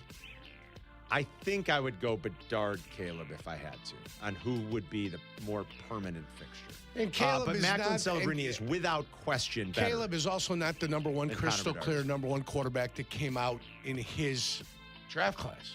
Yeah, but there's still debate out there, though. Barring tragedy. Nothing. Barring what? Barring tragedy, he's getting his second contract with this team. Okay, but what? So he's going to be. So he'll be on the Chicago. How about barring improvement? Is what he gave you last year enough?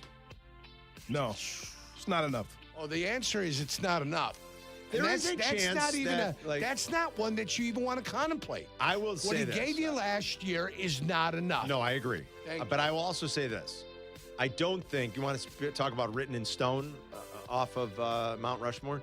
I don't think it's like, I don't think we've reached a conclusion where we could say, oh, Drake May's the best quarterback in the class. I think he's very good. He might be.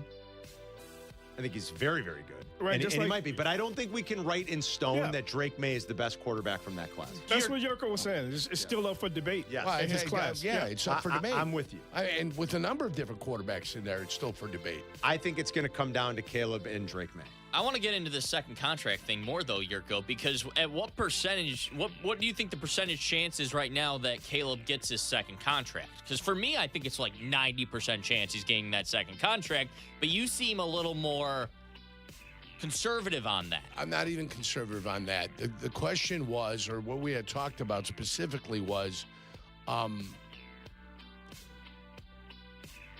between Bedard and Celebrini and between Caleb and whatever he's got going on in the competition with all the guys that are there. The second contract is not a debate.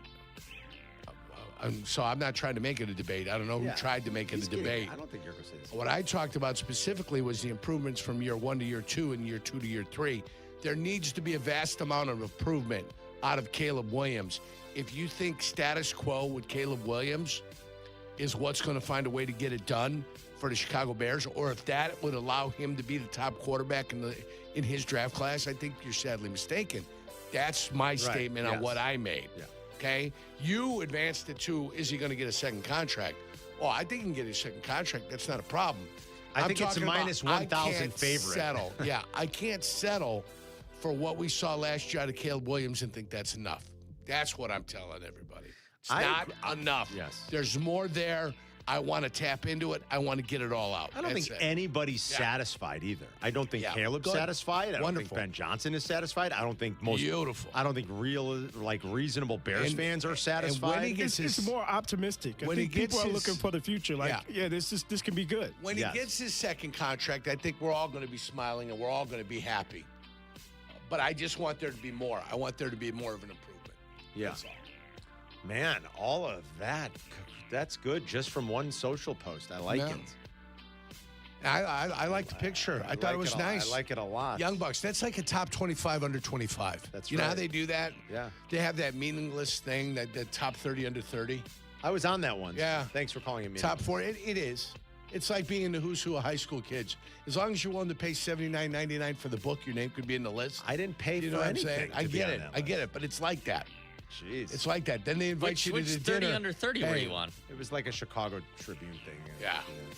Top 30 under Chicago, 30 in I don't remember sports. what it was. In sports. Don't worry, they'll come out again. I have 30 guys under there. What, Jack? What else is that? Anything else, or that? Shams is reporting that Luka Doncic and Cade Cunningham, with their 65-game appeal, they've won that appeal, so they'll be eligible for awards. All right. I love the rule in place that doesn't matter. Man. It's crazy. Okay. If you object, starting It's this slip, crazy. we'll let you. Okay, go ahead. You can get what you want. 170 million viewers they claim across their platforms. They said an 86% increase from a year ago in the regular season. For what? The NBA. That's what they were boasting about yesterday. An 86% increase in regular season viewership across all of their platforms, television, streaming. What changed? I have no idea. I know. I know what It's the changed. same. No. I know what changed. The ability to measure things. Is that it? Yeah. That's all that's changed. You never had the ability to measure stuff. Now you got the ability to measure things. So, it's an 86% increase over zero.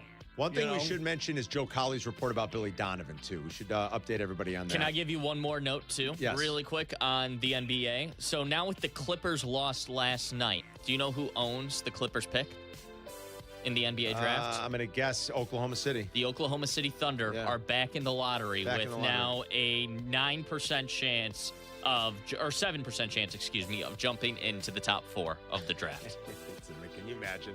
If they the number one team in the league and reigning champions. Like I said earlier when we touched on it, I don't know where the Clippers go from here. I really don't. I don't care either. I don't know if they'll keep Mathurin. I don't know what Kawhi will do. I got to be honest. I'm kind of sick of Kawhi Leonard. The whole thing. And I know he's been a wonderfully great player. I mean, he's really a great player in this league. But I'm just sick of the whole thing. Whatever happened with that? Remember at the start of the year where weren't they in some trouble? Didn't they realize that they were circumventing the salary cap by how they were paying Kawhi Leonard? Still underway. What could still be going under? How could you still be investigating that? How? Well, and I don't really care. Like I said, I don't care what happens to the Clippers. I don't know where they go from here in this organization. Beautiful new building, eccentric billionaire owner. They're still the Clippers. They're still. They are. My White Sox are always going to be an afterthought. The Clippers will always be an afterthought. Yeah, the Clippers had about a 5-year run.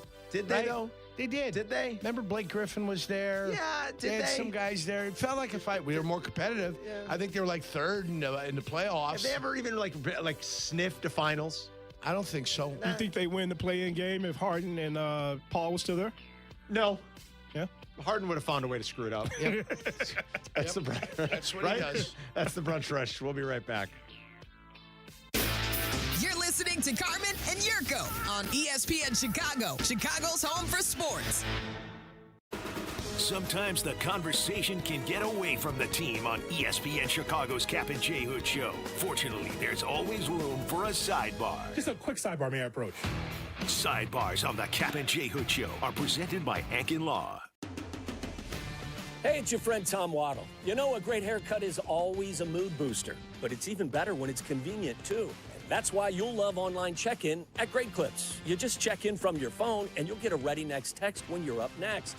Plus, with the convenient hours at Great Clips salons, you can get a haircut even when you're really, really busy. So if your hair and your mood could use a boost, download the app today. Great Clips. It's gonna be great.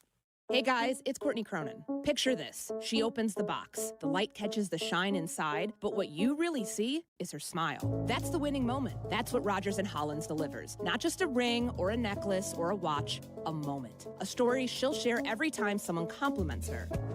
For 115 years, Rogers & Hollins has been the jeweler Chicagoland trusts. Because while the world changes, the power of giving jewelry never does. Visit your local Rogers & Hollins or go to fornowandforever.com. For over 50 years, M&M Home Remodeling has delivered expert craftsmanship, honest service, and the industry's best warranties across Chicagoland, earning the Better Business Bureau Torch Award for business ethics twice. Now, the trusted name in home remodeling also powers M&M Commercial Roofing. From leak repairs to full roof replacements, your business gets the same quality, transparency, and long-term protection you expect from M&M. Protect your property. Call M&M Home Remodeling and M&M Commercial Roofing. Your peace of mind is guaranteed. It's the Kap J Hood Show here with Howard Enkin. Howard, remember back in the day when upper deck tickets were cheap? You mean the cheap seats? Oh, sure. You're at the game, but you don't really experience the game. Yeah, no bueno. If you've been injured, get the help you need and experience injury law made personal yourself only at Enkin Law. Auto, truck, ride shares, work injuries, and medical mistakes. If you've been injured, call Howard. I'm here to help. Call 312-6-million. Howard Enkin is our go-to lawyer on the Kap J Hood Show weekday mornings on ESPN Chicago. Hey, it's Rich Eisen for Pella Windows and Doors. Sometimes teams take a timeout to regroup and call the right play. When it comes to your home, Pella Windows and Doors always has the winning game plan. They're not just window and door experts. They're experts at taking care of you and your home. At Pella, they find the products that meet your needs and their experts install them. They do it every day, and that's why your neighbors trust them. Discover why Pella is a trusted choice for homeowners everywhere. Visit Pella.com/Eisen today. That's Pella.com/Eisen. In sports, the tape never tells the whole story. Hiring is no different. AI can make candidates look like an MVP on paper, so knowing the person and the skills behind the resume matters. That's where Robert Half changes the game. Our recruiters combine their expertise with award-winning AI to evaluate skills and fit quickly. Learn how we can find you specialized talent in finance, accounting, technology, and more. At Robert Half, we know talent. Visit roberthalf.com/talent today.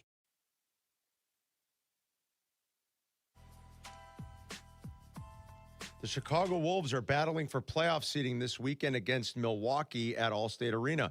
Don't miss Saturday's throwback night. Arrive early for free trading cards, followed by a family Sunday for the regular season finale. It's Saturday at 7, Sunday at 3. Get tickets now at Ticketmaster.com. This is Wolves hockey.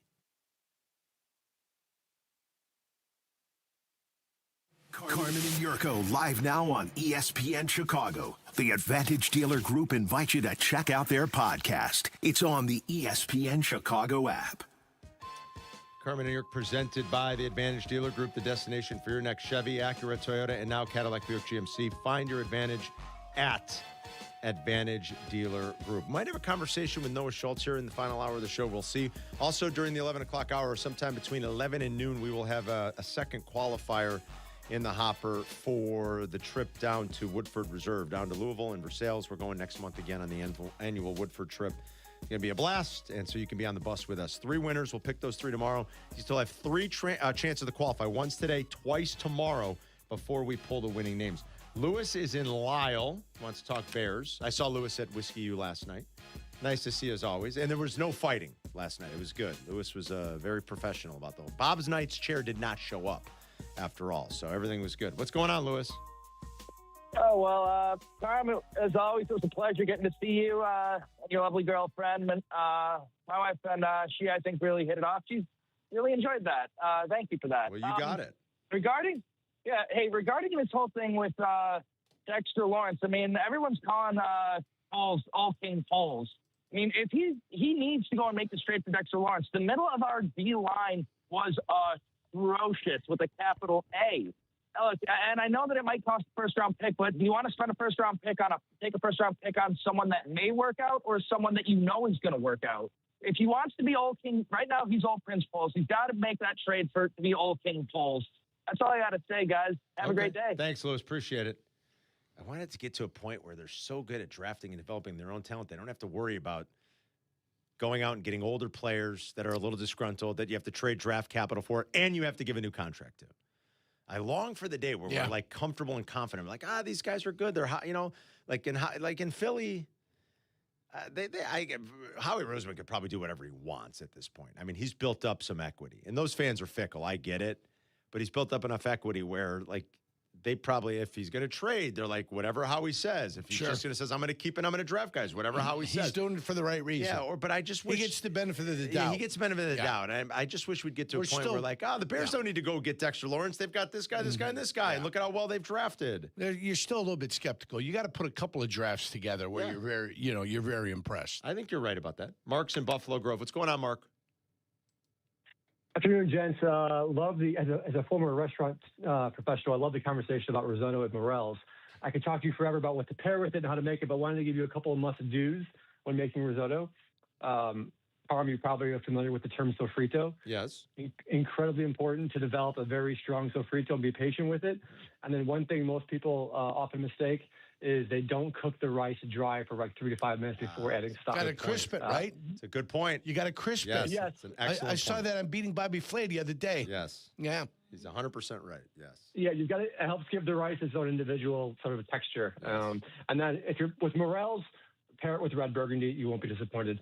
Right. But happy hunting and enjoy the day. There we go. Thank Mark. You. Red burgundy. How about that? I needed a wine pairing.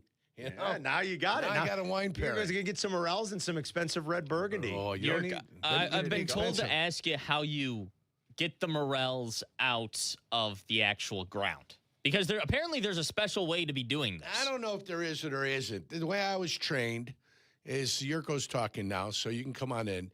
I got a little bit of a knife right here, if you see it. You cut them at the base. You got to leave a little something there at the base. You cut them, and then you got to put them in a like a netting, a bag that it's netting, because the spores, when you're jostling around, will want to release. You can't put them in a plastic bag. They've got to be in the netting, open air to the morel mushrooms. The spores can then pour out onto the soil. That way you get some regeneration coming back next year. This guy's unbelievable. That's why morel guys like to go to same spots. If you found them there before, they're probably going to be there again. So that's the key. Unbelievable. Yeah. All right. Nicely done. I'm here for you guys. You're the man. Final qualifier after 11 o'clock. Some other fun stuff that we got to kick around, too. We'll reset some of the news of the day, update you on what Joe Colley had reported about Billy Donovan and what might happen with the Bulls in their coaching search. It looks like they might be embarking on one. We'll see. 312-332-3776 for Carmen and York. Back in 2 minutes. You're listening to Carmen and Jurko on Chicago's home for sports, ESPN Chicago. Hey, it's the good kid. When it comes to my ride, I don't mess around. That's why I drive an Advantage Chevy. 3 locations. Chicagoland's covered. Boom. You want a Chevy? They got every Chevy. You want savings? Oh, yeah. They've got that, too. And here's what matters most. Trust. When you walk into Advantage Chevrolet Hodgkins, you're not getting the runaround. They respect your time. They respect your budget. They shoot you straight. Head to Advantage Chevrolet in Hodgkins and see what I'm talking about. Advantage Chevrolet. Together. Let's drive. Nature is calling. No, not that way. Fishing, hunting, hiking, nature. Chauncey's Great Outdoors, Saturday mornings from 6 to 7 and available on demand on the ESPN Chicago app. Save up to $4,000 on new air conditioners and comfort systems with Four Seasons Heating, Air Conditioning, Plumbing, and Electric. New AC units start at just $39 a month, and furnace AC combos from $57 a month. For all the right reasons, call 866-4Seasons. It's Rich Eisen for Pella Windows and Doors. Sometimes teams take a timeout to regroup and call the right play. When it comes to your home, Pella Windows and Doors always has the winning game plan. They do it every day, and that's why your neighbors trust them. Visit Pella.com/Eisen today. Right now, Pella Windows and Doors of Greater Chicago and Northwest Indiana is offering up to 25% off windows and doors and 0% financing for 24 months. Some restrictions may apply. See store for details. Offer ends April 30th, 2026. We all know winning means showing up stronger, faster, better than before. And when you're chasing that edge, the Drop by GNC cuts through the noise, bringing you the best new innovations in sports nutrition and performance. From muscle building and strength support to improved recovery and focus, we curate the newest drops from GNC Amp, Pro Performance, and Mega Men. Plus, Ghost, Raw Nutrition, Bucked Up, and the top new brands changing the game. No guesswork, just leveling up. Check out the Drop by GNC for what's new, what works, and what's next. Broadcasting live from the Chicago Board of Trade. This is the home for every Bears game. ESPN Chicago. And this is Carmen and Jurko. WMVP, WTBC, HD2 Chicago. A good Karma Brands radio station. And we're down we go.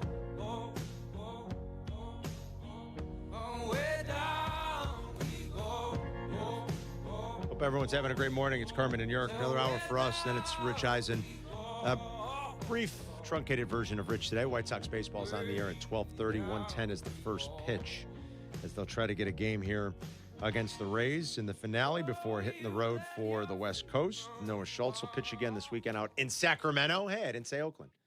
As they go out west to take on the A's. The Cubs are back home tomorrow for the reeling, slumping Mets, Jurko. The Mets have lost 8 in a row. They just got swept by the Dodgers. Shohei Ohtani, how about Shohei? A .50 ERA in his first 3 starts. He didn't hit last night. He just focused on pitching. He leads the NL in WHIP, hits allowed per 9, ERA plus. He had 10 strikeouts last night. This freaking Shohei Ohtani. He's pretty good. It is just He's pretty good. Insane. You know, I'm glad the Southside team never wanted to be in on that. Oh, me too, yeah. Why would we want to go after Shohei Ohtani? It's passed you by. That's when you know, right? Yeah. That's when you know. It's passed you by. We're not going to be in on Shohei. How silly. Why would we want a player that's, maybe one of the 3 best players to ever live? Maybe the best. Who knows when it's all said and done. Why would you want a guy who pays for himself, basically? Yeah. With advertising and marketing and things like that. Sure. Why would you ever want that? Yeah. Oh, yeah. It's hilarious. I know. It's absolutely hilarious. You know what's hilarious? The fact that your catchers don't have an RBI. Aiden O'Connor, by the way, corrected me. I said, hey, they got an RBI. Reese McGuire. Reese McGuire pitched in the top of the inning. So they still technically don't have an RBI from their catcher. You want to know what's funny, Jerry? That. You know what's funny? A team hitting a $193.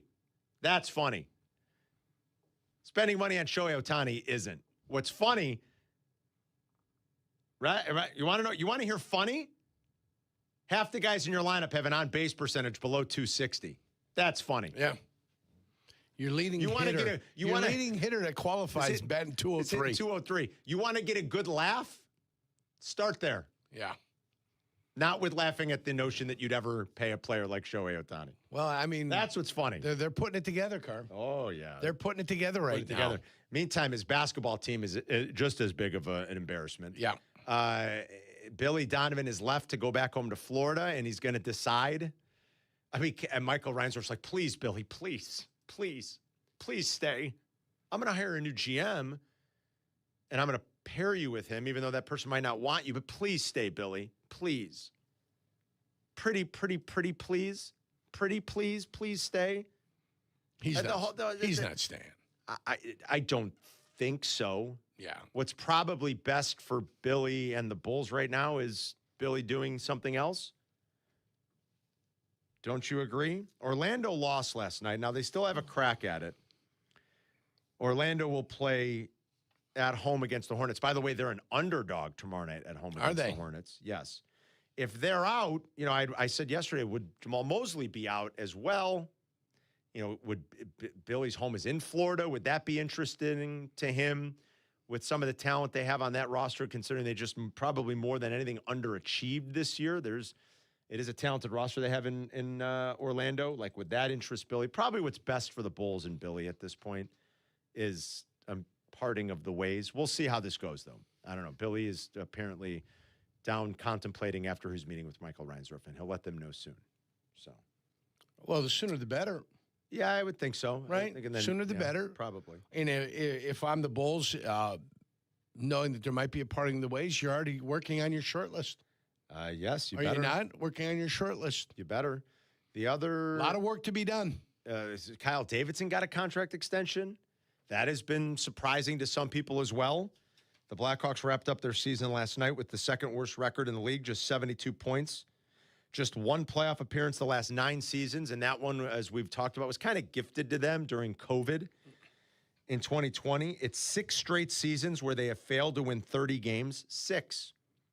Kyle Davidson gets an extension. He's never made the playoffs. He's on his 3rd head coach. Oh, by the way, Jeff Blashill has missed the postseason in the last 7 seasons in which he coached. But we talked to Pat Boyle earlier today, and he was telling us of what this timeline really should look like and what Danny Wirtz himself is telling people how they should be knocking on the door of a wild card next year. I sure hope so, Yerk, because at some point, you'd like to see the rebuild. You stripped it down, fine. You stripped it down. You've got a bunch of first-round picks. You gave the number, what was it, 14? 11 over the last 4 years. 11? Yeah, 3 years they had 3. 11. And 1 year they had 2.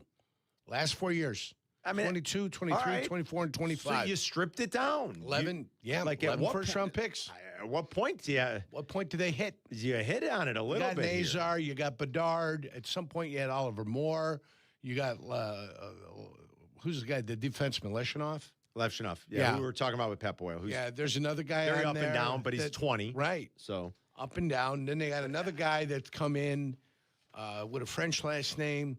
Crevier. Yeah. I mean, look, just Macklin Celebrini's 19. They got to be better. I get it. But they got to be better. He kind of had the Sharks sort of in that fringe playoff territory up until the last 2 weeks. He's 19. I think we can all be a little patient. I think Hawks fans have done a pretty good job of being reasonable and realistic, but you really haven't made the playoffs in nearly a decade. And you wanted to strip it down to the studs. You're rebuilding it. Okay. But I mean, I don't think another year like this next year, I think the patience is going to start to run a little bit thin here. Oh, it's running thin. Right? Yeah. I mean, at some point, you got to turn the page. Yeah. And you were so far down, and you were so pathetic, and you were so horrific as an organization. When you only won 59, you went down to 51, you came up to 61, now you're at 72. Right. Okay? I get it. You were so horrifically bad. Right. You were terrible. It's like the White Sox winning 41 games. Yeah, you're horrendous. The worst team in hockey by far. Nobody's even questioning it. Okay? I get it. It takes a little bit of time. Right. Now you're at 72, so at least your head's above water. It's really not above water. When you got 82 points, you're getting a point a game. Right. That's when your head's about water. There's teams that scored 93 points this year and missed the playoffs. Yes. Oh, is that another 2-year improvement? 3 years we're going to be there? I don't know, man. Like, I think next year it's got to be better. It's got to look maybe a little bit like San Jose's season did. Otherwise, like Silvy said it yesterday too, they're going to get there's like a little bit more runway for them, probably a little bit more built up equity because at least they did have a little mini dynasty here for us in this, in the last 20 years. Yes. The Bulls don't get that. No. The White Sox won the World Series in 2005. That's fine, but they don't really get it either. They don't get that. The Hawks will get a little bit more, I think, because of what they gave us, but the Bulls were 30 years ago. Yeah. 30 years ago. 35, 36, if you're looking at that first one that they won. These producers were Everybody born. was not alive when Michael Jordan and Scottie Pippen were getting things done before our young guys were born. At least with the Hawks, it was 10, 13, and 15. Yes. So 10, 13, and 15, at least they saw some magic coming out of the building. Yeah, and Silvy said it yesterday, like they'll get a little bit more, I think, runway. Again, you'll be a little bit more patient. But if you go out and you have 75 points again next year, and you're one of the 3 or 4 worst teams record-wise, it's like, come on, man. I mean, how long are we supposed to sit around and wait? I hope Davidson's plan all comes together properly, and they've. I love what Boyle said about like using some of this to maybe go out and find it's not just the NBA that stars get disgruntled. Sometimes they do in the NHL. You might have that situation happening in Toronto with Matthews. You might have it happening in Ottawa with Brady Tkachuk. Like, find a way to go get one of those guys. Put some better players around Bedard, around Frundell, around Nazar. If you can hold on to him, you might have to give up Nazar to get one of those guys. But do that. Give this fan base something to be truly invigorated about again. And I think that's a team that pushes for the playoffs or maybe gets one of those wild card spots.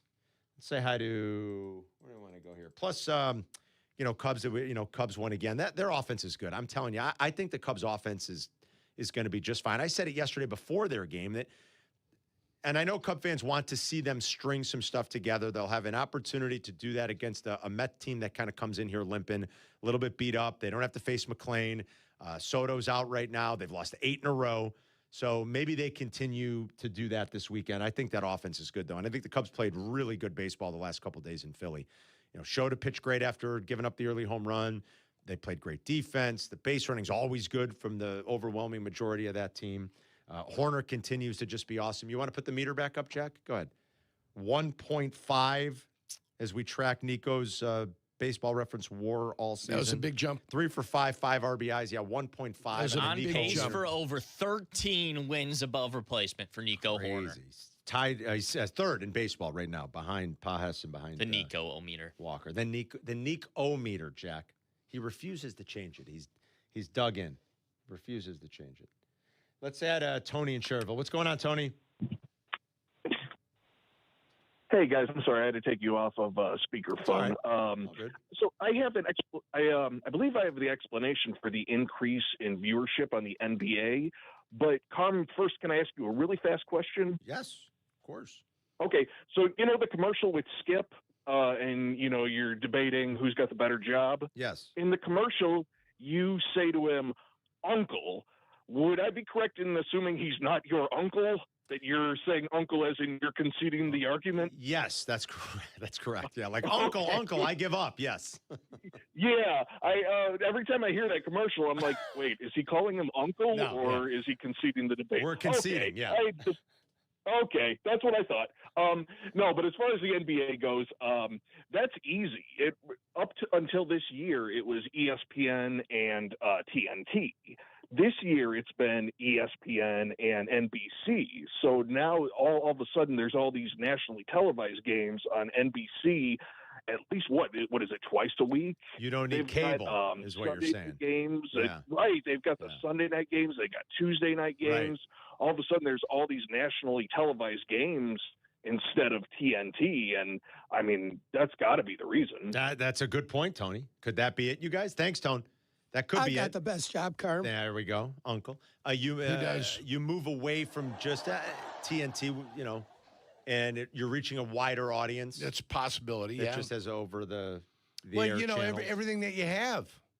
You know, plus they're on Amazon this year too. Yeah, I mean, you have a big reach. You got a bigger, wider platform.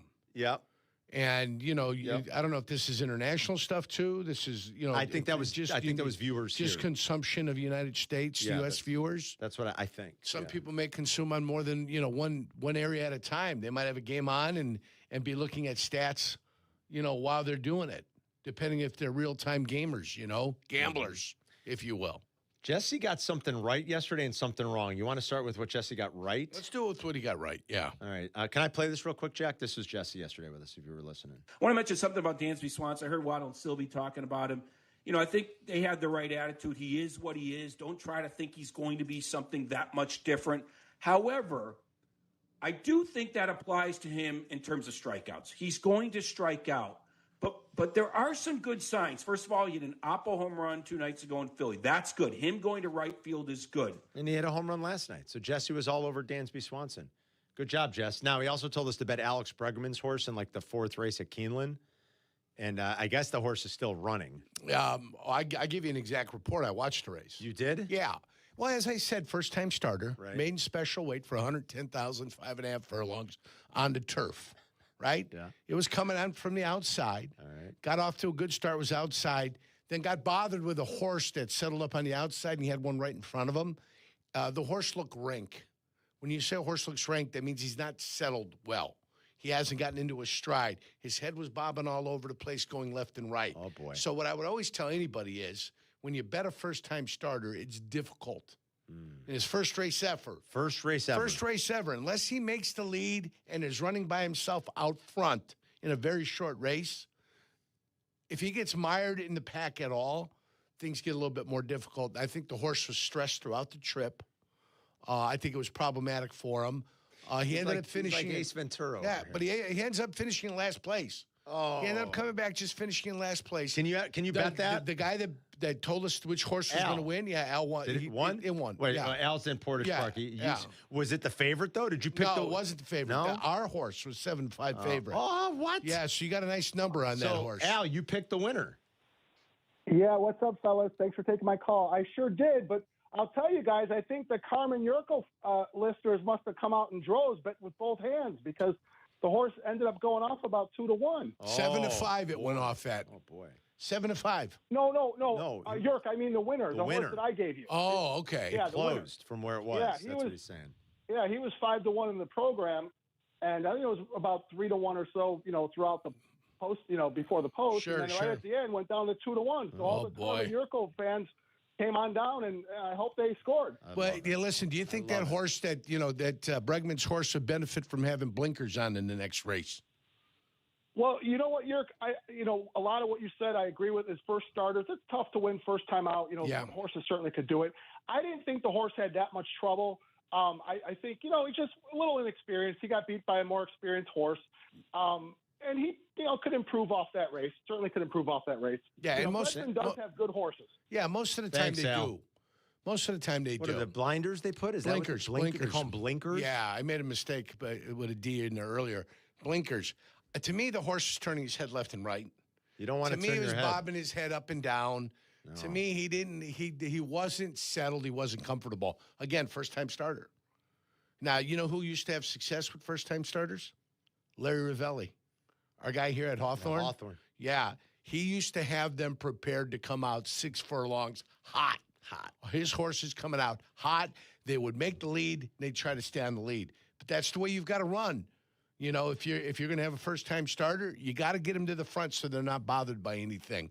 And the horse might only be bothered once or twice. It will become accustomed to everything, and that horse won't have a problem as it starts moving forward. McCann, it'll get comfortable with where it's at and how he's got to run. Yeah, there you go. Straight from the horse's mouth. Yeah. It's Carmen and York. We'll be right back. Carmen and Jurko. They'll be right back. ESPN Chicago. Advantage Acura of Naperville proudly presents the Peggy and Dion Show.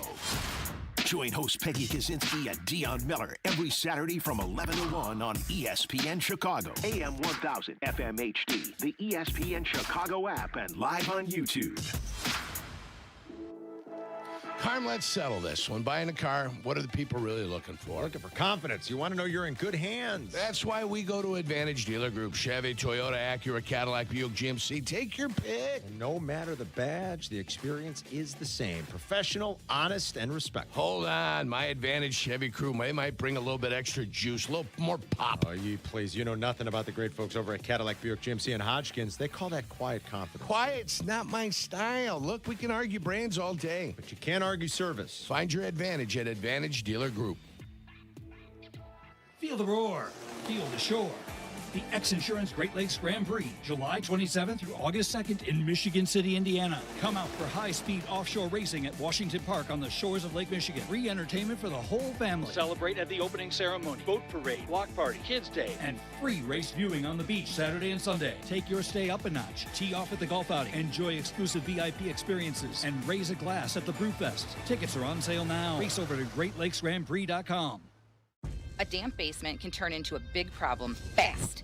Family Waterproofing is a veteran-owned company built on integrity, discipline, and craftsmanship. We specialize in basement waterproofing, foundation repair, and crawl space solutions that keep your home dry and secure year-round. We don't believe in shortcuts. Just proven systems and dependable service. If you see signs of water intrusion, don't wait. Reach out to our team at FamilyDry.com. This is Ken. And I'm Maria, and we are Family Waterproofing. Your basement's best defense. Good Karma Brands is proud to be an equal opportunity employer, providing equal employment, development, and advancement opportunities to all teammates and applicants. To learn more about careers with us, please send an email to talentacquisition@goodkarmabrands.com. That's talentacquisition@goodkarmabrands.com. Evan Cohen here. You know the feeling when a candidate just stands out. Not just a resume, but their energy. They're eager, engaged, and you know they want the role. That makes a difference. If you're hiring, you want a candidate who's passionate, but you can't get that insight from a resume unless you post your job on ZipRecruiter. Their matching technology finds qualified candidates fast, and ZipRecruiter has a new feature that shows you the most interested qualified candidates first. Try it for free at ZipRecruiter.com/sports. That's ZipRecruiter.com/sports. We all know winning means showing up stronger, faster, better than before. And when you're chasing that edge, the Drop by GNC cuts through the noise, bringing you the best new innovations in sports nutrition and performance. From muscle building and strength support to improved recovery and focus, we curate the newest drops from GNC Amp, Pro Performance, and Mega Min. Plus, Ghost, Raw Nutrition, Bucked Up, and the top new brands changing the game. No guesswork, just leveling up. Check out the Drop by GNC for what's new, what works, and what's next. Hey guys, it's Silvy. The Bullfrog Spa's Backyard Makeover Sale is happening now through April 26th. You can save up to $3,000 off MSRP on a new hot tub or swim spa, or up to 25% off clearance spas. Definitely check it out. I did. Visit a Bullfrog Spa factory store today. You're listening to Carmen and Jurko. Follow the show on Twitter at Carmen DeFalco and at Jurko64. This is ESPN Chicago, Chicago's home for sports.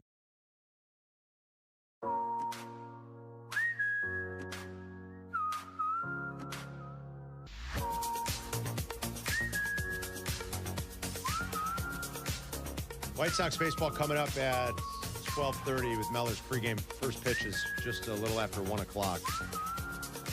Waddle and Silvy will jump on the YouTube page while the Sox are on. When the Sox game is over, after postgame, they'll be here on ESPN 1000, AM 1000, FM 100.3 HD2. It's Peggy in for Waddle today with Silvy as they'll get you home until 6. And then the last hockey show of the year with Pat Boyle and Barstool Chief. And we talked to Pat Boyle earlier. If you missed anything, go back on the app, go back on our YouTube channel, youtube.com/@Carmen and Jurk. Like and subscribe for us on our video stream on YouTube and Twitch. All this week is brought to you by our partners at the Flossmoor Golf Club. Beautiful place, historic place on the south side. To inquire about memberships, visit flossmoorgolfclub.com.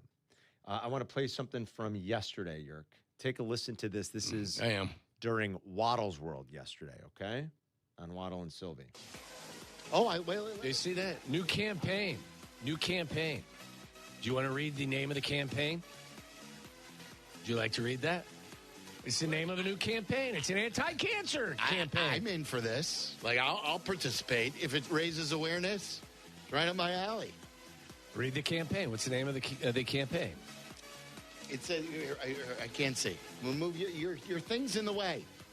New campaign, Beat Cancer Off, wants men to masturbate 21 or more times a month. Look, it's for awareness. Yeah, I don't know. It's like, do you want to save people, or do you not want to save people? I'm with you. That's where I am firmly on the ground of wanting to save people, whatever it takes. I was in the car with my 12-year-old daughter. Oh, no. With your daughter, did you have to explain it? And was she listening or not listening? She was listening because it was like we were in the car. Waddle and Silvy were listening to Waddle's World, and she's just looked at me. And I looked at her and I was like, just shook your head. head. Waddle's World. Yeah. Like it's just Waddle's yeah. World, Avi. It's all right. Don't listen, Avi. She's like, beat cancer off, masturbate to beat cancer. I could see like the gears grinding in her head. Like, yeah. She's kind of heard what some of that is. She's trying to put 2 and 3 together. Like, why are they talking about that on the radio? I was like, boy, that was an uncomfortable moment. Out of the mouths of babes. I was like, out of the mouths of babes. That's a legitimate question right there. Now, I do like the campaign. Great campaign. Right? They do say it's... I like to see the T-shirt. There have been studies that say there is a significant reduction in the likelihood of getting prostate cancer the more, you... pull the goalie. But 21 times? Come on. I mean, that's they say you should do it 27 times a month. Not that 27? You have to do it yourself. You should be releasing. There should be an expulsion. 27 times per month. Should be an expulsion. Yes. Yeah. Not like Old Faithful. On, we all get to that number. Not that's like, a not piece like of Old cake. Faithful. Not like Old Faithful. We're not talking about every 60 minutes. Dude, it was the funniest thing because, it just happened that it was we had just gotten in the car. I know this. I'll never have cancer. I should be good. I mean, knock on wood. You're Coco Chamberlain style. 27 times, no problem. That's why I have carpal tunnel. That's why I've got carpal tunnel. Hey, you need to write 27 on a piece of paper and hold it up. My heavens. How did Will die so young? Exactly. It wasn't prostate cancer. I'll tell you that much. You know why? If he did die because of that, it would have been because not of consistent enough over the course of a lifetime. You just can't go on a hot streak like he did. He went on a hot streak. He went on a hot streak for 20 years. I know, but 10,000 women, right? First of all, what if there was do the math on that once? Yeah, actually, we did do the math on it. And we were like, it's 30 years. It's like But it's like multiple 30 a years. day. It's got to be one a day for 30 years. Oh, is that what it is? One a day for 30 years? Yeah. One a day But for then 30. his last 20 years, he slowed down. So Yeah, I think we did the math once, and it was like he'd have to be doing like 4 a day. We're like, this is insanity. Because 3,650 times 3 would get you 9, get you 18, 10,800. Jurko's like Wemby. And 50. I mean, that's a lot. Did you see Wemby over the weekend doing the math at the press conference? 10,850. Did you see Wemby? You're like Wemby. Did you see it? Did you see that video? I It was didn't great. see Wemby do math. He was ripping off, like trying to do the percentages, is 65 right or wrong, blah blah, and it was fantastic. Yeah. It was great video. Crunching the and numbers somebody in his finally was brain. like, "Hey, by the way, you were like dead on with all your math." I'm like, "That's Jurko. He's just doing all the math in his head." I was like, "Look at Wemby. Look at the big brain on Wemby. Mm-hmm. Smart guy. How about it? Smart guy." By the way, Jack, you will find out what that's from. Look at the big brain on Brad when you get to Pulp Fiction. So, that's right. Are you going to watch another movie this weekend? I am. That's the I've got to plan? plan it out. I might be tonight. We'll find out. Oh, I'd like to see that. No Cubs tonight. Yeah. We'll see. No NBA tonight, right? we'll The games are tomorrow. You got a free night to do it. I would Do suggest. you want to doing it. laugh? Do you want to laugh? Watch Porky's. That's the Jay Moore selection. If you want to laugh tonight, watch Porky's. You won't be able to stop yourself from laughing. This is how raunchy and wonderful it is. This is mid-'80s comedy, though. Oh, yeah. So it's going to be raunchy and it's going to be raunchy. wonderfully offensive. Yeah. So you've got to prepare yourself for that. yeah, make sure you have an open mind because I know it's like Make sure you have a lot of that stuff is dated, but Yeah. just you know. Oh, yeah. Wonderfully dated. Wonderfully dated. I love it. Make sure you have an open mind. Yeah, but I mean, you got to be prepared for it. Sit back, get some popcorn, get yourself a cocktail, whatever you drink. You drink choice beer. Could be just regular beer. It's fine. Yingling. Woo. What do you, and like a Thursday night, if you were going to just watch a movie and drink a little something, would you drink a beer, wine, whiskey? It would be Yingling or Dr. Pepper. Yingling or Dr. Pepper. Can we get you into whiskey at all or no? No, I am into whiskey. You are? All right. Every day in college, every Wednesday, me and my friends, we would do Whiskey Wednesday. And we chose a show, and we would drink whiskey. What kind? Well, whatever was cheapest at the liquor store. We were in college. Jim Beam. Jim Beam, maybe Jack. Got to get you out Some would to say Crown Royal. So Sour Mash. It was Kentucky Bourbon. Any Canadian whiskey? Most of it's Crown Royal. I heard Crown Royal. Yeah. How would you rank your palate? I don't. You're going to Woodford like again, good. so Come on now. you're going to 10 Woodford out of again. 10? What do you mean? How would I rank You're going my to palate? Woodford again. How discerning is your taste? Not very. Okay, that's what we're asking. We'll teach you a few things, and then you're going to be like, Yeah. oh, yeah, I see, yeah. Carmen's the expert here. I don't know the about caramels, the vanillas, all that. Type Oh of yeah, stuff. I do like when The the sweets Crown and the Royal sugars. has a little bit of caramel in it, like the caramel one that they have at Christmas time. Caramel. That's good. He likes flavored whiskey. Oh man, we got problems. Jack. Oh, I used to drink that caramel back in the day. The peach, when they came out with Crown Royal peach, for a shot, Carm. Awful. For a shot, not bad. Awful. Again, What's- for a shot, All right, not I bad. guess, but man, Crown Royal makes good whiskey. Why do you got to get gimmicky? Sour apple and this and that. They do make great Give me a whiskey. break. You know what their Crown Royal Reserve is the biggest bang for the buck that they have. You don't have to terrific. go to XR. You don't have to. I've had like 20 different kinds of bottles of Crown.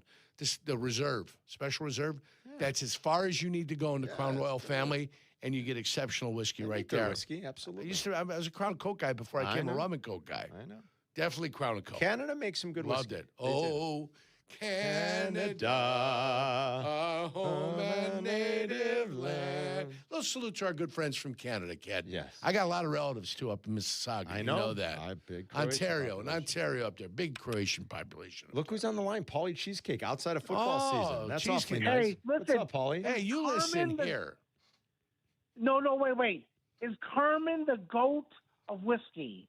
No. Yes. No. Do you I remember would we say had yes. this debate last year at the whiskey You're tasting at top Binny's? five- I'd say you're top 5 for sure. I don't think so, but I appreciate the kind words, Paulie. Fred Minnick is the goat of whiskey. You're like Irk Russell.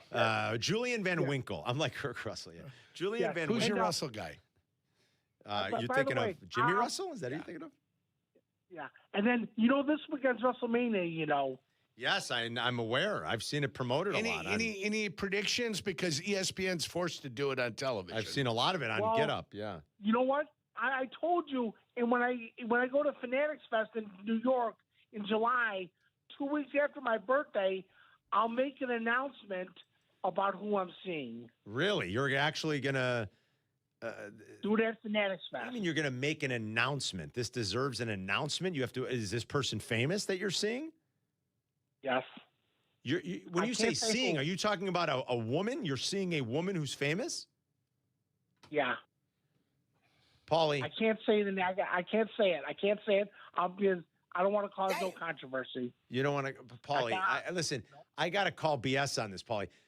First of all, we've been hearing about these mystery girls for a long time. Somehow these meetings never even happen. Now you're telling me it's somebody famous? Is it Ronda Rousey? Yes. Oh, famous in what world? Like what is this? What does this woman do? Is she an athlete? Is she an actress? A model? Yeah, she's an athlete. She's an athlete. Oh, she's athletic. I'm not going to say anything else because I'm not going to. If I put you on hold, will you tell Jack and we'll promise to keep it quiet? Okay, afterwards. No, not afterwards. No, not like afterwards. right now. Paulie, is it Angel Reese? Okay. Is it Angel Reese? No. Are you sure? I'm positive. You're telling us that you're dating a famous athlete? Yes. Are you sure you're not now? Have you met her in person? No, but she's coming to see me in a couple of months. My fear here is, Paulie, someone is pretending to be this woman. Are you getting catfished? And you're going to show up, and it's going to be a dude. It's not. Is it one of the Bella twins? I think it's got to be. It's the only explanation I can come up with on this. So please, don't go meet this person somewhere alone. Maybe bring somebody. Don't send any money. I understand. My guess is that, Paulie, be careful. That's all we're asking. because it doesn't sound right that you are dating a famous athlete. Famous athlete, yes. But she hasn't met you in person. Is it yet. Jan Stevenson, the golfer? No. When she talks to you on the phone, does she talk like this? No. No? Are you sure? No. I'm positive. All right, I'm going to put you on hold. Tell Jack who it is, okay? Okay. All right, hold on. I love you, Paulie. I'll see you soon. Jack, see if you can find out. Paulie, I love you. That cannot. You're so handsome, Paul. It can't even be. Yeah. Paul, why don't you come on over here and put your arm around me? I like how he's going to make a big grand announcement, too. Like after his birthday, after SummerSlam or whatever it is. What's he going to SummerSlam? Oh, my Nico loves it when Paulie calls after his in. birthday, he's going to go. My son Nico loves it when Paulie calls. Does he want to go back on the air? Did he have a point he was going to make? He had a sports call. Oh, he had a sports call. Way off track, yeah. Oh, all right. Okay. All right, what's your sports thought? Listen, okay. Here, I consider Ben Johnson and Craig Counsell 1 and 2, for coaches in Chicago. Okay. For what? Is that's all you wanted to say? Is that for your Mount Rushmore? No. They're the best. They're the best right now. Yeah. Well, the bar's not very high, though. Yeah, I would put the Bulls coach at 3, and then the Blackhawks and White Sox after that. All right. That's a good list. Paulie, It's good we ranking. appreciate that. Thanks, Paulie. It's a solid ranking. Ben Johnson's number 1. Out of nowhere. Jack, did he tell you? Jack's back in. Don't tell us on the air. Yeah, he told me. But don't tell us on the air. Of course not. Did you I'm laugh not out gonna loud? ruin Or? You didn't. I can't tell you anything. All right. Okay. I'm No, sworn you have to secrecy. tell us. You have to tell us. Well, yeah, he knows I'm not going on to the tell air. you, Okay. just not on the air. Sweet Lord. J-Mo with a thought. J-Mo with a thought. Interesting Cal City-like thought. All right. That's Carmen and York. That was awesome. We'll be right back. You're listening to Carmen and Jurko on ESPN 1000, Chicago's home for sports. Here comes the ball. Off-season never happens here. We are ESPN Chicago, the home of the Bears. From the combine through free agency and onward to the draft. No one brings it better. Coverage provided by Hard Rock Casino, Northern Indiana. The Chicago Wolves wrap up their regular season against the Milwaukee Admirals this Saturday and Sunday at Allstate Arena. Can the Wolves end the regular season with a bang? It all starts Saturday with the first ever Wolves throwback night. The place is rocking. And it's the Wolves regular season finale on Family Sunday at 3 p.m. The Chicago Wolves regular season finale weekend, Saturday at 7 p.m. and Sunday at 3 p.m. Hey, it's the good kid. When it comes to my ride, I don't mess around. That's why I drive an Advantage Chevy. 3 locations. Chicagoland's covered. Boom. You want a Chevy? They got every Chevy. You want savings? Oh, yeah. They've got that too. And here's what matters most. Trust. When you walk into Advantage Chevrolet Bolingbrook, you're not getting the runaround. They respect your time. They respect your budget. They shoot you straight. Head to Advantage Chevrolet in Bolingbrook and see what I'm talking about. Advantage Chevrolet. Together, let's drive. Turn your dream kitchen into a reality during the IKEA Dream Kitchen event. Now through April 21st, IKEA family members save 10% when they spend $3,000 or more on section kitchen cabinets and eligible appliances and countertops. That's modern style, smart storage, and everyday functionality designed your way. Plus, section cabinets come with a 25-year limited warranty. Not sure where to start? IKEA's expert kitchen planners are here to guide you. Your dream kitchen is closer than you think. So visit IKEA Schaumburg or IKEA Bolingbrook today. Save big money on your bathroom update at Menards. Transform your bathroom with a stunning new vanity from Magic Woods. With many options to choose from, our vanities combine contemporary style with durable materials. Find the ideal piece to create the bathroom you've always wanted. From stylish and elegant to simple and modern, save big money on Magic Woods vanities at Menards. Plus, check out our weekly flyer on menards.com for all our great deals happening now. Save big money at Menards. As America's #1 motorcycle insurer, Progressive has your back. Oh, like if I need a replacement part? Sure, we can help with that. Ah, nice. Hey, I just entered this online contest for coolest bike in the world. You think maybe you could vote for me? Actually, we just do insurance, not popularity contests. Yeah, I know. But what's your email? I'll just send you the link real quick. You can vote like 100 times a day. They'll never know. To be clear, Progressive has your back for insurance only. So get a quote and see if you can save. So what I'm hearing is there's a little bit of wiggle room. Progressive Casualty Insurance Company and affiliates, covered subject to policy terms, limits, and conditions. We all know winning means showing up stronger, faster, better than before. And when you're chasing that edge, the Drop by GNC cuts through the noise, bringing you the best new innovations in sports nutrition and performance. From muscle building and strength support to improved recovery and focus, we curate the newest drops from GNC Amp, Pro Performance, and Mega Min. Plus, Ghost, Raw Nutrition, Bucked Up, and the top new brands changing the game. No guesswork, just leveling up. Check out the Drop by GNC for what's new, what works, and what's next. $3.3 million. The Veroliak Law Group wins again for their clients. That's right. The Veroliak Law Group recovered $3.3 million for a client who was injured in an auto accident. Hey, it's Jurko, and I'm telling you, if you're injured, make sure to call the Veroliak Law Group. Carmen and Jurko live now on ESPN Chicago. The Advantage Dealer Group invites you to check out their podcast. It's on the ESPN Chicago app. Fly ball hit in the air, left center field. That one back, and it's gone. Nico Hoerner will touch them all. He unloads out into left center field. That's his second of the year.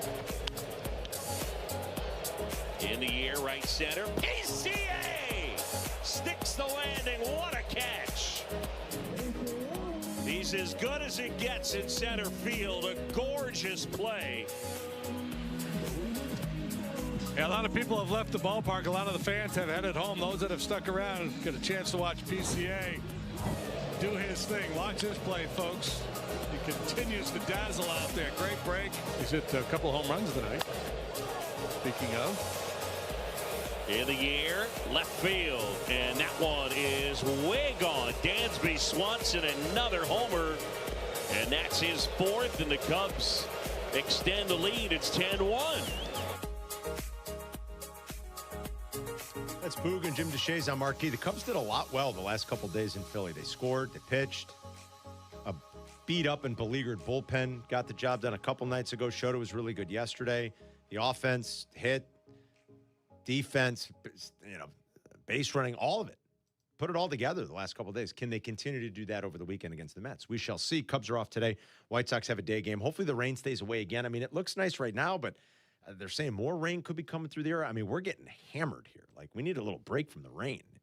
My God. Northern suburbs really last Holy couple of days. cow. We got a little bit overnight. Woke up, the concrete was wet. So We had a lot again by me April. last night. April's the month when the heavens will bring you hell. That's right. You got to remember that. Hopefully it stays away on the south side here today. White April Sox showers, May flowers, all that kind of all stuff that good you've got. Stuff, yeah. Sox will play at 110. My later fig on tree for has White got Sox. stuff going on it, man. It's good stuff, Carmen. Hey, you got to be happy about that. Of course I am. Shota through 4 starts, 2.45 ERA, 2.20 FIP. So you like that?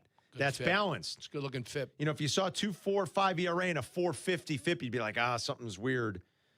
0.8 home runs per 9 allowed after allowing nearly 2 last year. Conditions are a little bit better for pitchers right now. I get that. Cub fans certainly hope that sustains. And a career high 12.7 strikeouts per 9. So he's missing bats at a pretty good rate, higher than we've seen in years past for Shota. So after getting touched up early on that Trey Turner home run, it has been very good. And it was very good last night for Shota Imanaga. The pitching staff continues to be wrecked, and the bullpen continues to be wrecked with injuries. Porter Hodge will not pitch this year. He has to have UCL surgery. This was Jed talking about it yesterday. Yeah, I think my process is probably very similar with both guys, where like you just immediately you feel sorry for the player, but then this process like, okay, who's up next? And you kind of have to move on quickly mentally. It kind of sounds cold-hearted, but like that's the nature of the job. That we've had a lot of injuries early on, but the season goes on, the games go on, and you have to find replacements. And sometimes I look at it as an opportunity that maybe a guy steps up that you didn't expect, and then when everyone gets healthy, all of a sudden you have another reliever you weren't counting on. And a couple of years ago, we were really banged up, and Porter and Luke Little stepped up, and Porter ended up really helping us at the end of that year and the beginning of last year. So it can be an opportunity, but it's certainly been a trying time for us from an injury standpoint, and we just have to fight through it. That was Jed Hoyer talking about another injury to the pitching staff as the bullpen has really been depleted here in the early going. Of course, they lost Kate Horton as well. They are going to be getting Steele back. Boyd will be back at some point, and so there will be some reinforcements. But it has been a tough stretch to start the year in terms of injuries. Every team in the NL Central is 500 or better, Yerk, now that the Cubs got back to 500, winning the series in Philly. Mm-hmm. The Cubs are the second best team in the division by run differential at plus 19. The Pirates are a plus 20. There's some good stuff happening around baseball in the early going. We talked about Shohei, and like the Dodgers just keep rolling. I like it. He didn't even hit. He pitched brilliantly last night. The show that Aaron Judge and Mike Trout put on forever, and there's still one more game today. There's a day game in the Bronx. The show that those two are putting on in the Bronx, that's big time stuff. That's good for baseball too, and the star players do it. They both homered again last night. Trout has 4 home runs in the Bronx in the series. He's got a 945 OPS and a 170 OPS plus to start the year, and he leads the league in runs at 18. If Mike Trout could stay healthy, could he still be like a little Mike Troutish? Maybe he can. I don't know. I mean, that'd be nice. Who knows if he'll even play 120 games? But will it matter? That probably not. Will it matter for that team? That's the thing that you've got to really ask yourself. Probably not. Yeah. Right? Even though, because it's so early, you can't look at the standings and be like, oh, yeah. Even though they're off to a very good, good start. What's Tampa Bay's record? Tampa, after last night, is 10-7. Tampa's on a little roll here. They swept the Yankees. They might sweep the Sox today. Do you see what they're doing more than any other team in the league? Committing errors? Nope. Bunting. Bunting. Well, it's the bunt that caused Schultz to throw to home, right? Yes. Sacrifice bunt? Yes. It's happened in a number of different situations in the Yankees series and the White Sox. Sacrifice bunting and also bunting for hits. Because they got, Chandler Simpson so fast. They're doing a little. I bet you they lead the league in sacrifice bunts, though. I mean, that's all I watched. I think it was 6 minutes of them bunting against a bunch of different teams that were out there. That would be odd to see, because sacrifices coming back. Counterintuitive. Very much so. Right, to what you've got going on. Very much. But in a system where 1 or 2 runs really matter, might they have said to themselves, small ball could be back a little bit. And what has been shocking is grotesque inability of people to handle bunts. Yeah. It's like they haven't practiced it because it doesn't happen anymore. So Walls and Simpson, as I would have guessed, Simpson for sure. Walls and Simpson each have 3. Yeah. I mean, Simpson is got to be one of the 5 fastest guys in the league. Yeah. I mean, he's got to be. So, and he's not a power guy. Mm-hmm. So, But they've said, hey, what can we do well? This is what we can do well. Yeah. Then let's do it. Yeah, interesting. The Rays have 9 sacrifice bunts this year. 3 each. There's just from the 2. And Walls is fast too. There's only 5 teams with more than 5 this season. Yeah. So I watched it. It was on Baseball Network. So it was on, and it happened to catch my attention. And you know me, always a fan of Dave Kingman laying the bunt down, or like Peter Crow Armstrong if they got a little bit of a baby shift on him. Sure. And that third baseman 75 feet off the bag. But that's like more bunting for a hit in my mind. I agree with you. I got no problem. But you got to be willing to lay it down. Yes. But because the sacrifice is a lost art. Yes. And because I think teams don't really work on it. In spring training, they'll work on the ball, hit to the right side. The pitcher's got to get over to first. The first baseman handles it. He pitches it over. They'll work on that all day. But the actual fielding of the bunts, because there aren't that many of them anymore, so it's kind of swung a little bit, Maybe. Swung a little bit. Bunting for a hit, I'm always down for. And I wonder how many errors off those sacrifice bunts have happened. I don't know. Because I watched the highlights, and it looked like there's 3-4 errors when they laid the ball down. Just indecision, not being able to field a bunt, throwing the ball to home when it goes to the backstop, throwing the ball to first after not figuring out where the hell I'm going to go, and then the ball goes sailing down the right field line. It's interesting, though, how when Carmine came into play, they didn't want to give up outs. Now here we are 16, 20 years later. 25. And you got a team going, you know what? Let's lay it down a little bit because guys ain't that great at doing this thing anymore. They're one of the more forward-thinking organizations out there, too. So I just found it to be interesting. It'll be interesting to follow that. Yeah, how to see if it's a trend. How the pendulum swings sometimes, Carm. Jim's in Wisconsin. What's going on, Jim? Jimmy. Can you hear me? Yeah, there you go. What's up, buddy? Yeah, there we go. Hear me good. Sorry. Hey, I'm getting married in a month, and my Congrats. best man, known for 34, 36 years, big bourbon guy. I know nothing other than Jack and Cokes and Crown Royal, so I'm not the guy to pick out a nice bottle. I'd like to get him a gift. What couple $100 in that price range? What would be something nice? Maybe? So here's the hard thing. Yeah, congrats on the nuptials. Yeah, what's the price range? Couple $100, he said. Here's the hard thing. The stuff that like MSRP's in that range is never on the shelf anymore because of the silliness that's happened with allocated bourbon. And it's kind of coming back down to earth a little bit, which is good. But if you can find these, I'll give you a couple here. Give him a couple. Like a Michter's 10-year. Michter's 10-year. Or you said a couple $100? Couple $100, Carm. If you could. Yeah, how about a double-double? Push comes to shove, I'll go more. You know what I mean? Like a Michter's 10 or the Woodford Reserve. Not so much the double-double. I mean, the double-double's good, but like if you could find like the barrel proof, you could find like the full proof Woodford, or if you could find like a Wild Turkey Masters Keep, one of those. Beautiful. If you could find one of those on the shelf. Go. I mean, like a Vinny's, right? Yeah, that's going to be tough. They'll have some stuff out there.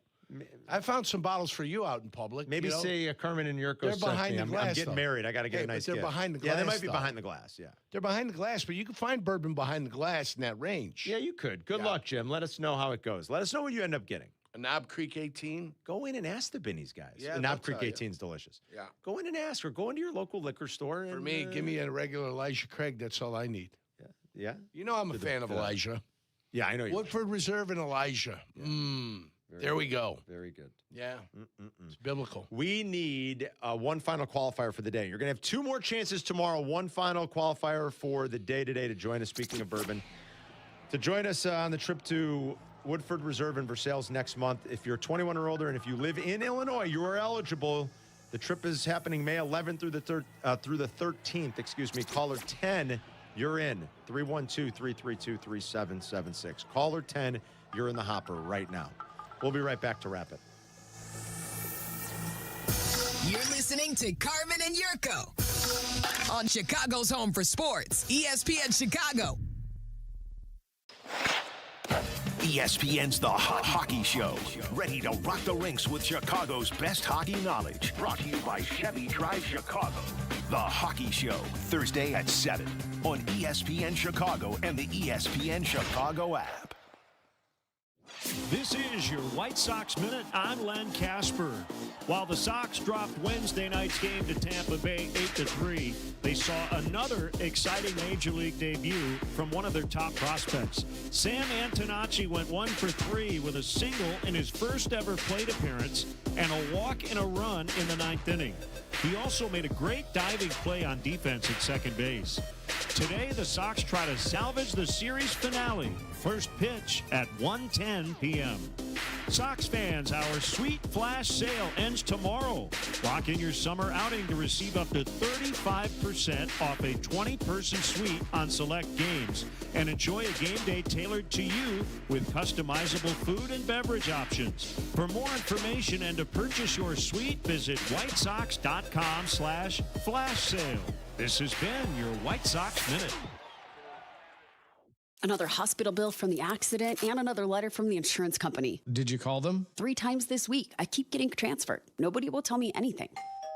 Who is it? Postman Law, injury and accident attorneys. Put down the bills, hang up the phone. We'll handle the insurance company, help you find the right doctors, and be your one call for answers. Injured in an accident? Postman Law delivers peace of mind. Call 844-POSTMAN or visit postmanlaw.com. No fee unless we win. Attorney advertising. Has the excitement of betting turned into worry? Feeling overwhelmed every time you roll the dice? Problem gambling doesn't just affect your wallet. It can impact your health, relationships, and peace of mind. But there's hope. Gateway Foundation is here to help you take back control of your life with personalized treatment options. You don't have to face this alone. Call Gateway Foundation today at 844-444-5780. That's 844-444-5780. My name is Christine, and I'm a widow. My husband, Ryan, was a healthy 34-year-old, and 3 months later, he was gone. Thankfully, he had life insurance. Ethos made it so easy. You can get a quote in seconds, apply in minutes, and get same-day coverage. 100% online, no medical exam. Life insurance didn't take away the loss, but it did give us the space to just grieve. Get your free quote at ethos.com/game. Ethos.com/game. Paid spokesperson. Time spent on application may vary. Online health questions required. Adam Schefter here. Did you know the average employer sorts through about 250 resumes for one job opening? Well, if you're hiring, here's good news. You can now review resumes and applications faster thanks to ZipRecruiter. With ZipRecruiter's new feature, qualified candidates who are very interested in your job show up at the top of your list. No wonder ZipRecruiter is the #1 rated hiring site based on G2. Try it for free at ZipRecruiter.com/sports. That's ZipRecruiter.com/sports. With Xfinity, you already enjoy ESPN as part of your TV lineup. Now get even more with the unlimited plan available at no extra cost. So unlock additional content in the ESPN app, including WWE Premium Live events. Visit Xfinity.com/your subscriptions to activate and start watching in the ESPN app today. You're listening to Carmen and Jurko. If you missed something, get the podcast on the ESPN Chicago app. This is Chicago's home for sports. ESPN Chicago. Congrats to John and Aurora. It's our final qualifier for today. 2 more chances tomorrow to qualify for the Woodford trip. So be listening, and then we'll pull 3 winning names tomorrow. Remember, all of our draft coverage between now and the end of next week, the draft is a week from tonight in Pittsburgh in the NFL, is brought to you by our friends and partners at the Hard Rock Casino, Northern Indiana. We'll have more draft talk tomorrow and every day next week. You better believe it. I'm excited. You better believe it. White Sox baseball coming up at 12:30. Monday, Tuesday, Wednesday, I'm with you. I know, and then you're out. And then it's Shay's in for you at the end of the week. But you can call me. Draft expert Shay Norman. I'll be in Florida sunning myself. Are you going to sun yourself? Nice time of year to be in Florida. Nice and hot. I will be with the other sea cows, the manatees. Floating. Frolicking. You made that Moving slowly. Of course, it's self-effacing humor, kid. It's very self-deprecating. That's why people like me. That's right. Everybody loves you. It's the Carmen and Jurko Show presented by the Advantage Dealer Group, the destination for your next Chevy, Acura, Toyota, and now Cadillac Buick GMC. Find your advantage at the Advantage Dealer Group. So you off to hunt mushrooms? You guys? That's where I'm heading. Going to go today? Yeah, these I just showed you. I'd like an update tomorrow. These are from the Crown Point area. These were picked today. Those last 2 pictures that I had showed you. Yeah. You know what I'm saying? I see your boy Jeff Majeski just. Yeah, JMO just, he had thoughts on Paulie Cheesecake. He had some thoughts on Paulie Cheesecake. He wanted beauties. Those are beauties. Yes, they are. I mean, those are massive. Show the cameras those. Take a look at the size of this. Show the other picture, all of them. I will. But take a look at the size of that one. That's on mid-thigh. Give me this. That's a handsome fella. Make sure James. Well, we gotta get that one. There it is, right there. It's my buddy Crook. I mean, not that he's a crook. Be careful. I don't want no adult stuff to come on there. Better be careful, man. I don't know what the H is going on, this guy. Hey, there's the other ones. Go ahead and switch that camera up right there on Johnny Handsome. We're going to beat cancer after all. These are all the ones that he ended up finding today, so I'm going to raise it up a little bit. You can see those are on his thigh. Those are mid-thigh right there. Those are huge. Those are big, and that's in Crown Point, Indiana somewhere. I'm not going to tell you exactly where. But this is Crown Point, Indiana. It's a big area. A lot of trees, a lot of woods. You're going to keep that to yourself. Yeah, well, that's why I keep my mouth shut.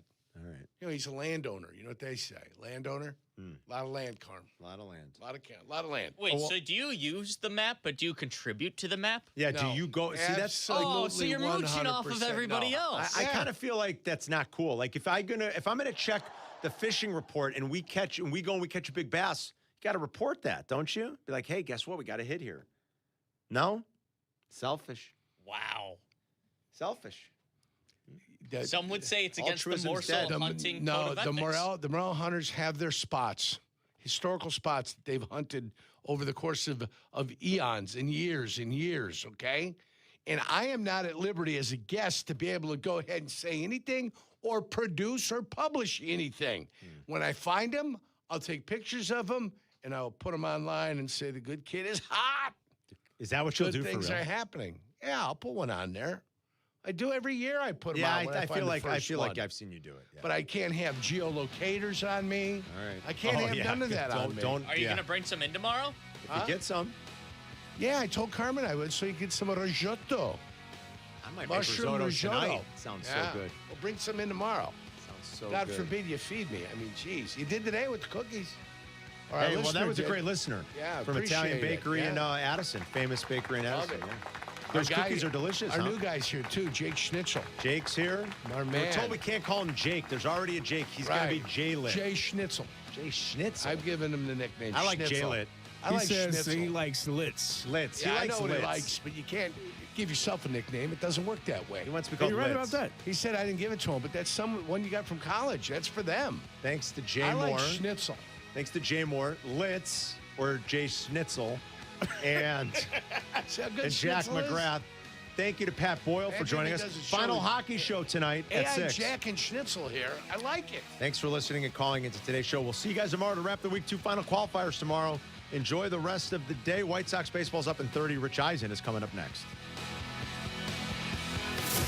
You're listening to Carmen and Jurko on ESPN Chicago, Chicago's home for sports. Hey guys, it's Silvy. The Bullfrog Spa's backyard makeover sale is going on now. If you're like me and you've been thinking about upgrading your backyard, this is the perfect time. I just designed my very own Bullfrog hot tub, and you gotta check it out. I can't wait to see it. You can join me as well. Check out Bullfrog Spa's backyard makeover sale, but it only goes on through April 26th. Find a Bullfrog Spa factory store at bullfrogspas.com. Hey, it's the good kid. When it comes to my ride, I don't mess around. That's why I drive an Advantage Chevy. 3 locations. Chicagoland's covered. Boom. You want a Chevy? They got every Chevy. You want savings? Oh, yeah. They've got that too. And here's what matters most. Trust. When you walk into Advantage Chevrolet Bridgeview, you're not getting the runaround. They respect your time. They respect your budget. They shoot you straight. Head to Advantage Chevrolet in Bridgeview and see what I'm talking about. Advantage Chevrolet. Together, let's drive. Harry Douglas here. Let me ask you something. What if you can enjoy the taste of a cocktail, the warmth of a spirit, and still stay fully in control? That's RK Zero Proof, a pioneer in the alcohol-free spirits category. RK delivers bold flavor and a real warming sensation with 0 alcohol, 0 sugar, 0 carbs, and 0 calories. Perfect for nights out, social gatherings, or anytime you want the experience of a drink without sacrificing tomorrow. Check it out at rkbeverages.com. That's ARKAY beverages.com. RK, all the flavor, none of the alcohol. Adam Schefter here. You know the feeling when a candidate just stands out? Not just their resume, but their energy. That makes a difference. If you're hiring, you want a candidate who's passionate, but you can't get that insight from a resume unless you post your job on ZipRecruiter. Their matching technology finds qualified candidates fast, and ZipRecruiter has a new feature that shows you the most interested qualified candidates first. Try it for free at ZipRecruiter.com/sports. That's ZipRecruiter.com/sports. This is ESPN Chicago. WMVP, WTBC, HD2 Chicago. A good Karma Brands radio station. Subscribe at youtube.com/Rich Eisen Show, and you'll never miss a moment. Now, on with the show. I want to thank the league for creating the play-in tournament. Thank you, Adam. This is the Rich Eisen Show. A sideline three for Steph Curry. From the Rich Eisen Show studio in Los Angeles. Earlier on the show, longtime golf writer Alan Shipnuck. Coming up, 2026 NFL draft prospect Jonah Coleman. Basketball Hall of Famer Chris Webber. Actor Bob Odenkirk. And now, it's Rich Eisen.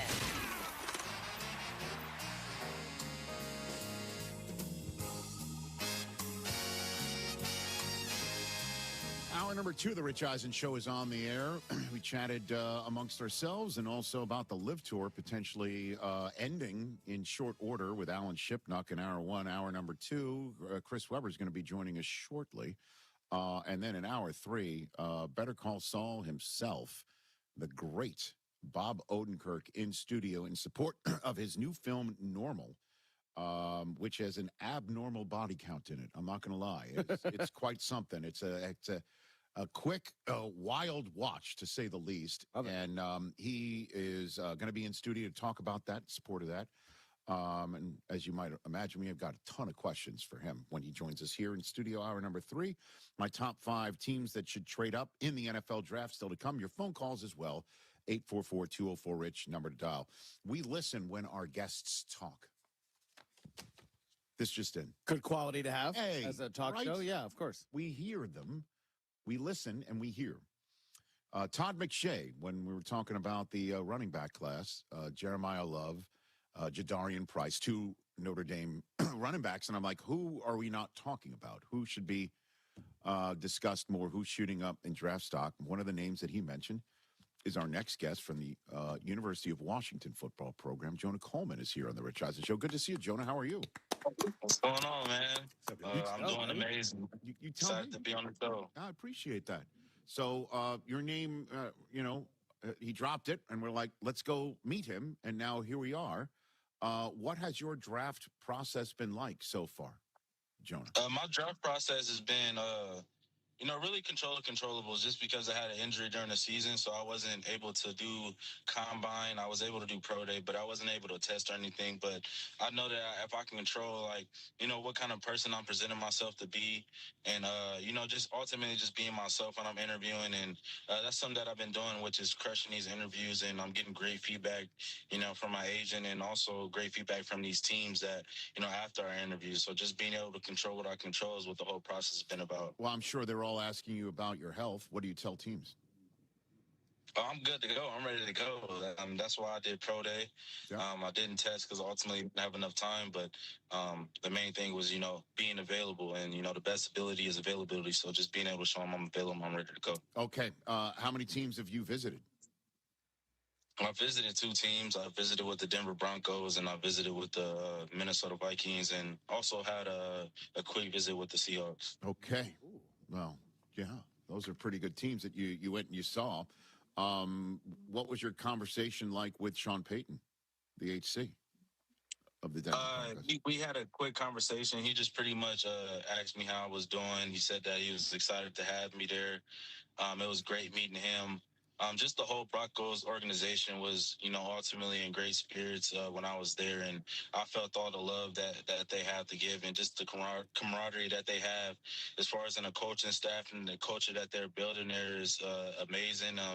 I would definitely say that's been the highlight of the draft. They showed nothing but love and the utmost respect when I visited there. And it was just an amazing experience. So what, all right, let's start with how you started running. Okay. You've been running back your whole life, correct? Were you somebody who was playing on defense and a coach said you should start running it? How did you start carrying a rock in your career? I first off was playing receiver. That's when I first started playing football. I was playing receiver. Mm-hmm. And then one of my best friends, and literally he came to the game late. So it was like, oh, who's gonna be running back today? he's coming late. So ultimately, it was like, Jonah, just play running back. So I'm at running back with number 81 on, and pretty much from there it took off. I just started being a running back from there on out. And then 58 touchdowns in your high school career in Stockton, California, correct? Did I get that right? Okay. Something like that. Okay. I don't remember correctly. No, I got it right. Unless Wikipedia or Google's wrong, and they're usually quite accurate. And then you wound up at Arizona, right? That's where you wanted to go? Wound up eventually at the University of Washington as well. So who do you model yourself after?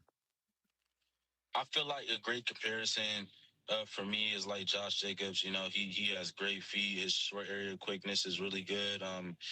In between the tackles, he's a physical runner. He finishes, every run that he has. Is great in pass pro.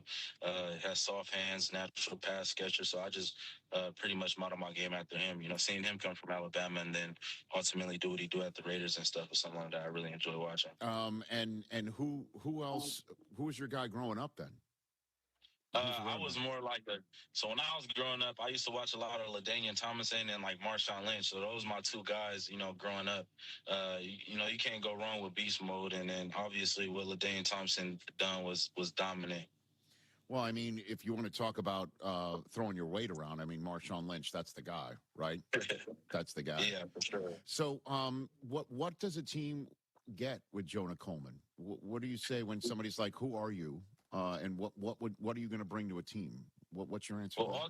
Well, ultimately, you're going to get a guy that's, either better to culture or fit right in with their building. I'm a big culture guy, and I'm big on, how things go on in the locker room, because ultimately that's what it comes down to when you're trying to win the Super Bowl, the guys in the locker room. So ultimately get a guy that ultimately betters that culture, or, that's adding value to something that's already good. And then I'm a football player. I wouldn't be in a situation if I, didn't play football good. So I feel like just the kind of person I am is ultimately be an upside, being a great teammate and doing what I can to ultimately help the team, go to a Super Bowl and win it. That's the ultimate goal. What do you think, Jonah Coleman, when you hear draft analysts or, hosts who talk to the draft analysts say that the running back class in this year's draft isn't very deep, that you need to get those two kids from Notre Dame and that's about it. After that, good luck finding yourself a top-notch running back in the draft. What do you say when you hear that, Jonah? At the end of the day, I have consistently dominated college football at my position for 4 years. If you really look back at the stats, I've consistently been a consistent runner. I don't really pay attention to what anybody that's not playing football has to say. At the end of the day, I know what I bring to the table, and I know what I do. And like I said, I'll be that hidden guy in the draft that somebody gets whenever they get them, and ultimately going to be one of those guys that show up on Sundays that's dominant. So I don't really try to pay too much attention to the media. I let them talk and, let them do what they do. I didn't get to have a combine, so, I kind of fell out of the talk and the conversation because I didn't do that. But at the end of the day, I play football. I got tape, and I'm not going to let me not running a 40 or me doing a vertical jump dictate how good I am at football. You know what I mean? I've been doing this for my whole life. Like I said, I wouldn't be in the position that I'm in if I didn't know how to play football, or, if I wasn't a good player. So at the end of the day, I just let them talk, and I do what I do. So where are you going to be for the draft? What's your plan? I'll be in San Diego with my family and friends. All right. How many folks? What's the size of the affair and the event? Well, probably like 40 max. I got 10 siblings already, so that's already 10 people right there. And then I have 15 nieces, so you add that together, that's already 25. Wow. And then I got 6 nephews. So where you at? You had 30 already, 30 something. And then just a couple, close friends, like guys that I grew up with, and then some guys that I met along the process that are really good friends to me, and then my manager, and then pretty close people. Not trying to have it too big or too anything. Just want to enjoy my time for the work that I put with my family. That's almost a roster full of you could field your own NFL roster. So where are you in the 10 siblings? In the middle, younger, older? Where are you? I'm right in the middle. I'm the only kid that my parents have together, so the rest of my other siblings are like half siblings. But if you like look at the numbers, I land right in the middle. Okay, so there you go. So you're a leader in your own family. You're also trying to, blaze your own trail. And I just wanted to meet you since I'm hearing, that you are somebody that should be further up more radar screens. And I appreciate you taking the time here. I send my best of luck to you, and I look forward to calling your name on draft night and getting you back on the show. Most definitely. Thank you for having me on here. I'm excited to be on it. Thank you. I'm really grateful for the opportunity, and just let them keep sleeping. At the end of the day, they still got to put on a helmet and shoulder pads and play football. So that's what I do. You got it. Jonah, best of luck. We'll chat soon. Nice. Good luck, my man. There's Jonah Coleman. There he goes. Awesome. There he goes. Sold. Honestly, how many 5th, 6th, 7th round drafted running backs? Not saying that's what he's going to be, but when you think of under the radar screen, you think of a third day maybe person. Sure. How many? Isaiah Pacheco, 7th round. Right, Kyle Monangai. Yeah, right. Like keep on all over the draft. Keep looking. Yep. And they've been crucial. Now, usually they're from Rutgers, but end of the day, though, you got yourself a kid who's like, look at me. Don't look anywhere else. 844-204-RICH, number to dial. Let's take a phone call here. Jeffrey in San Francisco here on the Rich Eisen Show. What's up, Jeffrey? Rich Eisen. What's up, Jeffrey? What's up, buddy? I don't know your last name, otherwise I'd call it your full. Yes, Jeffrey. What's up? Rich Eisen. Yes, sir. Who's you? You're on the air, sir. What's going on? Don't curse. All right. We want to put him back on hold then. Jeffrey, hey, Rich. Yeah, you there? Hello? Jeffrey. There he goes. Jeffrey. Put him back on hold. Carl in Antioch, Illinois wants to talk with one of us in particular. Hey there. Can you hear me, Rich Eisen? We can. Carl, what's up, bud? Rich. Yeah. Oh, are we? Is this situation working? Ooh. Hello. Yeah. Yeah. It's not me. It's you. It's on your end. Can you hear me, Carl? I can hear you now. Can you hear me? I can. What's up? Carl. Hey, what's going on? I got some. I wanted to talk. I wanted to talk to everyone, but I guess primarily it seems like TJ's the wrestling expert in the room, and I had some WrestleMania talk. And I was hoping, Rich, can you do me a favor, please? Okay. I'd appreciate it. I went to Second City just like Odenkirk. I wonder when he comes on if you could tell him that Carl said hi. Carl said hi. Okay. That might not be what I lead with, if that's okay. Carl and Antioch. Okay. No. Anyways, but I'm a Second City actor too, so he's been a big inspiration. Awesome. And cool. So and if he's interested, Sure. He's interested in investing in my television show, we can get into that later. But I wanted to talk about the WrestleMania real quick. So is TJ there? Yeah. Carl, what up? Oh, what's up, man? All right, so I wanted to go buy some. I have a couple little predictions, things. I wanted your opinion, your 2 cents, if you would. All right, let's note these. So first off, with the Bayley match, I'm thinking that there's a chance that Bayley gets fed up with losing, goes full psycho on Lyra, and turns on her and starts beating her up, and she starts turning heel. Okay. As far as first of all, I think Orton wins.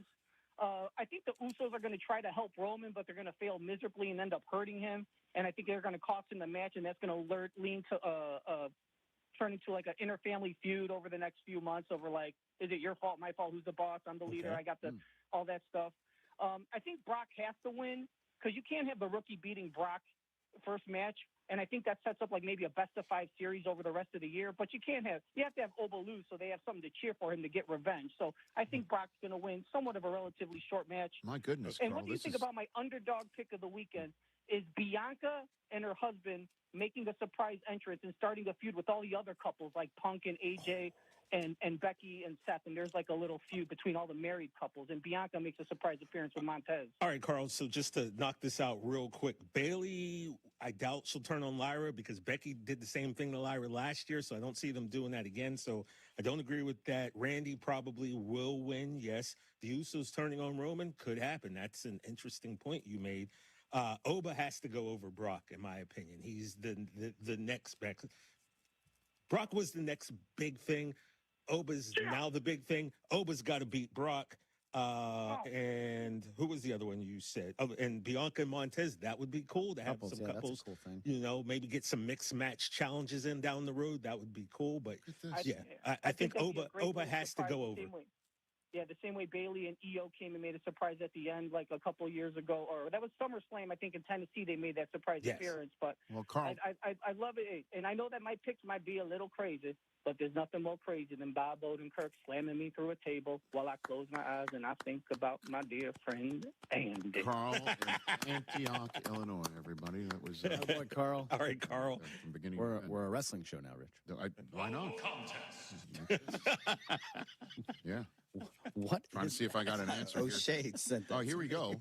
I have the answer. How does he just have? Yes, I have the answer. If you want to know, brothers. I mean, sure. Would you like to know? I mean, you're the only one who's co-hosting it. Yeah, that's true. You should want to know when you're working. Yeah. WrestleMania preview special featuring no contest wrestling. That's the name of it. That is. Oh, that's fun. I named it myself. 2 Eastern, 11 a.m. Pacific on ESPN2. So we're competing tomorrow. Again? All right. It's okay. It's fine. We have to crush you, TJ. It will re-air at 4 Eastern, 1 p.m. Pacific on ESPN News, and again at 9 Eastern, 6 p.m. Pacific on ESPN News. Ooh, 2 re-airs. Nice. So 3 airings. Love it. 1 live, 2 re-airs. And it'll be on the ESPN Would app. you like to know who the guests are? I know that already. You do know that. I do know that. So why won't? Can we talk about it? Well, I was waiting for a time when it was proper. Now it seems proper. Among the guests will be Nia Jax, and Lash Legend, the WWE Women's Tag Team Champions. Yeah. R-Truth, which is my name. I don't know if you know I'm coming. I'm R-Truth. You are R-Truth. That's true. That's amazing. What's so funny? Nothing. I am the truth. I'm not laughing. I speak truth. I am the truth. Damian Priest. Yes. And Joe Fortenbaugh. Yes. Okay. So we have 2 sets of tag team champions, and we'll be interviewing them. And you've got a top 10, it looks like. I'm not, to kind of differentiate it, it's not going to be a traditional top 10. It's just going to be a list, but I'm not necessarily ranking the list. It's going to be TJ's quintessential guide to WrestleMania to help people who maybe have never watched WrestleMania before to get into it, and then to, just remind the fans of some of the great moments. So, yeah, that'll be good. Can I give an opinion? Please do. Because, I'll always try to give you my 2 cents. I sit under your tree. I would rank them. I'd order it. Well, I said that, but rather than just like the producer loud version of my thoughts. Well, the producers, I brought it both ways, and they were like, they like not putting them in order to kind of separate it. Interesting. Separate it from what? To make it not like an ESPN countdown. Oh, okay. You just made the list. So, who knows? By tomorrow, they might be ranked. I don't know. You fly and be free. Do your. You know what I mean? I'm going to take my hands off the steering wheel. I'm such a control freak. Yeah, Rich, you're not involved. You're not involved. I'm not involved. You're not involved. Yeah, but I'd love your input, of course. Do you really? Yeah. Okay. That's what it's everything you'll need to prepare you for WrestleMania 42 live from Las Vegas! Exclamation point. Yeah. No, it's what came on my email. Should be 2 exclamation points. I've gotten the answer for you. Utah. 2 p.m. Eastern. 2 p.m. I said 2 p.m. p.m. on ESPN 2. And then 2 hours later, a re-air on ESPN News, and then at 9 Eastern, another ESPN 2 re-airs. All night long. said 2 p.m. O'Shea and TJ. This is amazing. It is great. It's just. And I just love that at least it got you to tighten up your beard, which is great. My beard is always tight. Chris Webber is next.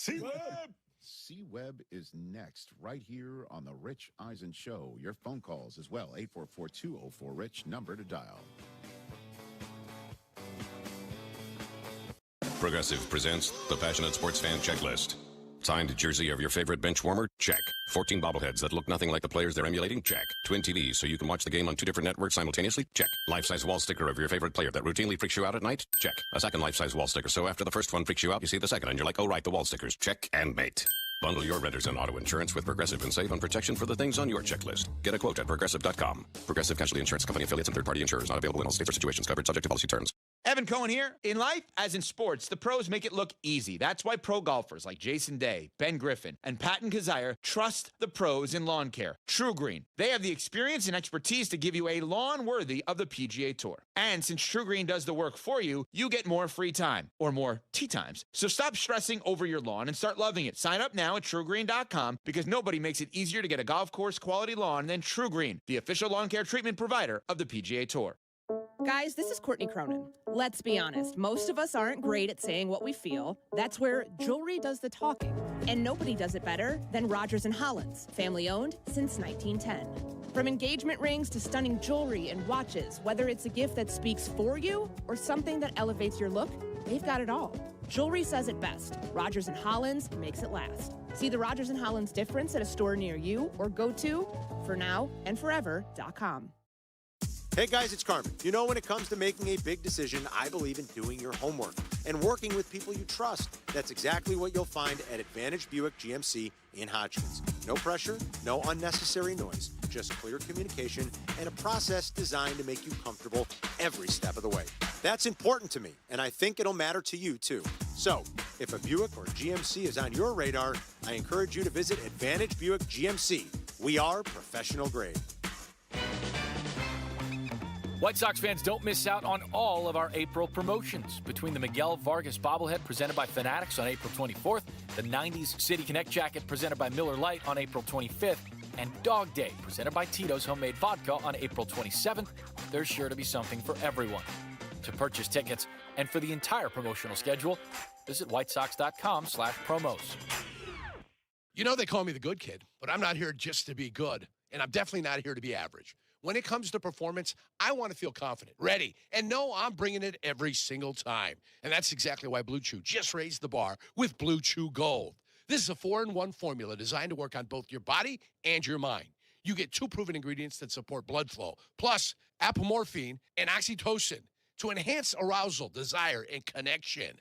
That means you're not just physically ready, you're mentally dialed in too. It dissolves right under your tongue and can start working in as little as 15 minutes. Less waiting, less worrying, more confidence. Ladies, if you're listening, send your man the link. Help him bring home the gold and make him a trophy husband. Oh, we've got a special deal for all of our listeners. Get 10% off your first month of Blue Chew Gold with code ESPN. That's promo code ESPN. Visit BlueChew.com for more details and important safety information. And we thank Blue Chew for sponsoring.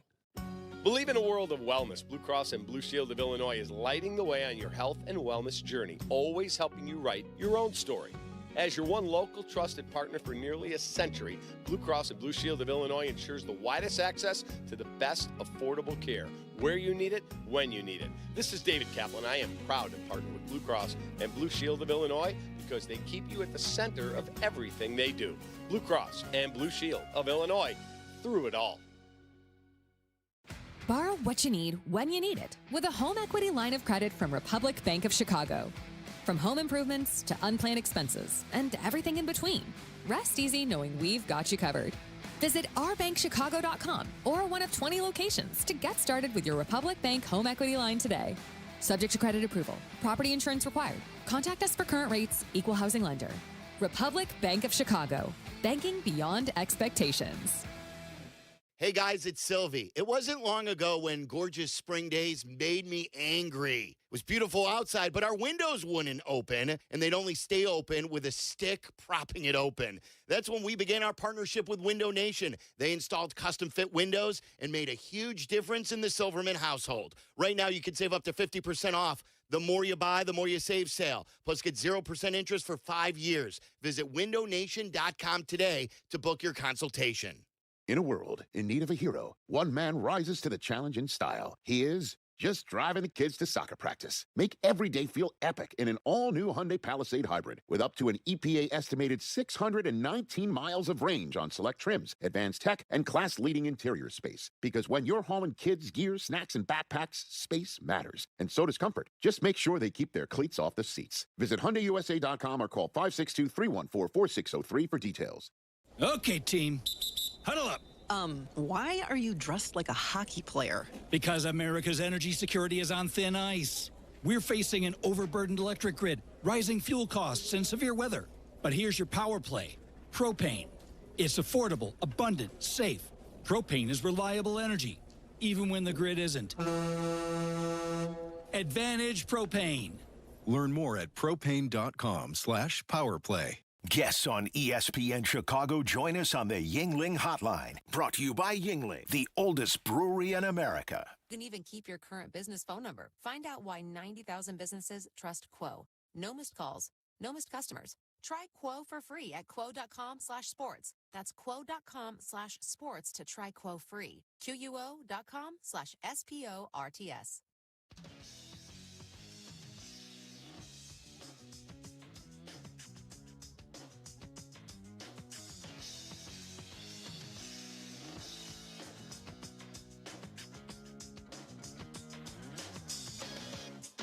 I'm going through the ESPN PR. Back here on the Rich Eisen Show, 844-204-RICH is the number to dial here on the show, or you got phone calls galore. Phone lines are lit. Everybody wants to talk wrestling with you. I'm serious. It's Mania, baby. It is Mania season. I know. Tis the season. I want to see a C-Web wrestling guy. Are you a wrestling guy, Chris Webber, at all? I am, but I'm like more old school. I love Rhodes, though. Don't get me wrong. But Okay. I love him because of him and his father. But I'm like, Macho Man, Elizabeth, British Chris I'm Webber, back in the day. There was a guy who was at the draft in Cleveland years ago. Dressed up like him and talking like him to the point where we thought he was still alive, and it really was him on the stage. That guy goes to every Browns game. Yeah. Oh, is that right? He's a fixture. Macho Man cosplay. Yeah. Good to see you, Chris Webber. How you doing? Oh, C-Web, yeah. Doing great, man. Doing great. Oh, yeah. No, I can't do it. Great. It was good to see you on a Sports Center the other night. I Thank forgot you. when it was, the Masters, yeah. Thanks, man. It was a blast from the past, be able to go back there and kind of close the door, open a new one. And it was great. Thank you for saying that. Hey, and I also saw Grant Hill as your guest on the Chris Webber Show, which you launched just this month. And you've got that exchange with your brother giving him back the jersey, right? That Grant gave him years ago. Can you tell that story for those who might not have seen this? It was unbelievable. Yeah. Chris. Yeah, thank you. On this show, I try to have conversations with people that not only I've known or the public knows, but that there's a lot of backstory. And so I've known Grant forever, and we talk about me going to Duke or him recruiting me and other things. But yeah, so after they beat, I believe it was UNLV, it was my freshman year when they actually beat us. At that time, the MVP of both teams were awarded MVP. So we're standing on the court, I'm down or whatever. And the jersey, when they beat, I believe, UNLV, the game before the championship game, he gave my brother the full entire uniform. And it's something that my aunt has had in her basement. It's something that I've probably had in my house the last 20 years, as I just started going through some of this stuff for the show. And my brother David said he wanted to give it back. I wanted to get it appraised, but he wanted to get it back. And so it was a heartwarming story. My brother Dave was a hooper. His number's retired, or he's in the Hall of Fame at Central Michigan University. He was a great hooper. And we just talk about stories of acts of kindness. And he did that to Dave at 12 years old. And it really inspired Dave to become the great player that he was. Grant didn't want it back. He didn't want to take it. Right? Grant's a good guy, man. He's a great guy. Again, we've known his family. We also talk about me getting in trouble at his house and his mom getting on me, and then me going home and my mom getting on me. But he's like family to Dave, and so it was very hard for Dave to, for Grant to accept it. And even to this day, he keeps texting me, "Do you guys, you sure you want it?" But that's Dave's decision. Again, I would have got it appraised, or at least just given him those tight ass shorts and kept everything else. Grant sits there like presidential. You know what I mean? Like he's got this air about him. Might come from his stock, obviously. His dad had that. His folks had that sort of airs about him themselves. He just sat there like the president, and you're offering him his seal back. It really was something. It was a great moment. Yeah, I think hopefully it transferred as emotional as it was for Grant at the same time. But when you talk about Grant, one of the things he talks about is leadership that he loves, and kind of the 3 areas he went into in retirement. And so to me, he's as presidential as he acts, and he's as silly as you don't see him on the side, but he's a great example. And I hope his story of just the act of kindness. So many players have done that to me. And I think sometimes people think it's just stories when I was saying Isaiah Thomas said something to me or this or that. And when you see an A-Cuff and how a player spoke to him, it's the same thing. It's those active kind. I mean, you do it all the time. I'm sure it's, people coming from a journalism school or a podcaster or something like that saying, hey, I remember this moment. And, and you give them one small word of advice, you don't know how far that goes. And so on my show, I really try to talk about, celebrating the accomplishments, diving into kind of the obstacles, but, really talking about the journey. And so for, me, it's just a jersey. It's not, it's my friend Grant, but, David, a sports therapist now that advises everyone from kids in trauma to different teams and their players, really understands how we're all affected, whether it's by negative words, whether it's by negative actions, or whether it's positive words and positive gestures. And you never know the impact of a small gesture, how far it can go in someone's life. And in this time, with all this, everything that's going on, I'd rather remind people about that from sport than something else. I could be cool in a lot of different ways and do what everybody wants and, and this and that. But right now, Nelson Mandela has a wonderful quote about sports and how it speaks to the youth in a way that,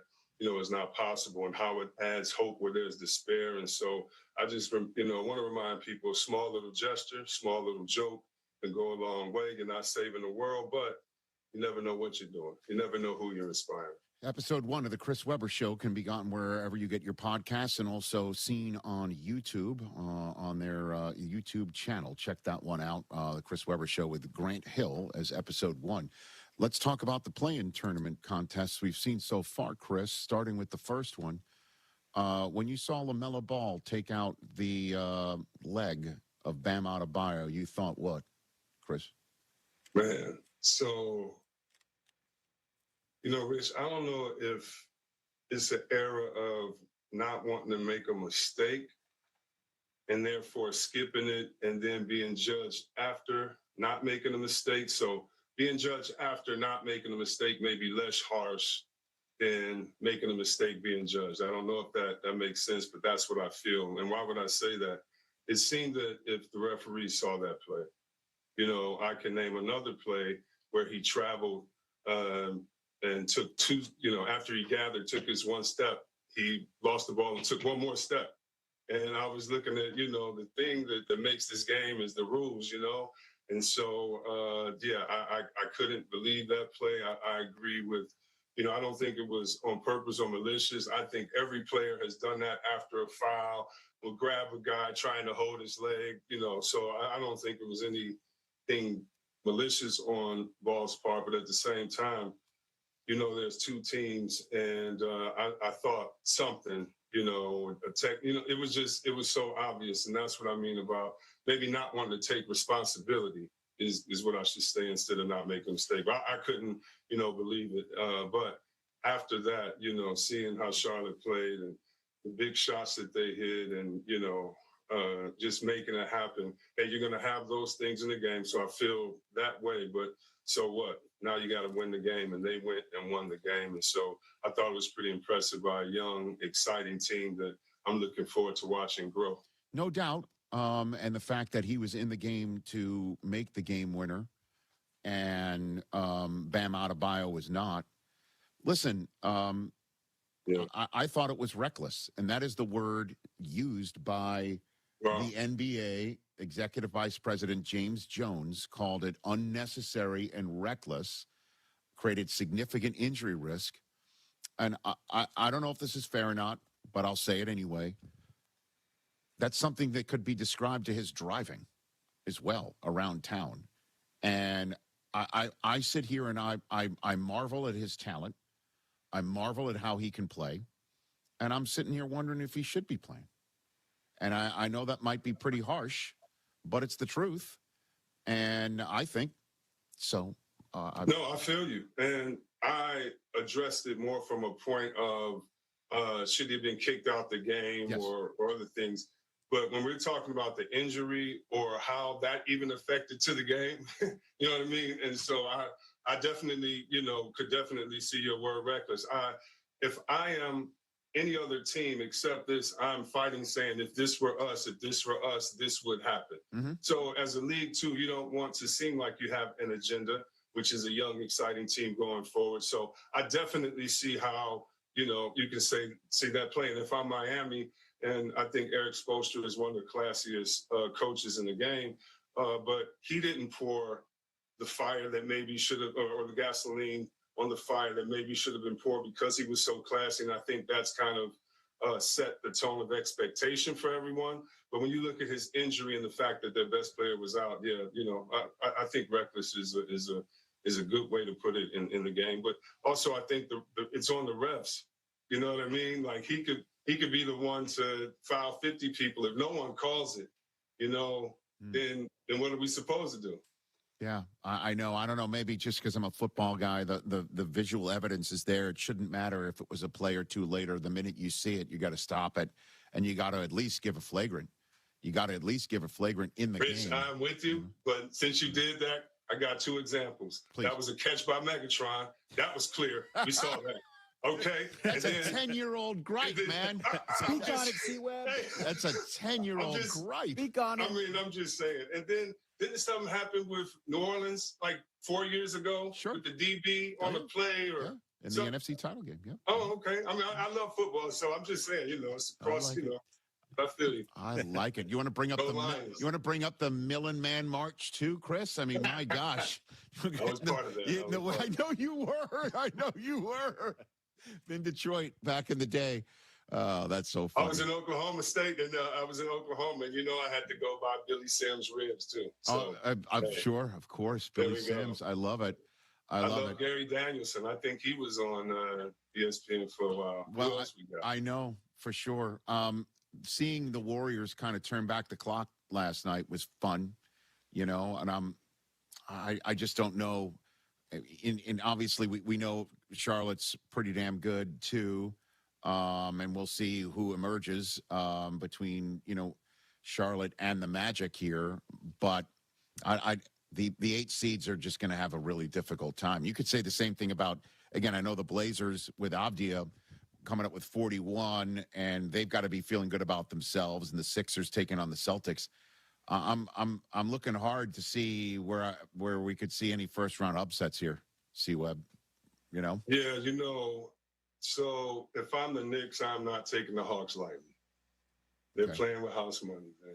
And the energy behind a new team, when you hit a different stride, whether it's because of turmoil and you've gotten through it, or whether it's because new players come at the second half of the year, that is an energy that really can't be measured. You don't know how that's going to go toward the games. And so I think that coach is, one of the most underrated coaches in the game when you talk about strategy and thought process. And I think the energy and excitement and maybe the pressure.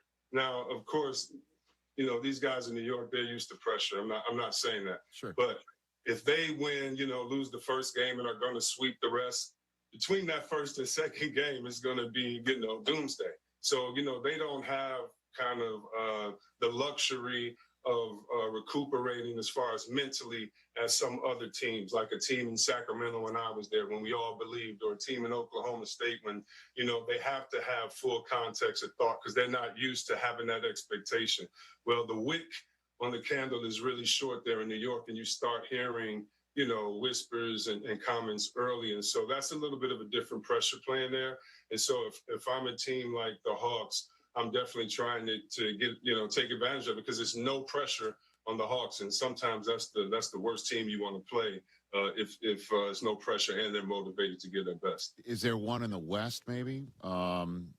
Isn't it wild that the Lakers, despite having a better regular season record and having home court advantage, that the injuries I imagine would make them the underdog in that series, right? That got the Timberwolves taking on the Nuggets.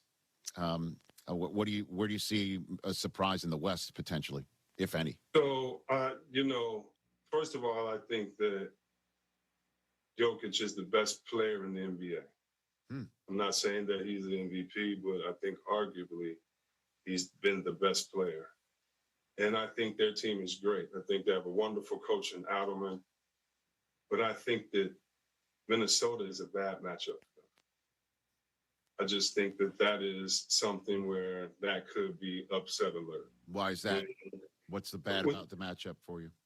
Well, when you look at Ant-Man, what he does in the game, when you look at the fact during the playoffs, each play condenses. You don't get as many fast breaks. The number of plays condenses. You don't get as many fast breaks. So therefore, Jokic is going to be himself and wonderful. However, if you can get out with your athleticism, if you are Minnesota, if the big fella who you really don't need to score as much, the Stifle Tower, you don't really need him. Now is when he makes his value in a playoff game where he gets one important block. And so I just, I like their pace. I like their attitude and their will.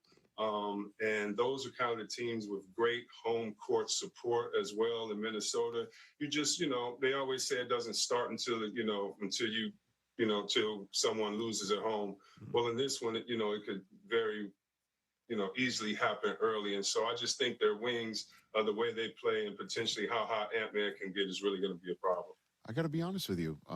I've never heard Rudy Gobert referred to as the Stifle Tower before. That is awesome. I thought that was his nickname. That's amazing. Pretty good. That is great, though. That is awesome. I thought that was. That's I've never heard that before. So maybe I'm wrong. I'm stealing that from EJ. Maybe I'm stealing that from Ernie Johnson. I heard someone say it a million times. Stifle Tower is. It makes sense. Yeah. Good. All right, it's great to see you. It's also awesome to see you. Do you have anybody you want the Lions to take next week? Is there something you know what? No, I trust our office. Okay. I trust our coach. We're biting kneecaps. He's serious. I like it.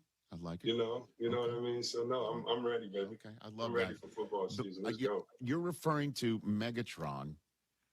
Basically, I think he caught it against the Bears, right? Yep. And then he's going down to the ground after everything's over, but it still was in the era of Des Bryant, and they hadn't made the rule changes yet. That was a catch. But based on the silly, stupid-ass rules the NFL was employing at the time, I understand what happened, Chris. But I love you still stuck on it. Oh, yeah, I'm mad. And my friends that are DBs, because I always think I'm a wide receiver or tight end, so I talk junk to these guys all the time. All they keep bringing up is New Orleans. So, I think we have to go that way too. But I love it. Shout out to Wayne Fonts and all he's done for our organization. Oh, my God. Eric Hipple mentions are right around the corner. Scott kept going. That's good. Herman Moore. Ball. Let's go. Let's go, baby. Good to chat with you, Chris. We'll see you soon again. See you soon. Rodney Pete draft pick. Right? Keep going. Let's go, baby. Here he goes. Chris Webber, everybody. Get ready for draft week. Check out the Chris Webber Show, everybody, where you get your shows and podcasts, as well as the YouTube channel for all that. That's Stifle Tower. What do you think? So he named the 2 6 seeds. The 2 6 seeds. Yeah.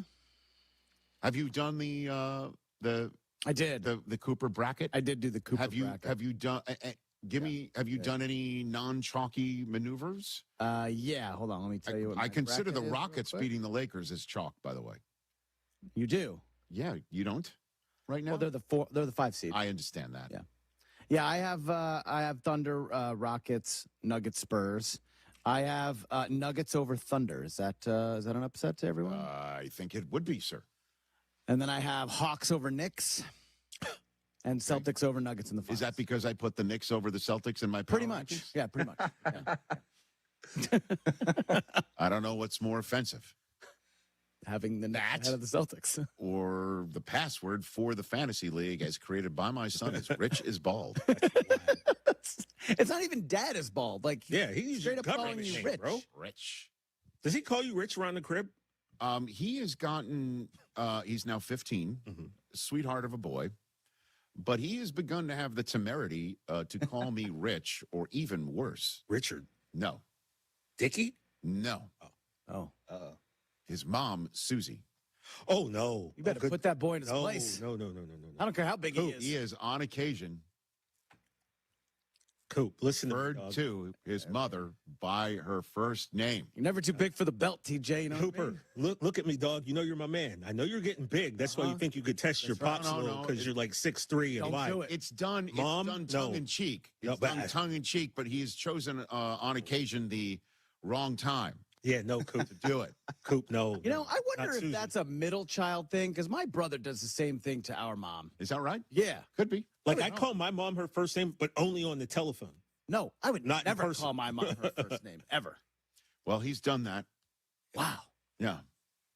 Yeah, And see, he goes, he does that. But, look at you, Rich. You're a big, passionate Laker fan. Like, that's the way he would do it. Well, for that's me. pretty funny, actually. You let him hang out with Brockman too much. That's the problem. That's there. pretty funny. but come on.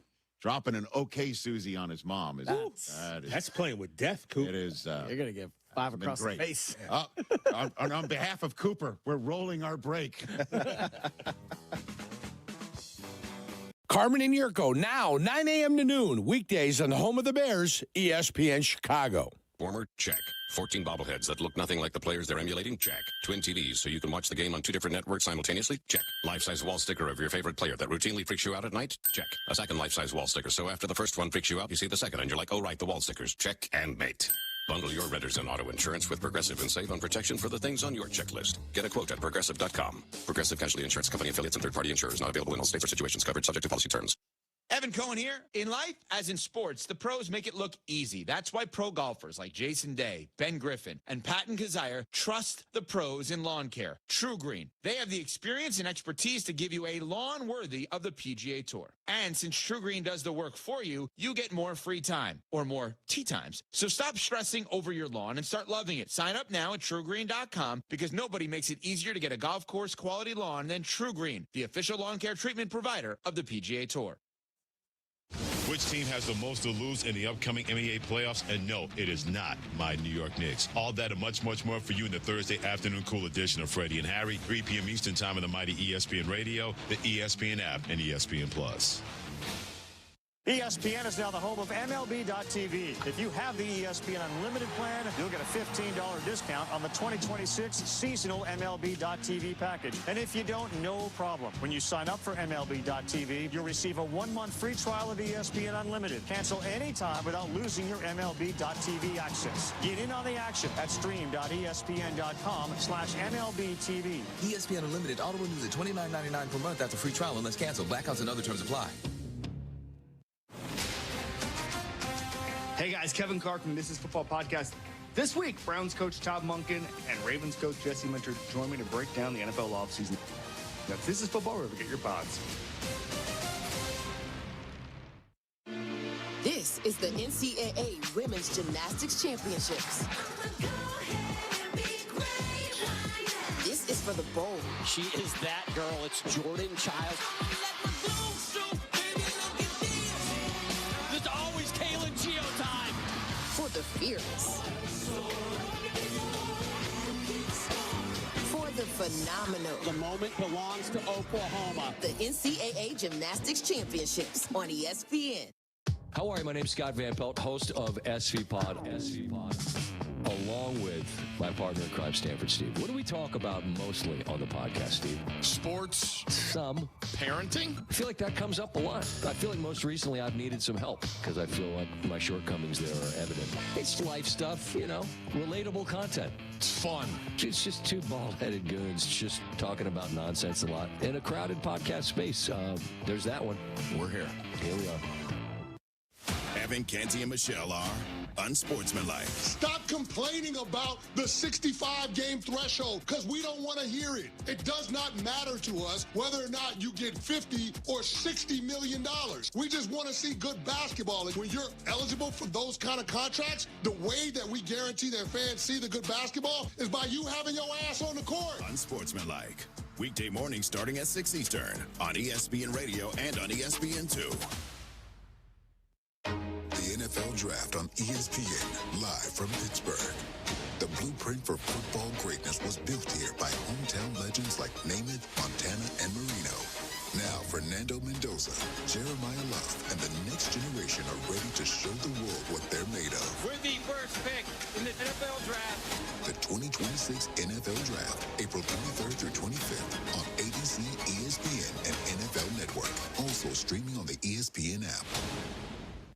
The 2026 NFL Draft on ESPN Radio. So you ready for the draft? Let's get started. Live from the North Shore of Pittsburgh, Pennsylvania. You know, I have a unique blend of athleticism and size at this position. All the teams are sitting there just absolutely licking their chops. He doesn't have the big-time arm strength. He's good, not elite. The 2026 NFL Draft. The Las Vegas Raiders select Thursday, April 23rd through Saturday, April 25th on ESPN Radio, ESPN, and on ABC. Presented by Pella Windows and Doors. This is Jerome from Birmingham, previously from Paul Feinbaum Show. Trey is up next. Hey, Paul, when somebody like Elliott calls in and he says sources say, is he just really saying he don't know what the hell he's talking about, or is that a Secret Service code? Trey, for me to answer you, that would mean one thing, that I've actually ever listened to one of his calls, and I haven't. The Paul Feinbaum Show, weekdays at 3 Eastern on the ESPN app and on the SEC Network.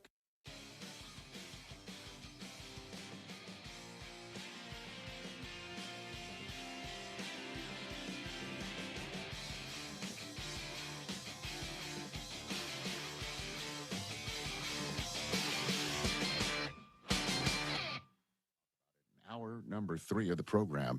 For small businesses, every hire counts, and so does your time. Hiring can quickly become overwhelming, from sorting applications to figuring out who's truly qualified. That's where LinkedIn Hiring Pro can help you. It streamlines the process so you can focus on connecting with the right candidates, not managing the noise. Hire right the first time. Post your first job and get $100 off towards your job post at linkedin.com/Eisen. That's linkedin.com/Eisen. Terms and conditions apply. 844-204-RICH. Let's try Jeffrey in San Francisco again. I think it was on our end that was an issue. What's up, Jeffrey? I apologize. Hey, Rich Eisen. How you doing, dude? Hey, buddy. What's going on? Hey, real quick. I just need 4 quick opinions from RES Consulting, dude. Okay. All righty? Yeah. The first one, I need you to work with TJ, because my question is, as a beloved, longtime Ravens fan, is my football team in the midst of a heel turn? Because it feels like a heel turn to me. No, it's not a heel turn. It's not a heel turn. I agree. It's not a heel turn. You're going to love your new coach. You're going to love your new coach. The defense is going to be absolutely better. And I'm nervous. You shouldn't be. Yeah, I wouldn't call that a hill. You shouldn't be. You shouldn't be. All right, that was slippery with Crosby. What else you need? I Okay. hear you. I don't condone it, but the new coach is 100% going to get the defense better. He's done that everywhere he's been. What else? All right, quick draft. Are you familiar with a player named Jamie Ding? Jamie, okay. Ding? D-I-N-G? Yeah. Okay. D-I-N-G. Okay. No. Did that dude grow up in witness protection? Okay. I don't know. Jamie Ding? The only guy I see here is a Jeopardy champion. Okay. Oh. All right, hit the Hey, drop. Rich. What else you want to know? What else you want to know? Watch DTF St. Louis. I have indeed. I just finished. No spoilers. I have 2 left. Yeah. Okay. Powerhouse. All right. Can you rank the performances Bateman, Harbor, Capellini? I won't rank them, but I think Cardellini. David Harbour in that show is stupendous. Yeah. Agree to agree. And I agree to agree. He was the best. I felt really bad for him. I What's think the they're last, all- What's the last What else you thing? wanna know? Yeah, what else you want to know? What was the last thing? Oh, golf fight, Rich. Golf fight. We got Jeff from NBC golf fighting with some dude named Jim from CBS Golf. I don't know. All right, Jeffrey in San Francisco. I don't know. I was getting a little concerned about the Jamie Ding thing. Well, no, he's a Jeopardy champion. I'm sure there's a. He's on a historic winning streak, apparently. Oh. So. All right. I did not know that. Yeah. Uh-huh. So he's legit. He's won 11 in a row. He's so good, he wouldn't refer to me as a what, right? He would refer to me as who. That's how good he is at the game. Seems like. Yeah. And by my full name, not what is Eisen. Yeah, what is Eisen is just What's Eisen? Yeah, what's Eisen? Rich Eisen is right. Thank you. Ooh, one of my favorite drops. All right, Bob Odenkirk's in our green room. That will end very shortly. I'm so excited to talk about his new film, Normal, and then everything else that he's done. We're excited to have him here in studio in hour number 3. We're back on ESPN Radio and SiriusXM Channel 80 in just a moment. This is The Rich Eisen Show. This is ESPN Chicago, WNVP, WTBC, HD2 Chicago, a good Karma Brands radio station. Hyundai Palisade Hybrid with up to an EPA estimated 619 miles of range on select trims, advanced tech, and class-leading interior space. Because when you're hauling kids, gear, snacks, and backpacks, space matters. And so does comfort. Just make sure they keep their cleats off the seats. Visit HyundaiUSA.com or call 562-314-4603 for details. Okay, team. Huddle up.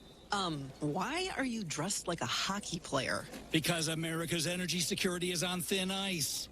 We're facing an overburdened electric grid, rising fuel costs, and severe weather. But here's your power play. Propane. It's affordable, abundant, safe. Propane is reliable energy, even when the grid isn't. Advantage Propane. Learn more at propane.com/powerplay. Amber and Ian. I grew up in Louisiana, went to Alabama. Sorry, it just means more right now in the Big Ten. They are the most dominant league right now going. We've said it about the SEC for years. They are now playing second fiddle. So obviously I'm an SEC girl through and through. So blah, blah, blah. Let me know when you can do it against a 1 seed. Let me know when you can do it against the big boys. Are you really going to stand on this hill? Just saying. Amber and Ian. Weeknights at 7 Eastern on ESPN Radio. The Mina Kimes Show featuring Lenny. It's hard for me to condone taking a linebacker if you don't have pass rushers, but the Giants might be the only team in the NFL that actually has pass rushers. How do you feel about that as a destination for Sonny Styles? Because I like it. Love it. It's a no-brainer to me. If Sonny Styles is still around right then, run to the podium and get Sonny Styles. Like, it would be the obvious right choice. Positional value be damned. Check out The Mina Kimes Show featuring Lenny on YouTube and wherever you get your podcasts. SEC Softball, Saturday on SEC Network. Two of the nation's top offenses square off as the number 5 Longhorns face the number 13 Bulldogs. Stewart walks off Oklahoma. Natalie Ray, a first-inning grand slam. Number 5 Texas at number 13 Georgia. Series begins Saturday at 4 p.m. Eastern on SEC Network and the ESPN app. Presented by Regions Bank. How are you? My name's Scott Van Pelt, host of SV Pod, along with my partner in crime, Stanford Steve. What do we talk about mostly on the podcast, Steve? Sports. Some. Parenting. I feel like that comes up a lot. I feel like most recently I've needed some help because I feel like my shortcomings there are evident. It's life stuff, you know, relatable content. It's fun. It's just two bald-headed goons just talking about nonsense a lot in a crowded podcast space. There's that one. We're here. Here we are. Evan, Canty, and Michelle are unsportsmanlike. Jeannie Bouchard, who joins us now. Our producer, Pat Costello, went to a concert the other night. The people next to him bring a 3-year-old child that's screaming the entire time. Any issue with that? That's not right. Obviously, the child doesn't want to be there if he's screaming, right? But that's just not, like, respectful. Bigger issue, that or the fact that Pat went alone to the concert? Oh, wow. That's a red flag. Where are his friends? Unsportsmanlike. Weekday morning starting at 6 Eastern on ESPN Radio and on ESPN2. Sundays are for the NWSL on ESPN. For world-class action. How much do you love this game? For the 2-time MVP magic. Tim Mashawinga, is this her moment? You better believe it! For the passion of the ride or die. Just absolutely crazy, crazy scene. It's the NWSL you love. Look, this is the place to be. NWSL Sundays on ESPN, presented by Ally. Also streaming on the ESPN app. The 2026 NFL Draft on ESPN Radio. So you ready for the draft? Let's get started. Live from the North Shore of Pittsburgh, Pennsylvania. You know, I have a unique blend of athleticism and size at this position. All the teams are sitting there just absolutely licking their chops. He doesn't have the big-time arm strength. He's good, not elite. The 2026 NFL Draft. The Las Vegas Raiders select. Thursday, April 23rd through Saturday, April 25th on ESPN Radio, ESPN, and on ABC. Presented by Pella Windows and Doors. This is Jerome from Birmingham, previously from Paul Feinbaum Show. AJ, go talk about yourself, young man, because you're just an embarrassment to the show, an embarrassment to the SEC. And Paul, it's a joke that you still let that young man on here. Good night. The Paul Feinbaum Show. Weekdays at 3 Eastern on the ESPN app and on the SEC network.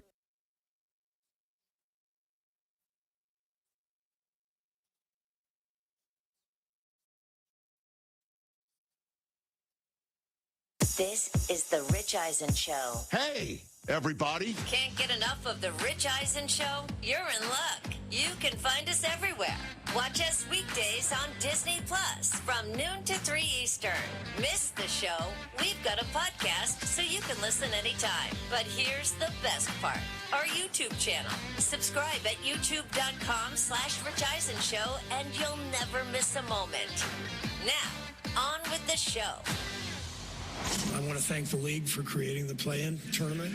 Thank you, Adam. This is the Rich Eisen Show. A sideline three for Steph Curry. From the Rich Eisen Show studio in Los Angeles. Earlier on the show, longtime golf writer Alan Shipknock, 2026 NFL draft prospect Jonah Coleman, basketball Hall of Famer Chris Webber. Coming up, actor Bob Odenkirk. And now, it's Rich Eisen.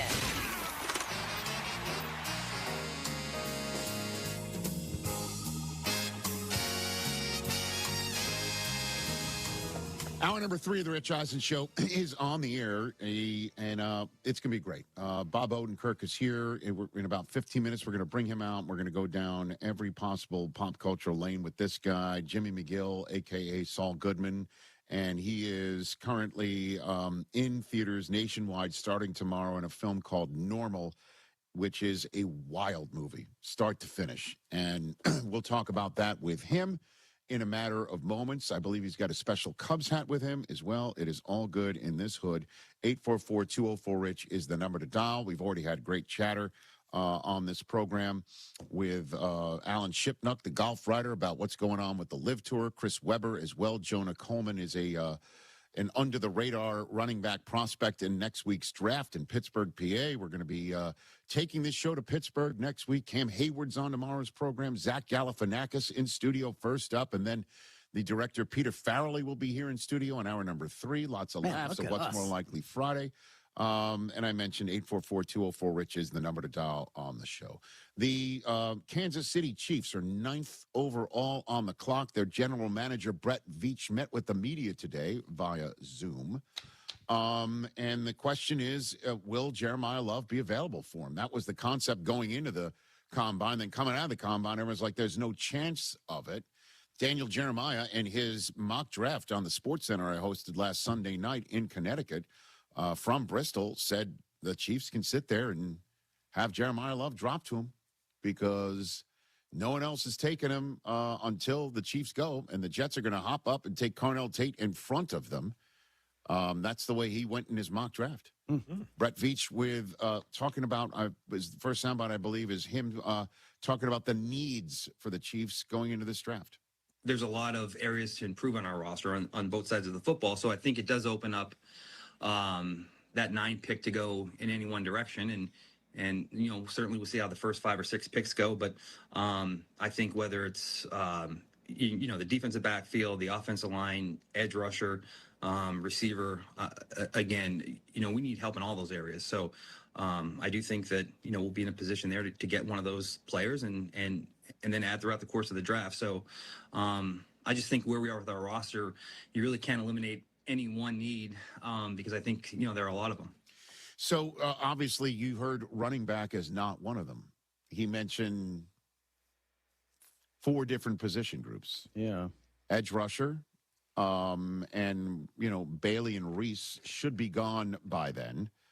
And if they don't like, if they aren't going to go move up for Bailey or Reese, there's Bain, who they could snag. There's Hakeem Mesidor, who they could snag. There's Keldrick Falk, who a lot of people are pegging for a much later draft status for him. You want to go offensive lineman, it's possible Spencer Fano will be available. Francis Mauanoa, I think, would be a stretch to be available at 9. Caden Proctor, who a lot of folks are talking about more and more, from Alabama. Blake Miller from Clemson is another one. Monroe Freeling is a Georgia Bulldog. There's that. Defensive back. They should have, if they want to take a shot at Caleb Downs, they could grab him. But he's a safety. You're talking about a corner. Mansour Delane. You want to say, okay, Trent McDuffie's gone. We keep doing this thing where we draft him and then we just won't pay him. Turn him out. Generationally, or market-changing money. Let's start again with Mansour Delane. You can do that. You could also snag McCoy from Tennessee, right? Who I know the Cowboys. A lot of people are penciling him in. A lot of 12. You could do that. The wide receiver, Jordan Tyson. That's who Todd McShay has them taking out of Arizona State. Carnell Tate should be gone. Mekhi Lemon, if you want to go him, or Mark Cooper Jr. is another. And Jeremiah Love, do you turn him down because you've already signed Kenneth Walker to that free agent contract? And in terms of the run game, though, this is what Veach had to say. First off, with Ken, to your point, Pete, we do have some talent on the offensive line. I mean, everyone knows the potential and the flashes that Josh has shown, and then working on that interior with Kingsley and Trey and Creed. I think it'd be a smart play to take advantage of that interior trio there, and to be more violent and to kind of utilize those guys and their strengths. I think that is going to be something we're looking forward to, and certainly with EB coming back here, I think. With his running back roots, there's going to be a high priority with that run game. So, I think we're excited about that. Okay. Peter Schrager talking today about Bain to the Chiefs. That would be no surprise to me. Visited them on Thursday. Okay. Be no surprise to me. But they can go in any direction. Yeah. They really can. And get a really good player. Yeah, and when are they going to pick in the top 10 again? I can't foresee it. Right. I think they're going to bounce back, and they're going to be the Chiefs. Feels like it. Feels like it for sure. 844-204-RICH, number dial. I got a top 5 here. Top 5 teams that should trade up in the NFL draft, presented by Hyundai. Hit it, please. High five. 1, 2, 3, 4, 5. Rich's top 5. All right, everybody, here's my top 5 teams that should trade up in the NFL draft presented by Hyundai. And you know what? It's so easy to do it just that way. I can't just do it straight up. What does that mean? What I'm going to do? Well, I'm going to go next level. That's what I do. That's what we do. Our truth.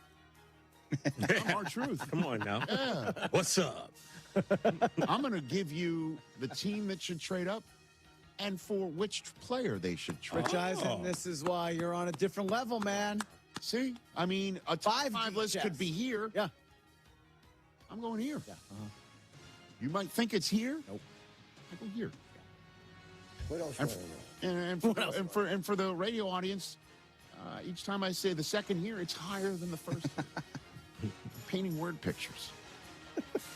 Number 5, the Browns should trade up for Jeremiah Love. Oh, wow. Why are we, what's going on here? I know Quinshon Judkins. Yeah, I get Judkins love, okay. It's not, I have no Judkins love. Well, he's an Ohio State guy. It's got nothing to do with that. And he's a Notre Dame guy. This guy is that special. Yeah. He is that special. Game-changing players. How many do the Browns have? Why not add another one? Yeah. Figure it out. And he can also play different positions. Let's go. Judkins here, Love there. What are we doing? Don't make it harder. Make it easier. They could just take him at 6. They could, potentially, or just move up a spot or two. Flip a little bit of, second, third day love for Jeremiah Love. Could be all it takes. All you need is. Right. Number 4, the Chiefs. They should trade up for Jeremiah Love. Wait a second. You're picking something up here? This smells familiar. This is nice. Are you picking something up here? Nice. Okay. Yeah, just the first 2. Yeah, no, I got you. Just the first 2. I get it. They should do it. Okay. I know they just signed Kenneth Walker. Yeah, but But Love and why wouldn't? Yeah. let's go. Let's go. One more. Kenneth Walker, he didn't even lead the Seahawks in touchdowns. That was Zach Charbonnet.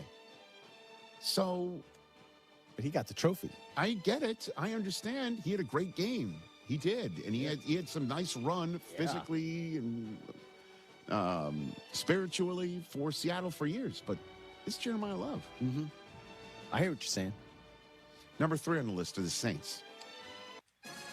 The Saints should trade up for whoever the Jets don't take it to. That's what they should do. Or they should trade up for Jeremiah Love. I know they got Kamara. But you're talking Bailey, Reese. Correct. Whoever the Jets don't take it to. Yeah. The Saints go up and take at 3. Yeah. Why not? That's what the Saints should do. Number 2, the Jets should move up.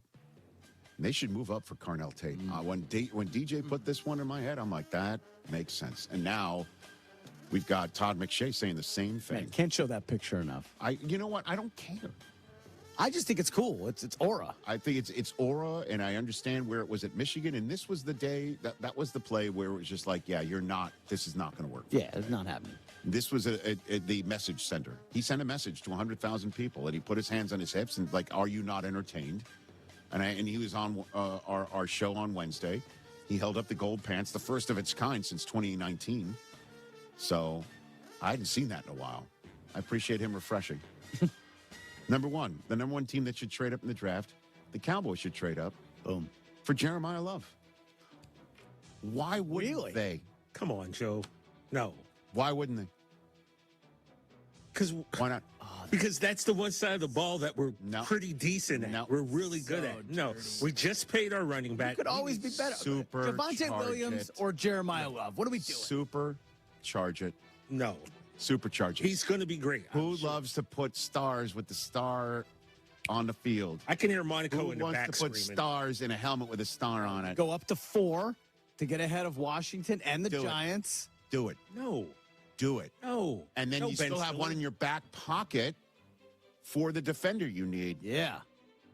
All due respect to Jeremiah Love, but hey, let me say, did the Eagles need Saquon? Yeah. In retrospect, yes, but at the time, it was pretty big luxury. Did the 49ers need Christian McCaffrey? At the time, listen, I'm just saying, when you add special players, you turbocharge what you already have working. Do it. Yeah. No. If they do it, you'll call me. I'm sitting. Here's what I want. I'm sitting on the NFL Network draft set. Everyone else has shoulder on me. Okay. And I'm sitting on that draft set in Pittsburgh on Thursday night, and the Cowboys do this. You're going to text me, this is awful. Or you will just be losing your mind. First of all, I might run up on set with you. And Jeremiah Love is more surefire than any defender the Cowboys can go ahead and get. Yeah, that sounds great when you're doing this bit, but we all know how you feel about Sonny Styles, so I don't think you really believe that. It's not a bit. But Sonny Styles isn't going to be there at 12. It's not a bit, if you believe apparently, we're not going to be there at 12 either, so no, stop it. You think we need one more? I've got one more. All right. This one's for you, Chris. This one's for you, pal. I'm not saying the Pats should trade up. We're 31. The Pats should pony up how he wants. Give it 31st overall and a third-day pick. Give it to him. Would do it. It would do it. I've asked a couple of people. You have in our because I didn't want to come on the air and sound like I don't know what I'm talking about, or I'm throwing things around just against the wall to see if it sticks. I don't do those things. So this is a report. It's not a report. You said you made some calls. I've made some calls to some evaluators. Would this do it in your estimation? Would this be something that Howie would go, yeah, I know the cap hit. 31st overall and a third-day pick to get A.J. Brown for your guy in Drake May? Do it. Come on. Come on, TJ. Do it. You want him gone? I mean, let the Eagles take another guy in the back end of the draft and do it. A lot of folks have told me this is compensation that Howie would have to sit there and go, huh? It's happening. And that's my top 5 teams that should trade up in the NFL draft. Our truth. Brought to you by the all-new Hyundai Palisade Hybrid. Learn how it makes everyday epic at HyundaiUSA.com. Epic. Jeremiah Love. Just Remember? like Zeke back in the day. And that was great, but what do we have to show for that? I mean, That's he not, scored a it's lot not of Zeke's touchdowns. fault. Not Zeke's fault. No, definitely not. Zeke is probably Here we one go. of the most underrated running backs of his generation. Here we go. Facts. But no, I don't like. He would. You will text would be me. going You will nuts. text me. You will text me. I can't believe we just did that. Oh, what a shame. Oh, and I'll have it live on video. Okay. No. Yes. No. Okay. No. We're sticking I like to the shaking plan. things up. 2 defenders, all right? 2 guys preferably in the back of the defense. Let's go. Okay. We're right there. I for understand what the conventional wisdom says. I'm going the other way around. Well, you don't have a connection to the Cowboys like I me. don't. Because I'm like this. I know. Yeah, I know. Now you are. What up, Steven? I mean, you What's got up, Unc? you got business cards. Yeah. What's up, Tad? All right, let's take a break and bring Bob Odenkirk out here, ladies and gentlemen, on the Rich Eisen Show. Normal in theaters nationwide starting tomorrow. There's an app for that. Download, listen live, podcasts on demand.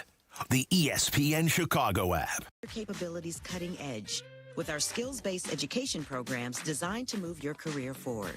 Explore more than 135 degrees and certificates in business, cybersecurity, and more. Apply now and save with no application fee. Classes start May 13th. Learn more at umgc.edu. Certified to operate in Virginia by Shell. My name is Whitney Allen, and I'm a widow. My husband, Ryan, died. We never thought we'd ever have to use life insurance, but the unexpected happened. With Ethos, signing up was fast and 100% online. You can get a quote in seconds, apply in minutes, and get same-day coverage. No medical exams, and you can get up to $3 million worth of coverage. I'm grateful we were prepared. Get your free quote at ethos.com/play. That's ethos.com/play. Paid spokesperson. Time spent on application may vary. Online health questions required. How are you? My name's Scott Van Pelt, host of SV Pod, along with my partner in crime, Stanford Steve. What do we talk about mostly on the podcast, Steve? Sports. Some. Parenting. I feel like that comes up a lot. I feel like most recently I've needed some help because I feel like my shortcomings there are evident. It's life stuff, relatable content. It's fun. It's just 2 bald-headed goons just talking about nonsense a lot in a crowded podcast space. There's that one. We're here. Here we are. Evan, Kenzie, and Michelle are unsportsmanlike. I think there is a trade to be had for Joel Embiid because if a team does not get Giannis, Kawhi if he's available, if a team does not get LeBron if he's choosing to leave, Joel Embiid is one of these guys where you may just convince yourself to make a move on. Philly fans would be like, thank you for everything. This whole process needs to end, and this is the way to end it. Unsportsmanlike. Weekday mornings starting at 6 Eastern on ESPN Radio and on ESPN2. ESPN is now the home of MLB.tv. If you have the ESPN Unlimited plan, you'll get a $15 discount on the 2026 seasonal MLB.tv package. And if you don't, no problem. When you sign up for MLB.tv, you'll receive a 1-month free trial of ESPN Unlimited. Cancel anytime without losing your MLB.tv access. Get in on the action at stream.espn.com/MLBTV. ESPN Unlimited auto renews at $29.99 per month after free trial unless canceled. Blackouts and other terms apply. Amber and Ian. Now, at this point, it's just the Masters trying to be the Masters. Like, it's just a shtick. Now we're too hoity-toity to allow the cell phones. So that's what it's more about than, frankly, even the integrity of anything. But what is interesting about the Masters is they do apparently have payphones. And so it's one of the only places maybe the only place in the entire country where there is apparently lines for the payphone when you're at the Masters. Amber and Ian. Weeknights at 7 Eastern on ESPN Radio. This is Jerome from Birmingham, previously from Paul Feinbaum Show. I want to say something about Elliott's call. We don't have to keep telling Paul that the SEC is overrated. We saw that in the college football playoffs. They had 10 teams in the NCAA basketball tournament, and none of them showed up in the championship game. So you don't have to remind them, but it's okay if you do. The Paul Feinbaum Show. Weekdays at 3 Eastern on the ESPN app and on the SEC network. This is the NCAA Women's Gymnastics Championships. This is for the bold. She is that girl. It's Jordan Childs.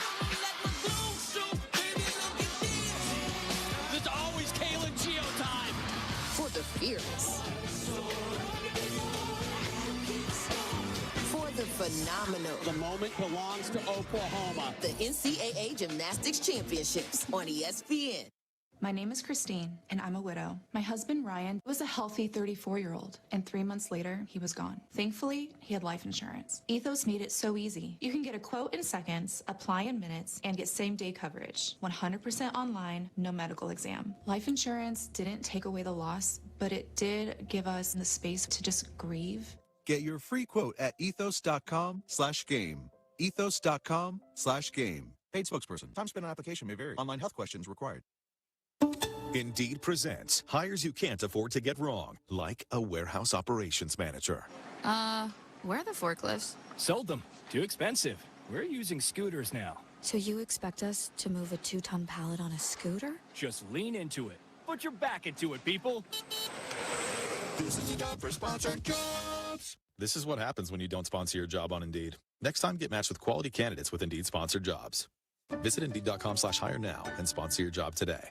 Running a business means wearing multiple hats. So if you're like me, you probably started out using your personal phone, taking client calls and texts nonstop. As my business grew, I needed something smarter. That's when I switched to Quo, the #1 business phone system. Quo works right on your phone or computer. No carrying 2 phones, no clunky landline, just one easy app you can try for free. Your team can share one number and handle calls and texts together like a shared inbox. Any teammate can jump into the conversation, so customers get faster responses. And Quo's AI assistant summarizes your calls and responds to customers 24/7, so you never miss a lead or opportunity. All this starts at just $15 a month. That's basically 2 coffees. You can even keep your current business phone number. Find out why 90,000 businesses trust Quo. No missed calls, no missed customers. Try Quo for free at quo.com/sports. That's quo.com/sports to try Quo free. QUO.com/SPORTS.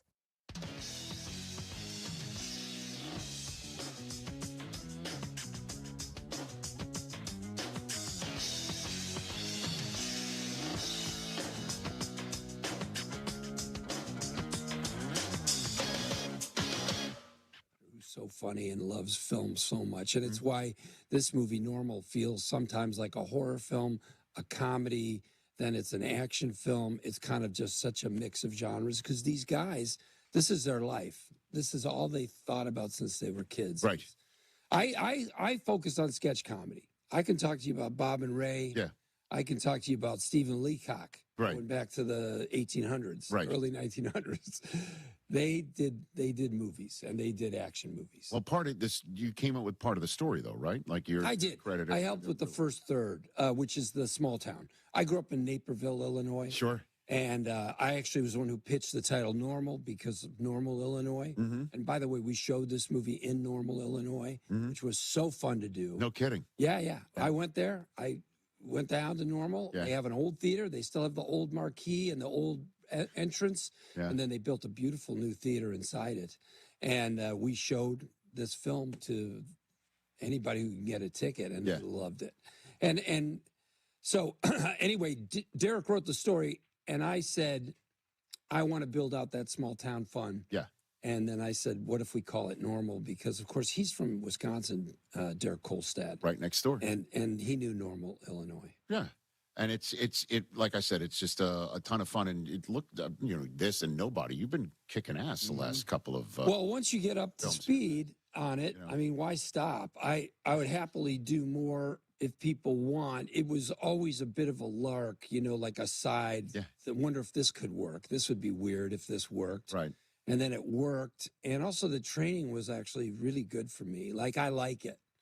If I have to work out, we all do. Yeah. I would rather do a stunt workout than just some dumb thing that I would do on my own. It's more interesting. Yeah, not a lot of workouts required for Saul Goodman back in the days. No, but I was doing Nobody workouts starting in the 3rd season of Saul Goodman. Because that movie took 2+ years to get, in shape. Yes. And I was getting in shape doing the workouts. And Daniel Bernhardt, who trained me for Nobody and Normal, would fly down to Albuquerque twice a year and run a workout with me, and sometimes show, because I would work out at like the MMA gym Jackson Wink there. ABQ in yeah. Albuquerque? I would work out at their beginner gym. Okay. Or the one that, anyway, fighters know it. And then there I would be doing my stunt fighting workout, which is not real fighting. Guys, please, I know. And they would laugh. They would laugh. Yeah. Or we would show them the moves. Yeah. And they would be like, what? Yeah. What are you doing? Because it's not really anything you really want to do. It's actually dangerous, what I learned, if you were in a real fight. I put myself in more danger. Yeah, I mean, because, you're... Yeah, because you open your face up and you do these wide swings. All stuff you should never do. Survival's different than acting, for sure. Normal, again, is available in theaters nationwide tomorrow, April 17th. Go check it out. Look at Henry right Do there. you love that poster? I love it. It's like, it's old school. It's old school. It's old school. Which the movie is. Yeah. Yeah. It's got like a Jackie Brown feel to it. Yeah. You know what I mean? Like a Tarantino. There's some Tarantino turns. And if you look at it and you blur your eyes, it's kind of a skull. Oh. With the teeth of the people with the upper Look teeth. at you, man. I didn't. Brilliant piece of work. That's next level. By the artist. Bob Odenkirk here on the program. You wearing your Cubs hat?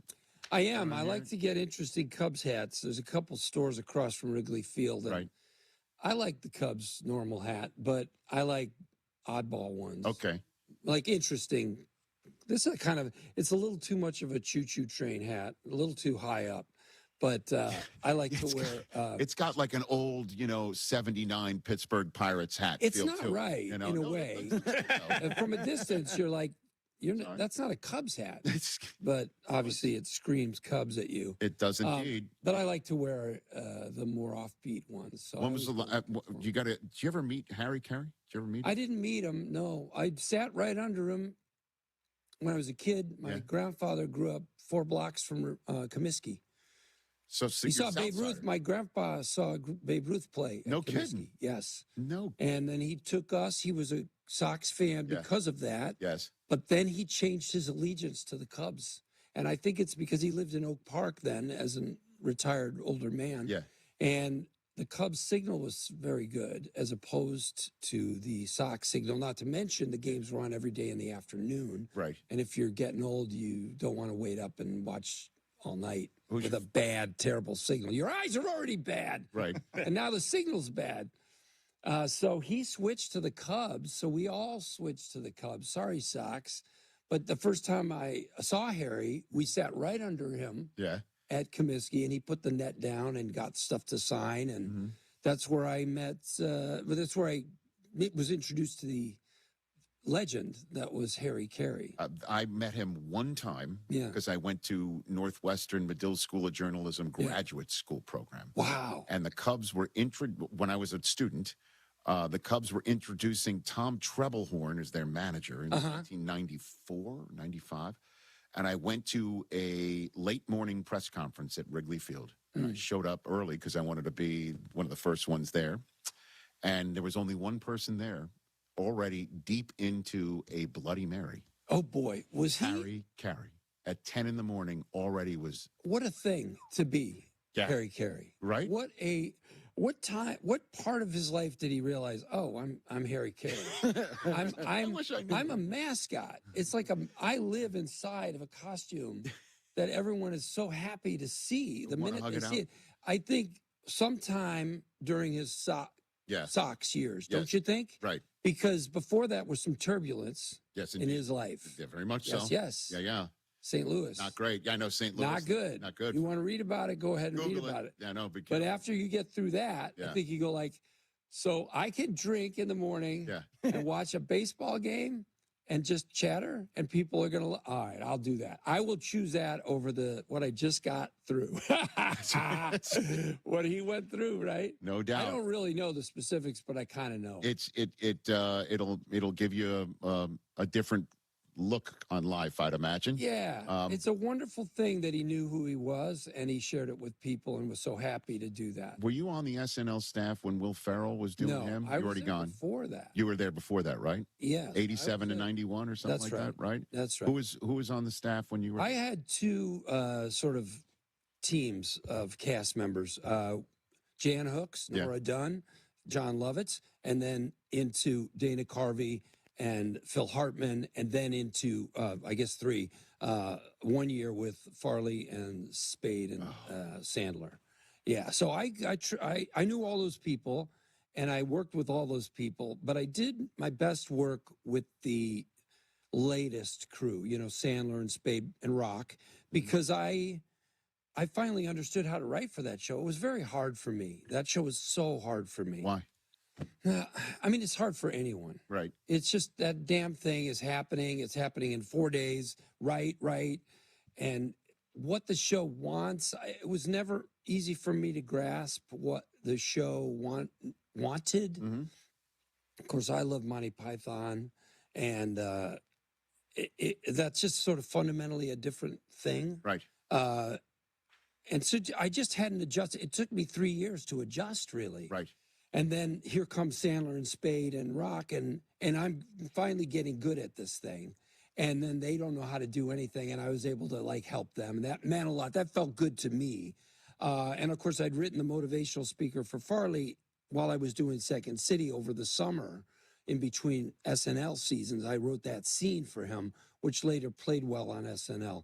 But just to be able to help in my last year at Saturday Night Live, to help Chris, to help Adam and Farley, was such a good feeling. And it was a weird moment of boy, I could actually do this now. Right. But I knew I wanted to perform, and I knew I wasn't going to get that chance because I just wasn't good enough. I wasn't going to ask Lorne.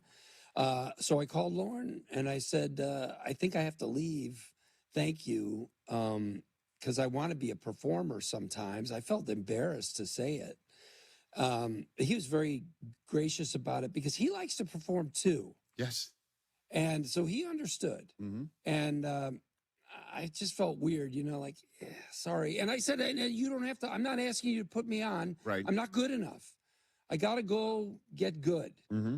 And then I left and came to LA, and I did one-man shows and stand-up, and I also carried on writing for television as well. Sure. So you wrote The Van Down by the River? I did. I wrote that for Chris at Second City. I've talked about it a lot. Please. No, but it was actually a big deal to me. Of course, I loved Chris, and everyone who knew him loved him. Mm-hmm.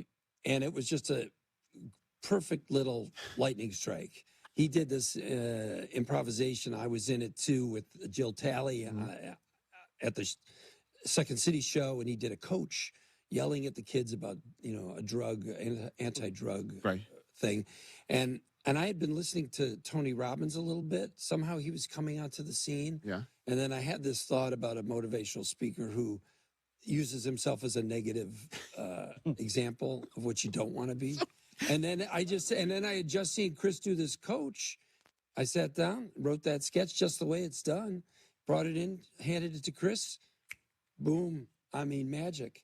And magic is right. I mean, really, just, right. One of the things that's hard, this is not a show for comedy sketch writers, is it?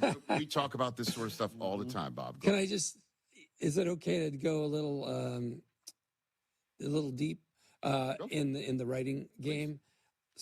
Writers want the writing to be the star, but the writing is not the star in sketch comedy. The performance is the star. So what's great about the motivational speaker sketch is it is really 50-50, maybe 60-40, which is to say the writing has a value up to 40%. Yeah. It's still weighted towards performance. Well, I mean, when he comes out dressed that way. I mean, his movements. I mean, it's insane. Right? And by the way, when he did it at Second City, which is where we first did it, and I played the dad, Chris would not finish that sketch until he made every performer laugh every single night, 7 shows a week. He would not stop. And, he won. He won every time. My daughter asked me, when she was very young, like 7 years old, what's the most fun you ever had doing your job? And right away, and it was years earlier that I'd done that sketch, I said this sketch that I did with my friend Chris Farley, every time I did that sketch was the most fun I ever had. I love it. Bob Odenkirk here on the Rich Eisen Show. How did you first hear about Saul Goodman? I was sitting at my desk here in Hollywood, I'd been directing some feature films. I'd been writing TV shows. In fact, I'd written one about a minor league baseball team called the San Diego Snakes. Okay. And FX was great about it. And I love minor league baseball. I love reading about it. Yeah. It's just such a tough world, you know, and it asks a lot of people. And, you know, there's some great books about it. Sure. And so my friend Reed Harrison, he knows a lot more about baseball than I did. We had written this pilot. So it was in the stages of dying. FX was great about it, but they were like, we can't. It was so much hassle, Rich, because we wanted to shoot alongside a real minor league team. And we had found this private league. Okay. 3 teams that was going to consider letting us shoot, you know, with them. But it was such a hassle. I mean, it was so much hassle. So it's a good thing you got this call about salt. So I'm sitting there. Here's 2 stacks on my desk. I have film scripts here. Yeah. I have TV scripts here to direct. Okay. To consider directing. Yeah. I had some cachet as a director at that moment. And I get a phone call. My agent says this to me. They're going to ask you to do a part in a TV show. Don't say no. Because I said no to a lot of stuff. Okay. And he goes, it's called Breaking Bad. Now, Breaking Bad had been on already. Yes. But it had been on for an abbreviated season, 7 episodes, and there was a writer's strike. And it paled in light of Mad Men, which was such a breakout, massive hit. For AMC. And then this other show, Breaking Bad, is like, why are they even keeping that on? I mean, they've got their big hit. Why do it? And so he goes, don't say no. They're going to offer you this role. Okay. Yeah. Okay. Well, yeah, don't worry about it. Just send me the script. Of course, right away, I'm like, I don't know. I called my friend Reed, who had written this pilot with. I go, did you ever see the show Breaking Bad? He goes, that's the best show on TV. You got to do it. Do not say no. I go, all right.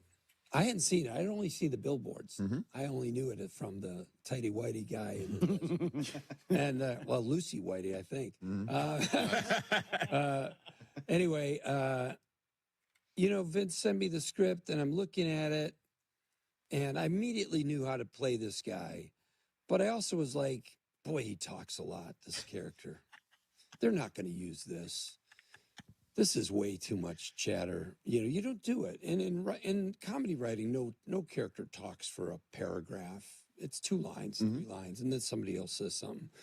And so this character just ran and ran. So Vince calls me, and he goes, we need you for 3 or 4 episodes. We're not sure which. All I was there to do was to get this plot to move forward. You know, they were kind of stuck in a corner. And I said, well, I can't do 4 because I was signed up to do How I Met Your Mother. So I figured that might kill it. But he's like, okay, we'll do 3 episodes with you. And also I didn't learn the script because I was like, there's no way they're going to have me talk this much. Nobody talks this much on TV. So I didn't bother to learn it. And I didn't watch the show. I knew it was a drama. Jeez. I had little kids at home. Yeah. And I knew it was violent. Yeah. So, and my kids, you know, kids will wander into your room when they're that age, 5 years old, 4 years old. You put anything on the TV that you don't want a kid to see, a movie or something. What's that? Guaranteed they're walking in at 2 a.m. It doesn't matter what time it is. That's going to magically make that happen. Right. You know what I mean, right? Yeah, of course. Yeah. It's like the life, you know? You turn your phone off because you're like, I'm going to take a break from my phone. Yeah. You turn it on an hour later, 50 messages. Where the hell are you? That's right, I know. And, you know. Go figure. And so I hadn't watched the show. I knew it was a drama. I was, you know, thankful for the opportunity to try to live in that world. And I didn't learn the script. And I get it on Friday. I get the blue pages, the last pages, and I fly down there like on Friday. And I get the blue pages on Thursday or Friday morning. And it's exactly the same. One word has changed. One word. I'm like, oh, thank you for that. I got to learn this? So I spend all weekend, you know, I'm kind of scared. And I learn this wonderful dialogue, so great. But in learning that dialogue, in deconstructing it, is where I thought a lot about drama and what this is and how it's not just a run-on paragraph of me talking to Walter White and yammering for no reason. It's a guy watching another guy's eyes and trying stuff on him. Trying this, trying that, trying this, trying that. Am I getting him? Am I getting him? Have I got him? Have I got him? He's taking stabs in the dark with whoever he's talking to. Right. And looking to get a reaction and connect. And so that was Saul. Saul was always, everything he said mattered, even though he said a lot, and it kind of flew off into the air. Right, but then obviously Better Call Saul comes around. Yeah, well then that's a whole nother level, man. I imagine, like you had to have reconfigured the way you thought about playing Saul Goodman for I had to reconfigure how I thought about it, acting and being serious about that job and what that job was, because it really was a huge, qualitative difference. It wasn't quantitative, which is how I talked to myself. I said, so what? I'm going to talk more. It doesn't mean anything. I mean, in other words, I was trying not to be intimidated by being the lead, by just saying to myself, you've done a lot of acting. So what? You're going to talk a little more. Right. Nothing. Don't build it up in your mind. But it was not that. It was fundamentally a different thing. The degree of depth and layering you have to think about and try to bring in that the writing presented, it just set me back it was 2 years of sweat, of real fear and sweat. I lost my voice on the first week before. And by the way, I'm losing my voice now because I've done so much promotion for Normal. But I'm happy to do it because I love that movie. But anyway, it was, boy, that thing knocked me on my ass. And so did Broadway when I did... Glengarry Glen. I thought I was past being intimidated by this job. But it was a beautiful thing. It's a wonderful thing at an older age to be invited to challenge yourself. It's a gift. It's a crazy gift. But it's also scary as hell. Well, I got to tell you, though, you pulled it off because, Saul Goodman went from a character in Breaking Bad that was occasional comic relief and obviously a very important part of the plot and the story and a crucial character to, in Better Call Saul, it was a love story. It was a story about brotherly love or jealousy. It was, a Breaking Bad drug cartel, intense storyline. It was all of that. All of that, man. And you killed it. You killed it. Thank you so much. I mean, the fear helped me, of course. Fear can help you to dig in and work hard. I always felt that the guy's story was one that, we tell in America, we tell stories of people who find their voice and their strength and their confidence at the age of 21, at the age of 17, at the age of 23. That's the story we like to tell. Mm-hmm. And Saul was a guy who had a gift of some sort of speaking, of analyzing people, of swaying people, convincing them of things. But he couldn't find a place to put it. He didn't know where it belonged. And he wanted this respect from his brother and from his love interest. And he couldn't get it. And I think that his journey is probably a more understood and shared thing of a guy moving into his 30s and 40s even, and going, I know I've got something to offer. I know it. Mm-hmm. I've seen it work. Hey, good job. Mm-hmm. I can't find the place to put it that everyone agrees. And I just think people relate to that. They love to hear stories about magical, unicorns who, Pete Crow Armstrongs. Yeah. Right? Sure. That's the story we want to hear. We love that story. But that's not most people's story. Most people's story is stumbling and then grinding it, making their way to some power and some confidence and some appreciation, but hopefully by their 40s. And every single time I was sitting there rooting for your character to find the right spot to put it, and it looked like you were going to do it. It all turned to crap. You know? Yeah, which is what led me to being an action character. Because that not quitting that Saul had. I've got to take a quick break on the radio side of things, and if you don't mind, we'll just finish up the hour together. I love it. Cool. Bob Odenkirk is here. Normal is going to be in theaters starting tomorrow nationwide. We're back with Bob Odenkirk to just wrap things up in a sec.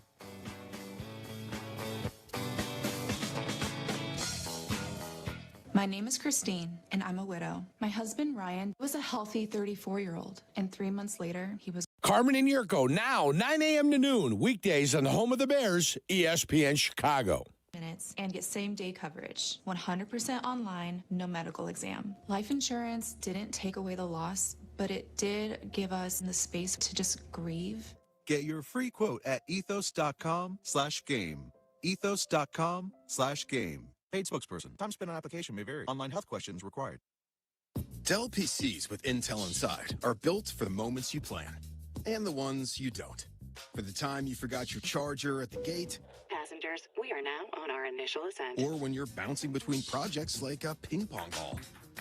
We build PCs with long-lasting battery life, so you're not scrambling for an outlet. And built-in intelligence, so you can stay focused on whatever you're doing. Dell Technologies, built for you. Dell.com/Dell PCs. Evan, Canty, and Michelle are unsportsmanlike. The Houston Texans defense is elite, built to win now. Their quarterback play was the main reason they weren't able to get further. This is not personal with C.J. Stroud. It's me looking at the Houston Texans, realizing you don't have this window forever. And if your quarterback is an impediment, that's a serious conversation that they should be having. Unsportsmanlike. Weekday morning starting at 6 Eastern on ESPN Radio and on ESPN2. This is Freddie and Harry. Dan in Virginia. I actually wrote a little poem. Here it is. It says, they call me Wimby, one and the same. And when I'm done whipping you, you'll respect my name. When I come to your town, I'm bringing the smoke. So go buy some gas masks. I'll make you choke. When I answer your questions, you may call it sass. Well, I really don't care because I'll still kick your behind. Check out more from Freddie and Harry weekdays at 3 Eastern on ESPN Radio and the ESPN app. This is the NCAA Women's Gymnastics Championships.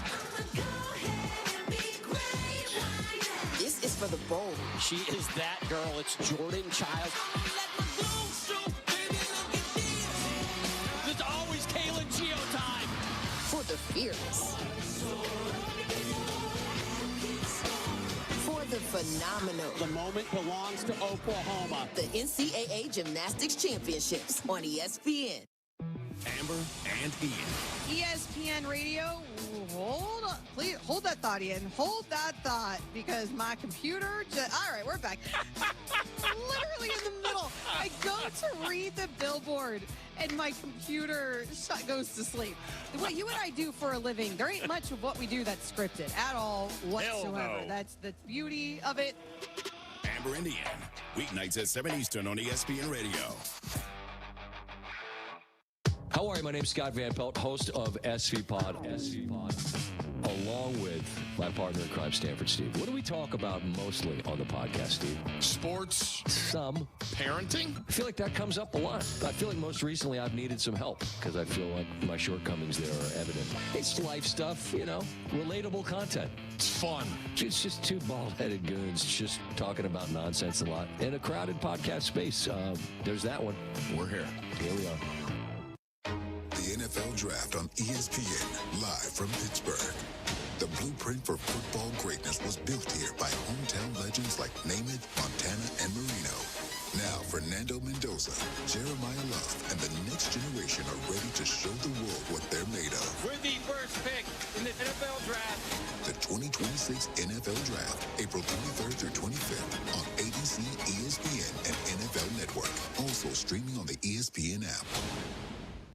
The 2026 2026 NFL Draft on ESPN Radio. So you ready for the draft? Let's get started. Live from the North Shore of Pittsburgh, Pennsylvania. You know, I have a unique blend of athleticism and size at this position. All the teams are sitting there just absolutely licking their chops. He doesn't have the big-time arm strength. He's good, not elite. The 2026 NFL Draft. The Las Vegas Raiders select Thursday, April 23rd through Saturday, April 25th on ESPN Radio, ESPN, and on ABC.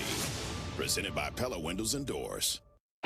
This is Jerome from Birmingham, previously from Paul Feinbaum Show. Trey is up next. Hey, Paul, when somebody like Elliott calls in and he says sources say, is he just really saying he don't know what the hell he's talking about, or is that a Secret Service code? Trey, for me to answer you, that would mean one thing, that I've actually ever listened to one of his calls, and I haven't. The Paul Feinbaum Show, weekdays at 3 Eastern on the ESPN app and on the SEC Network.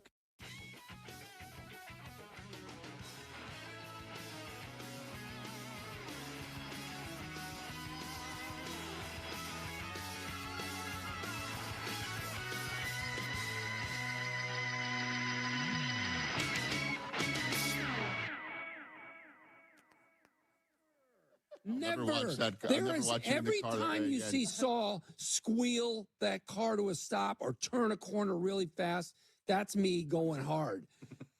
I swear to God, I almost flipped that esteem. I'm pulling into a parking lot, and I turned so hard, and I was going so fast, and I caught so many great kudos from the stunt team because I would stop that thing on a freaking dime. I love it. I would. Fantastic. This is perfect time for me to tell you that you can make every day feel epic in the all-new Hyundai Palisade Hybrid with up to an EPA estimated 619 miles of range on select trims, advanced tech, and class-leading interior space, because when you're hauling kids' gear, snacks, and backpack, space matters, and so does comfort. Just make sure they keep their cleats off the seat. Visit HyundaiUSA.com or call 562-314-4603 for details. That's the all-new Hyundai Palisade Hybrid. Normals in theaters near you starting tomorrow. Bob Odenkirk here. I got about 3 minutes left. You got a good, your favorite Cranston story, Brian? Brian Cranston? Oh, well, it's the one where I'm sitting in the makeup trailer, and I'm in my second season of Saul. Yeah. I still haven't seen the show. Or, I mean, of Breaking Bad. Yeah, right. Breaking Bad. Yeah. And I'm looking at the pages, they're talking about something and talking about Gus, and I'm like, well, you and Gus, you know, you're working together, right? So you should, I don't know, I said something about he and Gus. By the way, they always show this damn picture of me. I'm wearing a bulletproof vest. People are like, Odenkirk lost weight.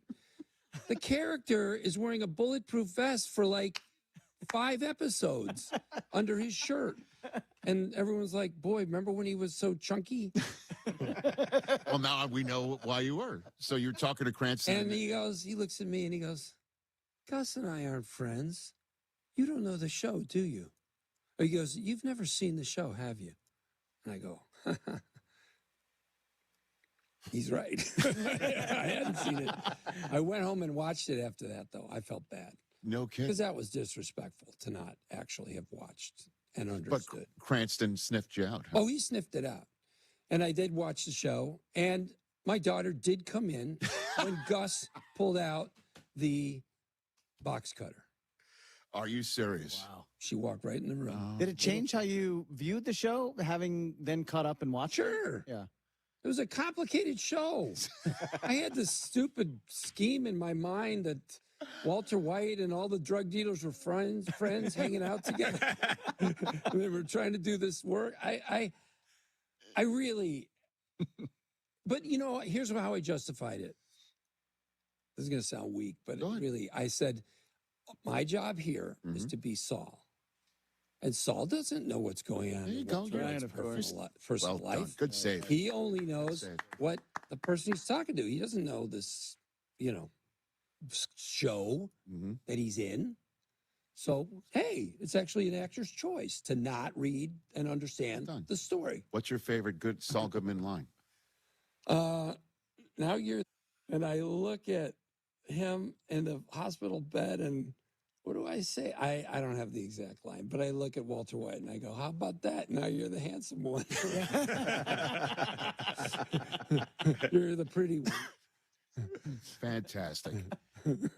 What a pleasure. Thanks for coming on. Hey, man, thank you. This is just It's great to sit and talk, and thanks for letting me go deep on these things. I love it. That's what we're here for, and I greatly appreciate you wanting to. So thank you for being here. Normal is available in theaters nationwide tomorrow, April 17th. Everybody go see it, and you won't believe what happens to Henry Winkler.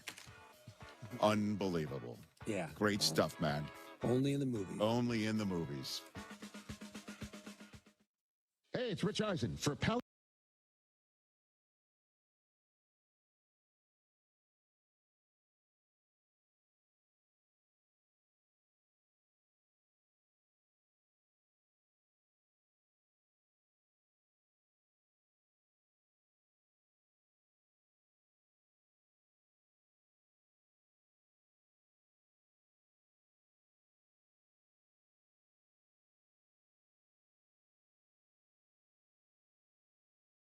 We all know winning means showing up stronger, faster, better than before. And when you're chasing that edge, the Drop by GNC cuts through the noise, bringing you the best new innovations in sports nutrition and performance. From muscle building and strength support to improved recovery and focus, we curate the newest drops from GNC Amp, Pro Performance, and Mega Min. Plus, Ghost, Raw Nutrition, Bucked Up, and the top new brands changing the game. No guesswork, just leveling up. Check out the Drop by GNC for what's new, what works, and what's next.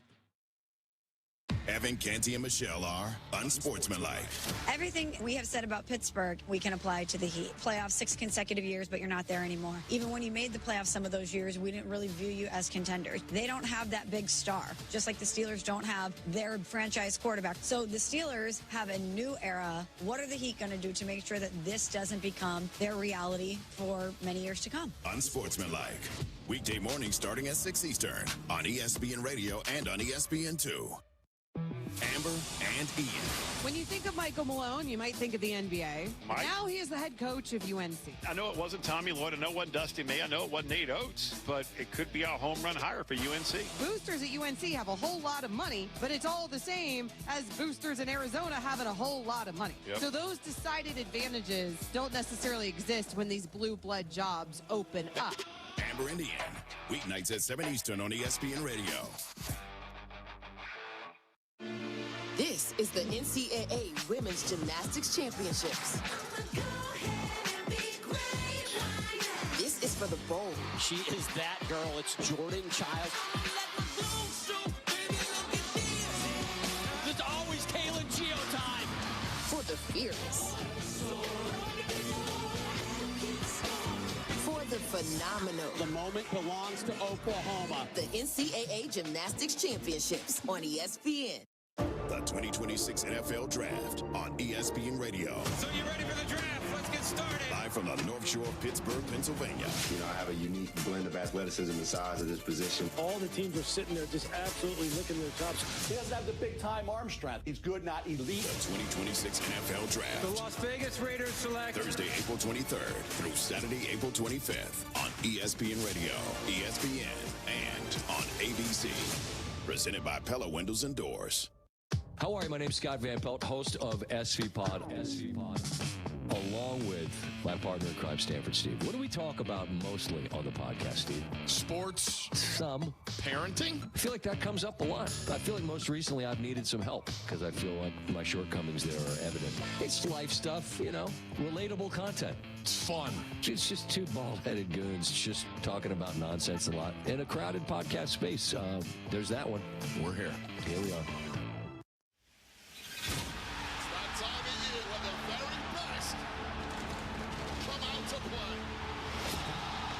This weekend. This is going to be good. I am fired up. Live from Las Vegas. It doesn't get any bigger than this.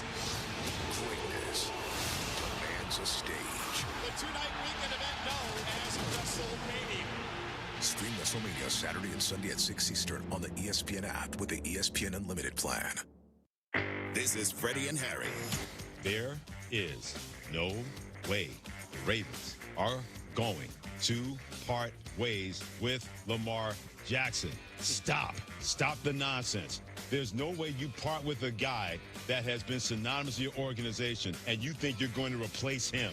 for anybody trying to push that narrative, I'm not trying to call your football acumen. I'm just saying stop. Check out more from Freddie and Harry weekdays at 3 Eastern on ESPN Radio and the ESPN app. This is Jerome from Birmingham, previously from Paul Feinbaum Show.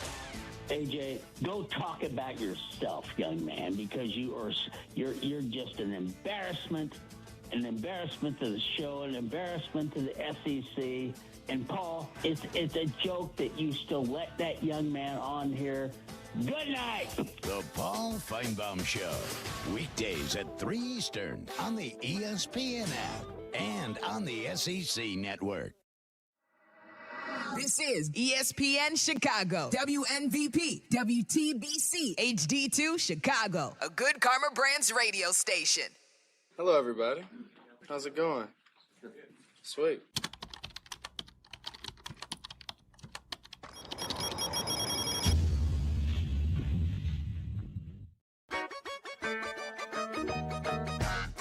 Waddle and Silvy are uncensored and unwound. Jerk that pig! Jerk that pig! It's the Waddle and Silvy FAFO show. When I hear you say shit, I sort of perk up. I'm like, fuck shit. Did that break you in a little bit there? We're live on YouTube.com/ESPN1000 Chicago and Twitch.tv/ESPN1000 Chicago. This is a show made for Peggy Kaczynski. Peggy, what the fuck is up? How you doing today? I'm pretty damn good. Good. Yeah, I'm good. I don't, you know what's funny?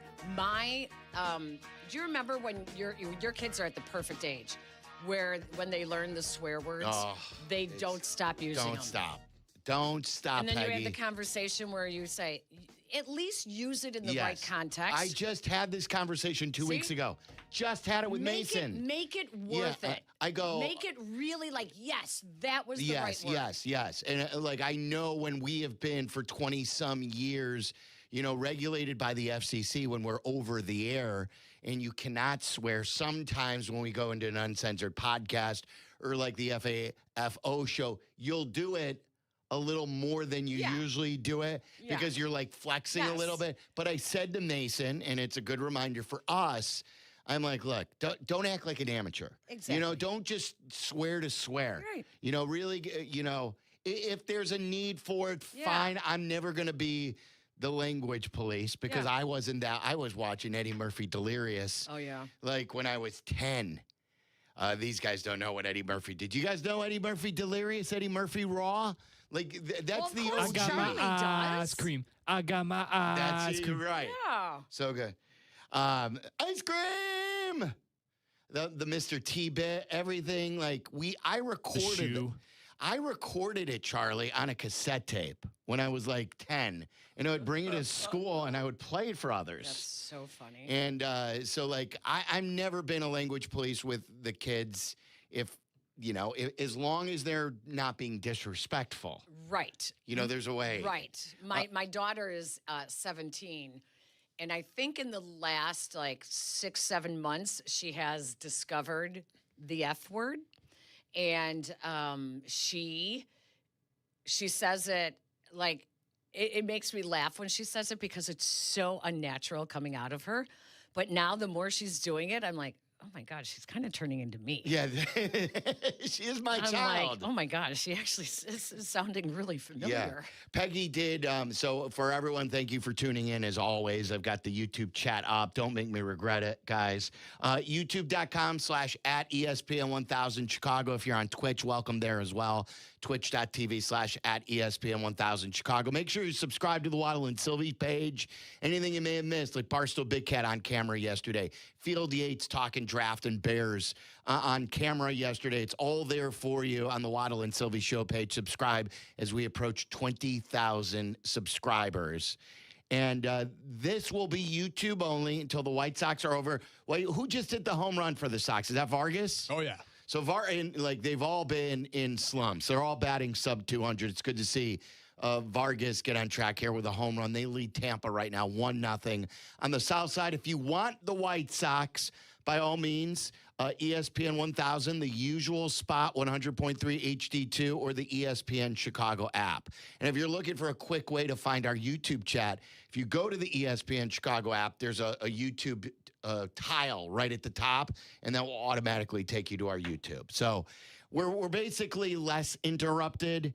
And Adam Amin's going to join us in studio at 3 o'clock. Bulls, football, baseball. He's doing he's one of the most interesting men around too.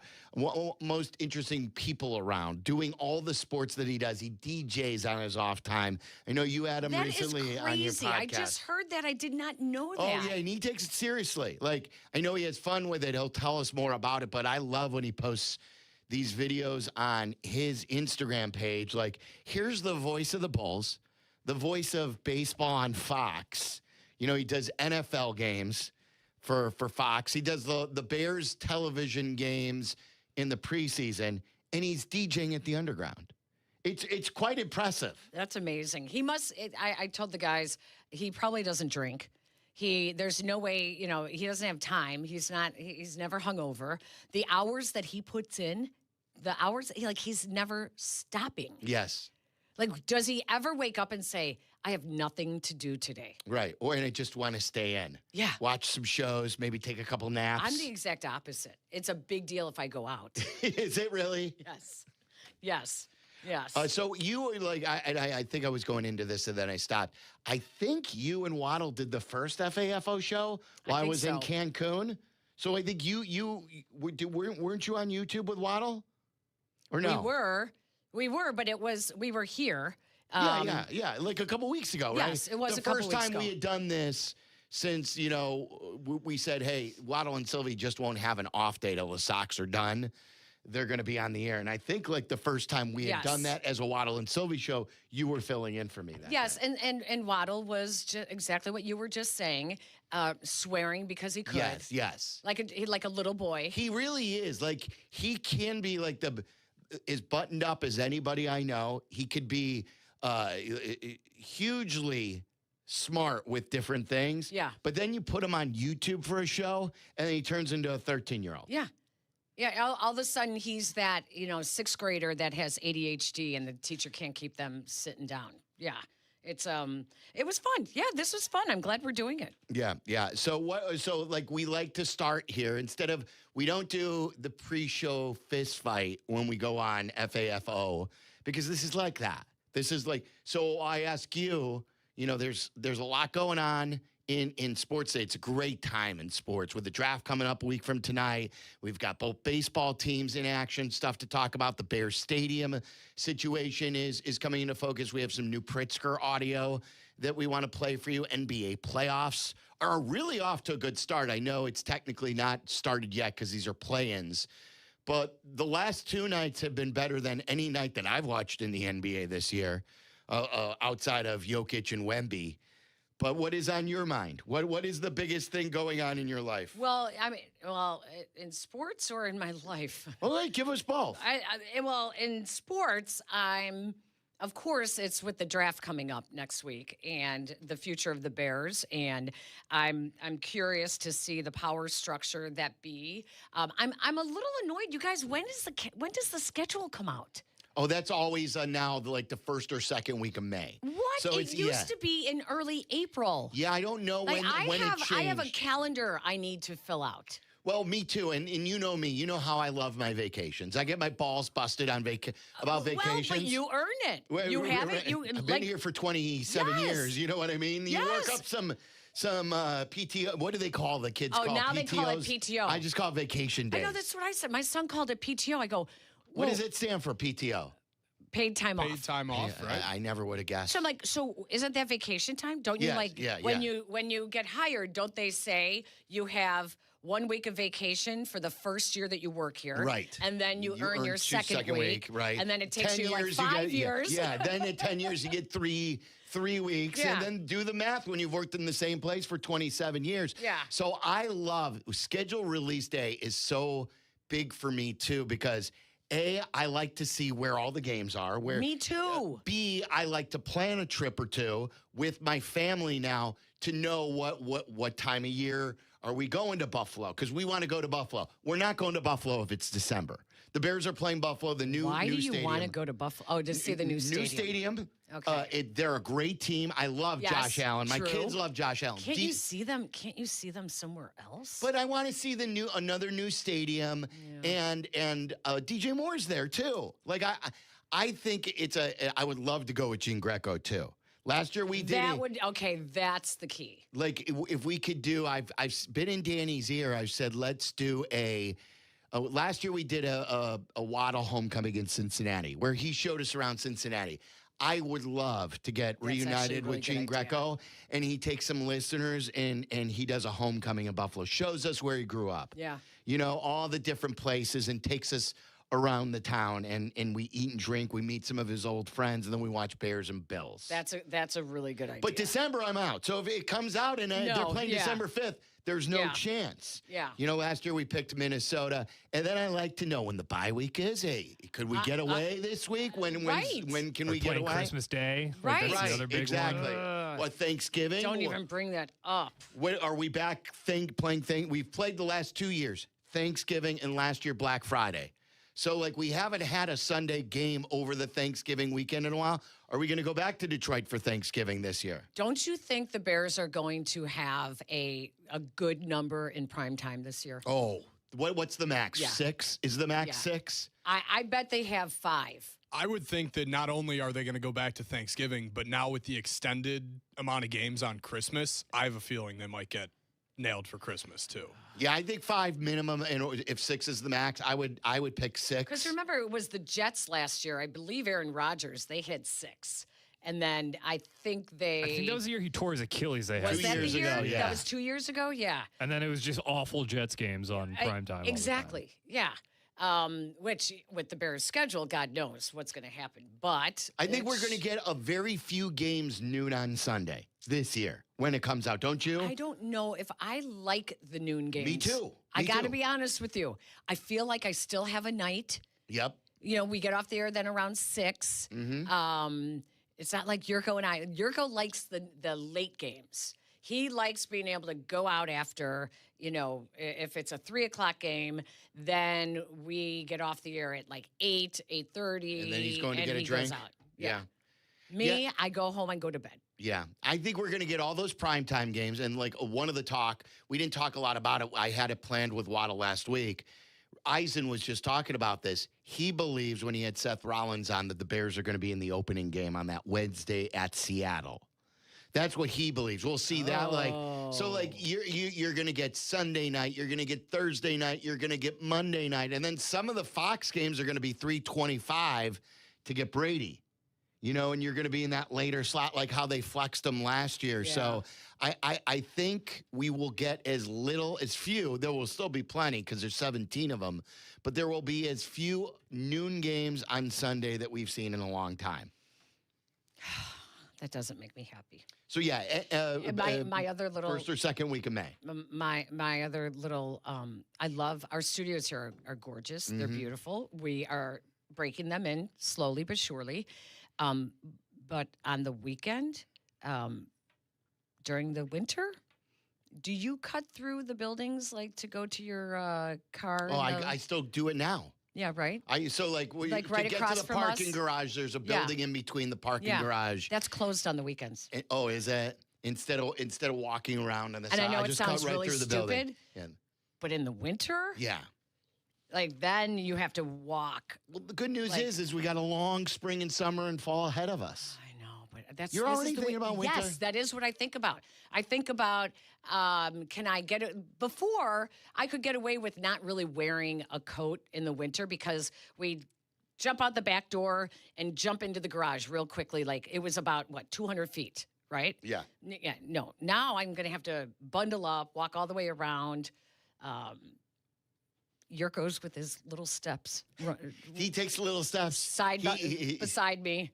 How would you compare it to like a penguin or what? No, you just said that. I did not say that. I did not say that. No, he saunters like a grizzly bear. Okay, well that's That's not quite as cute and cuddly as a penguin. Because I'm not going cute and cuddly. I'm not describing Jurko walking as cute and cuddly. Can you, because everyone thinks I exaggerate. Can you explain to everybody? Oh, God, about our Sunday viewing? Yeah, what it's like to watch. And, he treats me like I'm an outsider. What is it like? You and Jurko are like brother and sister. You have that sort of relationship. But I have to tell you, when JD was here, I don't know if you remember, but if JD was off, every now and then you guys would call me at Hallis and be like, hey, could you do a Bears report for us? And I was like, yeah, okay, sure. And I would tell Carmen that, Jurko never asked me a question. Well, that's just his I role did on not the know show. that. Yeah. And Ask I said Jesse he about never that. I said he doesn't like me. And so immediately I was like, "Oh, I'm a woman doing football and he's just rolling his eyes and that's why he doesn't say anything." And so I was really intimidated by Jurko. You were. Then I ran into him in Vegas once and he was sitting at the table and, I was like, "Hey," and he was not happy to see anyone that knew him. Oh, really? Yeah. He was what? Yeah. He was laying low? It was pretty funny. Incognito? Yeah, and so I was like, pick up on that, okay. So he didn't give you a warm welcome when he saw you in Vegas. No, he was gave me a welcome. He was, of course, but not pull up a chair, that kind of thing. But now I would say, we're like brother, sister. You kind of have to earn it from him. Yes, you do. And, okay, so when we watch the games, because I am anal about taking notes, I just, listen, everyone you can tell someone a million times, you don't need your notes. You don't need a rundown. You're fine. Just come in and just wing it.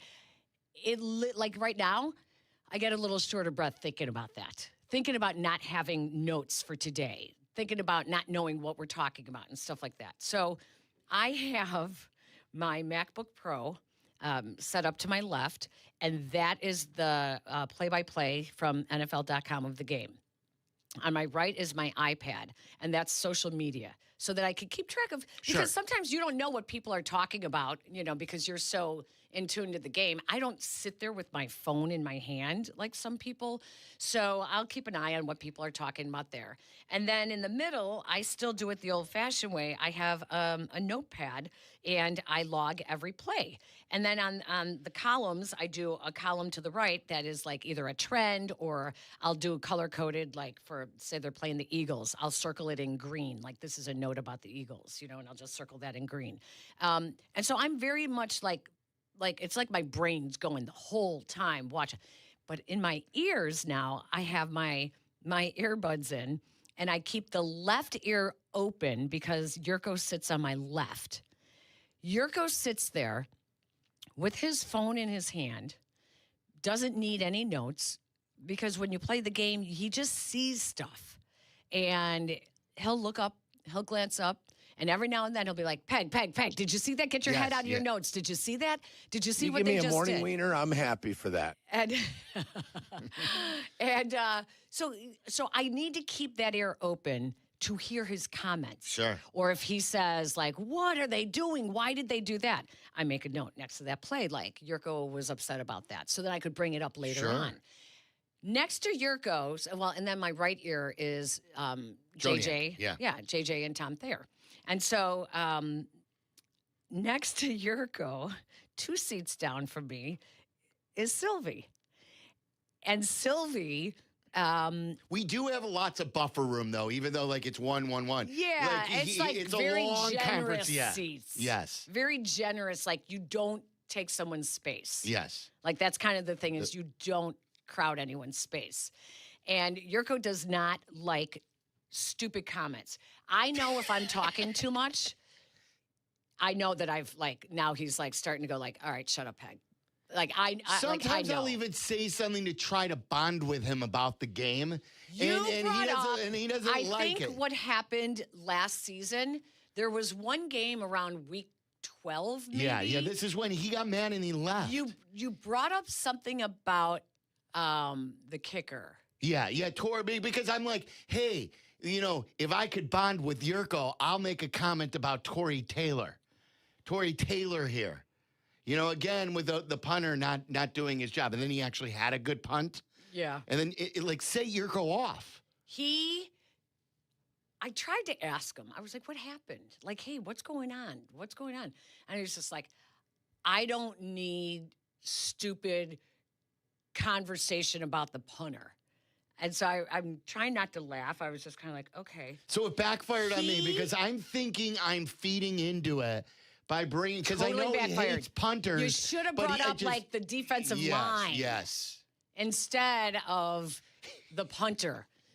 It's like, if you want to, like, be the guy's guy, let's talk football. Like, you gotta like really appeal to the Cro-Magnon part, right? But the funniest part, you guys, is he has found a new bromance at the station. And once he found out that Jake played college ball at Hawaii. Jake Santos, yes. He was a quarterback at Hawaii. Like Jurko cannot wait to talk to him, watch the game with him. So he goes in the control room in the booth with the producers just to have what he feels is real football conversation. Real football talk, real chalk talk. With Jake. It is so funny that it's like he goes back to this, like, the locker room. He goes back to the locker room. Except the funny part is when Jurko was in a locker room, he was the ultimate uniter. You know what I mean? He was the guy who was just the Johnny Everyman. Yeah. You know, he wasn't the highest paid guy. Right. But he can make the highest paid guy laugh. He can make Coughlin laugh. He can make, you know what I mean? He can cut tension with a knife because of his personality. Now he's the opposite. I thought that it was all an act, but I think the thing with not. I think it's real. It's real. Oh, I know. Believe me. I think it's real. Good luck. I mean, that's why it's good that this year there are more home games than road games. So that means I'll be with them. I'll be with them less comparatively. Yes. There's only like 6 or 7 games where we overlap. Correct. And I'm there. Yeah. And then it's like his turf. Yeah. All right. So you want the schedule out. I want the schedule out. And the drafts. I got some football stuff for you. Then we'll get into some other stuff. You just start itching. I just want it out. I am. I just want it out. I texted someone at the Bears yesterday saying, when's the preseason schedule coming out? Yeah. Because I want to go see Cubs and Royals in Kansas City the second week of August. And I want to know when the Bears are going to play that preseason game, because we broadcast those too. And I'd like to be out of town that week. But 312-332-3776. Anything on your mind? Cubs, Sox, Bears, Stadium, Draft, Bulls and Billy Donovan, postseason stuff with the last couple of nights of playing games. We've got Quick Bitch today coming up at, we'll do that like at 5 o'clock or so. So that way we get our entire audience and you can participate. Have you heard Quick Bitch at all? Yes, I told you this before. Peggy and Dion actually had a segment like that. And I've been holding on to my Quick Bitch. For the next time that I filled in on a Thursday. So yeah, I've got one today too that I'm pretty passionate about. It's yes, I have one. All right, so that's when you just call in with your everyday complaints, things that drive you crazy in life. Things in the grocery store, things in traffic, things at the office, things with your boss, things with your husband or wife or best friend, your kids, whatever you want to rant about, but it's quick. Make it a quick bitch.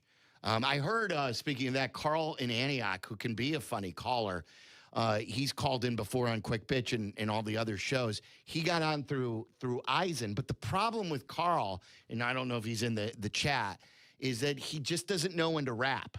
He goes and he goes and he goes. We have a couple of callers like that. Who's on your list?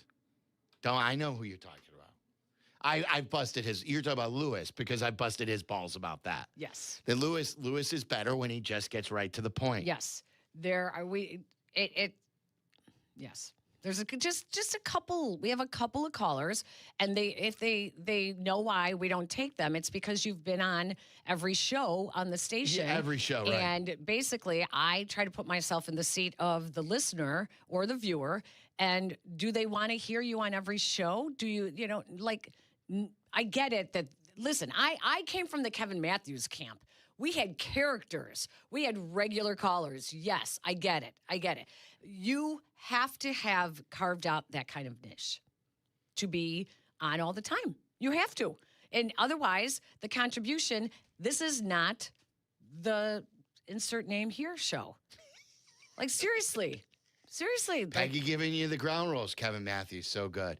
312-332-3776. So anything you want to talk about, let's talk. All right. There was some good stuff here. You want stadium or you want Caleb stuff first? Caleb. I don't think I know the Caleb stuff. All right, so this is all stuff about more people talking about Caleb. I don't think, and I didn't know this about him. Someone recently told me, guys, forget who it was. Charlie, maybe you heard. Case Keenum doesn't seem to like to do stuff, or at least like interviews. He doesn't go on a lot, and he was recently on another show, and the person's like, it was great to have Case on because he's usually not in the spotlight. But Case Keenum's been around the league forever. Yeah. You know, the Minneapolis Miracle, he was the quarterback in that game. C.J. Stroud, when C.J. Stroud had the great rookie year, he was the guy who helped him in the quarterback room as like the second or third quarterback. He's had a good run in the league. The Bears brought him back. I think the Bears signed him to a 2-year deal. Did they? That's what I was. They did re-sign him. They re-signed him. And so, first of all, here's Case Keenum talking about when he realized that Caleb would be special.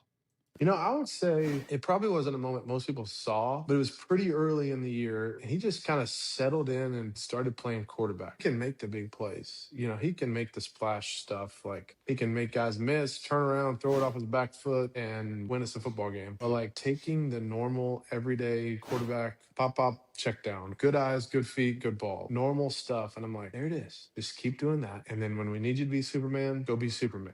That's Case Keenum, and that's on the In Good Company podcast. Who's that hosted by? Do you know? I'm not sure. Charlie, who was that? Mitch Morse, who was a center for the Bills. Oh, that's Mitch Morse. Oh, yeah. I remember we wanted Mitch Morse for a while. Yes, we did. Yeah. Didn't they let him go, right?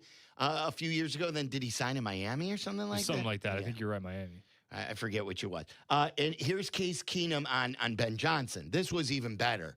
About just how good Ben Johnson is. Ben Johnson called me 3 or 4 weeks after free agency started and said, hey, Case, you know what's so sexy about you? I was like, what? He's like, I love the way that you work with young quarterbacks in the quarterback room and developing these guys and like just the mesh and the gel that you can be in. The work out a deal last year was just incredible, man. Getting to see Ben Johnson and how good of a football coach he is. He has superpowers, man. 5 of them. He uses them all every day, man. He sees the future. He's an unbelievable game planner. He can call plays like nobody I've ever seen. He's great. I could go on and on about Ben Johnson. Please do. That was my next question. He's really, really stinking good. And on top of that, you combine it with Caleb Williams, like how good That's a great bite. You know, and I know he's on the Bears now. Yeah. So he has to, but he's in his long career, he's basically saying that he's the best that he's ever seen so far. It will be a huge upset if we start thinking negatively about Ben Johnson because he's probably the guy that fans like the most right now out of any player. Like if Caleb keeps taking steps, it will ultimately be Caleb. But I think we're united as a fan base most about we finally got a dude. We finally got one of the great guys that we've always looked to on other teams and said, man, if I only had a smart guy like this. And like I thought Nagy was going to be good after that first year, and then it quickly slipped away. I sure the hell hope that we don't start thinking differently about Ben Johnson and that he continues this. It's going to be interesting because, you know, we've compared him so much to Ditka, and there is a lot now of how the fans are attracted to Ben Johnson like they were to Ditka.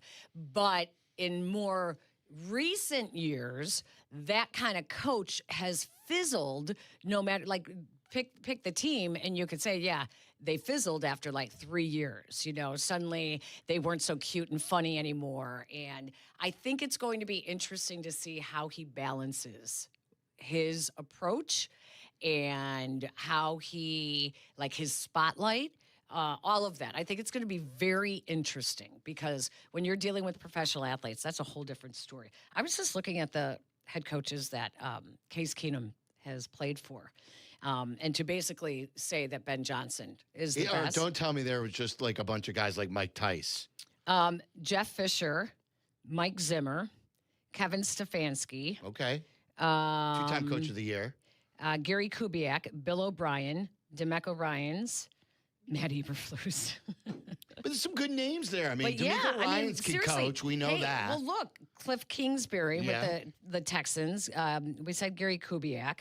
Bill O'Brien is highly regarded. Coaching Waddle's alma mater now at BC. At BC. In college, Art Briles. I mean, yeah, he's had some pretty impressive coaches too. I think he's still the all-time passing leader in college. Really? As well. Yeah, he broke the all-time record when he was at Houston. All-time? Yeah. Passed for like a gazillion yards. Yeah, that's right. Guys, what's on your mind today? I want to play the stadium stuff, but Tyler is off today. We've got Angry Aiden in, and we've got Charlie.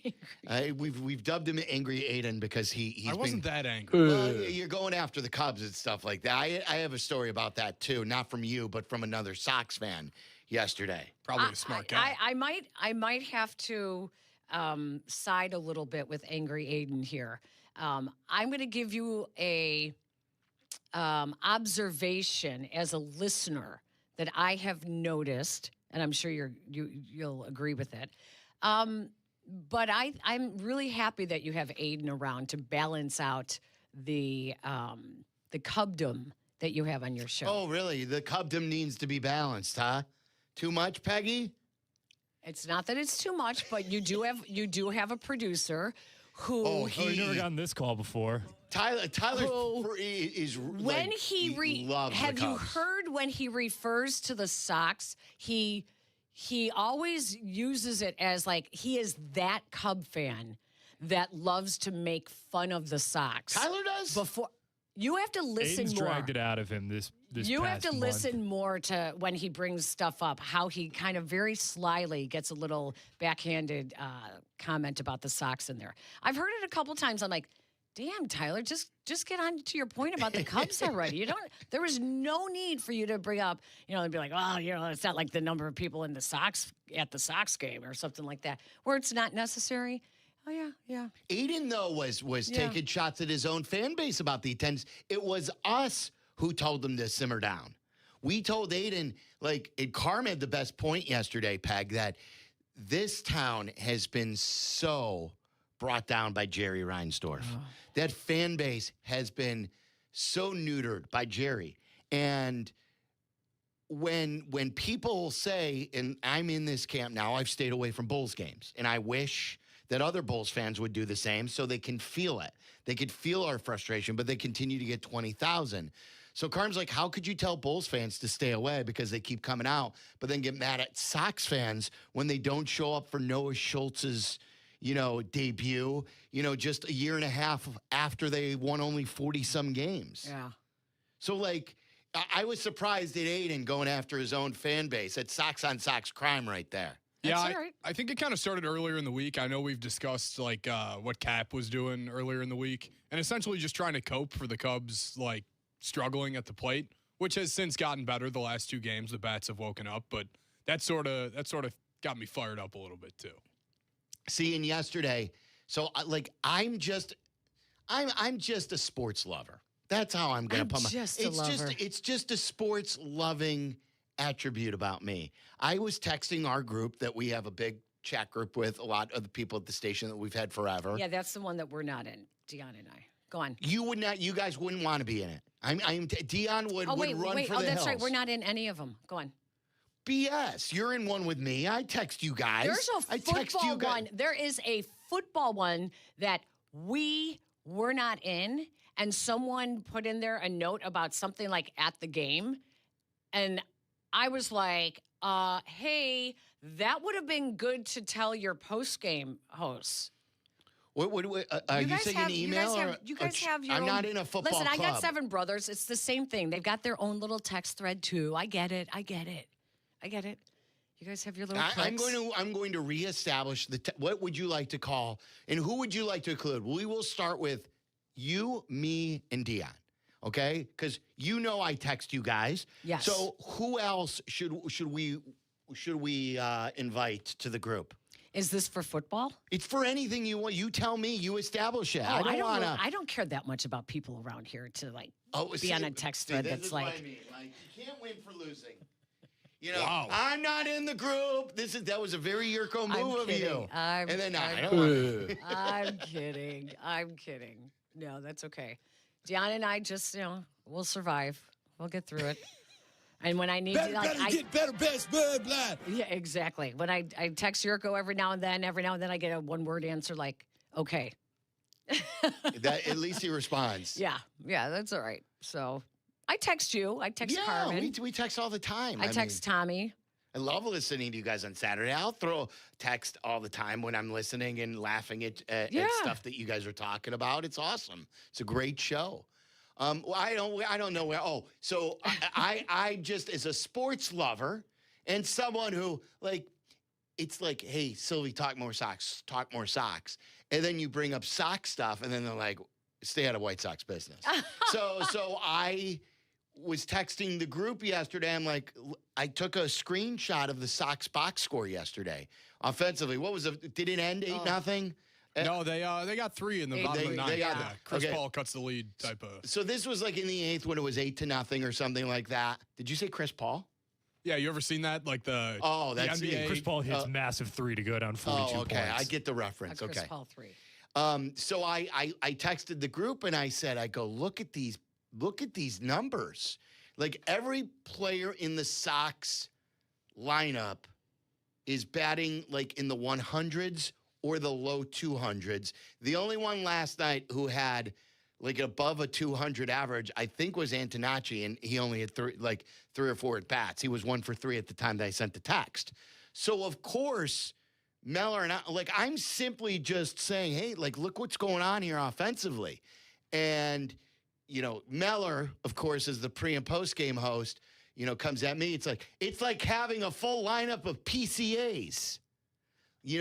That's the response. Instead of just wanting to talk baseball and about the offensive woes about the White Sox, he had to steer it to Cubs talk. See, that's what the problem is, because when you don't talk about something because it's like, oh, they suck, don't talk about them, no one wants to hear about it, then you're doing a disservice to a good portion of your audience. Of course. You've got to find what's the interesting comments. And the other thing is, when a team or teams have been so irrelevant, that's when you should be piling on them, because like it or not, ownership, management, guess what? When it's public like that and you become a laughingstock and everyone's talking about you, that's better than no one talking about you, because they don't have to do anything then. Yes. They don't care. And they hear it. I don't know if fans believe it or not, but these people hear it and they'll reference stuff. Yeah. I know that for a fact. So I responded to Meller. I go, actually, PCA at 236 after his 2 for 4 day yesterday has a higher batting average than every player in your Sox lineup yesterday except for Antonacci. So then, he opened the door for that. But it's 1-1 right now. We're in the top of the 5th with 2 outs. All right. So anyway, that was that. Aiden, what were you saying then? So I was introducing you. Then we got on it. That's what I love about the show. We don't have to hurry to keep on time. We could just talk as much as we want. So we went on a side tangent there. What are you hot about today?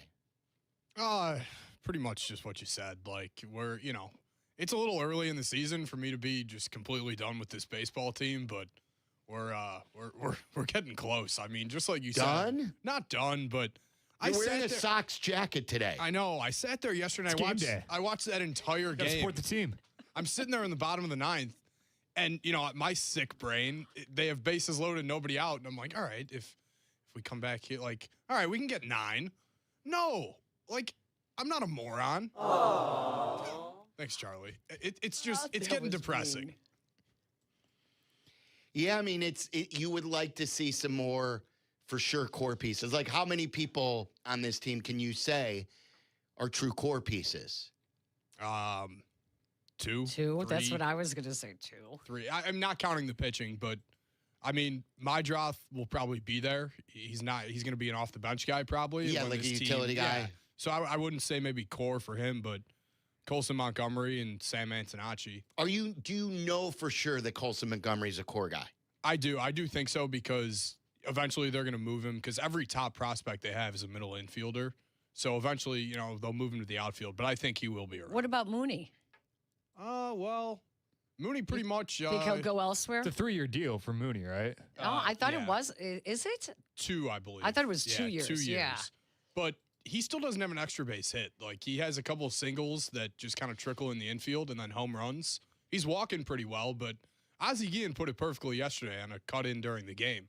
It's like Mooney's doing great. He's taking these walks. Then he got 4 idiots behind him in the lineup. Like, did he say that? Did he say 4 idiots? He didn't say that, but it was pretty close. Look at you, Aiden. My favorite, I remember Kevbo, who called in last week. He told me about it was Pedro Grifol, and they lost the signal from his press conference, and so they're like, Chuck is like, we'll try to reestablish connection, but it looks like we lost Grifol there, and Ozzy just goes, good.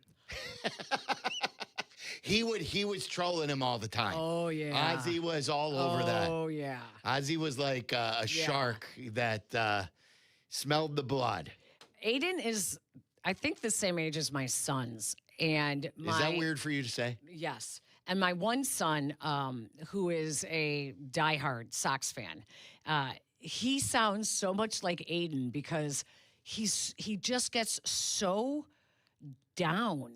And he says, I'm 23 years old. Just in my lifetime, I want to see another winning season.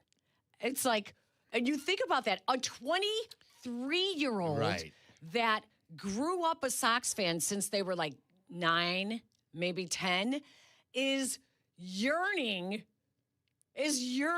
for a winning season. Like, typically we heard that from Cubs fans for decades. Right. But when you hear it from such young people, it's like, oh, wow. That's really, well, think about the Bears fans. I like Charlie and Aiden, and we talked to Tyler, like 80, like at least when we used to reference 85, most of the people that we were talking to and working with were alive during 85 and had some reference point. Now, our average fan, listener, a lot of them weren't around, or at least, like, that's 41 years ago. You had to be, 46 or 47 now to understand what that's. Do I have my math right? Yeah, but even then, you're only 5 years old. That's you what really I'm saying. understand it. Yeah. Yes. So, like, it's really, really hard, and that's why we need this sustained run and a chance to win another one, at least some of them. It's even far away now from, the 06 season. It's the same thing as the 05 White Sox. Isn't that crazy, 20 years ago? The time, sometimes I catch myself, Peggy, not knowing what year it is, and thinking when I'm talking about like 07 or 05 or 06, that I think it's like 10 years ago. I know. Instead of 20 years ago now. And I'm like, it's really been 20 years in a blink of an eye. In a blink of an eye. Charlie, what's on your mind today? So one of the things, do the Bears have like a full media blitz right now of trying to talk about how awesome Caleb and Ben Johnson are? Because do you have the buyer thing? Well, this is even this is from Jalen Johnson. This just came across the old news desk back here in the last couple hours. Jalen Johnson was talking about with Chris Long in the Green Light podcast about the culture that Ben Johnson established. Takeaway was we're not trying to win. For me, the biggest takeaway was we're not trying to win. We're trying to blow people out. I ain't never heard nobody say that. Y'all were the scariest team in 2 minute in football. Honestly, I almost want to say the 4th down conversion was probably the craziest one. Just like, man, this game about to be over. And then as soon as you put your head down, everybody goes crazy. It's like, what just happened? You see the replay, and it's like, bro, that's crazy how he just always finds a way. Really, just week after week, it seemed like we started winning those close games and started really pulling it together. So I think that was probably the defining moment. It's like, no, I got to change my attitude. It's not the same old Bears, and that we can win those close games. That last part at the end where he says, like, we got to, we had to change our attitude and realize that we're not the same old Bears. Right. That to me, it's like, ooh. Then we're going to win let's these go. games. He's so like, think about it. Is he the longest tenured Bear right now? He and him and Kmet, right? And is it the long snapper too? Is Daly also? Daly's been on and off the team, I think, but he's been here for a little bit. Yeah. It's Cole Kmet. It's Cole Kmet. Like, and Jalen's another pace pick. And he always references how they would always lose and how he was the guy who called out Eberflus. This is a big year for him, too, because coming off of that injury, and I give him all the credit for coming back, like a lot of people thought he would be done for the season, but he wasn't himself. No. What is he going to be this year? And I've talked about this a little bit, Peggy, that the way the Bears improve, even if they didn't sign like a premier pass rusher or premier defensive tackle, is guys within the team who had down years, right? Like Jalen, like Gordon. Those two guys have to be really, really good players, which they weren't available last year, so they never could get on a run. And it's a big year for Jalen, both, team-wise and also contract-wise, because he's going to want more money in a new contract if he plays well next year. Yep. Yeah. Yeah, that's why tougher schedule, year 2 under Ben Johnson. They should be elevated, but then they're also, they face a tougher schedule this year. So I'm more invested than I typically would be for a 25th overall pick because I do think this is going to tell you more, because when the Bears finally address the offensive line the right way, you saw like they finally accepted that the way they were doing it before was wrong. Yes. They did totally compensate on the other side. So let's see what they do this year. What is going, because Ryan Poles is really big about self-evaluating, going back and saying, what did we miss about that guy in the draft? Why did we pass on him? And look at what the type of player he's become. And so they're very big on self-evaluation. So I think that when you look at that in the draft, it tells you who's in charge, B, what's different, and the Ben Johnson effect is going to be huge. Because even Ben Johnson, I heard in one of the interviews he did, and it's podcast season, Charlie. That's why everyone's in the off season. Everyone's asking, you to be a guest on a podcast. This is the time that they could do it. But I heard Ben Johnson on a podcast talking about his own mistakes. And, during the season, he doubled down whenever you asked him about, certain plays. Did he explain which ones he was talking about? Like whether it was going, like I asked him at the combine about 4th down. I think if there is a frustration amongst Bears fans, I think the biggest, at least, debate that I heard, and maybe like this doesn't cover everything, but just from the calls that we got, the tweets that we got, is taking the points versus going for it on 4th down. I don't know that he would take that back at all, but what he did say was that he should have spent more time in the defensive rooms. And I thought that was interesting. He specifically said that to make sure the defensive coaches were coaching the way he was expecting. Very interesting. I thought that was extremely interesting because we all know when things go bad, the first move a head coach does is get rid of someone on your staff. So that to me will tell you that, like, oh, that was not the type of coaching I was expecting. So, I'm interested to see what happens, especially on the defensive side of the ball. Aiden, by the way, Adam Amin's in the lobby. Do you have to get him, or can you send someone? So we're going to have Adam Amin come up here as we continue to be uninterrupted. Do you need a break? You tell me when you need a break. Yeah, like I feel like I'm going to faint. We've been talking nonstop. We did an hour and 20 minutes. I was not going to break. But do you want to break now? Let me take Mark really quick. I was wondering. I'm like, what the heck, you guys? No, it's less interruptions. Oh, I need to sit This down. is YouTube only. We're not on the air. Louise. We're on the air, but we're not on the radio, I guess. Like, this is now just multi-platforms. YouTube, Twitch, the app, podcast. The future is now. Radio. The future was 10 years ago, but yes. By the way, I tell everyone this, that if you enjoy this and you like listening on YouTube, or if you're in your office now and you just put it up on your computer and you're like, well, I'm going to lose them because the socks are on when I go into the car, or got to take the dog out. Like you can put it through your Bluetooth in your car. It's as simple as that. Everybody's phone connects through the Bluetooth. Yes. So just play it through Twitch or YouTube. I do it all the time. Don't watch it. I'm not telling you to watch it. Yeah. Like Waddle does. But just listen to it and put it through your Bluetooth. I do. I've said this a million times. I drive a lot to Wisconsin. My dad lives in a assisted living facility up there, and my family has some property up there. So I'm driving back and forth a lot of times. The same day, I'll drive up there, take them to a doctor's appointment, and drive back. And I'm always listening.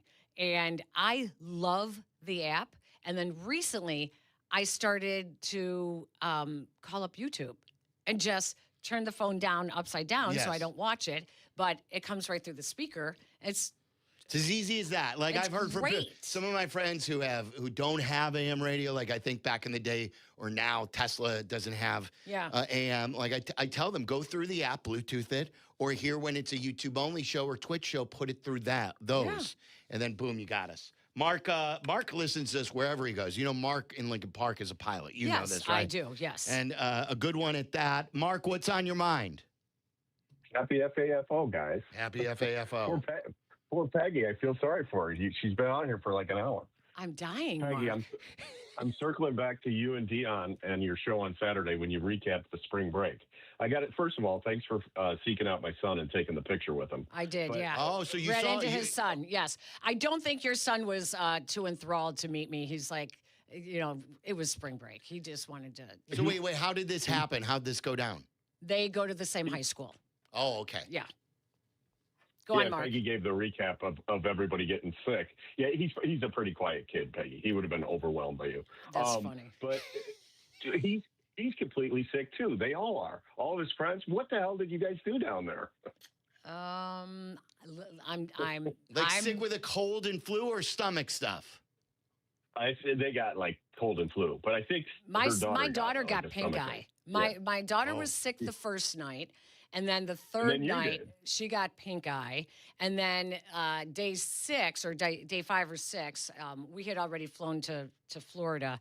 But the day after being in Florida or being in Cancun, I got like the pink eye. It was awful. You got the pink eye? I got the pink eye. I was in immediate care. Yeah. This is the thing that I hear, like these trips, these senior trips where you go with the parents and they're like out of control. No. Well, what? No, I'm not saying anything. The pool, we will not name the resort or anything like that, but a middle-aged woman threw up in the pool. In the pool. Can I, first of all, and Mark, this is where you're going to understand. The family pool was the pool that had the swim-up bar. Oh, it wasn't now, adult. What are you thinking as a resort? That you put, like, here's your family pool. It's like the signs were the so-and-so family pool, blah, blah, blah. And there were kids all over. And I said to someone, I go, God, this is awkward that there's so many little kids here. And you've got, everyone drinking in the pool. And she threw up in the pool? A middle-aged woman, not with us. It was just amateur. Yeah, amateur, exactly.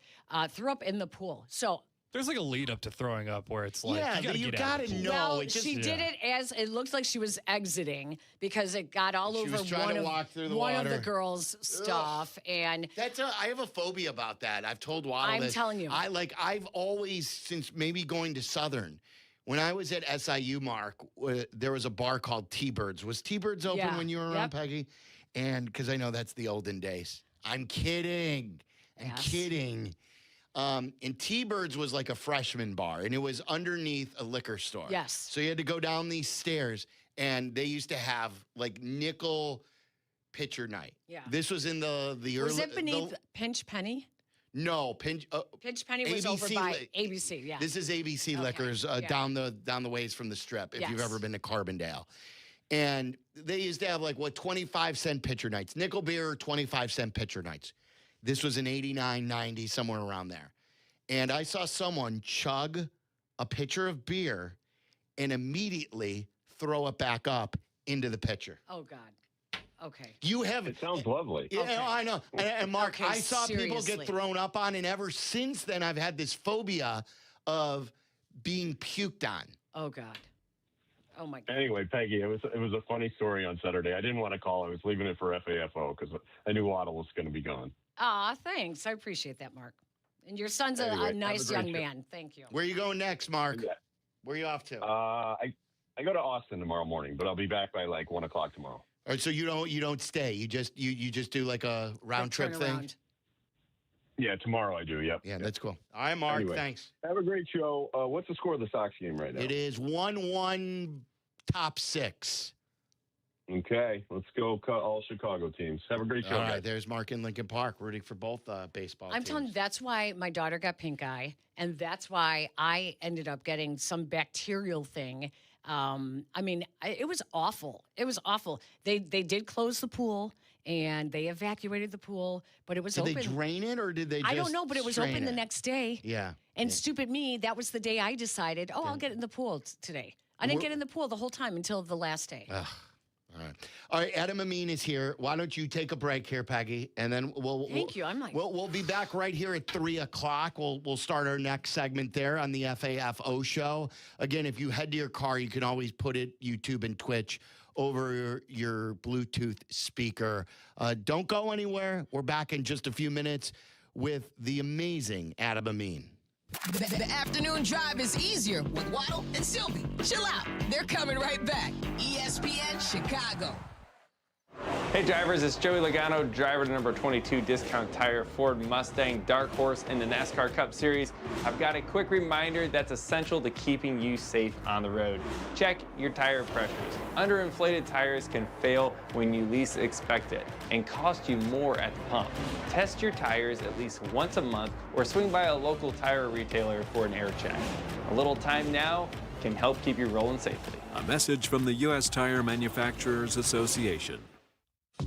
When you need them, your local volunteer fire department routinely answers the call. Whether it be a fire, traffic accident, or a cat stuck in a tree, there is always someone there for you. However, because of declines in memberships, departments are becoming understaffed and struggling. Here's how you can help your neighbors and your community. No matter what skills you may possess, you can make a difference. Your local volunteer fire department desperately needs your help. Can you direct traffic? Install a smoke alarm? Help at fundraisers? Your community needs you. You don't have to fight fire to be a volunteer. Will you make that difference? Will you answer the call? Brought to you by the National Volunteer Firefighter Recruitment Center, a program service of the Volunteer Firefighter Alliance. For more information on how you can help and make a difference, visit www.nvfrc.org. That's www.nvfrc.org. I'm Justin Smith, retired sheriff and executive director for the National Sheriff's Association. Criminal networks are stealing billions of dollars through social media, phone calls, and text, posing as people you trust. They pressure and demand money or personal information. Don't fall for it. If something feels wrong, slow down and verify. Hang up, don't click, never send money. If targeted, contact law enforcement. Protect yourself, protect your family. Learn more at sheriffs.org/stopscams. A public service message from the National Sheriff's Association. How do you know you're home? At Habitat for Humanity, we believe it's when you find peace, stability, and safety. But 1 in 3 people on Earth woke up today without a good home. Not because of chance, but because of high costs and other very real barriers. A housing crisis this big needs all of us. So let's open the door to opportunity and build a tomorrow where home is possible for everyone. Visit Habitat.org to learn more. Again, that's Habitat.org. Habitat for Humanity. Let's open the door. There's a world of opportunity out there, beyond the typical 9 to 5, where purpose and grit come together, where the American spirit and ingenuity are welcomed in places that could really use your skills and your experience. We're talking about the Peace Corps, with volunteers living and working in communities around the globe. And it's been called the toughest job you'll ever love. Tough, because it asks so much of you. To dig deeper, get your hands dirty, to go that extra mile, to rise to the occasion and meet challenges head on. And the love part comes from being part of something bigger than yourself, from building bonds that last a lifetime. It's knowing your hard work transformed lives, including your own.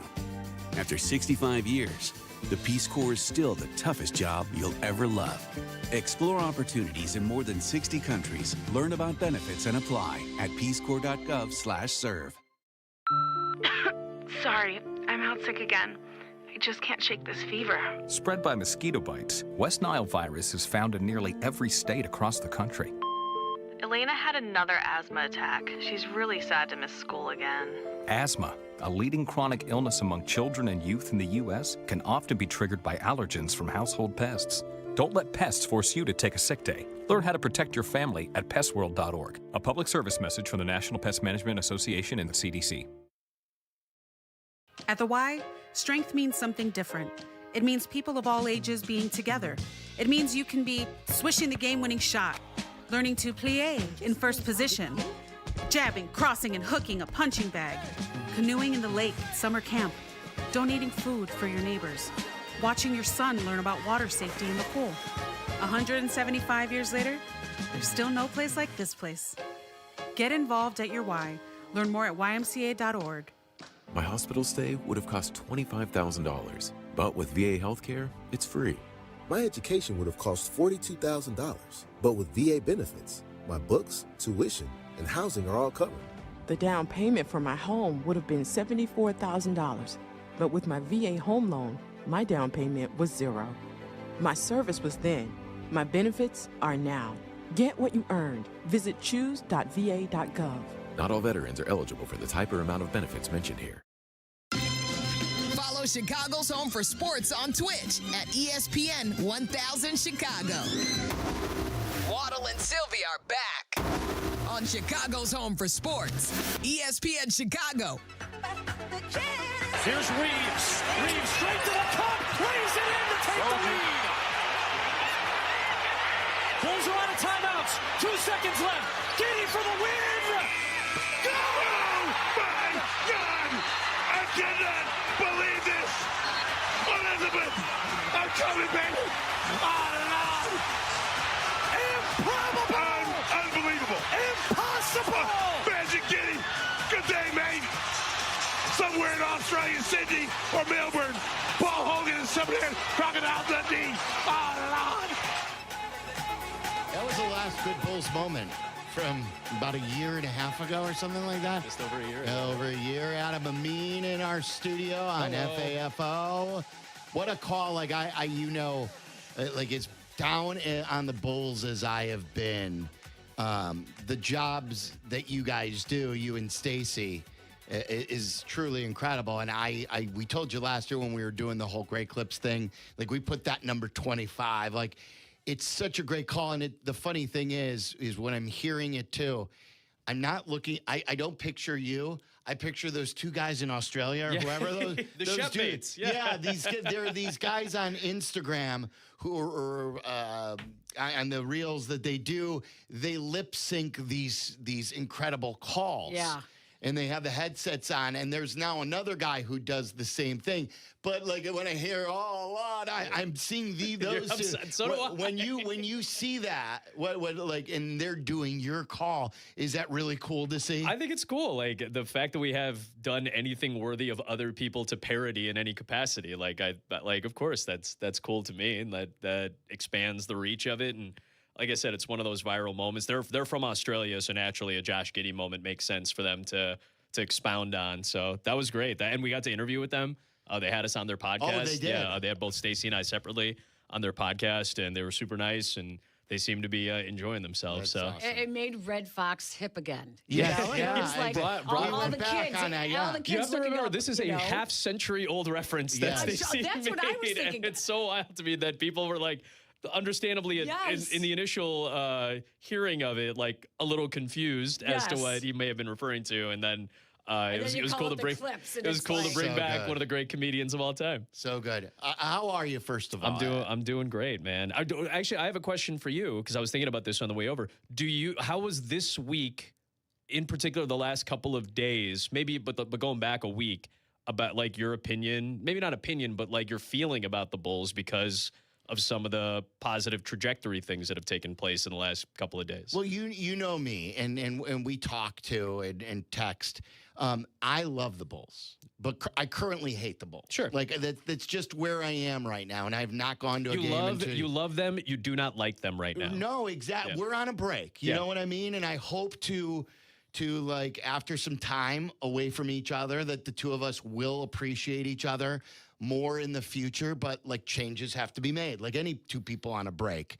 And what like I hope they go big game hunting, go for the big fish, however you want to term it. Like they need someone to establish a new culture here. Agreed. It just someone who's done it before, at least someone at the tip top of the organization.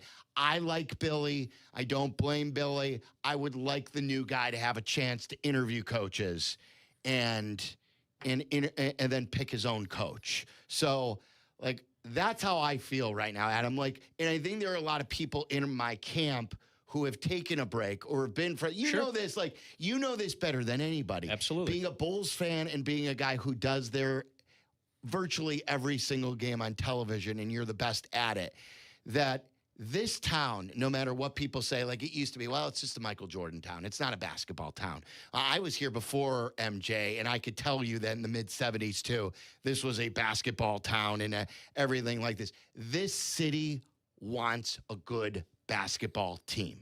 They want it. They crave it. It's why the United Center remains full. So I just think that they could recapture a lot if they were just committed to all of that. I think just smart moves are the foundation of any positive trajectory. Like you have to be smart about it. You can't fix it all in one fell swoop. But I think the big moves that you make have to be based in research and intelligent thought in a conversation with these, whoever these candidates end up being. I firmly believe that the NBA is a sport right now that 5 great moves, smart, great, well thought out moves, and a little luck goes into those as well. I'm not denying that. But 5 great moves, and suddenly you're a competitive team again. And I think when you build on that by bringing in more people and free agents and the right picks and things like that, it's not a hard sport to turn around relatively quickly. I think baseball is probably the hardest just with the sheer volume.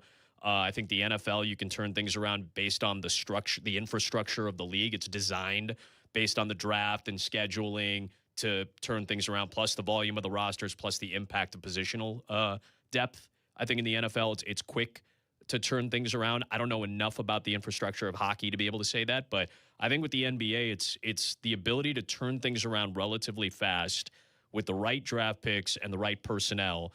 It's not, I don't think this is a 5-year move. I don't think this has to be a 5-year project to get the Bulls back to relevancy. I really don't believe that. I don't think it's a 1-year deal. Right. I think it takes at least 2 years, and you have to be good with your moves. Right. You have to be right on point with everything you do from here on out. But I don't think that this is a long turnaround in the NBA anymore. It used to always be, where we would say, oh, it's a players' league. If you just bring in, the dream team, and that's it, they can take you to nirvana, basketball nirvana. But what's bothersome is when you hear the comments from others in other cities talk about the Bulls. Sure. And the front office. And I'm not so sure that we really trust what's going on there. Yeah. Now you worry that, like, this isn't just conjecture and, talking heads media saying stuff. Like, this is possibly preventing people from helping turn things around and joining this organization. I agree, and and stuff travels fast. News travels fast, and that became the Bulls frankly became a punchline because you heard other GMs, and whether it was publicly or privately, and within articles written that hey, other GMs around the NBA feel this about the Bulls front office, how players end up feeling about it based off of their experiences in a short amount of time. I do appreciate where Modest and Josh and these guys have talked positively about Billy. Like, they've spoken very highly about him. And I think the last couple of months has also shown that Billy was probably the most competent basketball voice to put out there. That doesn't necessarily mean everybody else didn't know what they were doing in basketball terms, but he is by far the most competent and articulate basketball voice to represent the organization. The way the Jaden Ivey thing played out, he was the one that was in front of microphones and maybe talking shouldn't have about been that. right. And Should have been someone else. It should be. And listen, I asked other PR people about this. I asked people from friends of mine in different organizations, and I asked, like, how would you, like, what would be the chain of command if something like this happened where suddenly a piece of news becomes a national discussion about your organization, may not be fully representative of what goes on in your organization, but this is the news that now is going to represent you on a national stage because, you know, the Bulls weren't particularly relevant. And then all of a sudden, Jaden Ivey became like this figurehead for whatever, you know, political line you're standing on. And that obviously faded away relatively quickly. But in the moment when it was a national story, like, I asked PR people and executives around the NBA, and they all said, like, well, I want my VP or my GM to be out in front of it and to say, hey, this is what happened. Here's what our thought process was. And Billy was the one who was out in front of the media for it and handled it as well as anybody would have handled that. You could have possibly asked somebody to handle it well. He did that, and I will always credit him for that and for how his general demeanor with the media, his thoughtfulness, his articulate, his articulation of his thought process, never trying to speak for anybody else in the organization and making that clear. Like, I didn't speak to anybody about this. This is just my opinion based on my experiences. He was so solid in front of the media to handle that, but that's not how most organizations will want that done. That was probably done out of necessity more than anything else, and timing and where the team was at and all that. But that's not how most people would have wanted to handle that. So, you know, I give him a lot of credit for that, but that's part of what we're talking about, the structure of the organization. That brings up a good point, because Michael Reinsdorf in his press conference did kind of hint that he would like to give Billy maybe some more basketball operations say, right? So two-part here. So how important is the coach in the NBA? Like, truly, how important is that position? And is maybe Billy Donovan's best position to be director of basketball operations? I don't think he's there yet, because I think he has a lot of coaching he wants to do. And I think anybody who wants to do well in a position should be in a position that they really, really want to be in. And I'm not saying Billy wouldn't accept a position like that or he wouldn't be capable in a position like that. I think he feels that his best work is still, you know, looking somebody in the eye and saying, this is what I think you can do better. Here's how we're going to do that for you. And again, the way that, you know, some of his players have spoken about him over the last week plus tells me that he wants to continue that type of work. So my lean is that he still wants to be a head coach in the NBA, and he has some things that he wants to accomplish in that regard. So I think someday he could do that job, or if he really wanted to do that job, or maybe he has a change of heart and feels like he should do that job, then he would take it. But I feel that he's still in a position where he really wants to coach. How much the coach affects the players, I think, is more about management of ego, management of operations in terms of what they need to do a little bit better, managing physical status. I think in the NBA is more important now than ever, especially when you have star players that are, you know, the Wembanyama thing and Cade Cunningham and Luka, they're all like right on the cusp of the 60 plus, 65 game thing. Like, that's coaching too. Like, I need to manage this person's physical attributes to make sure that they're at 100% for when, you know, we need them the most. That's part of the management. I think it really gets like magnified come now, like postseason and playoff time, where the decisions you make, I think Joe Mazzulla has probably made like really magnified moves at the end of games, saying, I'm going to bring the shooter in, the guy who hasn't probably played in 15 minutes of game time, but I'm going to bring him in because I think this is suitable for him. How they manage their rotations come playoff time. When do they bring in the 11th guy who hasn't played in the first 3 games of a series, but we need his particular skill set in game 4? I'm going to make that decision. I think that's when the coach really, like, the decisions that he or she makes are really magnified when you get to about this time of year. That's why I've said this too, and I used to tell Pax this all the time. When Pax got bumped up and Gar was the general manager, there was a time there where Pax wouldn't meet the media, and it was more Gar, and he would say to me, Silvy, I don't want to do that aspect of the job. I want to build a basketball Sure. team. And I said, which is understandable, like in principle. I right. understand. And in I principle. used to tell him, Adam, I go, Pax, you don't understand. You're the best voice for the organization. Right. You explain things. So, and I think with this bruised and battered fan base, I think it's important with this next guy to like, I don't care if you win a press conference and you don't have results. So this isn't about winning press conferences. Right. But I think we all need as fans a guide through this. Hey, I screwed up here. I tried for Ivy. Here's why I tried for Ivy. He was this lottery pick. I thought his knee was better. Sure. We didn't do our due Understand diligence. and those things are forgivable by any fan base in this country for any sport with a clear articulation of thought and a level of humility that, you know, to be able to admit a mistake or something that is perceived as a mistake. It's not hiding everything and keeping everything close to the vest. And I've said this about Arturis as well. I don't mind when executives play things close to the vest. I understand the thought of that don't too. tell us your secrets, like don't tell us what you're trying to do, or you're in the middle of a negotiation or whatever it is.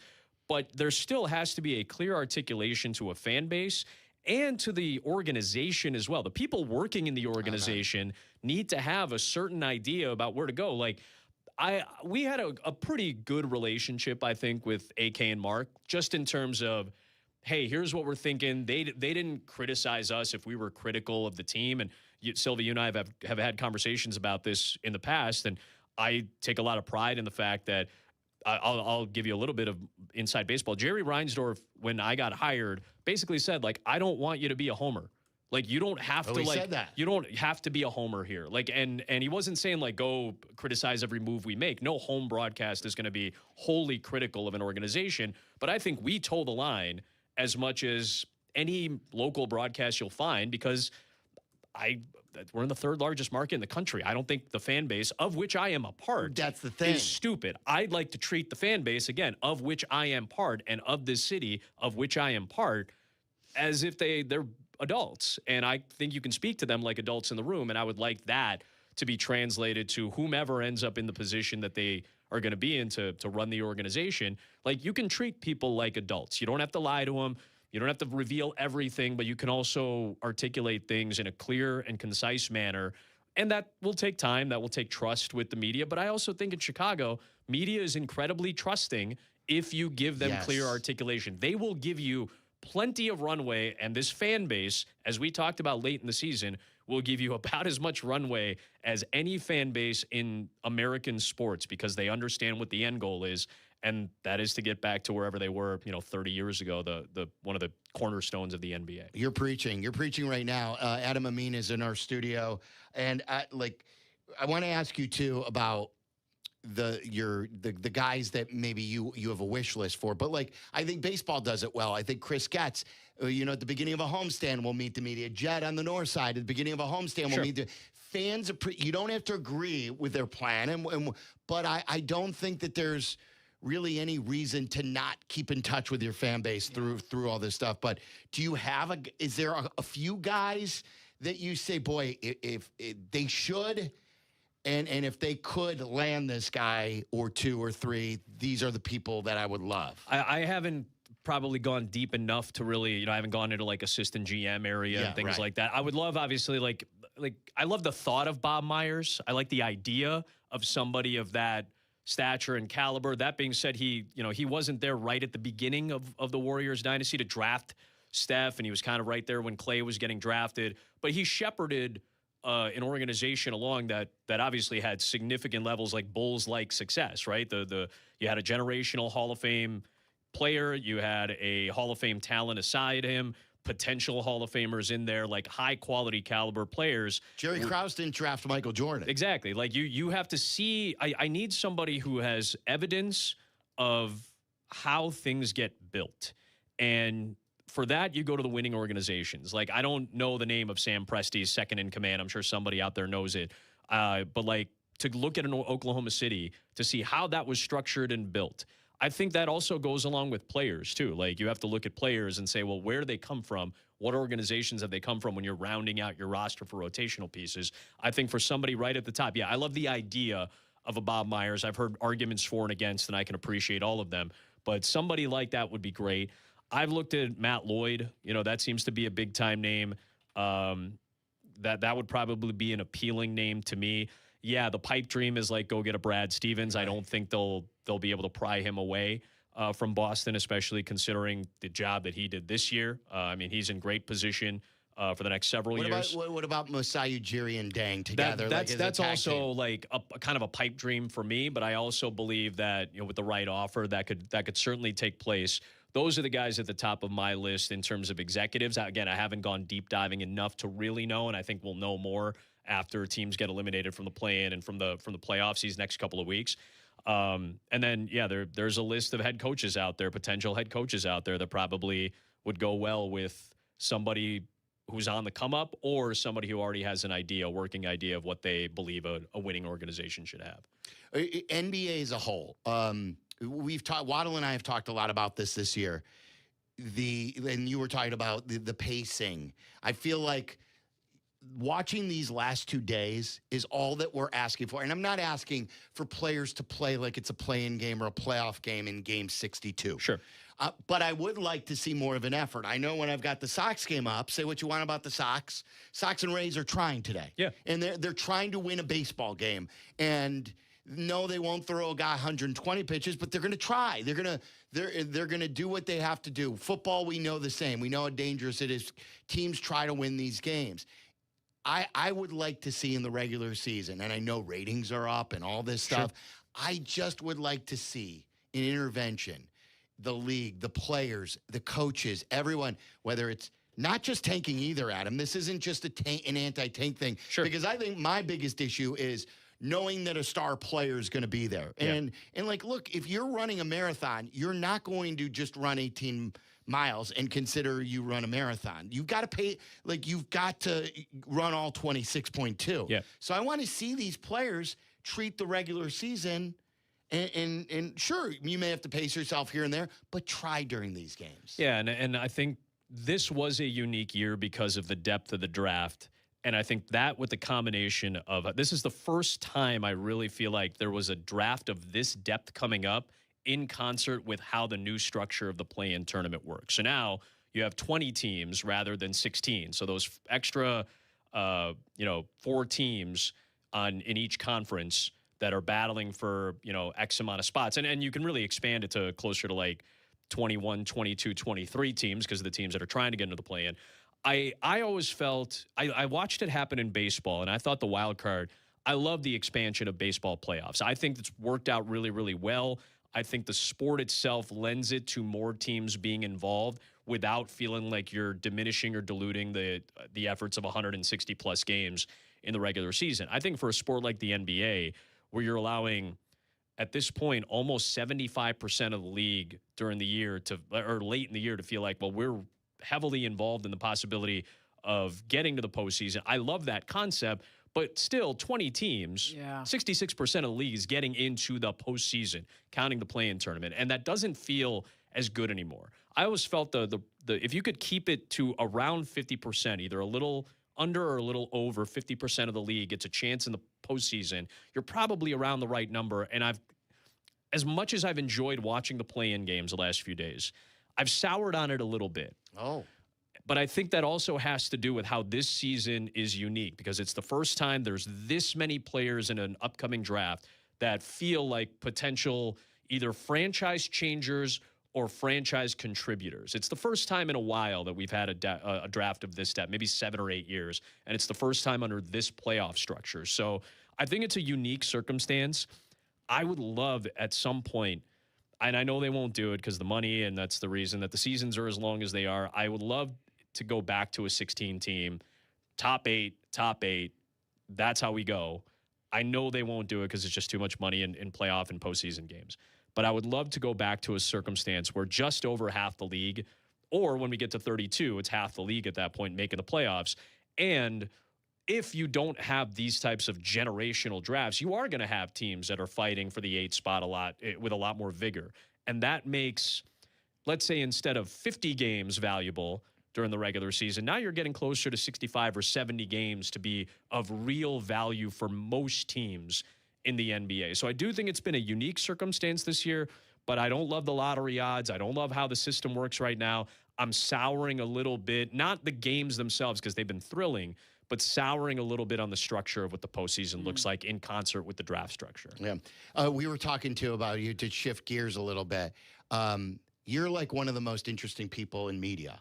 You do. Yeah, you are. You are. Yeah. We were going through by the way, Mason was asking me, my oldest son. He's like, Dad, who are your favorite announcers? And I listed you. I listed Tirico. You know how much I love Benetti and Boog and, you know, all those guys, Joe Buck and everything. Nice to hear him last night, too, by the way. Joe Buck on the Dodgers-Mets game. That was fun, too. Yeah. And so you do the NFL nationally. You do Major League Baseball nationally. And game, by the way, we played your highlights of the double challenge on the same play, which was crazy. Wild moment. And then, like, you do local Bulls games.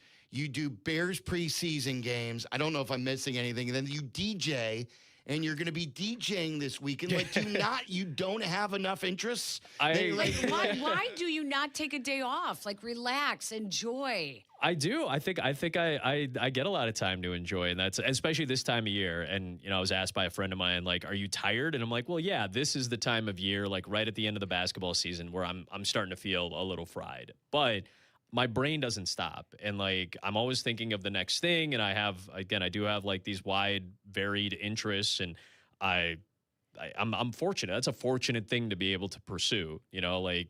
It worked out great. I'm DJing at Spy Bar this weekend, which is one of the top nightclubs in the city, and it has been for a long time. And so it's like a big deal for me to get to play a set and be with my friends and enjoy that. I'm playing and I'm closing it, so I'm gonna be there like late at night, you know, like 2:30, 3 o'clock in the morning till close.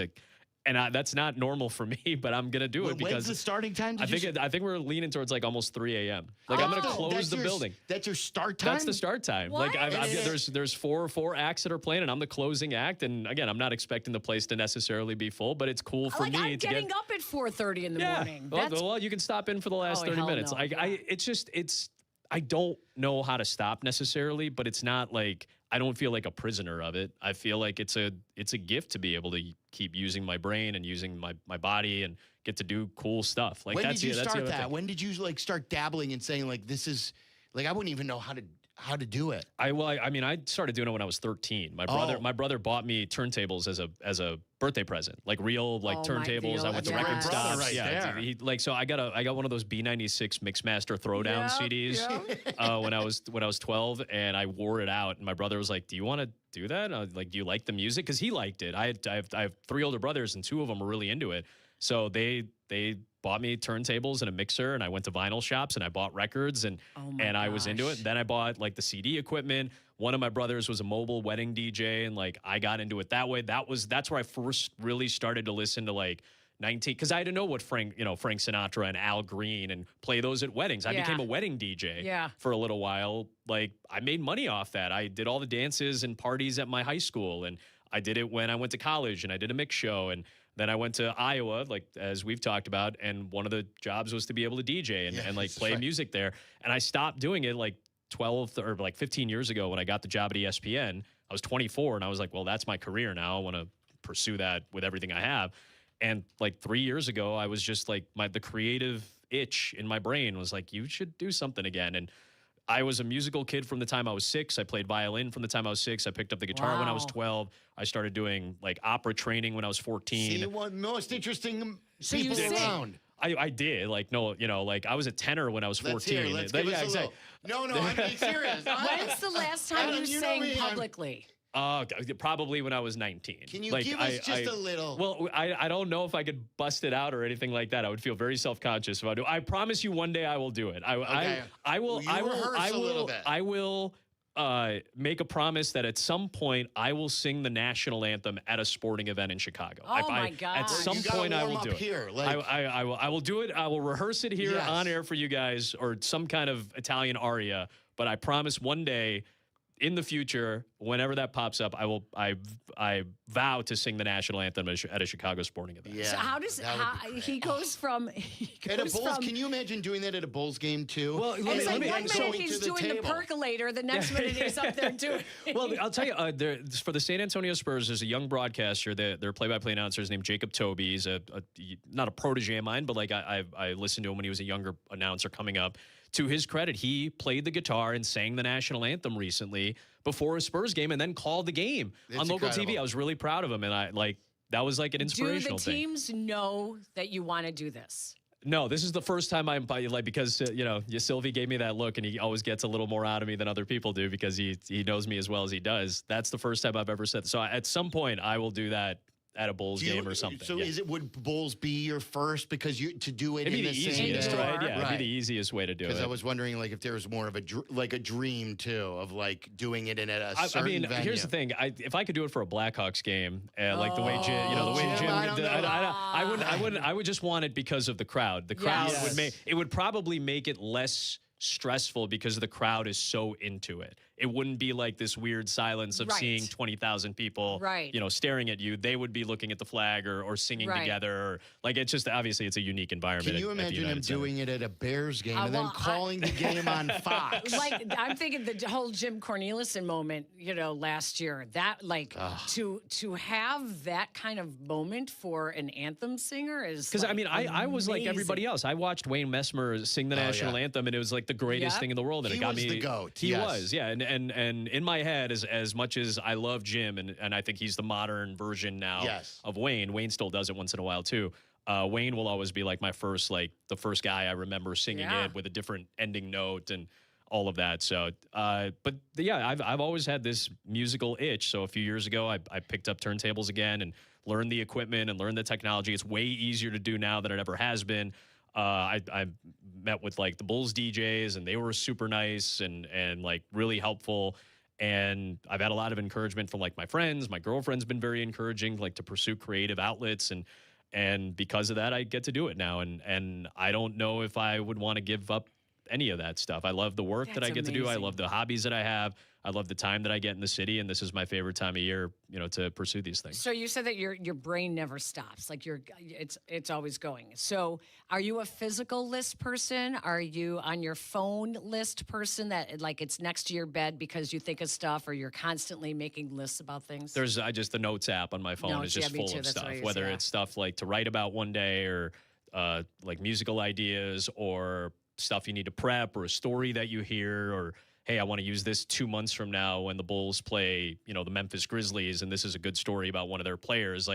It's just notes app constantly. Yeah, that's how I am. I feel like a lot. I have to write it down though. Yeah, right? Too. we're all like that. Yes. Okay. Yeah, Carmen was just talking about it too. I think Jurko always says if he writes something, it's the way you train your brain. Absolutely. Yep. That's how I got by in school. I read very little. I was the opposite of most, where I would show up to the lecture, take notes, and it would force me to memorize the stuff. Then you copy your notes because then when you rewrite them, it forces. That was how I learned. Right. I know I was the same more of what I do now. I write on my notes. I used to do everything on a computer for my games, like NFL, MLB, everything. I would type everything out. It would be completely structured, which is a little taxing and can be a little narrow, it's a little myopic, I think, for me at times, because then I go, well, if I didn't write it down, then it's not going to matter, and that you don't want it to be that way. So I do a lot of my early legwork in the week on an NFL game. That all goes into a board, the stuff that's kind of evergreen, and then I write out more notes than I ever have, and I type things out in a different way, and I write stuff down on the chart the night before, and suddenly I found myself this year, and it was Tirico. I had a long talk with Tirico last summer, because his daughter works in the city and everything like that. So we went out for lunch, and we were talking about Brian Curtis. He did this long ringer piece on how Mike preps, right? Because if you watch a Sunday night game or watch Tirico do the Olympics or basketball, anything, it's how does this guy remember all this stuff? He has a really steel trap for a mind. And he was telling me I changed how I prepare because I realized my brain processes things this way. If I write it here, then I'm going to remember it more, or I'll know exactly where to look in those 6 to 9 seconds that, you have on a broadcast when Collinsworth said something. Oh, I know exactly how to back him up on this. Here it is. And I've got it. And now you can back him up whenever he's done talking. You can tag him. Yeah. And I was like, oh, that's a great way to consider doing this. So, I've been doing this 15 years professionally.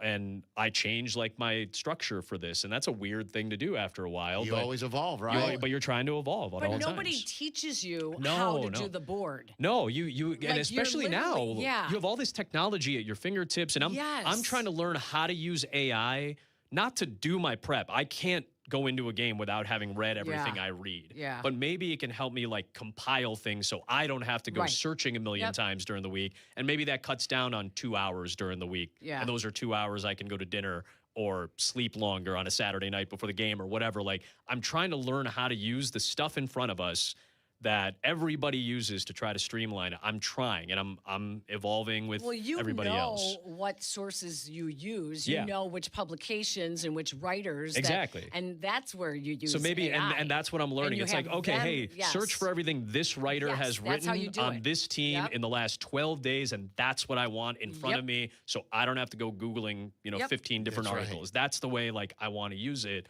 but I can't go through a week without the same structure and the same, Yeah. like, this. It's a checklist every single week for the NFL. It's a checklist for the NBA just to make sure I've hit everything I want to hit. All right, before we let you go, what is the best game outside local games that you've done? So I don't want to, not a Bears game, not a local Bulls game, national game, any sport. When I take you and say, Adam Amin, what is the most memorable game you have done recently? It's what? It was Game 5, Detroit, Seattle, division series last October, 15 innings, still the longest winner-take-all playoff game. Obviously, last year, the World Series had that incredible 18-inning affair that we all remember, Game 3. But it was the longest winner-take-all game in Major League Baseball playoff history for a sport that's been around for more than a century. And that was a big deal. And I made a trip to Seattle, and people in Seattle, like, went up to me and said, thanks for that call. And that's a cool thing. Like, it's freaked me out a little bit, but that was a really memorable thing for people in that area of the country. It's been a quarter century since they had gotten that far in the playoffs, and they'll remember Polanco, and they'll remember that hit. And some of those people will remember that call the way you and I, and the way we all remember, shot on Elo Good. Yeah, like, I'll remember that for the rest of my life. Some people in that city are going to remember that for a long time, and that's really, really, really meaningful. And then just a side note on baseball, we were talking, I was texting with Friedel today. We were talking about, the NBA and baseball. The opposite of the NBA, I feel like, that Major League Baseball has its stuff together the most it has. Like, hopefully they don't screw this up with the labor stuff, but with these new young athletic players, there are this whole new group of players combined with the current players that we all love, with the way the game is played at a faster pace.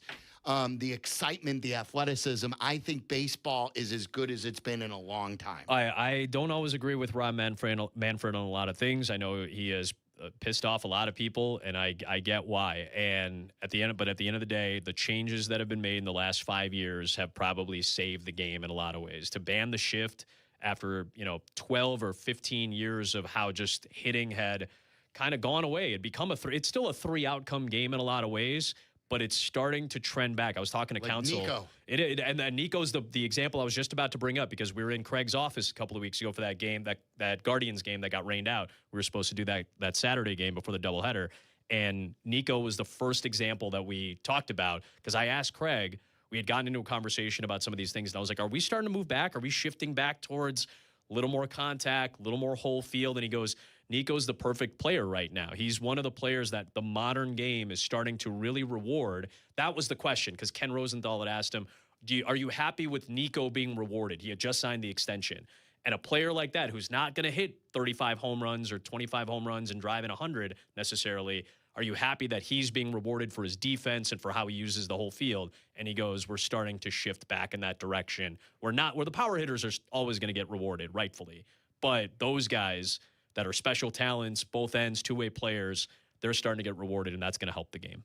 You're the best. I thank you so much for coming in studio today. Anytime. I always say this. There are two guys I say this about, Peggy, regarding, like, people who never forget where they came from, no matter how big they got. It's Barstool Big Cat and Adam Amin. Like, these are, like, Adam started here as an intern, and he is almost 20 years. That's crazy. And he has risen above all of us and to become one of the most interesting people in sports. But he is like, you could text him a day and a half and say, hey, can you come in studio? And he's like, whatever you need, bub.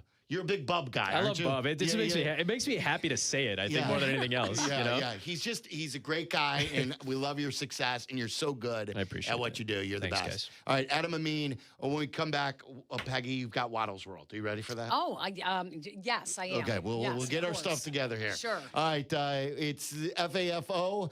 Don't forget, if you get into your car, put us on your Bluetooth. When the Sox go final, then we'll be everywhere. It's 2-2 right now. This game is in the top of the 8th. The Sox did take a 2-1 lead, and then Tampa came back, and they scored this last in the 7th, I believe it was. All right, we're coming back. Waddle and Silvy. This is Waddle and Silvy on ESPN Chicago, Chicago's home for sports. Hey drivers, it's Joey Logano, driver to number 22 Discount Tire Ford Mustang Dark Horse in the NASCAR Cup Series. I've got a quick reminder that's essential to keeping you safe on the road. Check your tire pressures. Underinflated tires can fail when you least expect it and cost you more at the pump. Test your tires at least once a month or swing by a local tire retailer for an air check. A little time now can help keep you rolling safely. A message from the U.S. Tire Manufacturers Association. When you need them, your local volunteer fire department routinely answers the call. Whether it be a fire, traffic accident, or a cat stuck in a tree, there is always someone there for you. However, because of declines in memberships, departments are becoming understaffed and struggling. Here's how you can help your neighbors and your community. No matter what skills you may possess, you can make a difference. Your local volunteer fire department desperately needs your help. Can you direct traffic? Install a smoke alarm, help at fundraisers? Your community needs you. You don't have to fight fire to be a volunteer. Will you make that difference? Will you answer the call? Brought to you by the National Volunteer Firefighter Recruitment Center, a program service of the Volunteer Firefighter Alliance. For more information on how you can help and make a difference, visit www.nvfrc.org. That's www.nvfrc.org. I'm Justin Smith, retired sheriff and executive director for the National Sheriff's Association. Criminal networks are stealing billions of dollars through social media, phone calls, and text, posing as people you trust. They pressure and demand money or personal information. Don't fall for it. If something feels wrong, slow down and verify. Hang up, don't click, never send money. If targeted, contact law enforcement. Protect yourself, protect your family. Learn more at sheriffs.org/stopscams. A public service message from the National Sheriff's Association. How do you know your home? At Habitat for Humanity, we believe it's when you find peace, stability, and safety. But 1 in 3 people on Earth woke up today without a good home. Not because of chance, but because of high costs and other very real barriers. A housing crisis this big needs all of us. So let's open the door to opportunity and build a tomorrow where home is possible for everyone. Visit Habitat.org to learn more. Again, that's Habitat.org. Habitat for Humanity. Let's open the door. There's a world of opportunity out there, beyond the typical 9 to 5, where purpose and grit come together, where the American spirit and ingenuity are welcomed in places that could really use your skills and your experience. We're talking about the Peace Corps.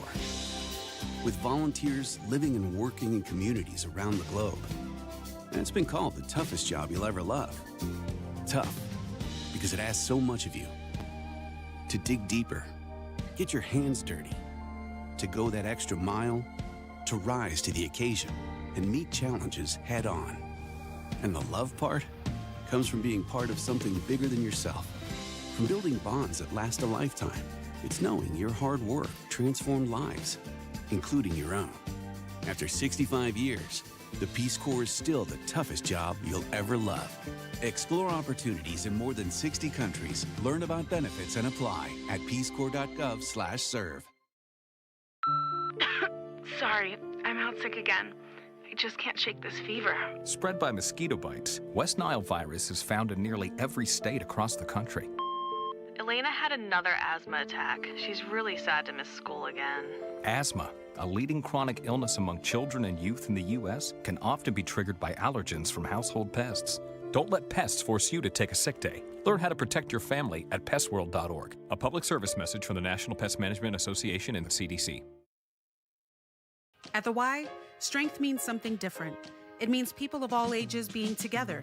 It means you can be swishing the game-winning shot, learning to plie in first position, jabbing, crossing, and hooking a punching bag, canoeing in the lake at summer camp, donating food for your neighbors, watching your son learn about water safety in the pool.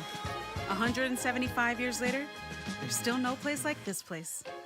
Get involved at your Y. Learn more at ymca.org. Elena had another asthma attack. She's really sad to miss school again. Asthma can be triggered by allergens from common pests. I just can't shake this fever. Mosquito bites can cause West Nile and Zika virus infections. Sorry, boss. I'm going to be out of work for a while. The CDC estimates that more than 300,000 Lyme disease cases spread by ticks occur in the U.S. each year. Don't let pests force you to take a sick day. Learn how to protect your family at pestworld.org. A public service message from the National Pest Management Association and the CDC. Hey drivers, it's Joey Logano, driver to number 22 Discount Tire Ford Mustang Dark Horse in the NASCAR Cup Series. I've got a quick reminder that's essential to keeping you safe on the road. Check your tire pressures. Underinflated tires can fail when you least expect it and cost you more at the pump. Test your tires at least once a month or swing by a local tire retailer for an air check. A little time now can help keep you rolling safely. A message from the U.S. Tire Manufacturers Association. When you need them, your local volunteer fire department routinely answers the call. Whether it be a fire, traffic accident, or a cat stuck in a tree, there is always someone there for you. However, because of declines in memberships, departments are becoming understaffed and struggling. Here's how you can help your neighbors and your community. No matter what skills you may possess, you can make a difference. Your local volunteer fire department desperately needs your help. Can you direct traffic? Install a smoke alarm, help at fundraisers? Your community needs you. You don't have to fight fire to be a volunteer. Will you make that difference? Will you answer the call? Brought to you by the National Volunteer Firefighter Recruitment Center, a program service of the Volunteer Firefighter Alliance. For more information on how you can help and make a difference, visit www.nvfrc.org. That's www.nvfrc.org. My hospital stay would have cost $25,000, but with VA healthcare, it's free. My education would have cost $42,000, but with VA benefits, my books, tuition, and housing are all covered. The down payment for my home would have been $74,000, but with my VA home loan, my down payment was $0. My service was then. My benefits are now. Get what you earned. Visit choose.va.gov. Not all veterans are eligible for the type or amount of benefits mentioned here. Listen to us now, live on the ESPN Chicago app. Listen to the show in HD at 100.3 HD2 FM. Listen now on ESPN 1000. This is Waddle and Silvy, ESPN Chicago, Chicago's home for sports. Yeah, Waddle's World here. Charlie, we've lost Charlie. I was talking to Aiden over the intercom, and I guess our White Sox booth, not Lennon, DJ, but people producing the White Sox, Hannah and Kendra, are next door. And I talked to Aiden over the intercom. I go, what, is Charlie taking a dump? And Kendra looked at me, and she was dying. I go through the window. I'll go, oh, you could hear me, huh? So I don't know what he's doing. We lost him. Where did he go? Like, I think he took a shit. I think he is taking a shit. What do you think? Threw me off. I forgot. I have not sworn much, Peggy. I've not sworn. No, you haven't. Guys love to say that. What? Taking a dump? Charlie, did we lose you? Did you fall in? What happened? I was stopping the recording to post the FAFO podcast. So he was actually working. Sure you were. You took a shit, didn't you? No, I didn't. You told us the other day that your stomach was not doing well the other day. It's still not doing great, but the other day I was quite proud of myself. I got back with like a minute left in the break, but yeah, just now I was rolling on the recording to post to the podcast. Wait, your stomach is still bad from your trip? No, not from my trip. I don't know what it is. It's just been bubbly the last few days. Ever since he got engaged, his stomach's been a little bit. Since December, yeah, no. By the way, yes, that's a great point you bring up too, Charlie, is anything that is on FAFO goes into the Waddle and Silvy podcast files. So you can listen to this in podcast form, anything you may have missed. If you missed Adam Amin talking about, like, that's cool that he wants to sing the national anthem at a Chicago sports venue. That's really cool. You think Joniak would ever do that? Hell no. No. That's pretty cool, though. They're going to reach out to him. Oh, yeah. Sure. Someone needs to. I think multiple teams make this now happen. Yes. will do that. I think every team should have Adam Amin do the national anthem everywhere. I remember, and there was someone recently who did this. I forget the player, but when I was younger in 1989, Dwight Smith was one of the young rookies on that Cubs team. I remember that. Yeah. Yeah, and it's Jerome Walton and Dwight Smith. He sang the national anthem before playing left field for the Cubs that day. I forget who did that recently. Someone did it recently where they played in the game. Was it an NBA player? Was it a baseball? Someone remind me, or tweet me or call me, 312-332-3776. I seem to remember, like, in the last 5 years, someone doing this on a professional level. Who was the DePaul basketball player from the 90s who was related to Whitney Houston? Gary Garland?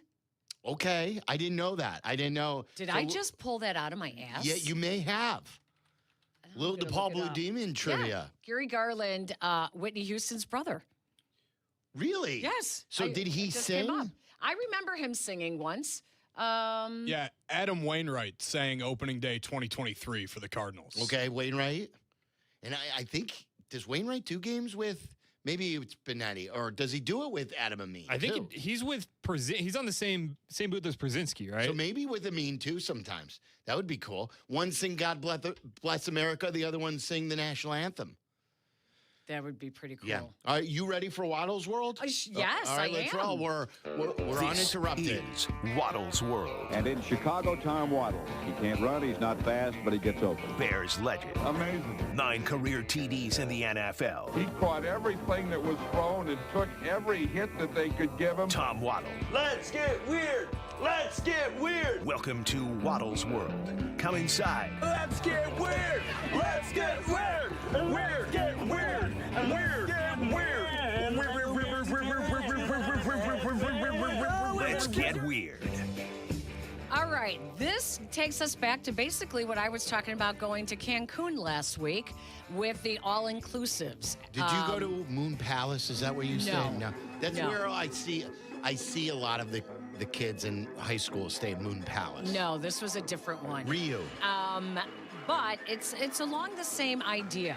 A California woman has actually won a lawsuit against cruise giant Carnival Cruise Lines, found negligent for serving her at least 14 shots of tequila in an 8.5-hour period.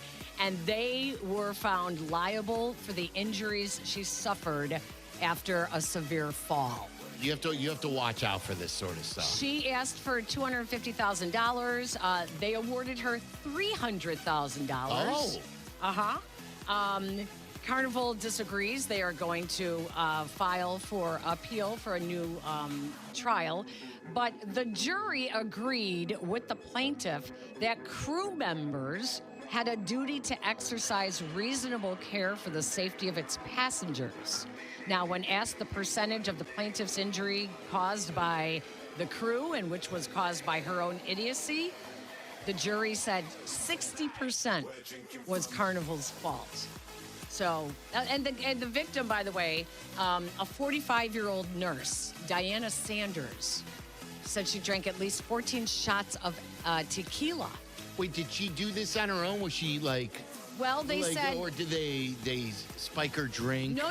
This was on her for drinking. They said alcohol is the moneymaker for the cruise lines. Unlike here, like when you're landlocked, the bartender is responsible for like cutting you off. Apparently, when you're on the water, Carnival or other cruise line bartenders do not stop serving. And they said there are alcohol serving stations in every nook and cranny on the ship. And Carnival, it's their moneymaker. They just keep pouring the alcohol. So whose fault is it? Well, I know. I'm not It's no like going to the bartender. all-inclusives. I think it's our friend's fault. Well, the thing about the all-inclusives, though, Cut is they're them all off. in. Cut them off. For sure, but what if you can't tell? I know. I've never been in the restaurant industry or bar industry, so I don't know the rules. How many and shots stuff. of tequila is probably too many? For who? For me? 4? That's what I was going to say. Like 3? Once someone has already had 4 shots, Yeah. I mean that's. And then who knows if you've been drinking before, and those are shots. Again, like you said, Peggy, it's it's in international waters, so I don't know like what the rules are, but I always think that like you go through this Bassett training thing and it takes forever and it's super tedious, but they really hammer, hey, do not overserve people. And obviously it still happens a ton, but like a lot of bars are held liable if somebody gets, if they end up in the hospital or something. totally. Like It that. doesn't make any sense that they don't enforce it or have their bartenders enforce it. John Taft would be pretty pissed off about this story. By the way, we have there are a couple updates from the Sox game. Sox took a 3-2 lead with a home run in the bottom of the 8th inning, and Sir Anthony is in the game, and he quickly allowed the tying home run. Oh, no. In the top of the 9th. So we're tied at 3. You're not a big Sir Anthony Dominguez fan, are you? Not at the moment, no. He's Didn't you at move his knightdom? Like you made him not a sir anymore? Yeah, after the first series, he was Mr. Anthony, and then he came back to Sir Anthony, and now we're not sure. But they just got to get it over with in the bottom of the 9th. He's got some nasty stuff, though. Yeah, it's great when he throws it right down the middle, too. Yeah, exactly. Okay, a raccoon's penis. Would you like to hear that story? Go ahead if you would like. This is so damn weird. You know who RFK Jr., right? Of course. Robert F. Kennedy Jr.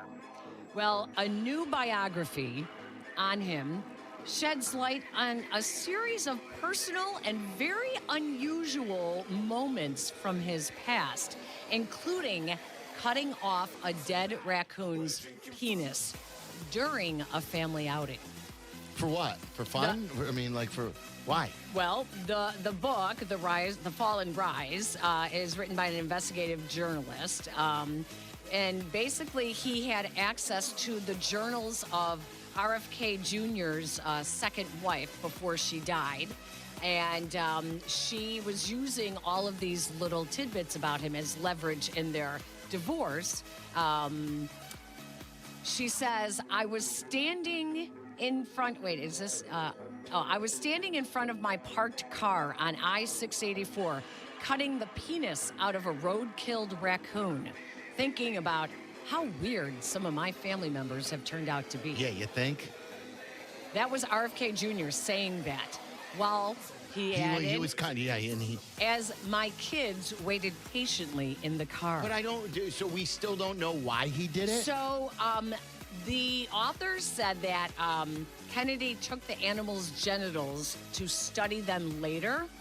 And study. Family members have come to his defense saying, you have to understand, Bobby wanted to be a veterinarian as a kid. His after-school job was at the National Zoo in Washington, D.C. Yeah, but how old was he when he did this? He had a freezer. Well, he was married with kids. Yeah. He had a freezer full of roadkill. And he even admitted that to others that he had a freezer full of roadkill. You know, this comes. So a lot of this comes from his ex-wife. It always surprised me that Larry David's, is it Cheryl Hines? Is that her real name? Yeah. So the Cheryl Hines, who I always admired in a great deal, she married him. It didn't seem to be a match. No, I always thought that was a casted, like they were cast because she was the perfect to play off of him. She plays off him great. Mm-hmm. Aren't they making like a limited series about some of the Kennedys in the 90s or something like that? Like, wasn't there one who had a super famous wedding? was JFK Jr. maybe? I know they had recently on Netflix the JFK Jr.'s wedding was amazing.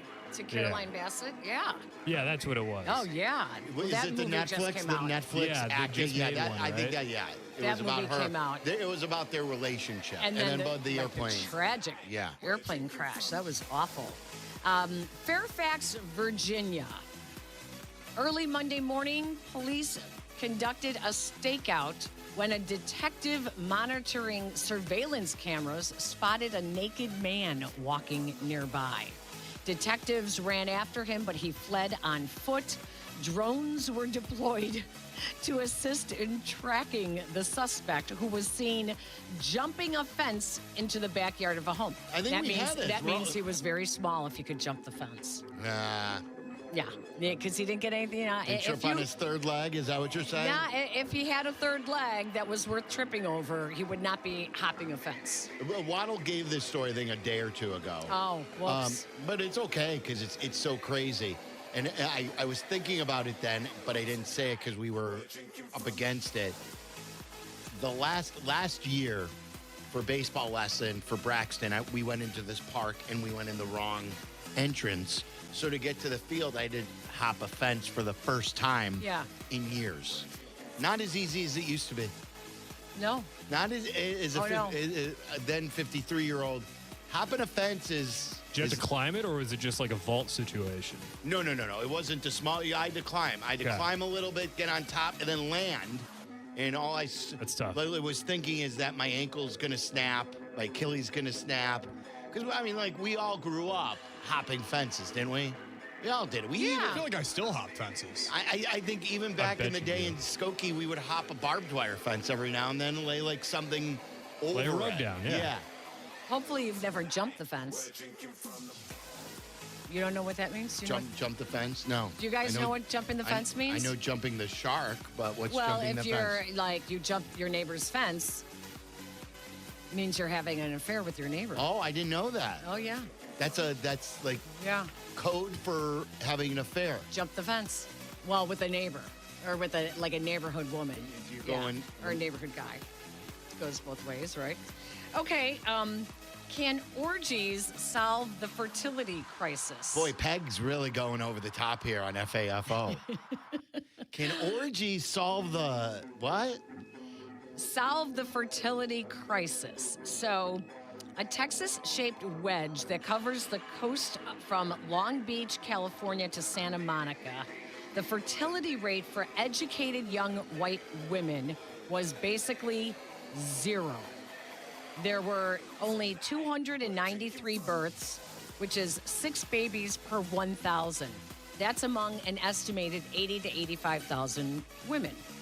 So they're trying to figure out how do we solve this fertility crisis amongst white women in Santa Monica and Long Beach, California. So have an orgy? Well, they believe that possibly having orgies would help with that. How do you persuade high human capital women to have more sex and more babies? So if you want your wife to have more sex and to have another baby and she's not interested, how do you convince her? They are wondering if I don't think orgies... that's the answer. I don't. I don't think that would persuade anybody. If it doesn't want a baby, then it's kind of the end of it. Yeah. They said some people can't find partners they like.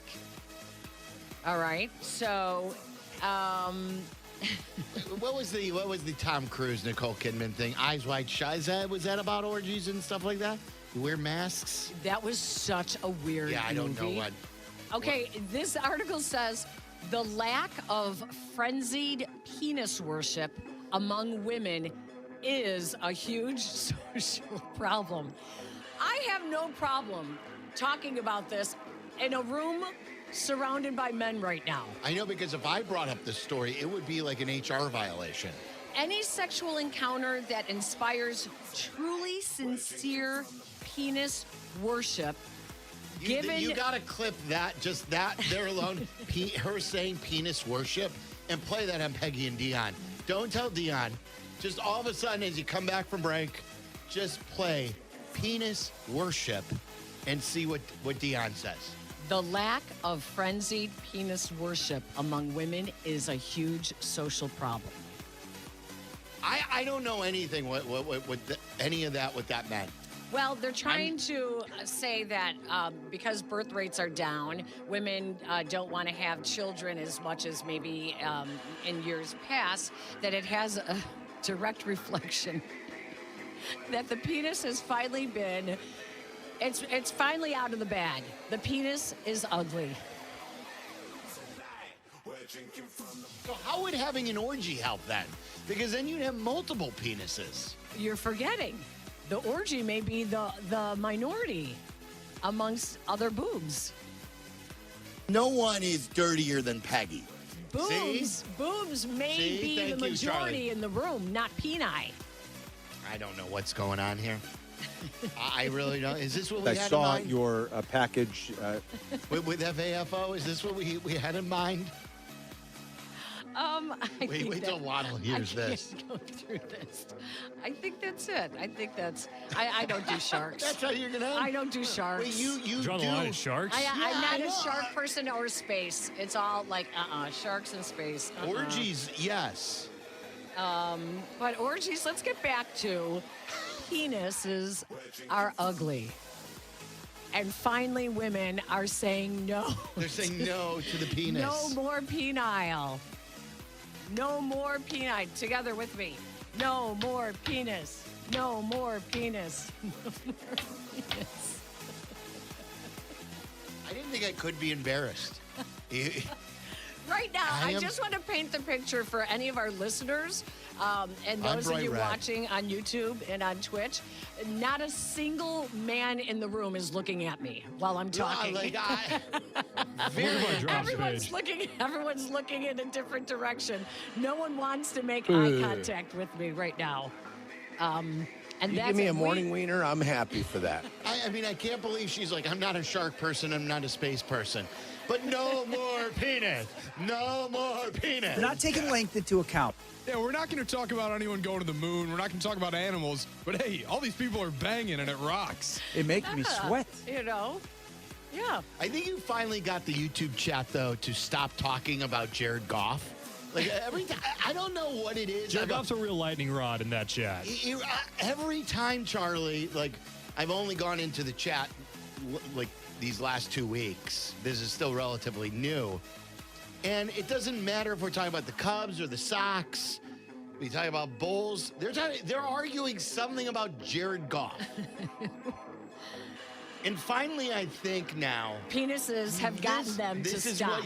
This is what it took. Like, it was a very penis-heavy Waddle's world, starting with the raccoon penis. We ended with penises are ugly. And women don't want to have babies with them anymore. So let's throw an orgy. I can't connect the dots. The orgy, because maybe it would be more women in the room, Sylvie. Can you not picture this? No, I know that. I know, but still. I'm a big believer in protection. But then you're not going to get... let's just drop it. Let's talk Jared Goff. Ring it up, 312-332-3776. Who in the NFL these days is better than Jared Goff? List as many quarterbacks as possible. Oh, my gosh. All right, is that it? Is that... that would be enough. All right. And you taught me what jumping the fence means. Yeah. Didn't know that. That's what I'm here for. All right, you want to... penises and jumping the fence. You want to... I'm sure you have opinions on... By the way, it's bases loaded, top of the ninth now. Sir Anthony is out of the game. They've gone to the pen. Len and DJ's got the call here in the top of the ninth inning, 3-3 between the White Sox and the Tampa Bay Rays. You can kill the music, Charlie. Are you still in the pot? You still going to the bathroom? Wouldn't it be cool if you had one right there in the right in the producer's booth? Just a little curtain, privacy curtain. You want to talk a little about the stadium here? What Pritzker said yesterday? Someone just tweeted me too. Yeah. Sylvie, what's the latest on the stadium? Yes, there is. I don't know that there's any steam picking up, but it's becoming a national embarrassment. Yesterday on the show, I told Waddle that he was mad. Aiden, you said what? You thought he was going to Or was it you or Charlie who said it looked like he was going to put I said he was going to punch a hole in the wall. But when I brought up the story that downstate yesterday, they passed the bill, and now they're sending it to the Senate regarding the official state sandwich being the Italian beef and this horseshoe sandwich. Have you ever heard of the horseshoe sandwich? No, I haven't even heard of it. So why is it one of our sandwiches? So I guess it's big south of I-80, like downstate. I think it's very big in Springfield, like central Illinois. It's an open-faced sandwich. It could be any sort of meat. It could be ham. It could be ground beef. There's this cheese that they put on top of it. It's served open-face, and you eat it with like a fork and a knife. And this is what they did yesterday. Now, they passed several other things, but like my connections downstate, these people that I was talking to had been telling me for weeks and weeks, you don't understand. We're dealing with a lot of stuff. We want to cost certainty these days is our top priority. We're talking about there are big things before we get to the Bears. And then I see the guy who covers Springfield yesterday tweeting that they have officially passed the Italian beef and the horseshoe sandwiches, the official sandwiches of the state of Illinois. And like, you don't have time at all to bring up the Bears, to introduce it on the floor? Nothing yet. So this is Pritzker.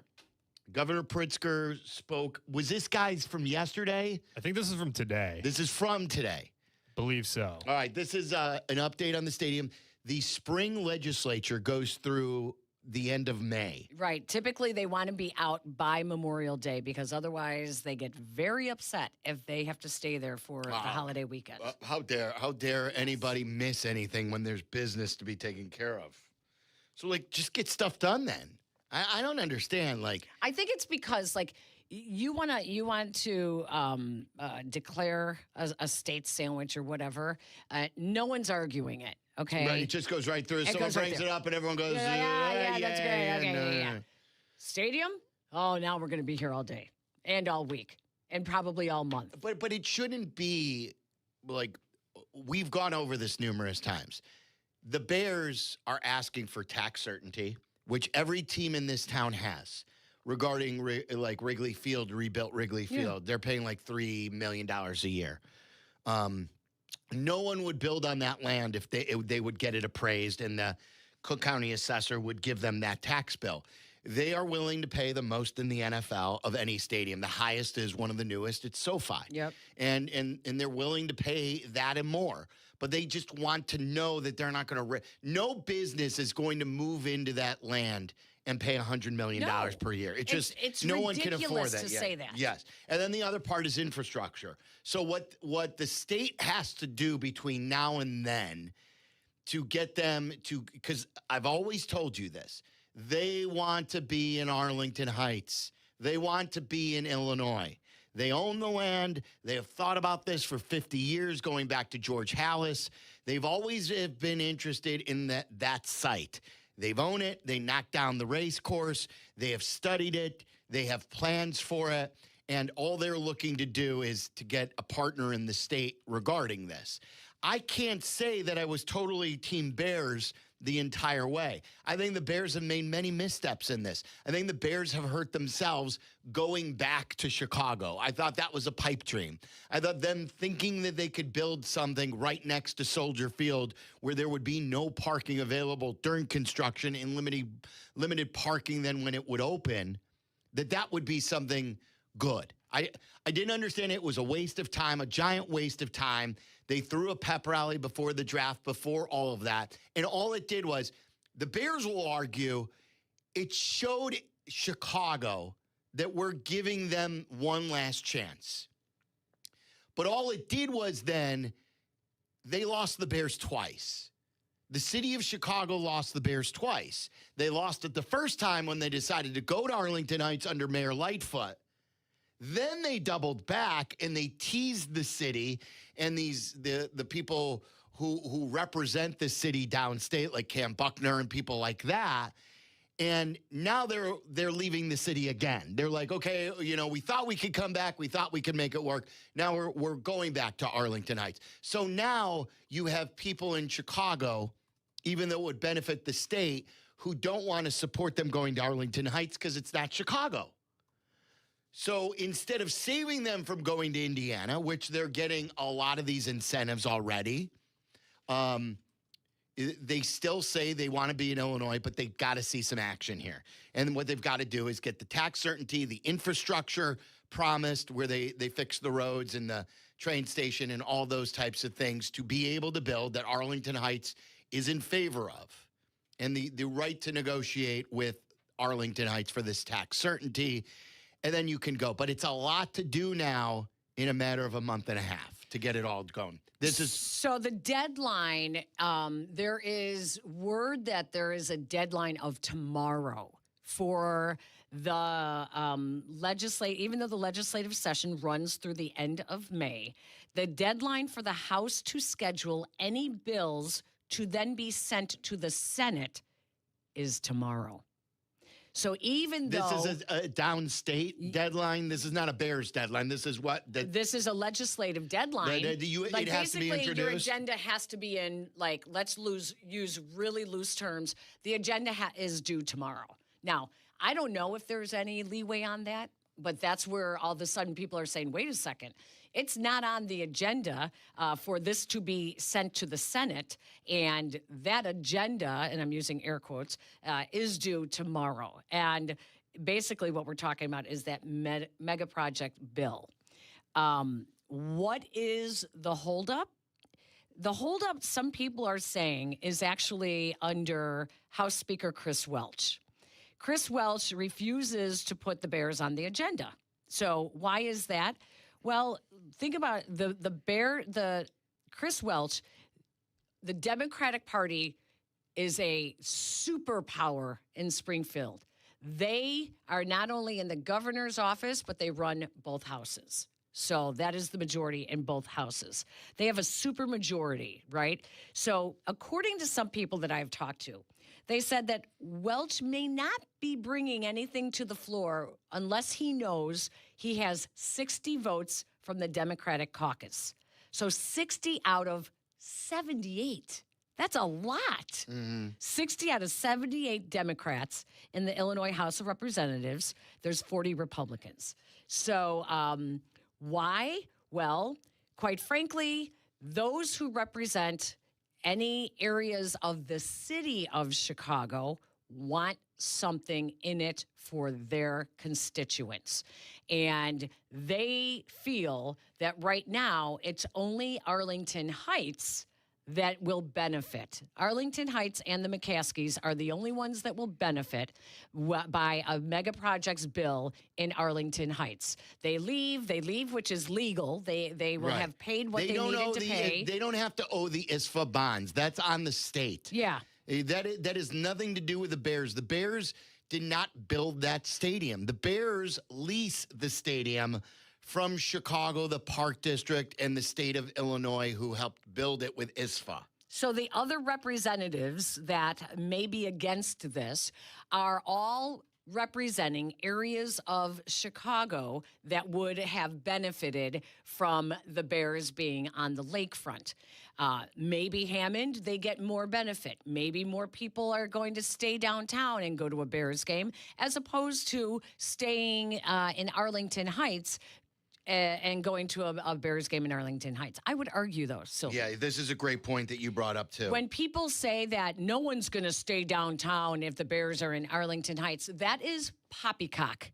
Because speaking from experience, when there is a golf major tournament in the suburbs, which there has been at Medina Country Club with the Ryder Cup, the PGA Championship, a PGA Championship might have been one exception. President's Cup is coming this fall to Medina. Do you know where they all stay? Downtown. Downtown Chicago. Right. Absolutely. Like, now they will miss the game day stuff that happens, but there's not a lot around there to begin with. But I'm with you. Like, you go to see a 49ers game in Santa Clara. Where do you stay? Stay in San Francisco. San Francisco, and then you make the hour drive to Santa Clara. We did a road trip to New York. We didn't stay in New Jersey. In the Meadowlands? Hell no. We stayed in Manhattan. Yeah. And then you commute from there. So if you go like on the, I don't think Chicago will always have, like if there's a Super Bowl, all this stuff will happen. I would assume nothing really happens at the stadium. Was it just this past year where Santa Clara had the Super Bowl? There were no events in Santa Clara for the Super Bowl until game day. Right. They did all of the stuff in San Francisco. That's like saying the Olympics are in Arlington Heights and no one's going to be in Chicago. Like, it's just, it's backward thinking. As for those representatives who feel that the Chicago Bears owe the city of Chicago an exit fee like the Cleveland Browns are doing. Cleveland Browns are paying $100 million to the city of Cleveland because they are breaking their lease early. They're breaking it early. So whatever monies they would have gotten from the Browns if they kept their lease going, they are now at like here as a goodwill, here's $100 million.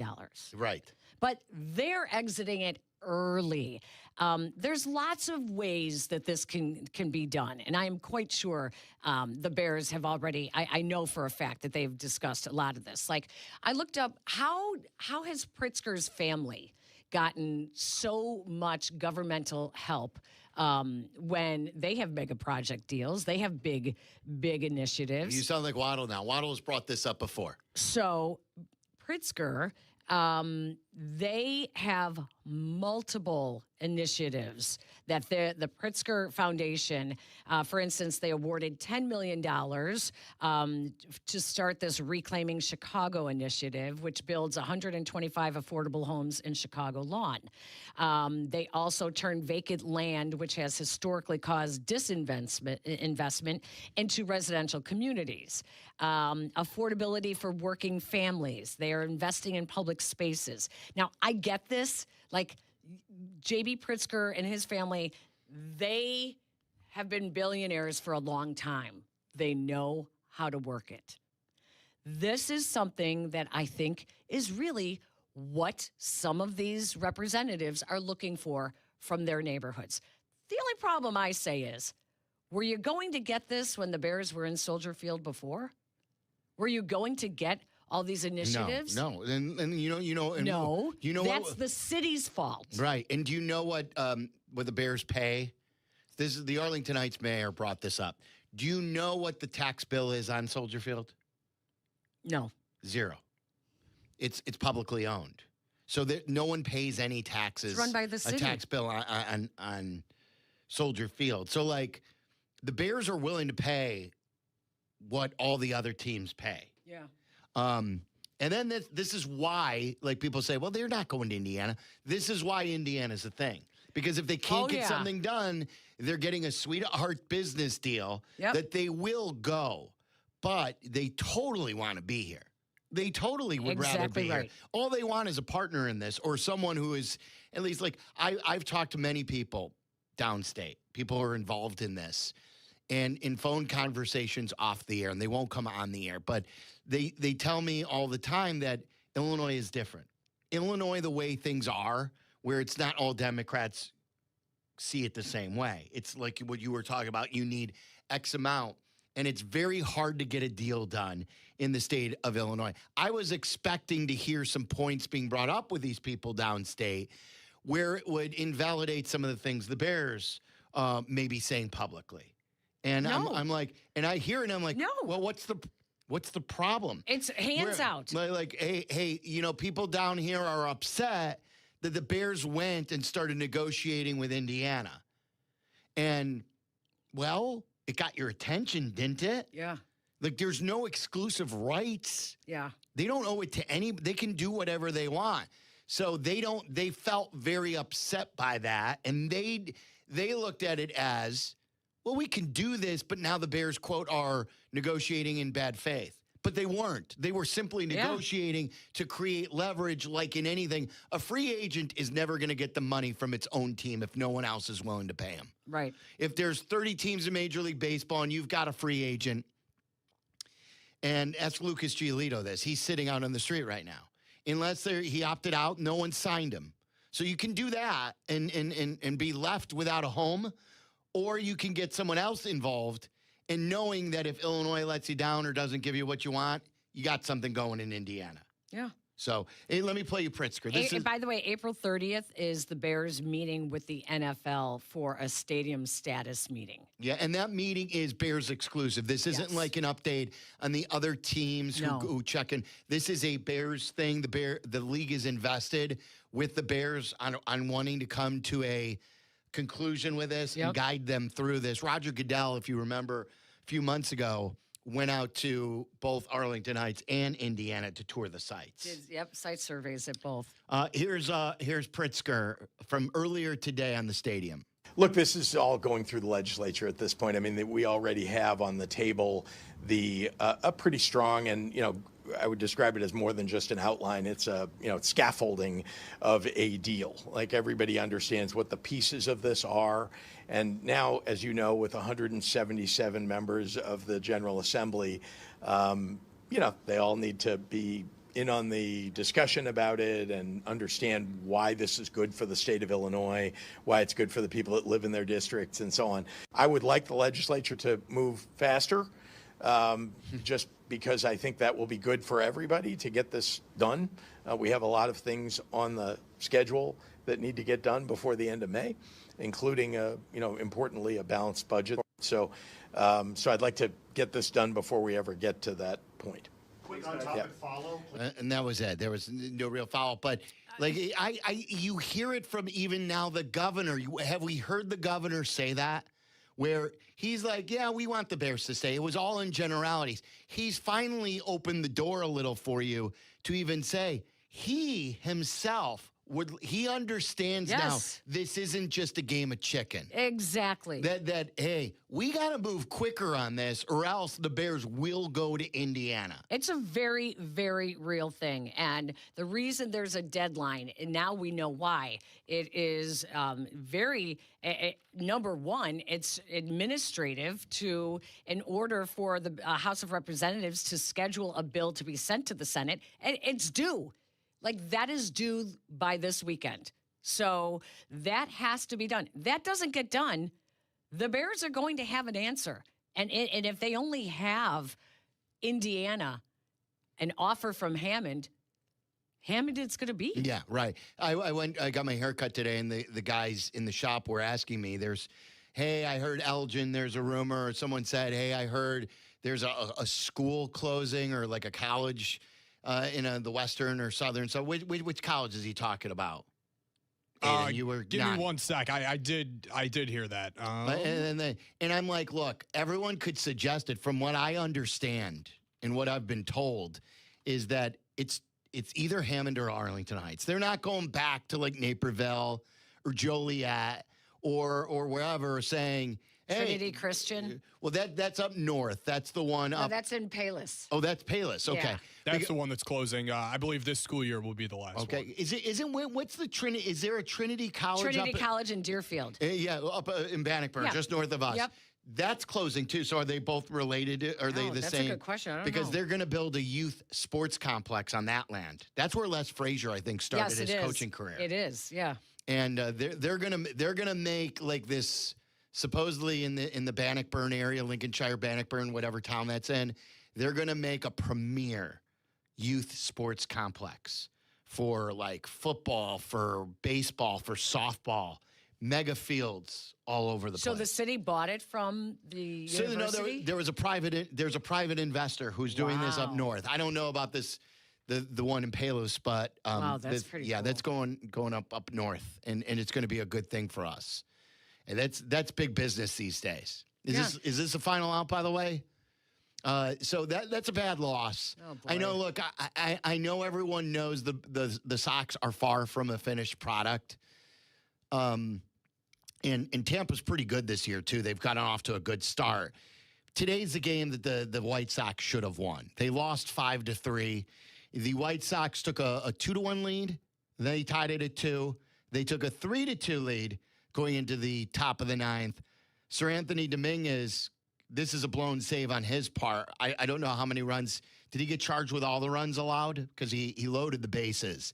Yeah. Aiden is clenching his jaw back here, by the way. He's so pissed off about this loss. My son texted me, I am once again sitting here contemplating life because of the Chicago White Sox. You trade Luis Robert to shore up your bullpen in the back end. Getting one guy in Sir Anthony Dominguez is one thing. If he can't go, he doesn't have his best stuff, that's okay. That's one game.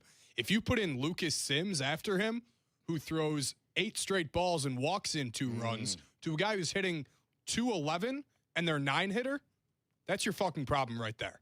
You scared me. My heart just dropped. Like, again, sometimes I forget when we're on YouTube only. Yeah. I had to let it out. Because I don't think I've ever heard you take that language on the show. No, normally we're not allowed to. The White Sox had 1, 2, 3, 4, 5, 6, 7.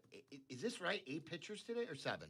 They threw 56 pitches in the 9th inning to get out of it. Yeah, so Dominguez retired 1 batter in the 9th. He allowed 3 runs, all earned, 2 hits, 1 walk, struck out 1, and allowed a home run. Sims came in, and because those are all inherited runners, 2/3 of an inning, and he walked 2, struck out 1. Sir Anthony Dominguez's ERA is now 7.50. So, like, the Sox, after they got a little bit of offense, now 3 isn't a lot, but it's better than they've been doing where they were in the lead. They weren't chasing such a deficit. Listen to these some of these stats. Vargas did hit a big home run today, but he went 1 for 5. His average is 159. His on-base percentage is 289. Chase Mydroth had a couple of hits today, so he upped his average to 222. Murakami struck out 3 times. He's down to 167 batting average. He still gets on base at a decent clip at 346.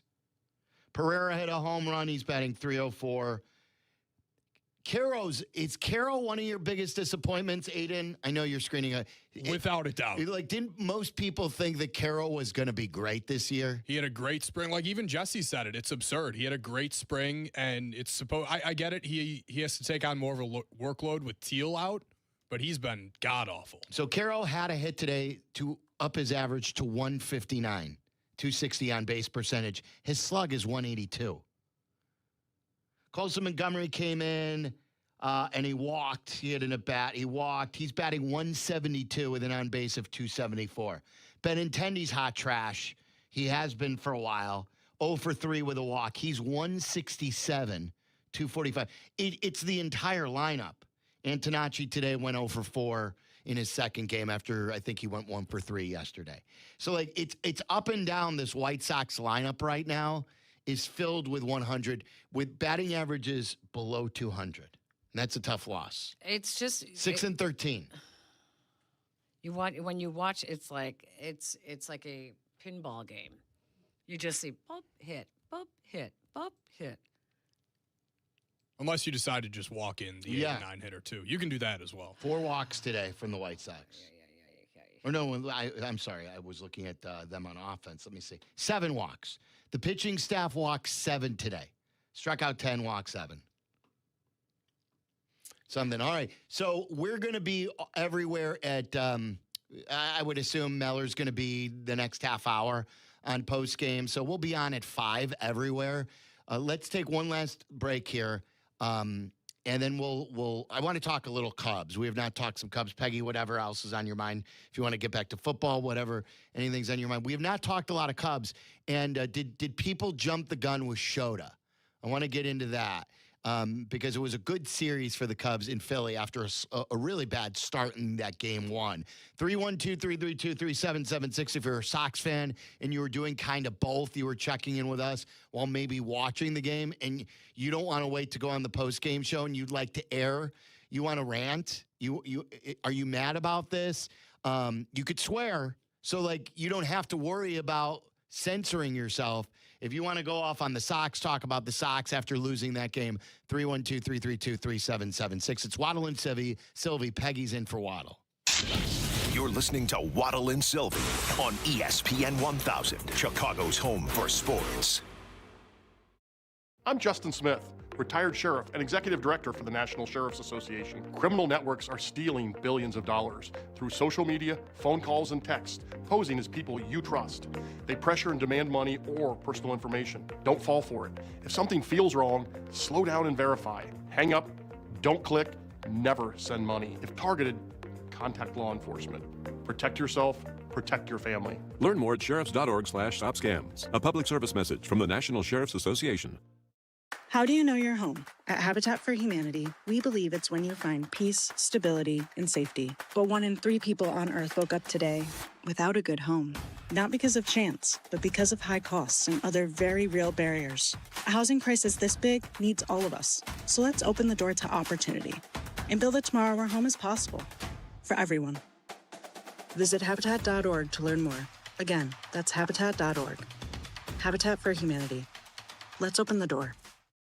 There's a world of opportunity out there, beyond the typical 9 to 5, where purpose and grit come together, where the American spirit and ingenuity are welcomed in places that could really use your skills and your experience. We're talking about the Peace Corps. With volunteers living and working in communities around the globe. And it's been called the toughest job you'll ever love. Tough, because it asks so much of you. To dig deeper, get your hands dirty, to go that extra mile, to rise to the occasion and meet challenges head on. And the love part comes from being part of something bigger than yourself, from building bonds that last a lifetime. It's knowing your hard work transformed lives, including your own. After 65 years, the Peace Corps is still the toughest job you'll ever love. Explore opportunities in more than 60 countries. Learn about benefits and apply at peacecorps.gov/serve. Sorry, I'm out sick again. I just can't shake this fever. Spread by mosquito bites, West Nile virus is found in nearly every state across the country. Elena had another asthma attack. She's really sad to miss school again. Asthma, a leading chronic illness among children and youth in the U.S., can often be triggered by allergens from household pests. Don't let pests force you to take a sick day. Learn how to protect your family at pestworld.org. A public service message from the National Pest Management Association and the CDC. At the Y, strength means something different. It means people of all ages being together. It means you can be swishing the game-winning shot, learning to plie in first position, jabbing, crossing, and hooking a punching bag, canoeing in the lake at summer camp, donating food for your neighbors, watching your son learn about water safety in the pool. 175 years later, there's still no place like this place. Get involved at your Y. Learn more at ymca.org.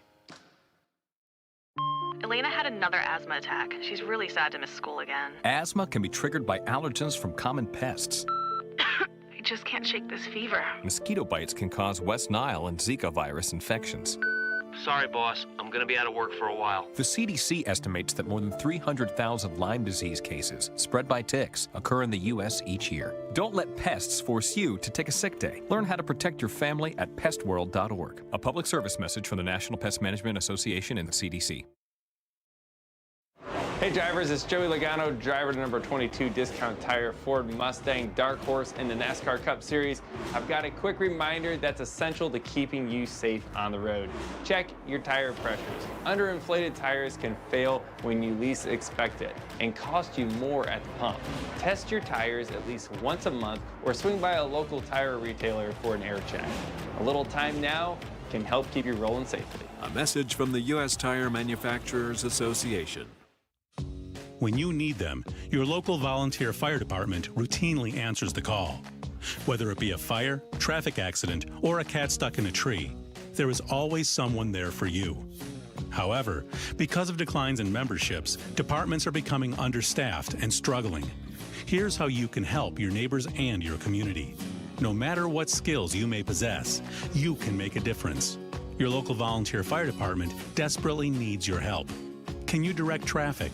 Install a smoke alarm, help at fundraisers? Your community needs you. You don't have to fight fire to be a volunteer. Will you make that difference?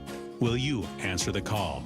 Brought to you by the National Volunteer Firefighter Recruitment Center, a program service of the Volunteer Firefighter Alliance. For more information on how you can help and make a difference, visit www.nvfrc.org. That's www.nvfrc.org. Follow Chicago's Home for Sports on Instagram at ESPN_Chicago. This is Waddle and Silvy. Listen now in HD on our app and on ESPN 1000. there's a slew of mushroom hunters out here in the state of Illinois. And in the fall, you go out for hen of the woods. Yeah, the hen of the woods really real massive, sought after. Beautiful. Oh, absolutely Delicious. fantastic. You should bring Chauncey with. Is Chauncey coming with? Chauncey, I question his fitness level and his ability to be able to walk miles upon miles upon miles. I just do. I mean, I question it myself. Listen, there's a question when I go golfing and I had to go to Scotland, I had to walk 10 rounds or 9 out of 10 rounds. They questioned my ability to be able to do it. Why? Because of my age and my physical limitations and my past injury history. So when you get old, like I am, like Chauncey is, it's not that easy to go foraging in the woods looking for these mushrooms. I whenever I hear Jurko talk about mushroom hunting, oh God, like I'm trying to picture him. Like, what kind of gear is he wearing? Like, where does he go? Is he just walking? A lot of people go on golf courses. They do. Yeah, yeah, but you have to be careful if make sure the golf course isn't using pesticide.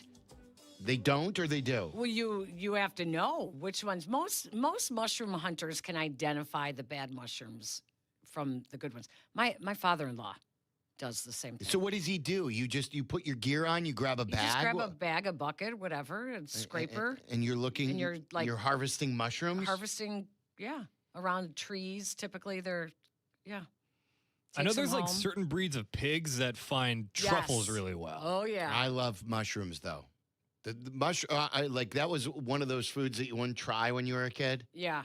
And then I've become a mushroom on my pizza. I love. Oh, truffles are amazing. Oh, aren't they super, super expensive? Like, yes. Like a little bit on. It's like the truffle size season. of not a baseball. It's like maybe half the size of a baseball. And they shave it, right? And they put it on your.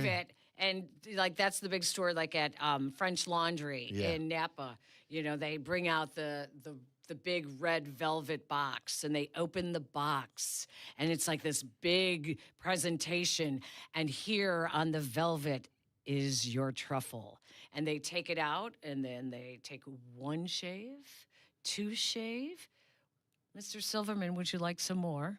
And you put your hand up like, yes, a couple more. That's $500. And then it's $25 each shave. That's incredible. Yeah. Yeah. $25 per shave. By the way, White Sox lost 5-3 once we get out of post-game mode. They have, I'm told just to peek behind the curtain, that our White Sox production team has control of the phones now. So we'll for our show, those phone calls will go on the radio. We'll be able to take calls once Meller finishes with his post-game show. Charlie, I wanted to play for Peggy, too, the sound about going to Wrigley Field. And do we have that or we have that on YouTube? Keep that on hold here for a second. But, guys, I want to share this with you. I know Peggy's not the world's largest Cubs fan. I used to be. I was a huge Cubs fan. You in high school. You were not a South Sider. I know you both. grew up on the North Side. But, I was both. Okay, I was definitely both. But in high school and college, huge Cub fan. Definitely. Yeah. I've been really impressed with Shota. You know, I am a bigger Shota fan than most. Waddle made him the butt of the joke this whole spring training. He still gives up a lot of home runs. Even when he goes well, he gives up a lot of home runs. Was it a leadoff home run yesterday? He allowed a leadoff homer yesterday, and you're like, oh, boy, after this last good outing, they're going to get to him. But much like he did in his first game that he pitched, he allowed a 3-run homer in that game and then gave up 1 more run the rest of the way, and that was it. Since then, he's been fantastic. So he gave up the home run. And the thing that's the most impressive so far, let me give you a little context here.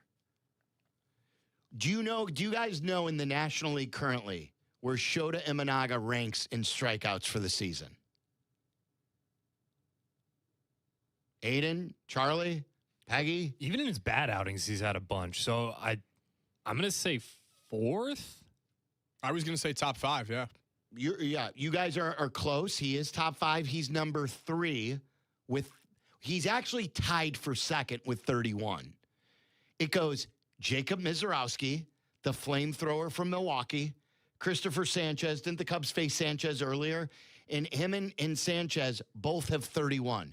Jacob Mizorowski in 4 starts has 33. Shota Imanaga in 4 starts has 31. 12.7 Ks per 9 inning. Like, I heard Shay after like his second appearance saying, oh, he throws 93, 92, big deal. That's up from his 90 or 91. The thing about Shota, though, while he has never thrown hard, when he has gone well, he does strike out a lot. His strikeout numbers have never been the problem. He misses bats. Some way, somehow he misses bats. I believe yesterday he had 26 swings and misses. Chris Kamka had this stat, and they gave it on the broadcast. That's the most swing and misses so far this season in Major League Baseball in a start. That he's making teams swing and miss right now. Like, he was – the thing that I raged against with Shota was he had a bad half. He was awful. I'm not going to make excuses for Shota. He was really bad in the second half. People forgot, though, how good he was in the first year and a half with the Cubs. So, like we do with PCA, we try to prop him up because he's had a good 7 weeks and the other stuff has not been so good. It's the opposite with Shota. Whatever happened in the second half has seemed to leave a bad taste in everyone's mouth where they don't remember that he was really consistent. Every now and then he'd give up one of those home run, 7-run games where he'd give up 2 or 3 home runs. When it went bad, it went really bad. But for the most part, in this first year and a half, Shota's been pretty good. So he's got a 245 earned run average. He's thrown 22 innings. He's got the second most strikeouts in the National League. His WAR is already at 0.5. I hope this is where he continues to go because they need him, especially now with their lack of depth in pitching. Do those numbers surprise you guys? At first blush, yes, but, when his changeup is right, it's really hard to hit. And, I'm just looking at his baseball savant right now. Like, he's in the 98th percentile chase rate. Yes. And if he's missing bats, you're right, Silvy, because it's when he gets hit really hard. Like, that's why, Waddle always jokes about, like, bring your hard hats when you're sitting in the outfield with Shota on the mound. But when he's right, I mean, he was really a coveted player when he came over from Japan. I remember it was Yamamoto and it was Imanagi. He was kind of the consolation prize. And, for him to finally put this together at least a little bit, especially with how dire this pitching situation is, like, it's really nice to see. Look, it could change. We'll see who is the real Shota. I think there's a lot of players in town that we question. PCA, who's the real PCA, who's the real Colson Montgomery. We'll see who the real Shota is. But, like, for instance, Waddle's making all the jokes about Shota giving up home runs. It's early. I get it. Jacob Mizorowski has allowed 4 home runs. Shota has allowed 2. Freddie Peralta has allowed 4 home runs or 3 home runs so far this year. Robbie Ray has allowed 4 home runs this year. Shota 2. How about hits? Christopher Sanchez has allowed 24 hits. Shota 12. Jacob Mizorowski has allowed 13 hits. Shota 12. Like, he's allowed as few hits as anyone in the National League, and he has struck out second most in the National League. So to look at the radar gun and just say someone only throws 92 or 93 is completely lazy. And it's not knowing the history of when Shota's going right. There was something wrong with him last year. Whether it was tipping pitches, his arm angle, he was a complete mess. I had heard that even his people were worried about him pitching at the end of the season. There was no confidence. There was a complete lack of trust from the Cubs. I get it. It was really bad in the second half. But I just don't think it's time to throw Shota, out the window. And it shows you why you need more. And I don't know how well this is going to last. So that's why I would encourage the Cubs also to go out and sign Lucas Giolito. Because what if Shota goes bad? We don't know also what's his JMO is. What's JMO? Like, JMO can be good one week. He could be really bad and give up home runs the next week. I need more guys. I'm fine with going out and signing more guys. Lucas Giolito is a free agent. We'll take your calls here coming up at 312-332-3776 after Sox postgame is done. Charlie, you have this, Aiden, so explain this. I sent you guys this. Peggy, I think you'll find this interesting because this is a broader picture of what it costs to attend a baseball game these days. Okay. And Waddle has made this point a lot on our show on why he gets down on Ricketts. Because the Cubs on paper do spend. What are they spending now? Like $240 million for the year? It's not small potatoes, but is it as much as they should be spending? It's like the ratio is like 15. I remember Hoodie tweeted out the graphic that Waddle was talking about. They're like 16th or something in, the ratio of cash in versus cash out. But the video you're talking about, Sylvie, it's basically one of these, baseball influencers, and they go over, as you said, the most expensive teams to attend for for a family of 4 people. What is the average cost of that? And You want to play it? So yeah. you'll be able to watch this video too on YouTube. Check this out. Check this out. And check it out. Is it you tell me, Aiden, if it's ready to go, it's fine. Like if we can't get it. We could play the audio too. Charlie, did you put the audio in, audio only? Because this is one thing that's been great is now we get to interview people and you get to see their face. And a lot of times when we play these videos, you're able to see it for our YouTube audience as well. But the point is, here it is. Oh, holy cow, what was that?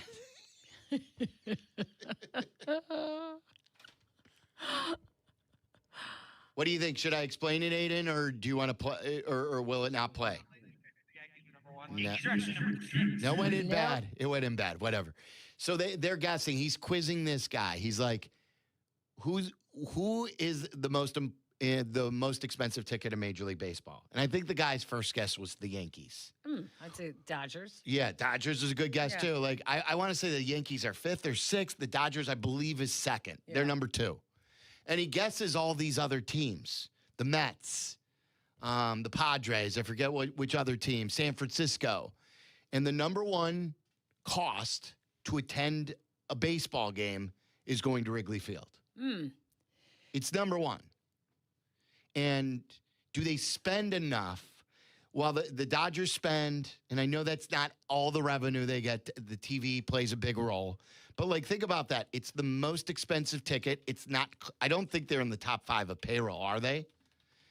And you got to pay $20 a month or whatever it is for Marquee. How much is Marquee these days, 20 or 30? It's like 22, I think. Yeah. So, like, they're bringing in a lot of money. Do they spend enough? The graphic that kind of stemmed this whole argument that Hoodie tweeted out when Waddle brought it up, it goes back a few years because you have to kind of give it a year to get the full payroll and tax. The Cubs' 2024 revenue was $584 million, and their 2025 payroll and tax for the team they're actually building in the next season was only $213 million. That's 26th in Major League Baseball. In the difference. Mm-hmm. Is that in percentage of difference or money difference? Because money difference, it's going to be huge. Yeah. Percentage difference? Correct, yeah. So that they only spend 36% on the actual team. We don't get the break. So, like, they charge you. They don't say, well, look, like, what's their payroll? This is another good thing, like, with the dynamic pricing of, like, tanking teams. Like, what I would respond to them.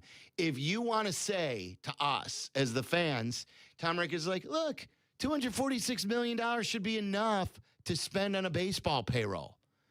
We're 7th in Major League Baseball or whatever they are. Well, then how about making your ticket the 7th? What would they say if I went to Tom Ricketts and say, hey, Tom, why don't, 7th is good enough. How about being the 7th most expensive ticket? You're the 7th highest payroll. Be the 7th most expensive ticket. What would they say to that? They'd laugh at you. Do you know how much the the Cubs pay in entertainment tax compared to New York? I think you brought this up to me. So explain what this means. They have the highest entertainment tax in the country. So is this being included in the ticket price? Like when they say the number 1, it's because the city and the entertainment tax jacks up the price? So think about New York has Broadway. They have Broadway. And ticket prices are higher in Chicago because Chicago has a 9% amusement tax. The amusement tax is also the first time a U.S. city has applied its 9% amusement tax to also include streaming. New York has 0 tax for streaming. None. So Yankees and Mets don't have to pay that. New York's entertainment tax, 4%. So why are we getting screwed? Because it's Illinois. It's Illa-fucking-noy. I got scared too. No, we're not on the air yet. I just got scared too. Makes a hard jump. Sorry, guys. But seriously, and I remember someone telling me that in the Cubs front office. And I was like, well, everyone pays taxes. They're like, no. Cubs pay double and plus from what anyone else pays. So that's that is part of it. It's adds, yes. It adds, but it's not the total explanation. Look, Wrigley's magnificent. But you're talking to a Cubs fan. Aiden probably just threw up in his mouth with me saying that. But what I feel like there are some Cubs fans who say that the charm of the neighborhood is gone. I still don't believe that. I see every neighborhood across the country looking to modernize their neighborhoods. I still think there are really good dive bars in that area. If you want a dive bar, I think you could get it. It's very commercial these days, though. There is a mall like a Scottsdale field, like some of the way they've built up. Scottsdale and Nashville. Yeah, I feel like are the two towns are going for. And maybe not for everybody. I like the more modernizing. If you want fine dining, there's a Boca restaurant right there. If you want Bernie's is still there. You want Murphy's? Murphy's is still there. You want Cubby Bear is still there. You want Sluggers? It's right down the street, still there on Clark. Corner's still there. Yeah. A lot of the ones right, I feel like that are like real historic are still there. So yeah, like you're saying, Sylvie, like it's there for you if you want it. I'm curious if Sox fans hate PCA more or Wrigley Field more. I think Wrigley, I bet. Yeah, the one thing I think, and this could just be from like a younger person who maybe doesn't have like the most financial stability yet in my early years, but is it not expensive? Like even just the bars around Wrigley Field, like you mentioned the Nashville game day, yeah, like maybe you're paying all the time. $16 for a beer. That's insane to me. So like you said, the dive bars, the area. Yes, I like the area surrounding it. I don't have any problem with the stadium or the area surrounding it. The cost of a drink in general in the United States has gone out it's like everything is movie theater prices these days. It's ridiculous. Yeah. But it's like, I get it. I understand, because I've heard you and Tom talk about that before. I just think that that to compare the numbers, like that list of what they spend comparatively to the others, no one else pays the taxes that the Cubs pay also.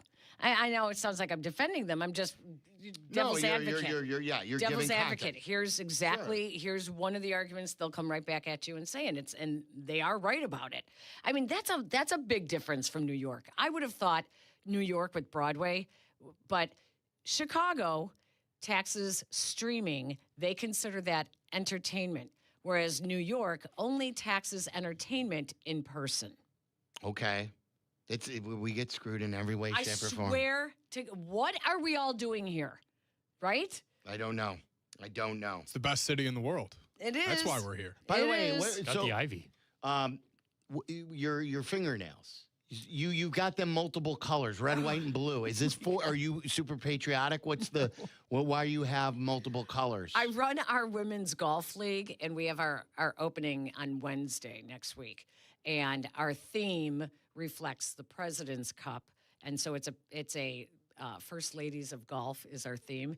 And so I did red, white, and blue fingernails. And when like you remind me of Caleb, with the special colors. Have you noticed the number of young athletes who paint their nails? Tons. Yeah, it's so not a thing. And people still it's not. But I don't care. Like it's a talking point just because it's a talking point. Yeah. Whether it was players, look, 40 years ago when the first athlete was wearing an earring, they all wear earrings now. Yeah. Only the left ear should be pierced. Think about what Dennis Rodman looked like. Oh my goodness. Remember? People were like, oh my God, he's such a freak. Now it's like you can go in any locker room and guys are tatted up. They've got earrings everywhere, or maybe they've got the long hair flowing. It's just like, it's amazing in the context with which, time has changed that. Yeah, it doesn't bother me at all. It never bothered me with Caleb. No, me neither. It was just a reason why people wanted to hate on Caleb and support Justin. Just, the guy who cried in the stands with his mom, the one who paints his nails, it was the worst. It was some of the worst arguments in sports radio history in the city of Chicago. When people bring it up, and I've had someone recently, as this past year, say something to me like off to the side, like, "What'd you think about, Caleb and his fingernails?" And I looked at him and I said, "No big deal, Non-story." And he goes, and he just kind of tilted his head, like, "Come on, seriously?" And I was like, "Non-story at totally."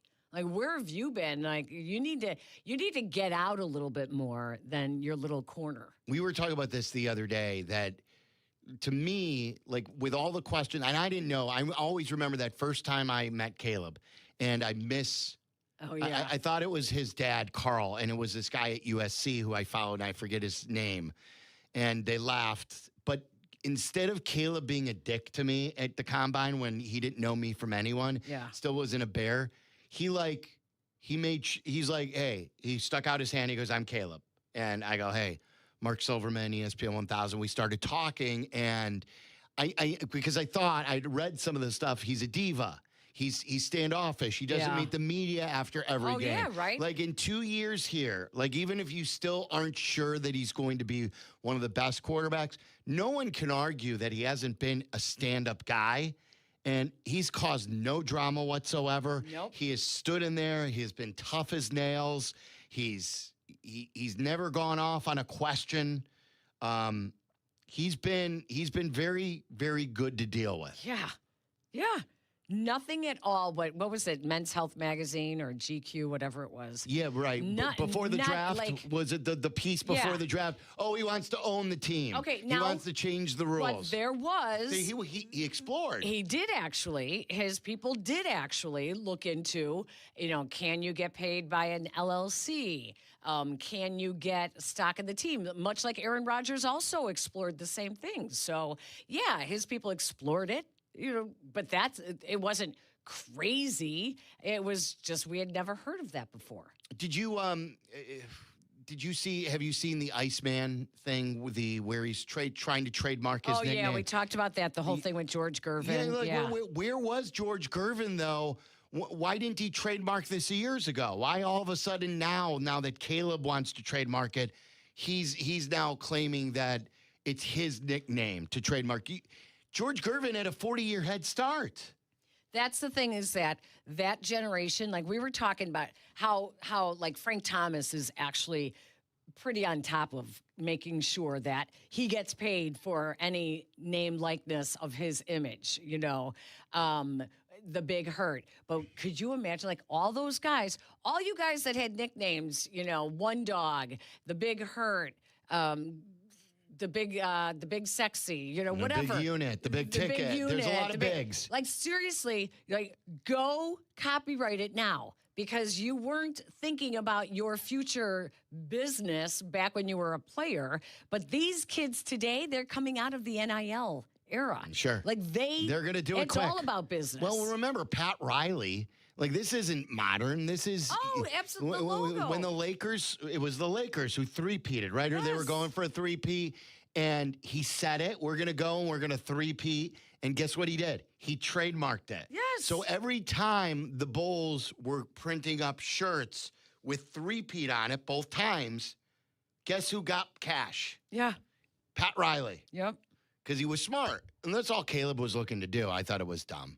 All right, Aiden, should we break now? How far away are they from the from the end of the postgame, or is Meller going extra long here? They're going to do a highlight segment, so we can break for like 5 minutes here, and then we'll be back to start the show with, we won't do quick bitch right off the top, but if you do want to wait in line, was Kendra talking about the phones to you, Aiden? Was that a conversation you guys were having? Yeah, I think this is something that we haven't kind of figured out yet. Right. Because both White Sox postgame and this show are trying to take calls at the same time. Were people calling for us and for quick bitch? Did I see? Is that what was happening? Yeah, we had people calling them for us and people calling us for them, so... A lot of wires. So should crossing. I not solicit calls until we're back on the air, or can they get in line? They're done with calls, so we can start. Oh, they are done. They're done with calls. Okay. So if you want to get in, guys, everyone on YouTube here, before we open it up, you'll get this is like that pre-sale. Before we go over the radio and bring in everyone during drive time, if you have something that you want to quick bitch about once we get to, if you want to talk about the White Sox, are you leaving the game? Did you watch the game while you listen to us on YouTube? You want to talk Sox, you want to talk Cubs, you want to get in on quick bitch. We've got control of the phones right now. If you want to get in, 312-332-3776. We'll be back on YouTube and then ESPN 1000, 100.3 HD2, and the ESPN Chicago app. This is Waddle and Silvy. On Chicago's home for sports, ESPN Chicago. I'm Justin Smith, retired sheriff and executive director for the National Sheriff's Association. Criminal networks are stealing billions of dollars through social media, phone calls, and text, posing as people you trust. They pressure and demand money or personal information. Don't fall for it. If something feels wrong, slow down and verify. Hang up, don't click, never send money. If targeted, contact law enforcement. Protect yourself, protect your family. Learn more at sheriffs.org/stopscams. A public service message from the National Sheriff's Association. How do you know your home? At Habitat for Humanity, we believe it's when you find peace, stability, and safety. But 1 in 3 people on Earth woke up today without a good home. Not because of chance, but because of high costs and other very real barriers. A housing crisis this big needs all of us. So let's open the door to opportunity and build a tomorrow where home is possible for everyone. Visit Habitat.org to learn more. Again, that's Habitat.org. Habitat for Humanity. Let's open the door. There's a world of opportunity out there, beyond the typical 9 to 5, where purpose and grit come together, where the American spirit and ingenuity are welcomed in places that could really use your skills and your experience. We're talking about the Peace Corps. With volunteers living and working in communities around the globe. And it's been called the toughest job you'll ever love. Tough, because it asks so much of you. To dig deeper, get your hands dirty, to go that extra mile, to rise to the occasion and meet challenges head on. And the love part comes from being part of something bigger than yourself, from building bonds that last a lifetime. It's knowing your hard work transformed lives, including your own. After 65 years, the Peace Corps is still the toughest job you'll ever love. Explore opportunities in more than 60 countries. Learn about benefits and apply at peacecorps.gov/serve. Sorry, I'm out sick again. I just can't shake this fever. Spread by mosquito bites, West Nile virus is found in nearly every state across the country. Elena had another asthma attack. She's really sad to miss school again. Asthma, a leading chronic illness among children and youth in the U.S., can often be triggered by allergens from household pests. Don't let pests force you to take a sick day. Learn how to protect your family at pestworld.org. A public service message from the National Pest Management Association and the CDC. At the Y, strength means something different. It means people of all ages being together. It means you can be swishing the game-winning shot, learning to plie in first position, jabbing, crossing, and hooking a punching bag, canoeing in the lake at summer camp, donating food for your neighbors, watching your son learn about water safety in the pool. 175 years later, there's still no place like this place. Get involved at your Y. Learn more at ymca.org. Elena had another asthma attack. She's really sad to miss school again. Asthma can be triggered by allergens from common pests. I just can't shake this fever. Mosquito bites can cause West Nile and Zika virus infections.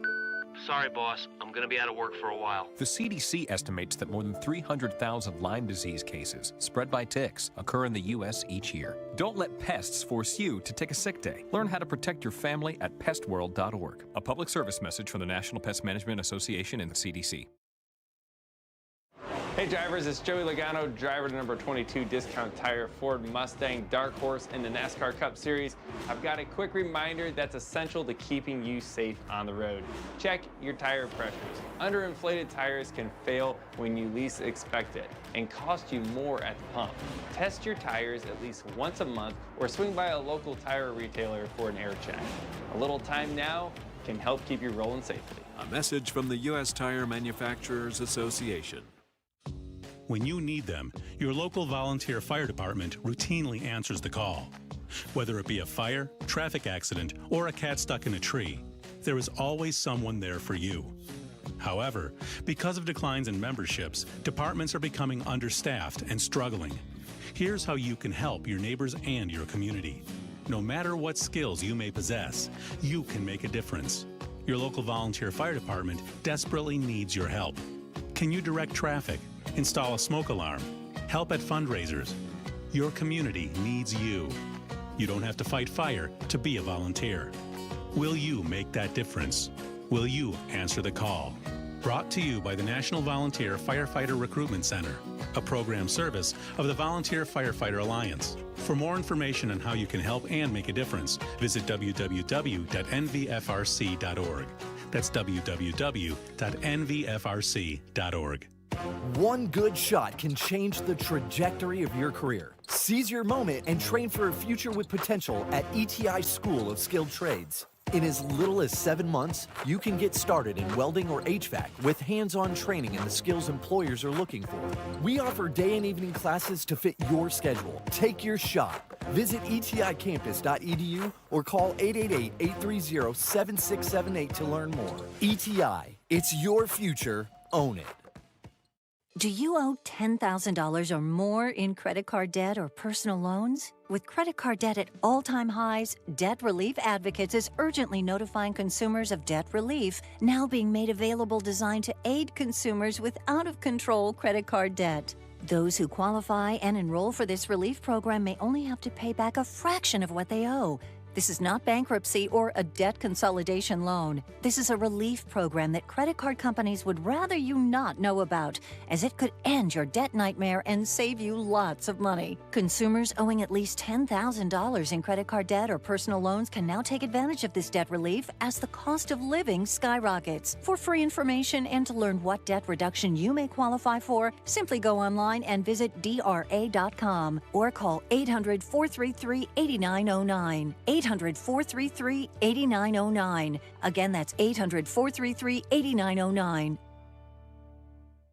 Smalls here. Look, I get it. GLP-1 weight loss shots are popular. They're everywhere. But not everyone is thrilled about weekly injections. So what if your GLP-1 was as easy to take as a mint? That's why I want you to know about compounded tirzepatide. It's a mint-flavored tablet you simply let dissolve under your tongue. No needles. It's designed to help curb appetite and reduce cravings, even sweets and carbs, which are my personal enemies. And when hunger's under control, it's easier to eat less. Stay away from the junk foods that trip you up and tackle your weight loss goals head on. And this is important. The compounded tirzepatide is recommended by the medical board of the wellness companies, the doctors I trust. Look, if you're serious about getting your weight under control and weekly shots aren't your thing, I strongly encourage you to look into tirzepatide. Getting started is fast with an easy online physician consultation. Imagine discovering a no-needle option that fits your needs. Go to noneedles.com/smalls. Promo code SMALLS to save $50. That's noneedles.com/smalls. Promo code SMALLS to save $50. Prescription required. Always consult your doctor to determine if this product is right for you. Sneezing, congestion, sinus pressure. Sound familiar? Hey, it's Kap. Allergy season is here. Sinus and Snoring MD offers needle-free allergy testing and treatment. No shots, no hassle, just simple allergy drops that actually treat the problem. You're tired of feeling stuffed up all the time, do something about it. They've got over 25 years of experience, same-day appointments, and locations all over Chicagoland. Call 847-545-0147 for Sinus and Snoring MD. All right, we're coming up here shortly, but first, I want to talk to you, Chicago sports fans. Baseball season has started. That means spring is here. It's felt like it the last few days. And boy, have we gotten some rains, too. Time to swing into the action with Toyota's 2026 lineup.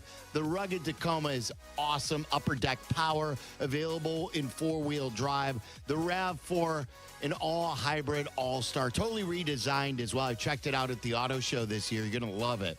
With versatility that leads the league.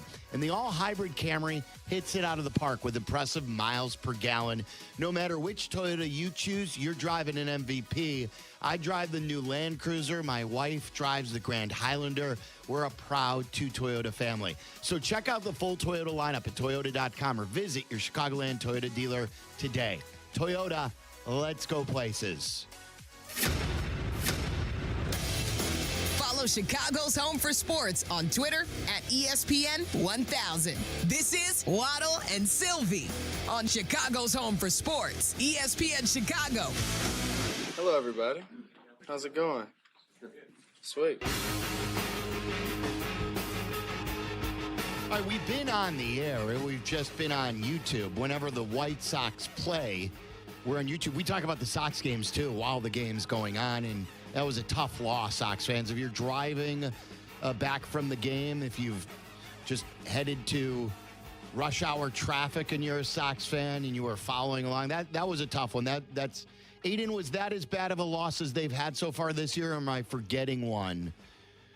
You had a couple blowout losses, but that's the one. Those are the ones that'll hurt. That was pretty bad. The ones that you got to win there. You had a couple of leads late, 2-1, then 3-2. Sir Anthony Dominguez wasn't able to close it out. I think he got one out, and that was it. And the White Sox lose here 5-3. So if you want to talk about that, Cubs fans, a great finish to the Phillies series after winning that game last night. Shota, I was giving some Shota numbers on our YouTube show, youtube.com/@ESPN1000 Chicago. He is now tied for second in the National League in strikeouts. And like he's not allowing a lot of hits. His ERA is in the mid-2s. It's only 4 starts. I get it. He's only allowed 2 home runs, and both times he's sort of settled in after allowing early game home runs. But a really good start and exactly what the doctor ordered, especially with Cade Horton out and Matthew Boyd out.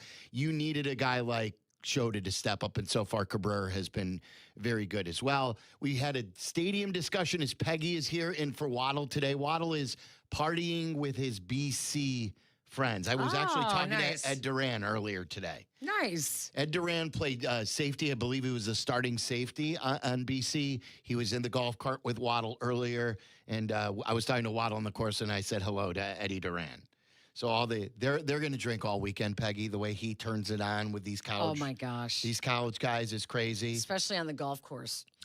Is he down south somewhere? Or is he? Yeah, they're in Florida. I believe they're in the Naples area. I think he's in Naples, somewhere like that. That sounds right. I feel like he said Naples. Yeah, because I think John Fox, who obviously he's friends with, is in the Naples Marco Island area. Yeah, Fox is in Marco Island. Yeah. So he's, like he became. Like, while everyone didn't like Foxy here, Waddle and him forged a relationship because Foxy bought Waddle's home. When Waddle, that's right. When Waddle had it on the market and Fox got hired, he needed a home in Lake Forest, and he saw a home that he liked, and it happened to be Tom Waddle's. So Foxy, as Bears coach, used to call Waddle when he couldn't figure something out, how something worked in the home. Hey, Tom, how do you do this? How do you get this up and running? Oh my gosh! So it's and then I because of that I got to go out with John Fox a few times, and he was a lot of fun. Even though I think were you still on the beat at that time? I don't think you loved him, did you? Oh, I got along great with him. I know JD did not like him. He changed the access rule, and the TV cameras were only allowed for 5 minutes of stretching. And I was literally, I would go crazy on the sidelines because you want to do a story on an offensive lineman, and I got to show him with his fat butt in my face instead of him actually doing offensive lineman stuff. And so I'd sit there and I'd argue with the PR guys, and Fox is over like at practice, and he turns around and he goes, Peggy, I don't know, what's up? I can tell you're upset. Why are you so upset? I like John personally. He was a good guy. He was past his prime as a Bears coach, and there wasn't a lot on the roster. No. Yeah, after coming away from Denver when he had Peyton Manning as his quarterback. Yeah, I think that was his little retirement. And we thought it was his retirement gift, but he's still coaching. Yeah. So if you want to rant about the Sox and you're leaving the game, we've got Quick Bitch coming up. We'll do that. We'll move it since we don't have a full segment here because of the later game. We'll do that at 5:30. So now break a little early so we have room. Quick Bitch in case you're new to the program or you're not hearing it this late. It's every Thursday now. It's our brand new segment. It's almost 2 months old now. I think this is going to be whoever partners with us to sponsor this is going to be rewarded. People love this. My mom has texted me. Yeah. Someone from the Bears texted me yesterday. Hey, when's your next round of Quick Bitch? That's pretty funny. Like, people have looked forward to it. And this is a great way to sort of, especially towards the end of the week, if you're stuck in traffic, someone's pissing you off on the road, someone pissed you off at work today, Maybe the wife or your husband is giving you stuff that you're disagreeing on. You want to rant about streaming, whatever the case is. Like, not necessarily sports. It could be sports if you want to rant about something sports-wise. But like the title says, it's quick, bitch. So it's a quick thing. Get right to your point, and there are some good ones, and we'll go around the room and we'll give you things. And you said you have one as well. I have one I've been holding. Okay. And so there's a lot going on today. Aiden, how do you feel about your White Sox right now as we sort of establish this with some of the White Sox fans who are coming back from the broadcast and joining the Waddle and Silvy show? It's hard to feel a lot worse. You got swept at home. Their only win this season at home was the home opener that took you 11 innings to win, and a walk-off from an unlikely hero that day who's since hit under the Mendoza line, as has every player in the lineup. There's not a single guy, Silvy, you mentioned it before, with the exception of Sam Antonacci, who's only played in 2 games, hitting above 200. This is about as bad as it can get at the start of the season. I'm glad you added at the start of the season, because it could be a long year. A long year, yeah. And look, they were playing better at the end of last year. I do have a ticket on the White Sox to win 70 games this year. Or whatever the over, I don't think the over was. I think it was like 67, something like that. So I think my prediction was 70, and I took the over again for the second straight year. Last year, Waddle thought that maybe last year they'd be worse than even in the record-breaking year, and I didn't see that. It's virtually impossible to be that bad. No matter who you line up, how bad your roster is, it's almost impossible to lose that many games, especially in the sport of baseball, where any team could beat any other team on any given day. So hopefully they'll rebound. They'll get the bats going a little bit more, but it's not the start, I'm sure, that Chris Getz wanted. What, 6-13 right now? 6-13.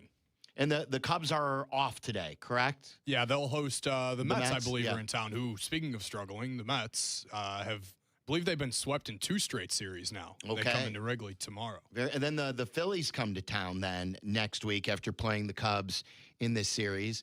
The one thing we didn't talk about on the YouTube show, Pack, do you have thoughts on Billy Donovan coming back, or what you would like to see the Bulls do? Yeah, I do actually. I'm from the camp that, here's the thing. I know from a very good source that he did respond to North Carolina and asked for some time. So, but this is Billy Donovan, remember back in the Magic with Orlando, he took the job, then he got cold feet and went back to Florida. So, and now that job may open again. What, does Orlando have one more chance to make the postseason after they lost last night? They're not out yet, are they? Don't they now play, I want to say Charlotte for the last spot in the playoffs? Yeah, Charlotte at Orlando tonight. At 6:30. So it's tonight. So it's tomorrow. It's tomorrow. Oh, yeah, that says tomorrow. Because that would be a back-to-back. I'm rooting for Orlando to lose, to fire their coach, to hire Billy Donovan, and then that way it forces Michael Reinsdorf into a clean slate. Not that they would get that right, but the more help, the better. I agree that Billy Donovan is a Hall of Fame coach. He is phenomenal. But it has not shown it at the NBA level. And I think that, yes, like Adam Amin was saying, no one knows more basketball than Billy Donovan at the Chicago Bulls. And I do not disagree with that. I know he loves to coach, but I don't think that it's showing in a couple of different ways. I know he loves Chicago. I know his family loves Chicago. I don't even know who Billy Donovan is. I mean, the day he was hired, we requested an interview, and they were like, no, we're going to keep things low. That was during COVID. We're going to keep things low. I'm like, well, back then, everyone was doing interviews online. Call me old-fashioned. We never had Billy Donovan on this show either. Kap, I believe, is the only one to have him on the radio station because of his relationship. I got to be honest with you. I kind of have problems when people in a big city like Chicago who are stars of a team or who run a team or who coach a team, they don't feel the need to talk to the fans. And they see it as they're talking to us. No, you are giving the fans a glimpse of who you are. And that really does bother me. And I don't have any warm and fuzzy for Billy Donovan because I don't know him. As long as he's been here, I don't know him. And obviously, we're not seeing the difference on the court. That is more than likely the talent he's been given. But at the same time, like, how much time are we supposed to keep giving the Bulls? No, I don't. I don't give them much. I just feel like the most I've talked about them in 2 years. This last 2 weeks. Clean the slate. Yep. Clean the slate. I mean, come on. You're going to keep the coach, but you're going to hire a new president of basketball operations and general manager? That makes sense. Look, that's Backwards. the stuff the Bears used to do. Yes. If there's any town where you should know that lesson, it's this town. All right, ring it up, guys. Let's have some fun here on this Thursday drive home. Make it fun. Make them creative.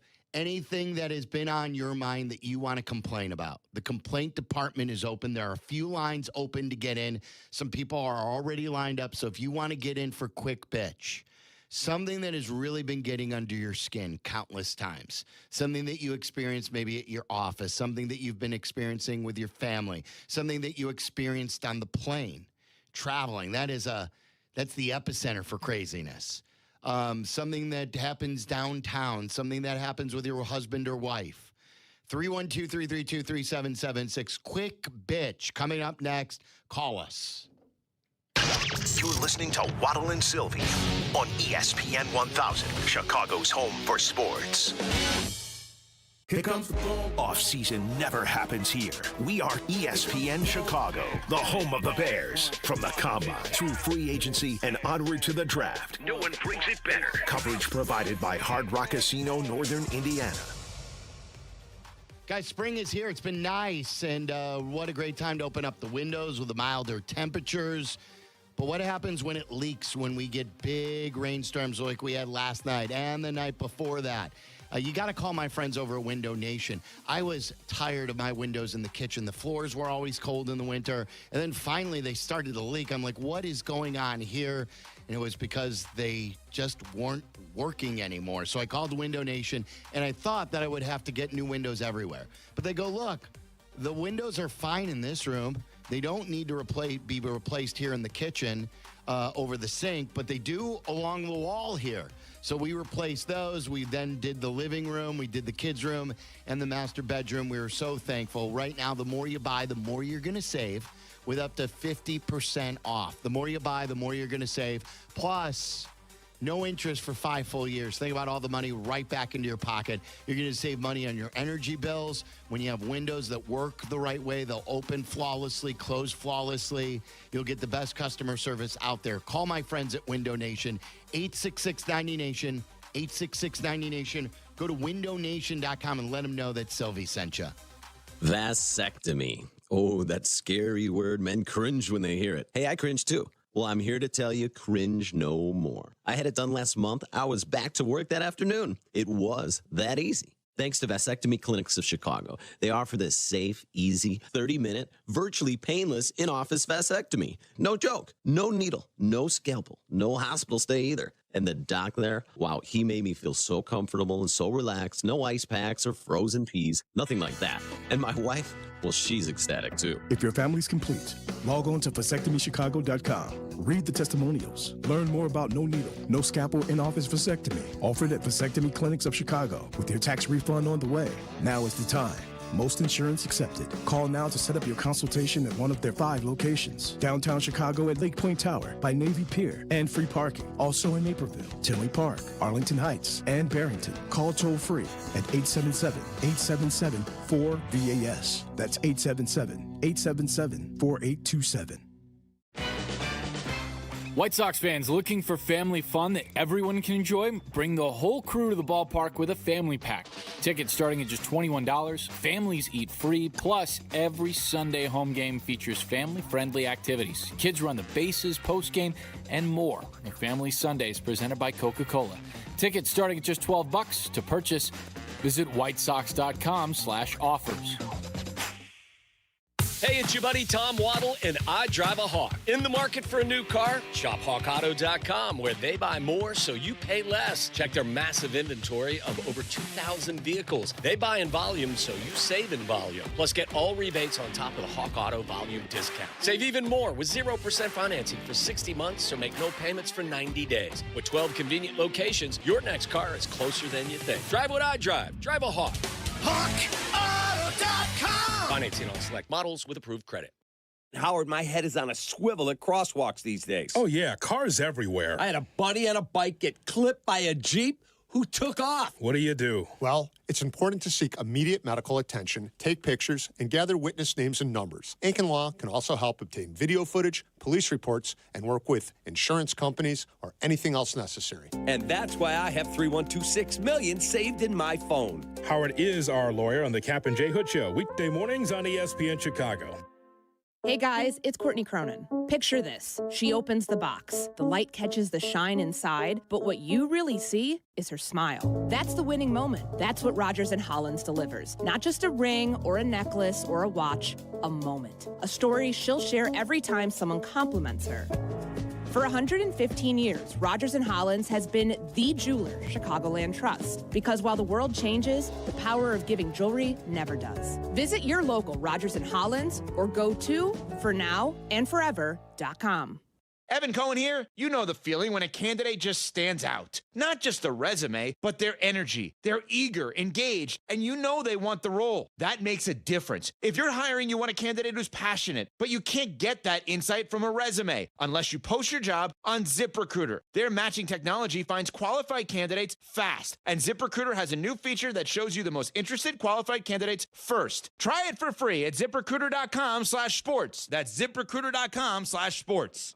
My name is Christine, and I'm a widow. My husband, Ryan, was a healthy 34-year-old, and 3 months later, he was gone. Thankfully, he had life insurance. Ethos made it so easy. You can get a quote in seconds, apply in minutes, and get same-day coverage. 100% online, no medical exam. Life insurance didn't take away the loss, but it did give us the space to just grieve. Get your free quote at ethos.com/game. Ethos.com/game. Paid spokesperson. Time spent on application may vary. Online health questions required.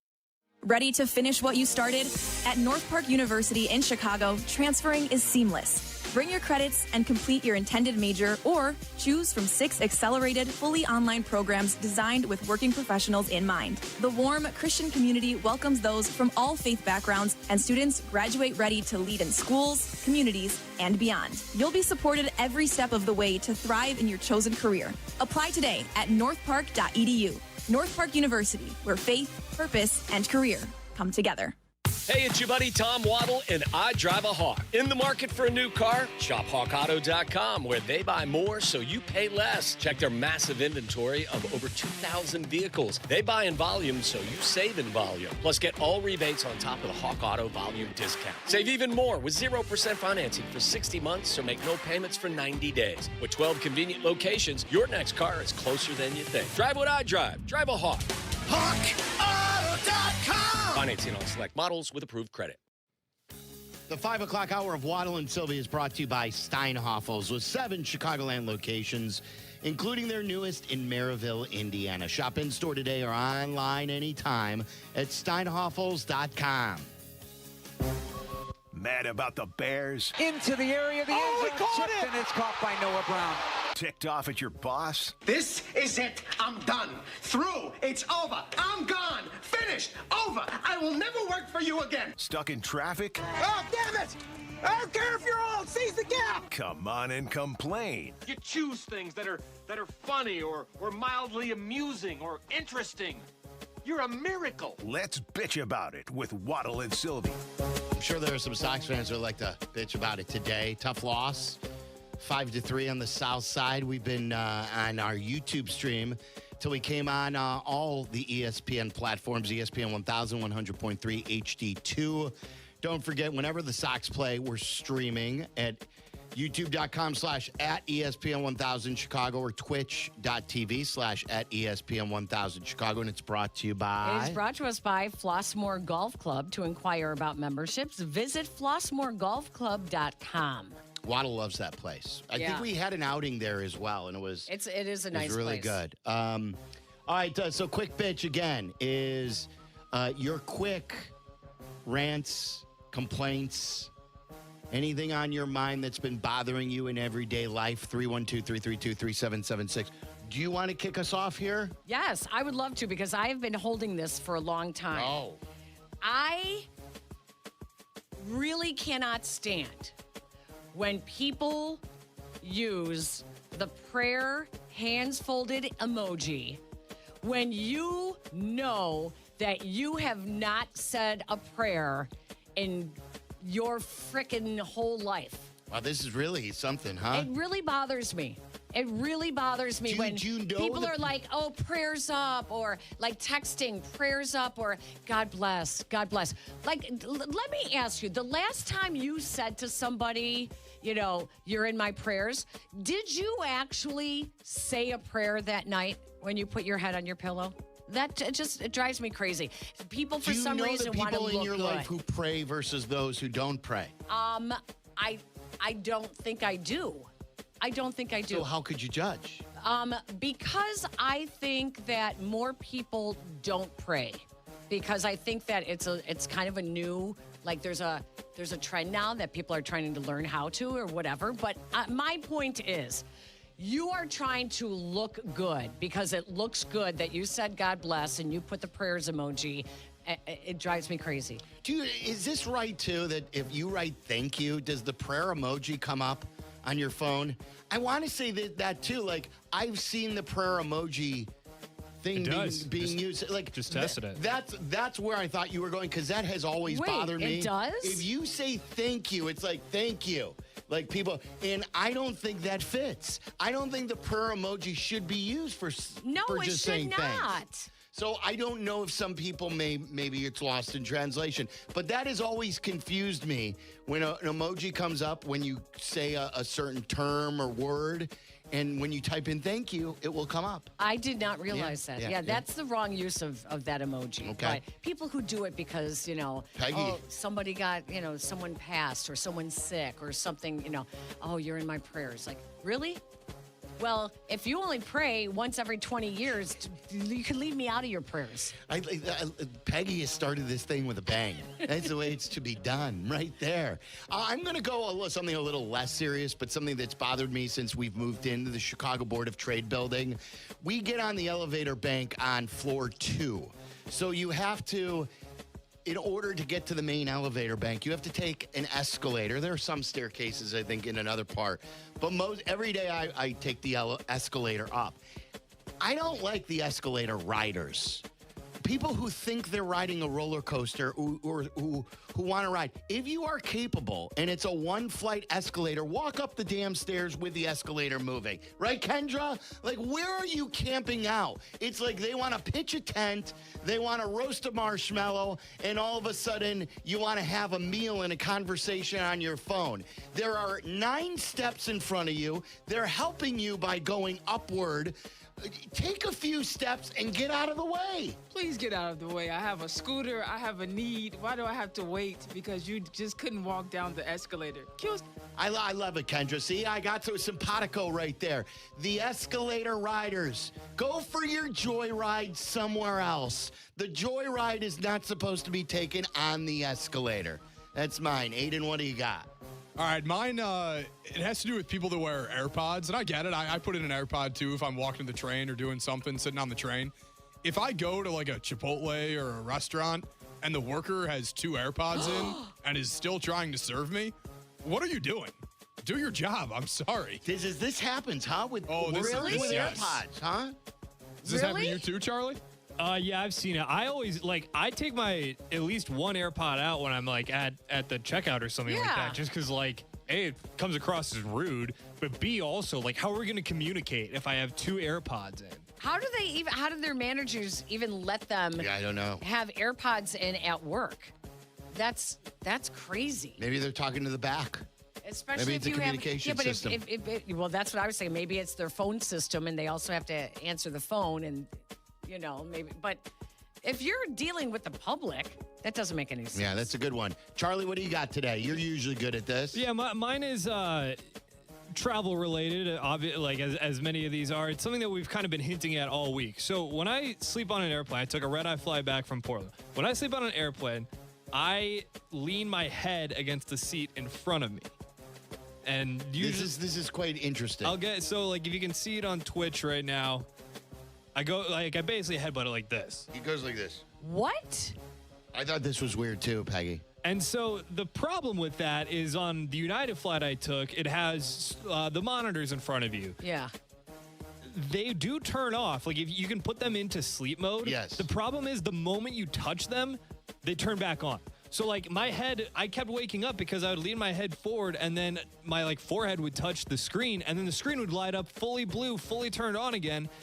And I'm just like, why? How is this? Is that a you problem or a screen problem? Why are you leaning forward?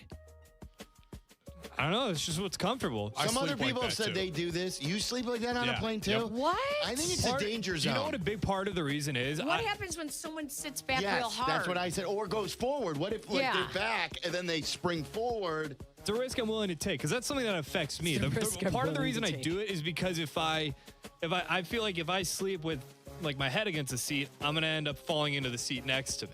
So a lot of it is out of courtesy. And I'm willing to take, a punishment or two if I have to. But yeah, United they are getting like a bed. They're making it so that you can fully sleep on if you have 3 rows. That's awesome. Why can't we just turn the screen fully off? What is so important about this screen that I should like? How about a blindfold? I can't just turn it off. One of those face masks? Put a face mask on. I should get one of those. A lot of times I would use my hoodie as like a pillow / like night cover. Some hoodies have really built-in face masks now too. Yeah. For travel. One of those. Have you seen that? No. Where you put the hood on and then they have a flap where it comes down from the hood to block your eyes. Wow. It's quite cool. Yeah. Wow. All right, let's go to the phones here. Jimmy, who named the segment. It sounds like you got a car full of kids there, Jimmy. Yeah, I have a little soft toss before the weekend. How are you guys? How are you, Peg? Everything's great. Good. All right, I'm going to go pretty generic on this one, or general. I mean, parenting these days, we got to lock it in, folks. The fact that we're congratulating kids on dropping balls when they get hit in the hands, and can I just be honest? Can we bring the spanking back? I mean, it's really, it was ineffective. You want the spanking back, huh? Not physical. Yes, I would like that. It's one thing I want back. That's too much to ask. Stephen A. just had a rant about this on his podcast, saying that he spanked his kids, and he believes that kids need it. It's an itch. I got spanked. There's no doubt about it. All right, Mike in Oswego, you're on ESPN 1000. I think you got a parents one too, don't you? I do. Hey, first of all, go Dogs, Sylvie. Yeah, and Peggy. And Peggy. Peggy went there too. Oh, and Peggy. I didn't realize that. All right, let's go. I'm a coach. I'm a teacher. I coach 3 sports at my junior high. And inevitably, I got parents showing up 30, 35 minutes after practice ends, picking up their kid. And that's one thing if it happens once in a while, but it happens so often, and the same parents, and they don't ever even have the courtesy to say, I'm really sorry. I'm sorry I ran late today. They just pick up their kid and drive off. And I can't leave until they're all picked up. You're right on that. My wife is like very adamant that she needs to be there early. And I think she got left a few times by her mom, and she always makes sure that she is there on time. It's so not fair to the coaches. If you don't value, you value your own time. If you don't value your kid's coach's time, it's the same thing with when you get there late and you're like, well, I'm busy. Well, you don't think the coaches are busy? Of course. They got a life. Everyone's busy. Yeah. Everyone's busy. They've been at school all day. Respect everyone's time. No doubt. Casey in Bridgeport, you're on ESPN 1000. What's your quick pitch, Casey? Hey, Sylvia. I just want to say I fully support dibs parking spots when you have to shovel out. But I cannot stand when there is a dusting of snow and people put cones out as if they did anything, and they reserve those spots for the entire weekend. So this hasn't happened in a while, though. No one is still calling dibs now when it's 70 outside, are they? No, I mean, listen, Bridgeport, you never know, but there would be flurries, and then there's people running out putting cones out, and it would drive me insane. But no cones right now. I would not be shocked though. One of the polarizing topics in Chicago winters is dibs, right? Yep. Let me go to Bill in Lockport. Bill, you're on ESPN 1000. What's your quick bitch?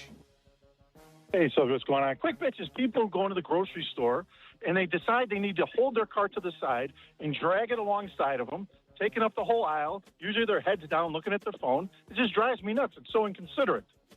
You know what? I think you're the second person, or I've seen this complaint That's a before. good one. Where, like, when did someone called, I think a week or two ago, and they said, when did people start pulling their carts? I do that. You do? Why? I do. Why? I always thought the way to push a cart was from the By handle. pushing it. Yeah, but you push the cart. I know, I do, but it's easier for me to judge the end of the cart so I don't hit somebody if I walk along the side of it. You take up more room, though.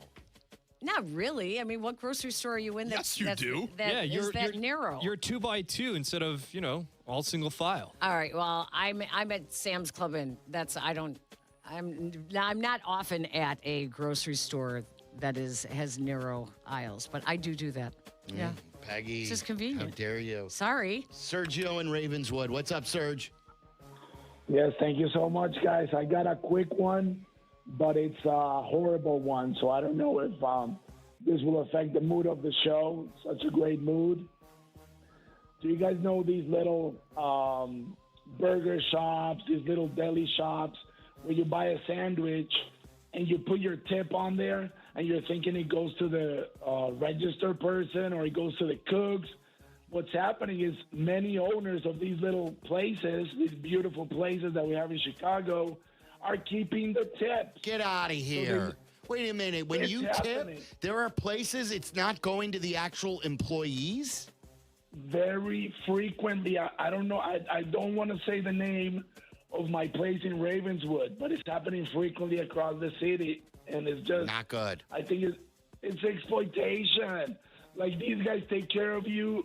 This exact place that I'm talking about, they have the best food. They treat me well. They do the things quickly. They're earning $17 an hour. So I leave them a tip, or I did for about a year and a half. I was doing that. And then I asked them, so you guys get the tips, right? And they say, no, we don't get any of the tips. I'm like, what?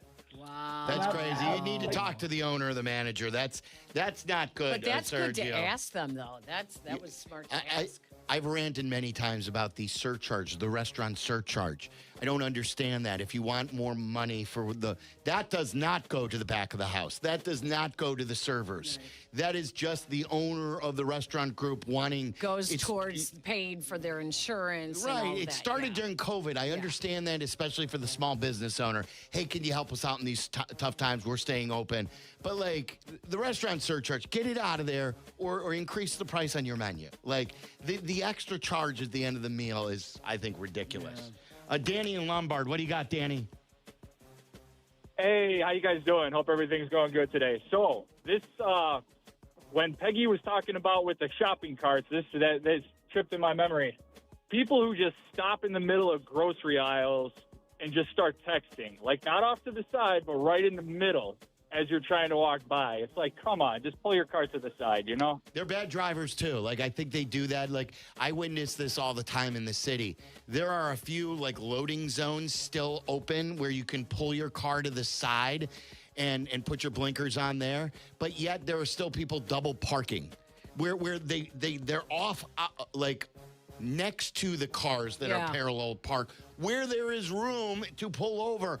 Why are you picking up, if you're an Uber driver, there? Pull over to the side, or if you're double parking because you may be running in and there's room on the curb, go to the curb. Don't block us. Don't block the middle aisle in the grocery store, even though I don't go there anymore. Lewis and Lyle, what do you got, Lewis? Yeah, I got a bit of an issue. Yeah, people who come to a complete stop to make a right turn onto a side street are the worst. I'm not expecting you to make a full stop from 45 miles an hour, people, and I'm certainly not ready for you to stop for 3 seconds like you're at a stop sign.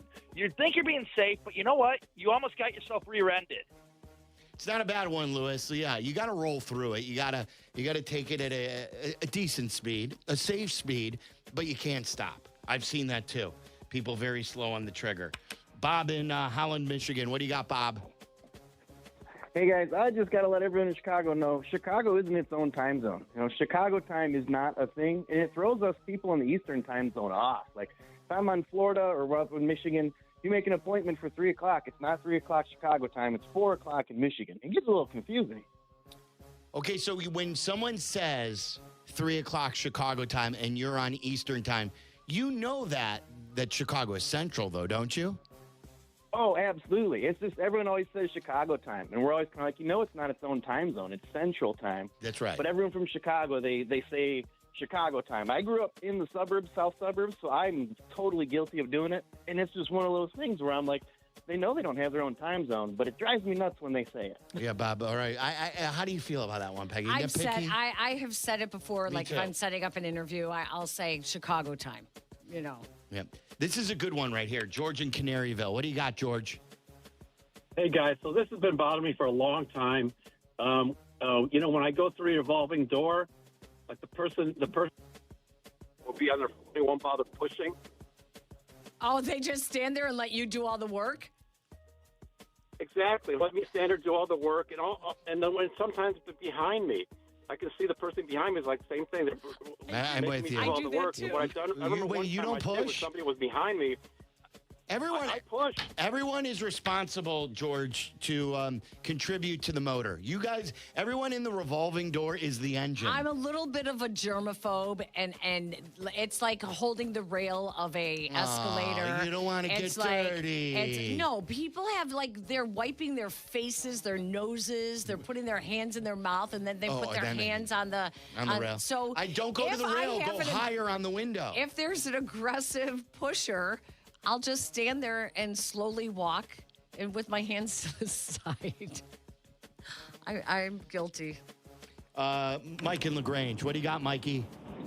Hey, how you doing, guys? Kind of going along with people not knowing how to walk. I know this is a frequent beef, but people in the airport, right, where they walk in the middle of the terminals and just stop there, look around dumbfounded, and completely disrupt the traffic. And then a quick sidebar: may I approach?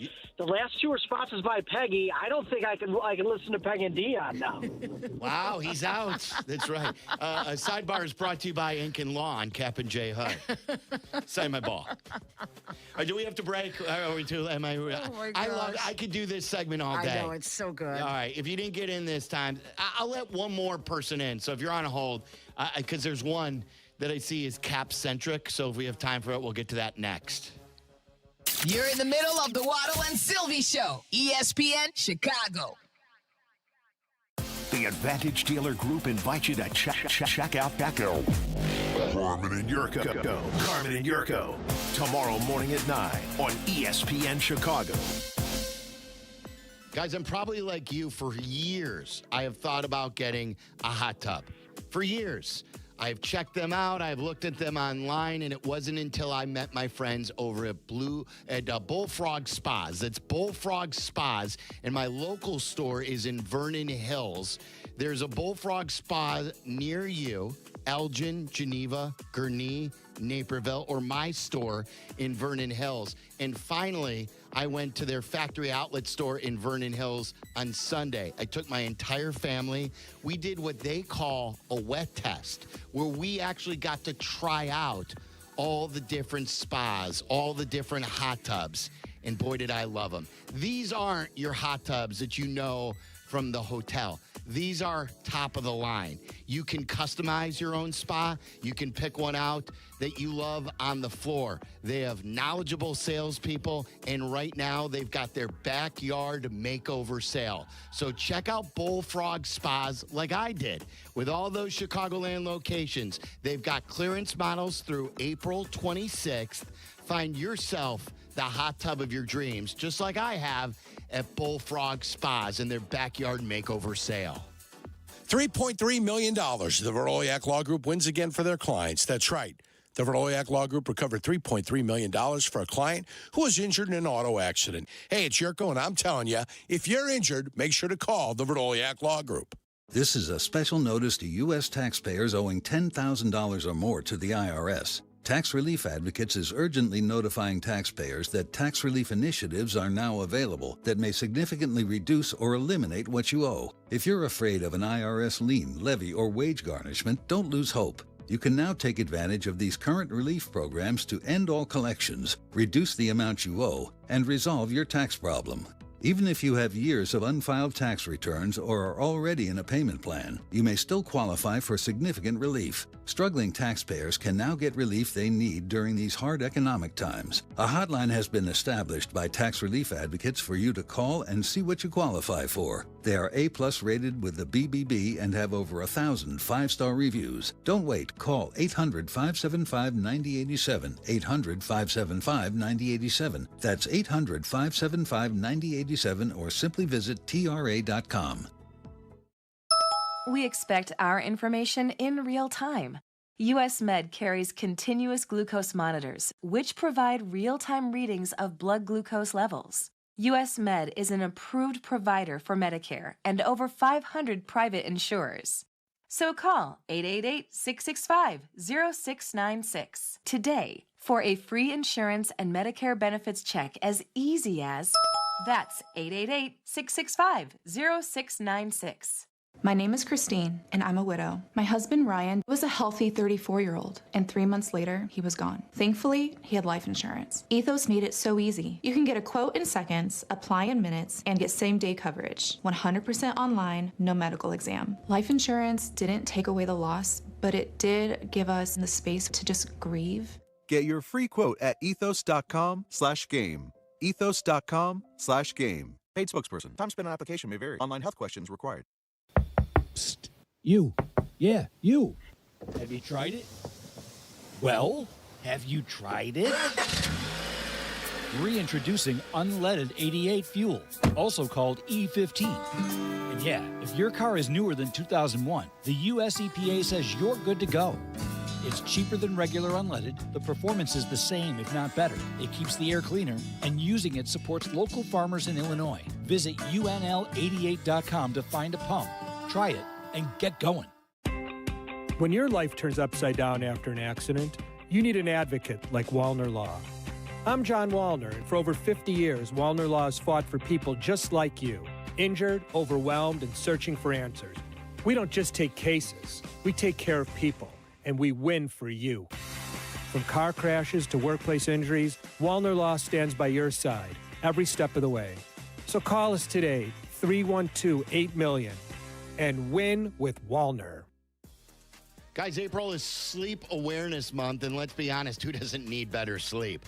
Right now, it's Steinhoffel's.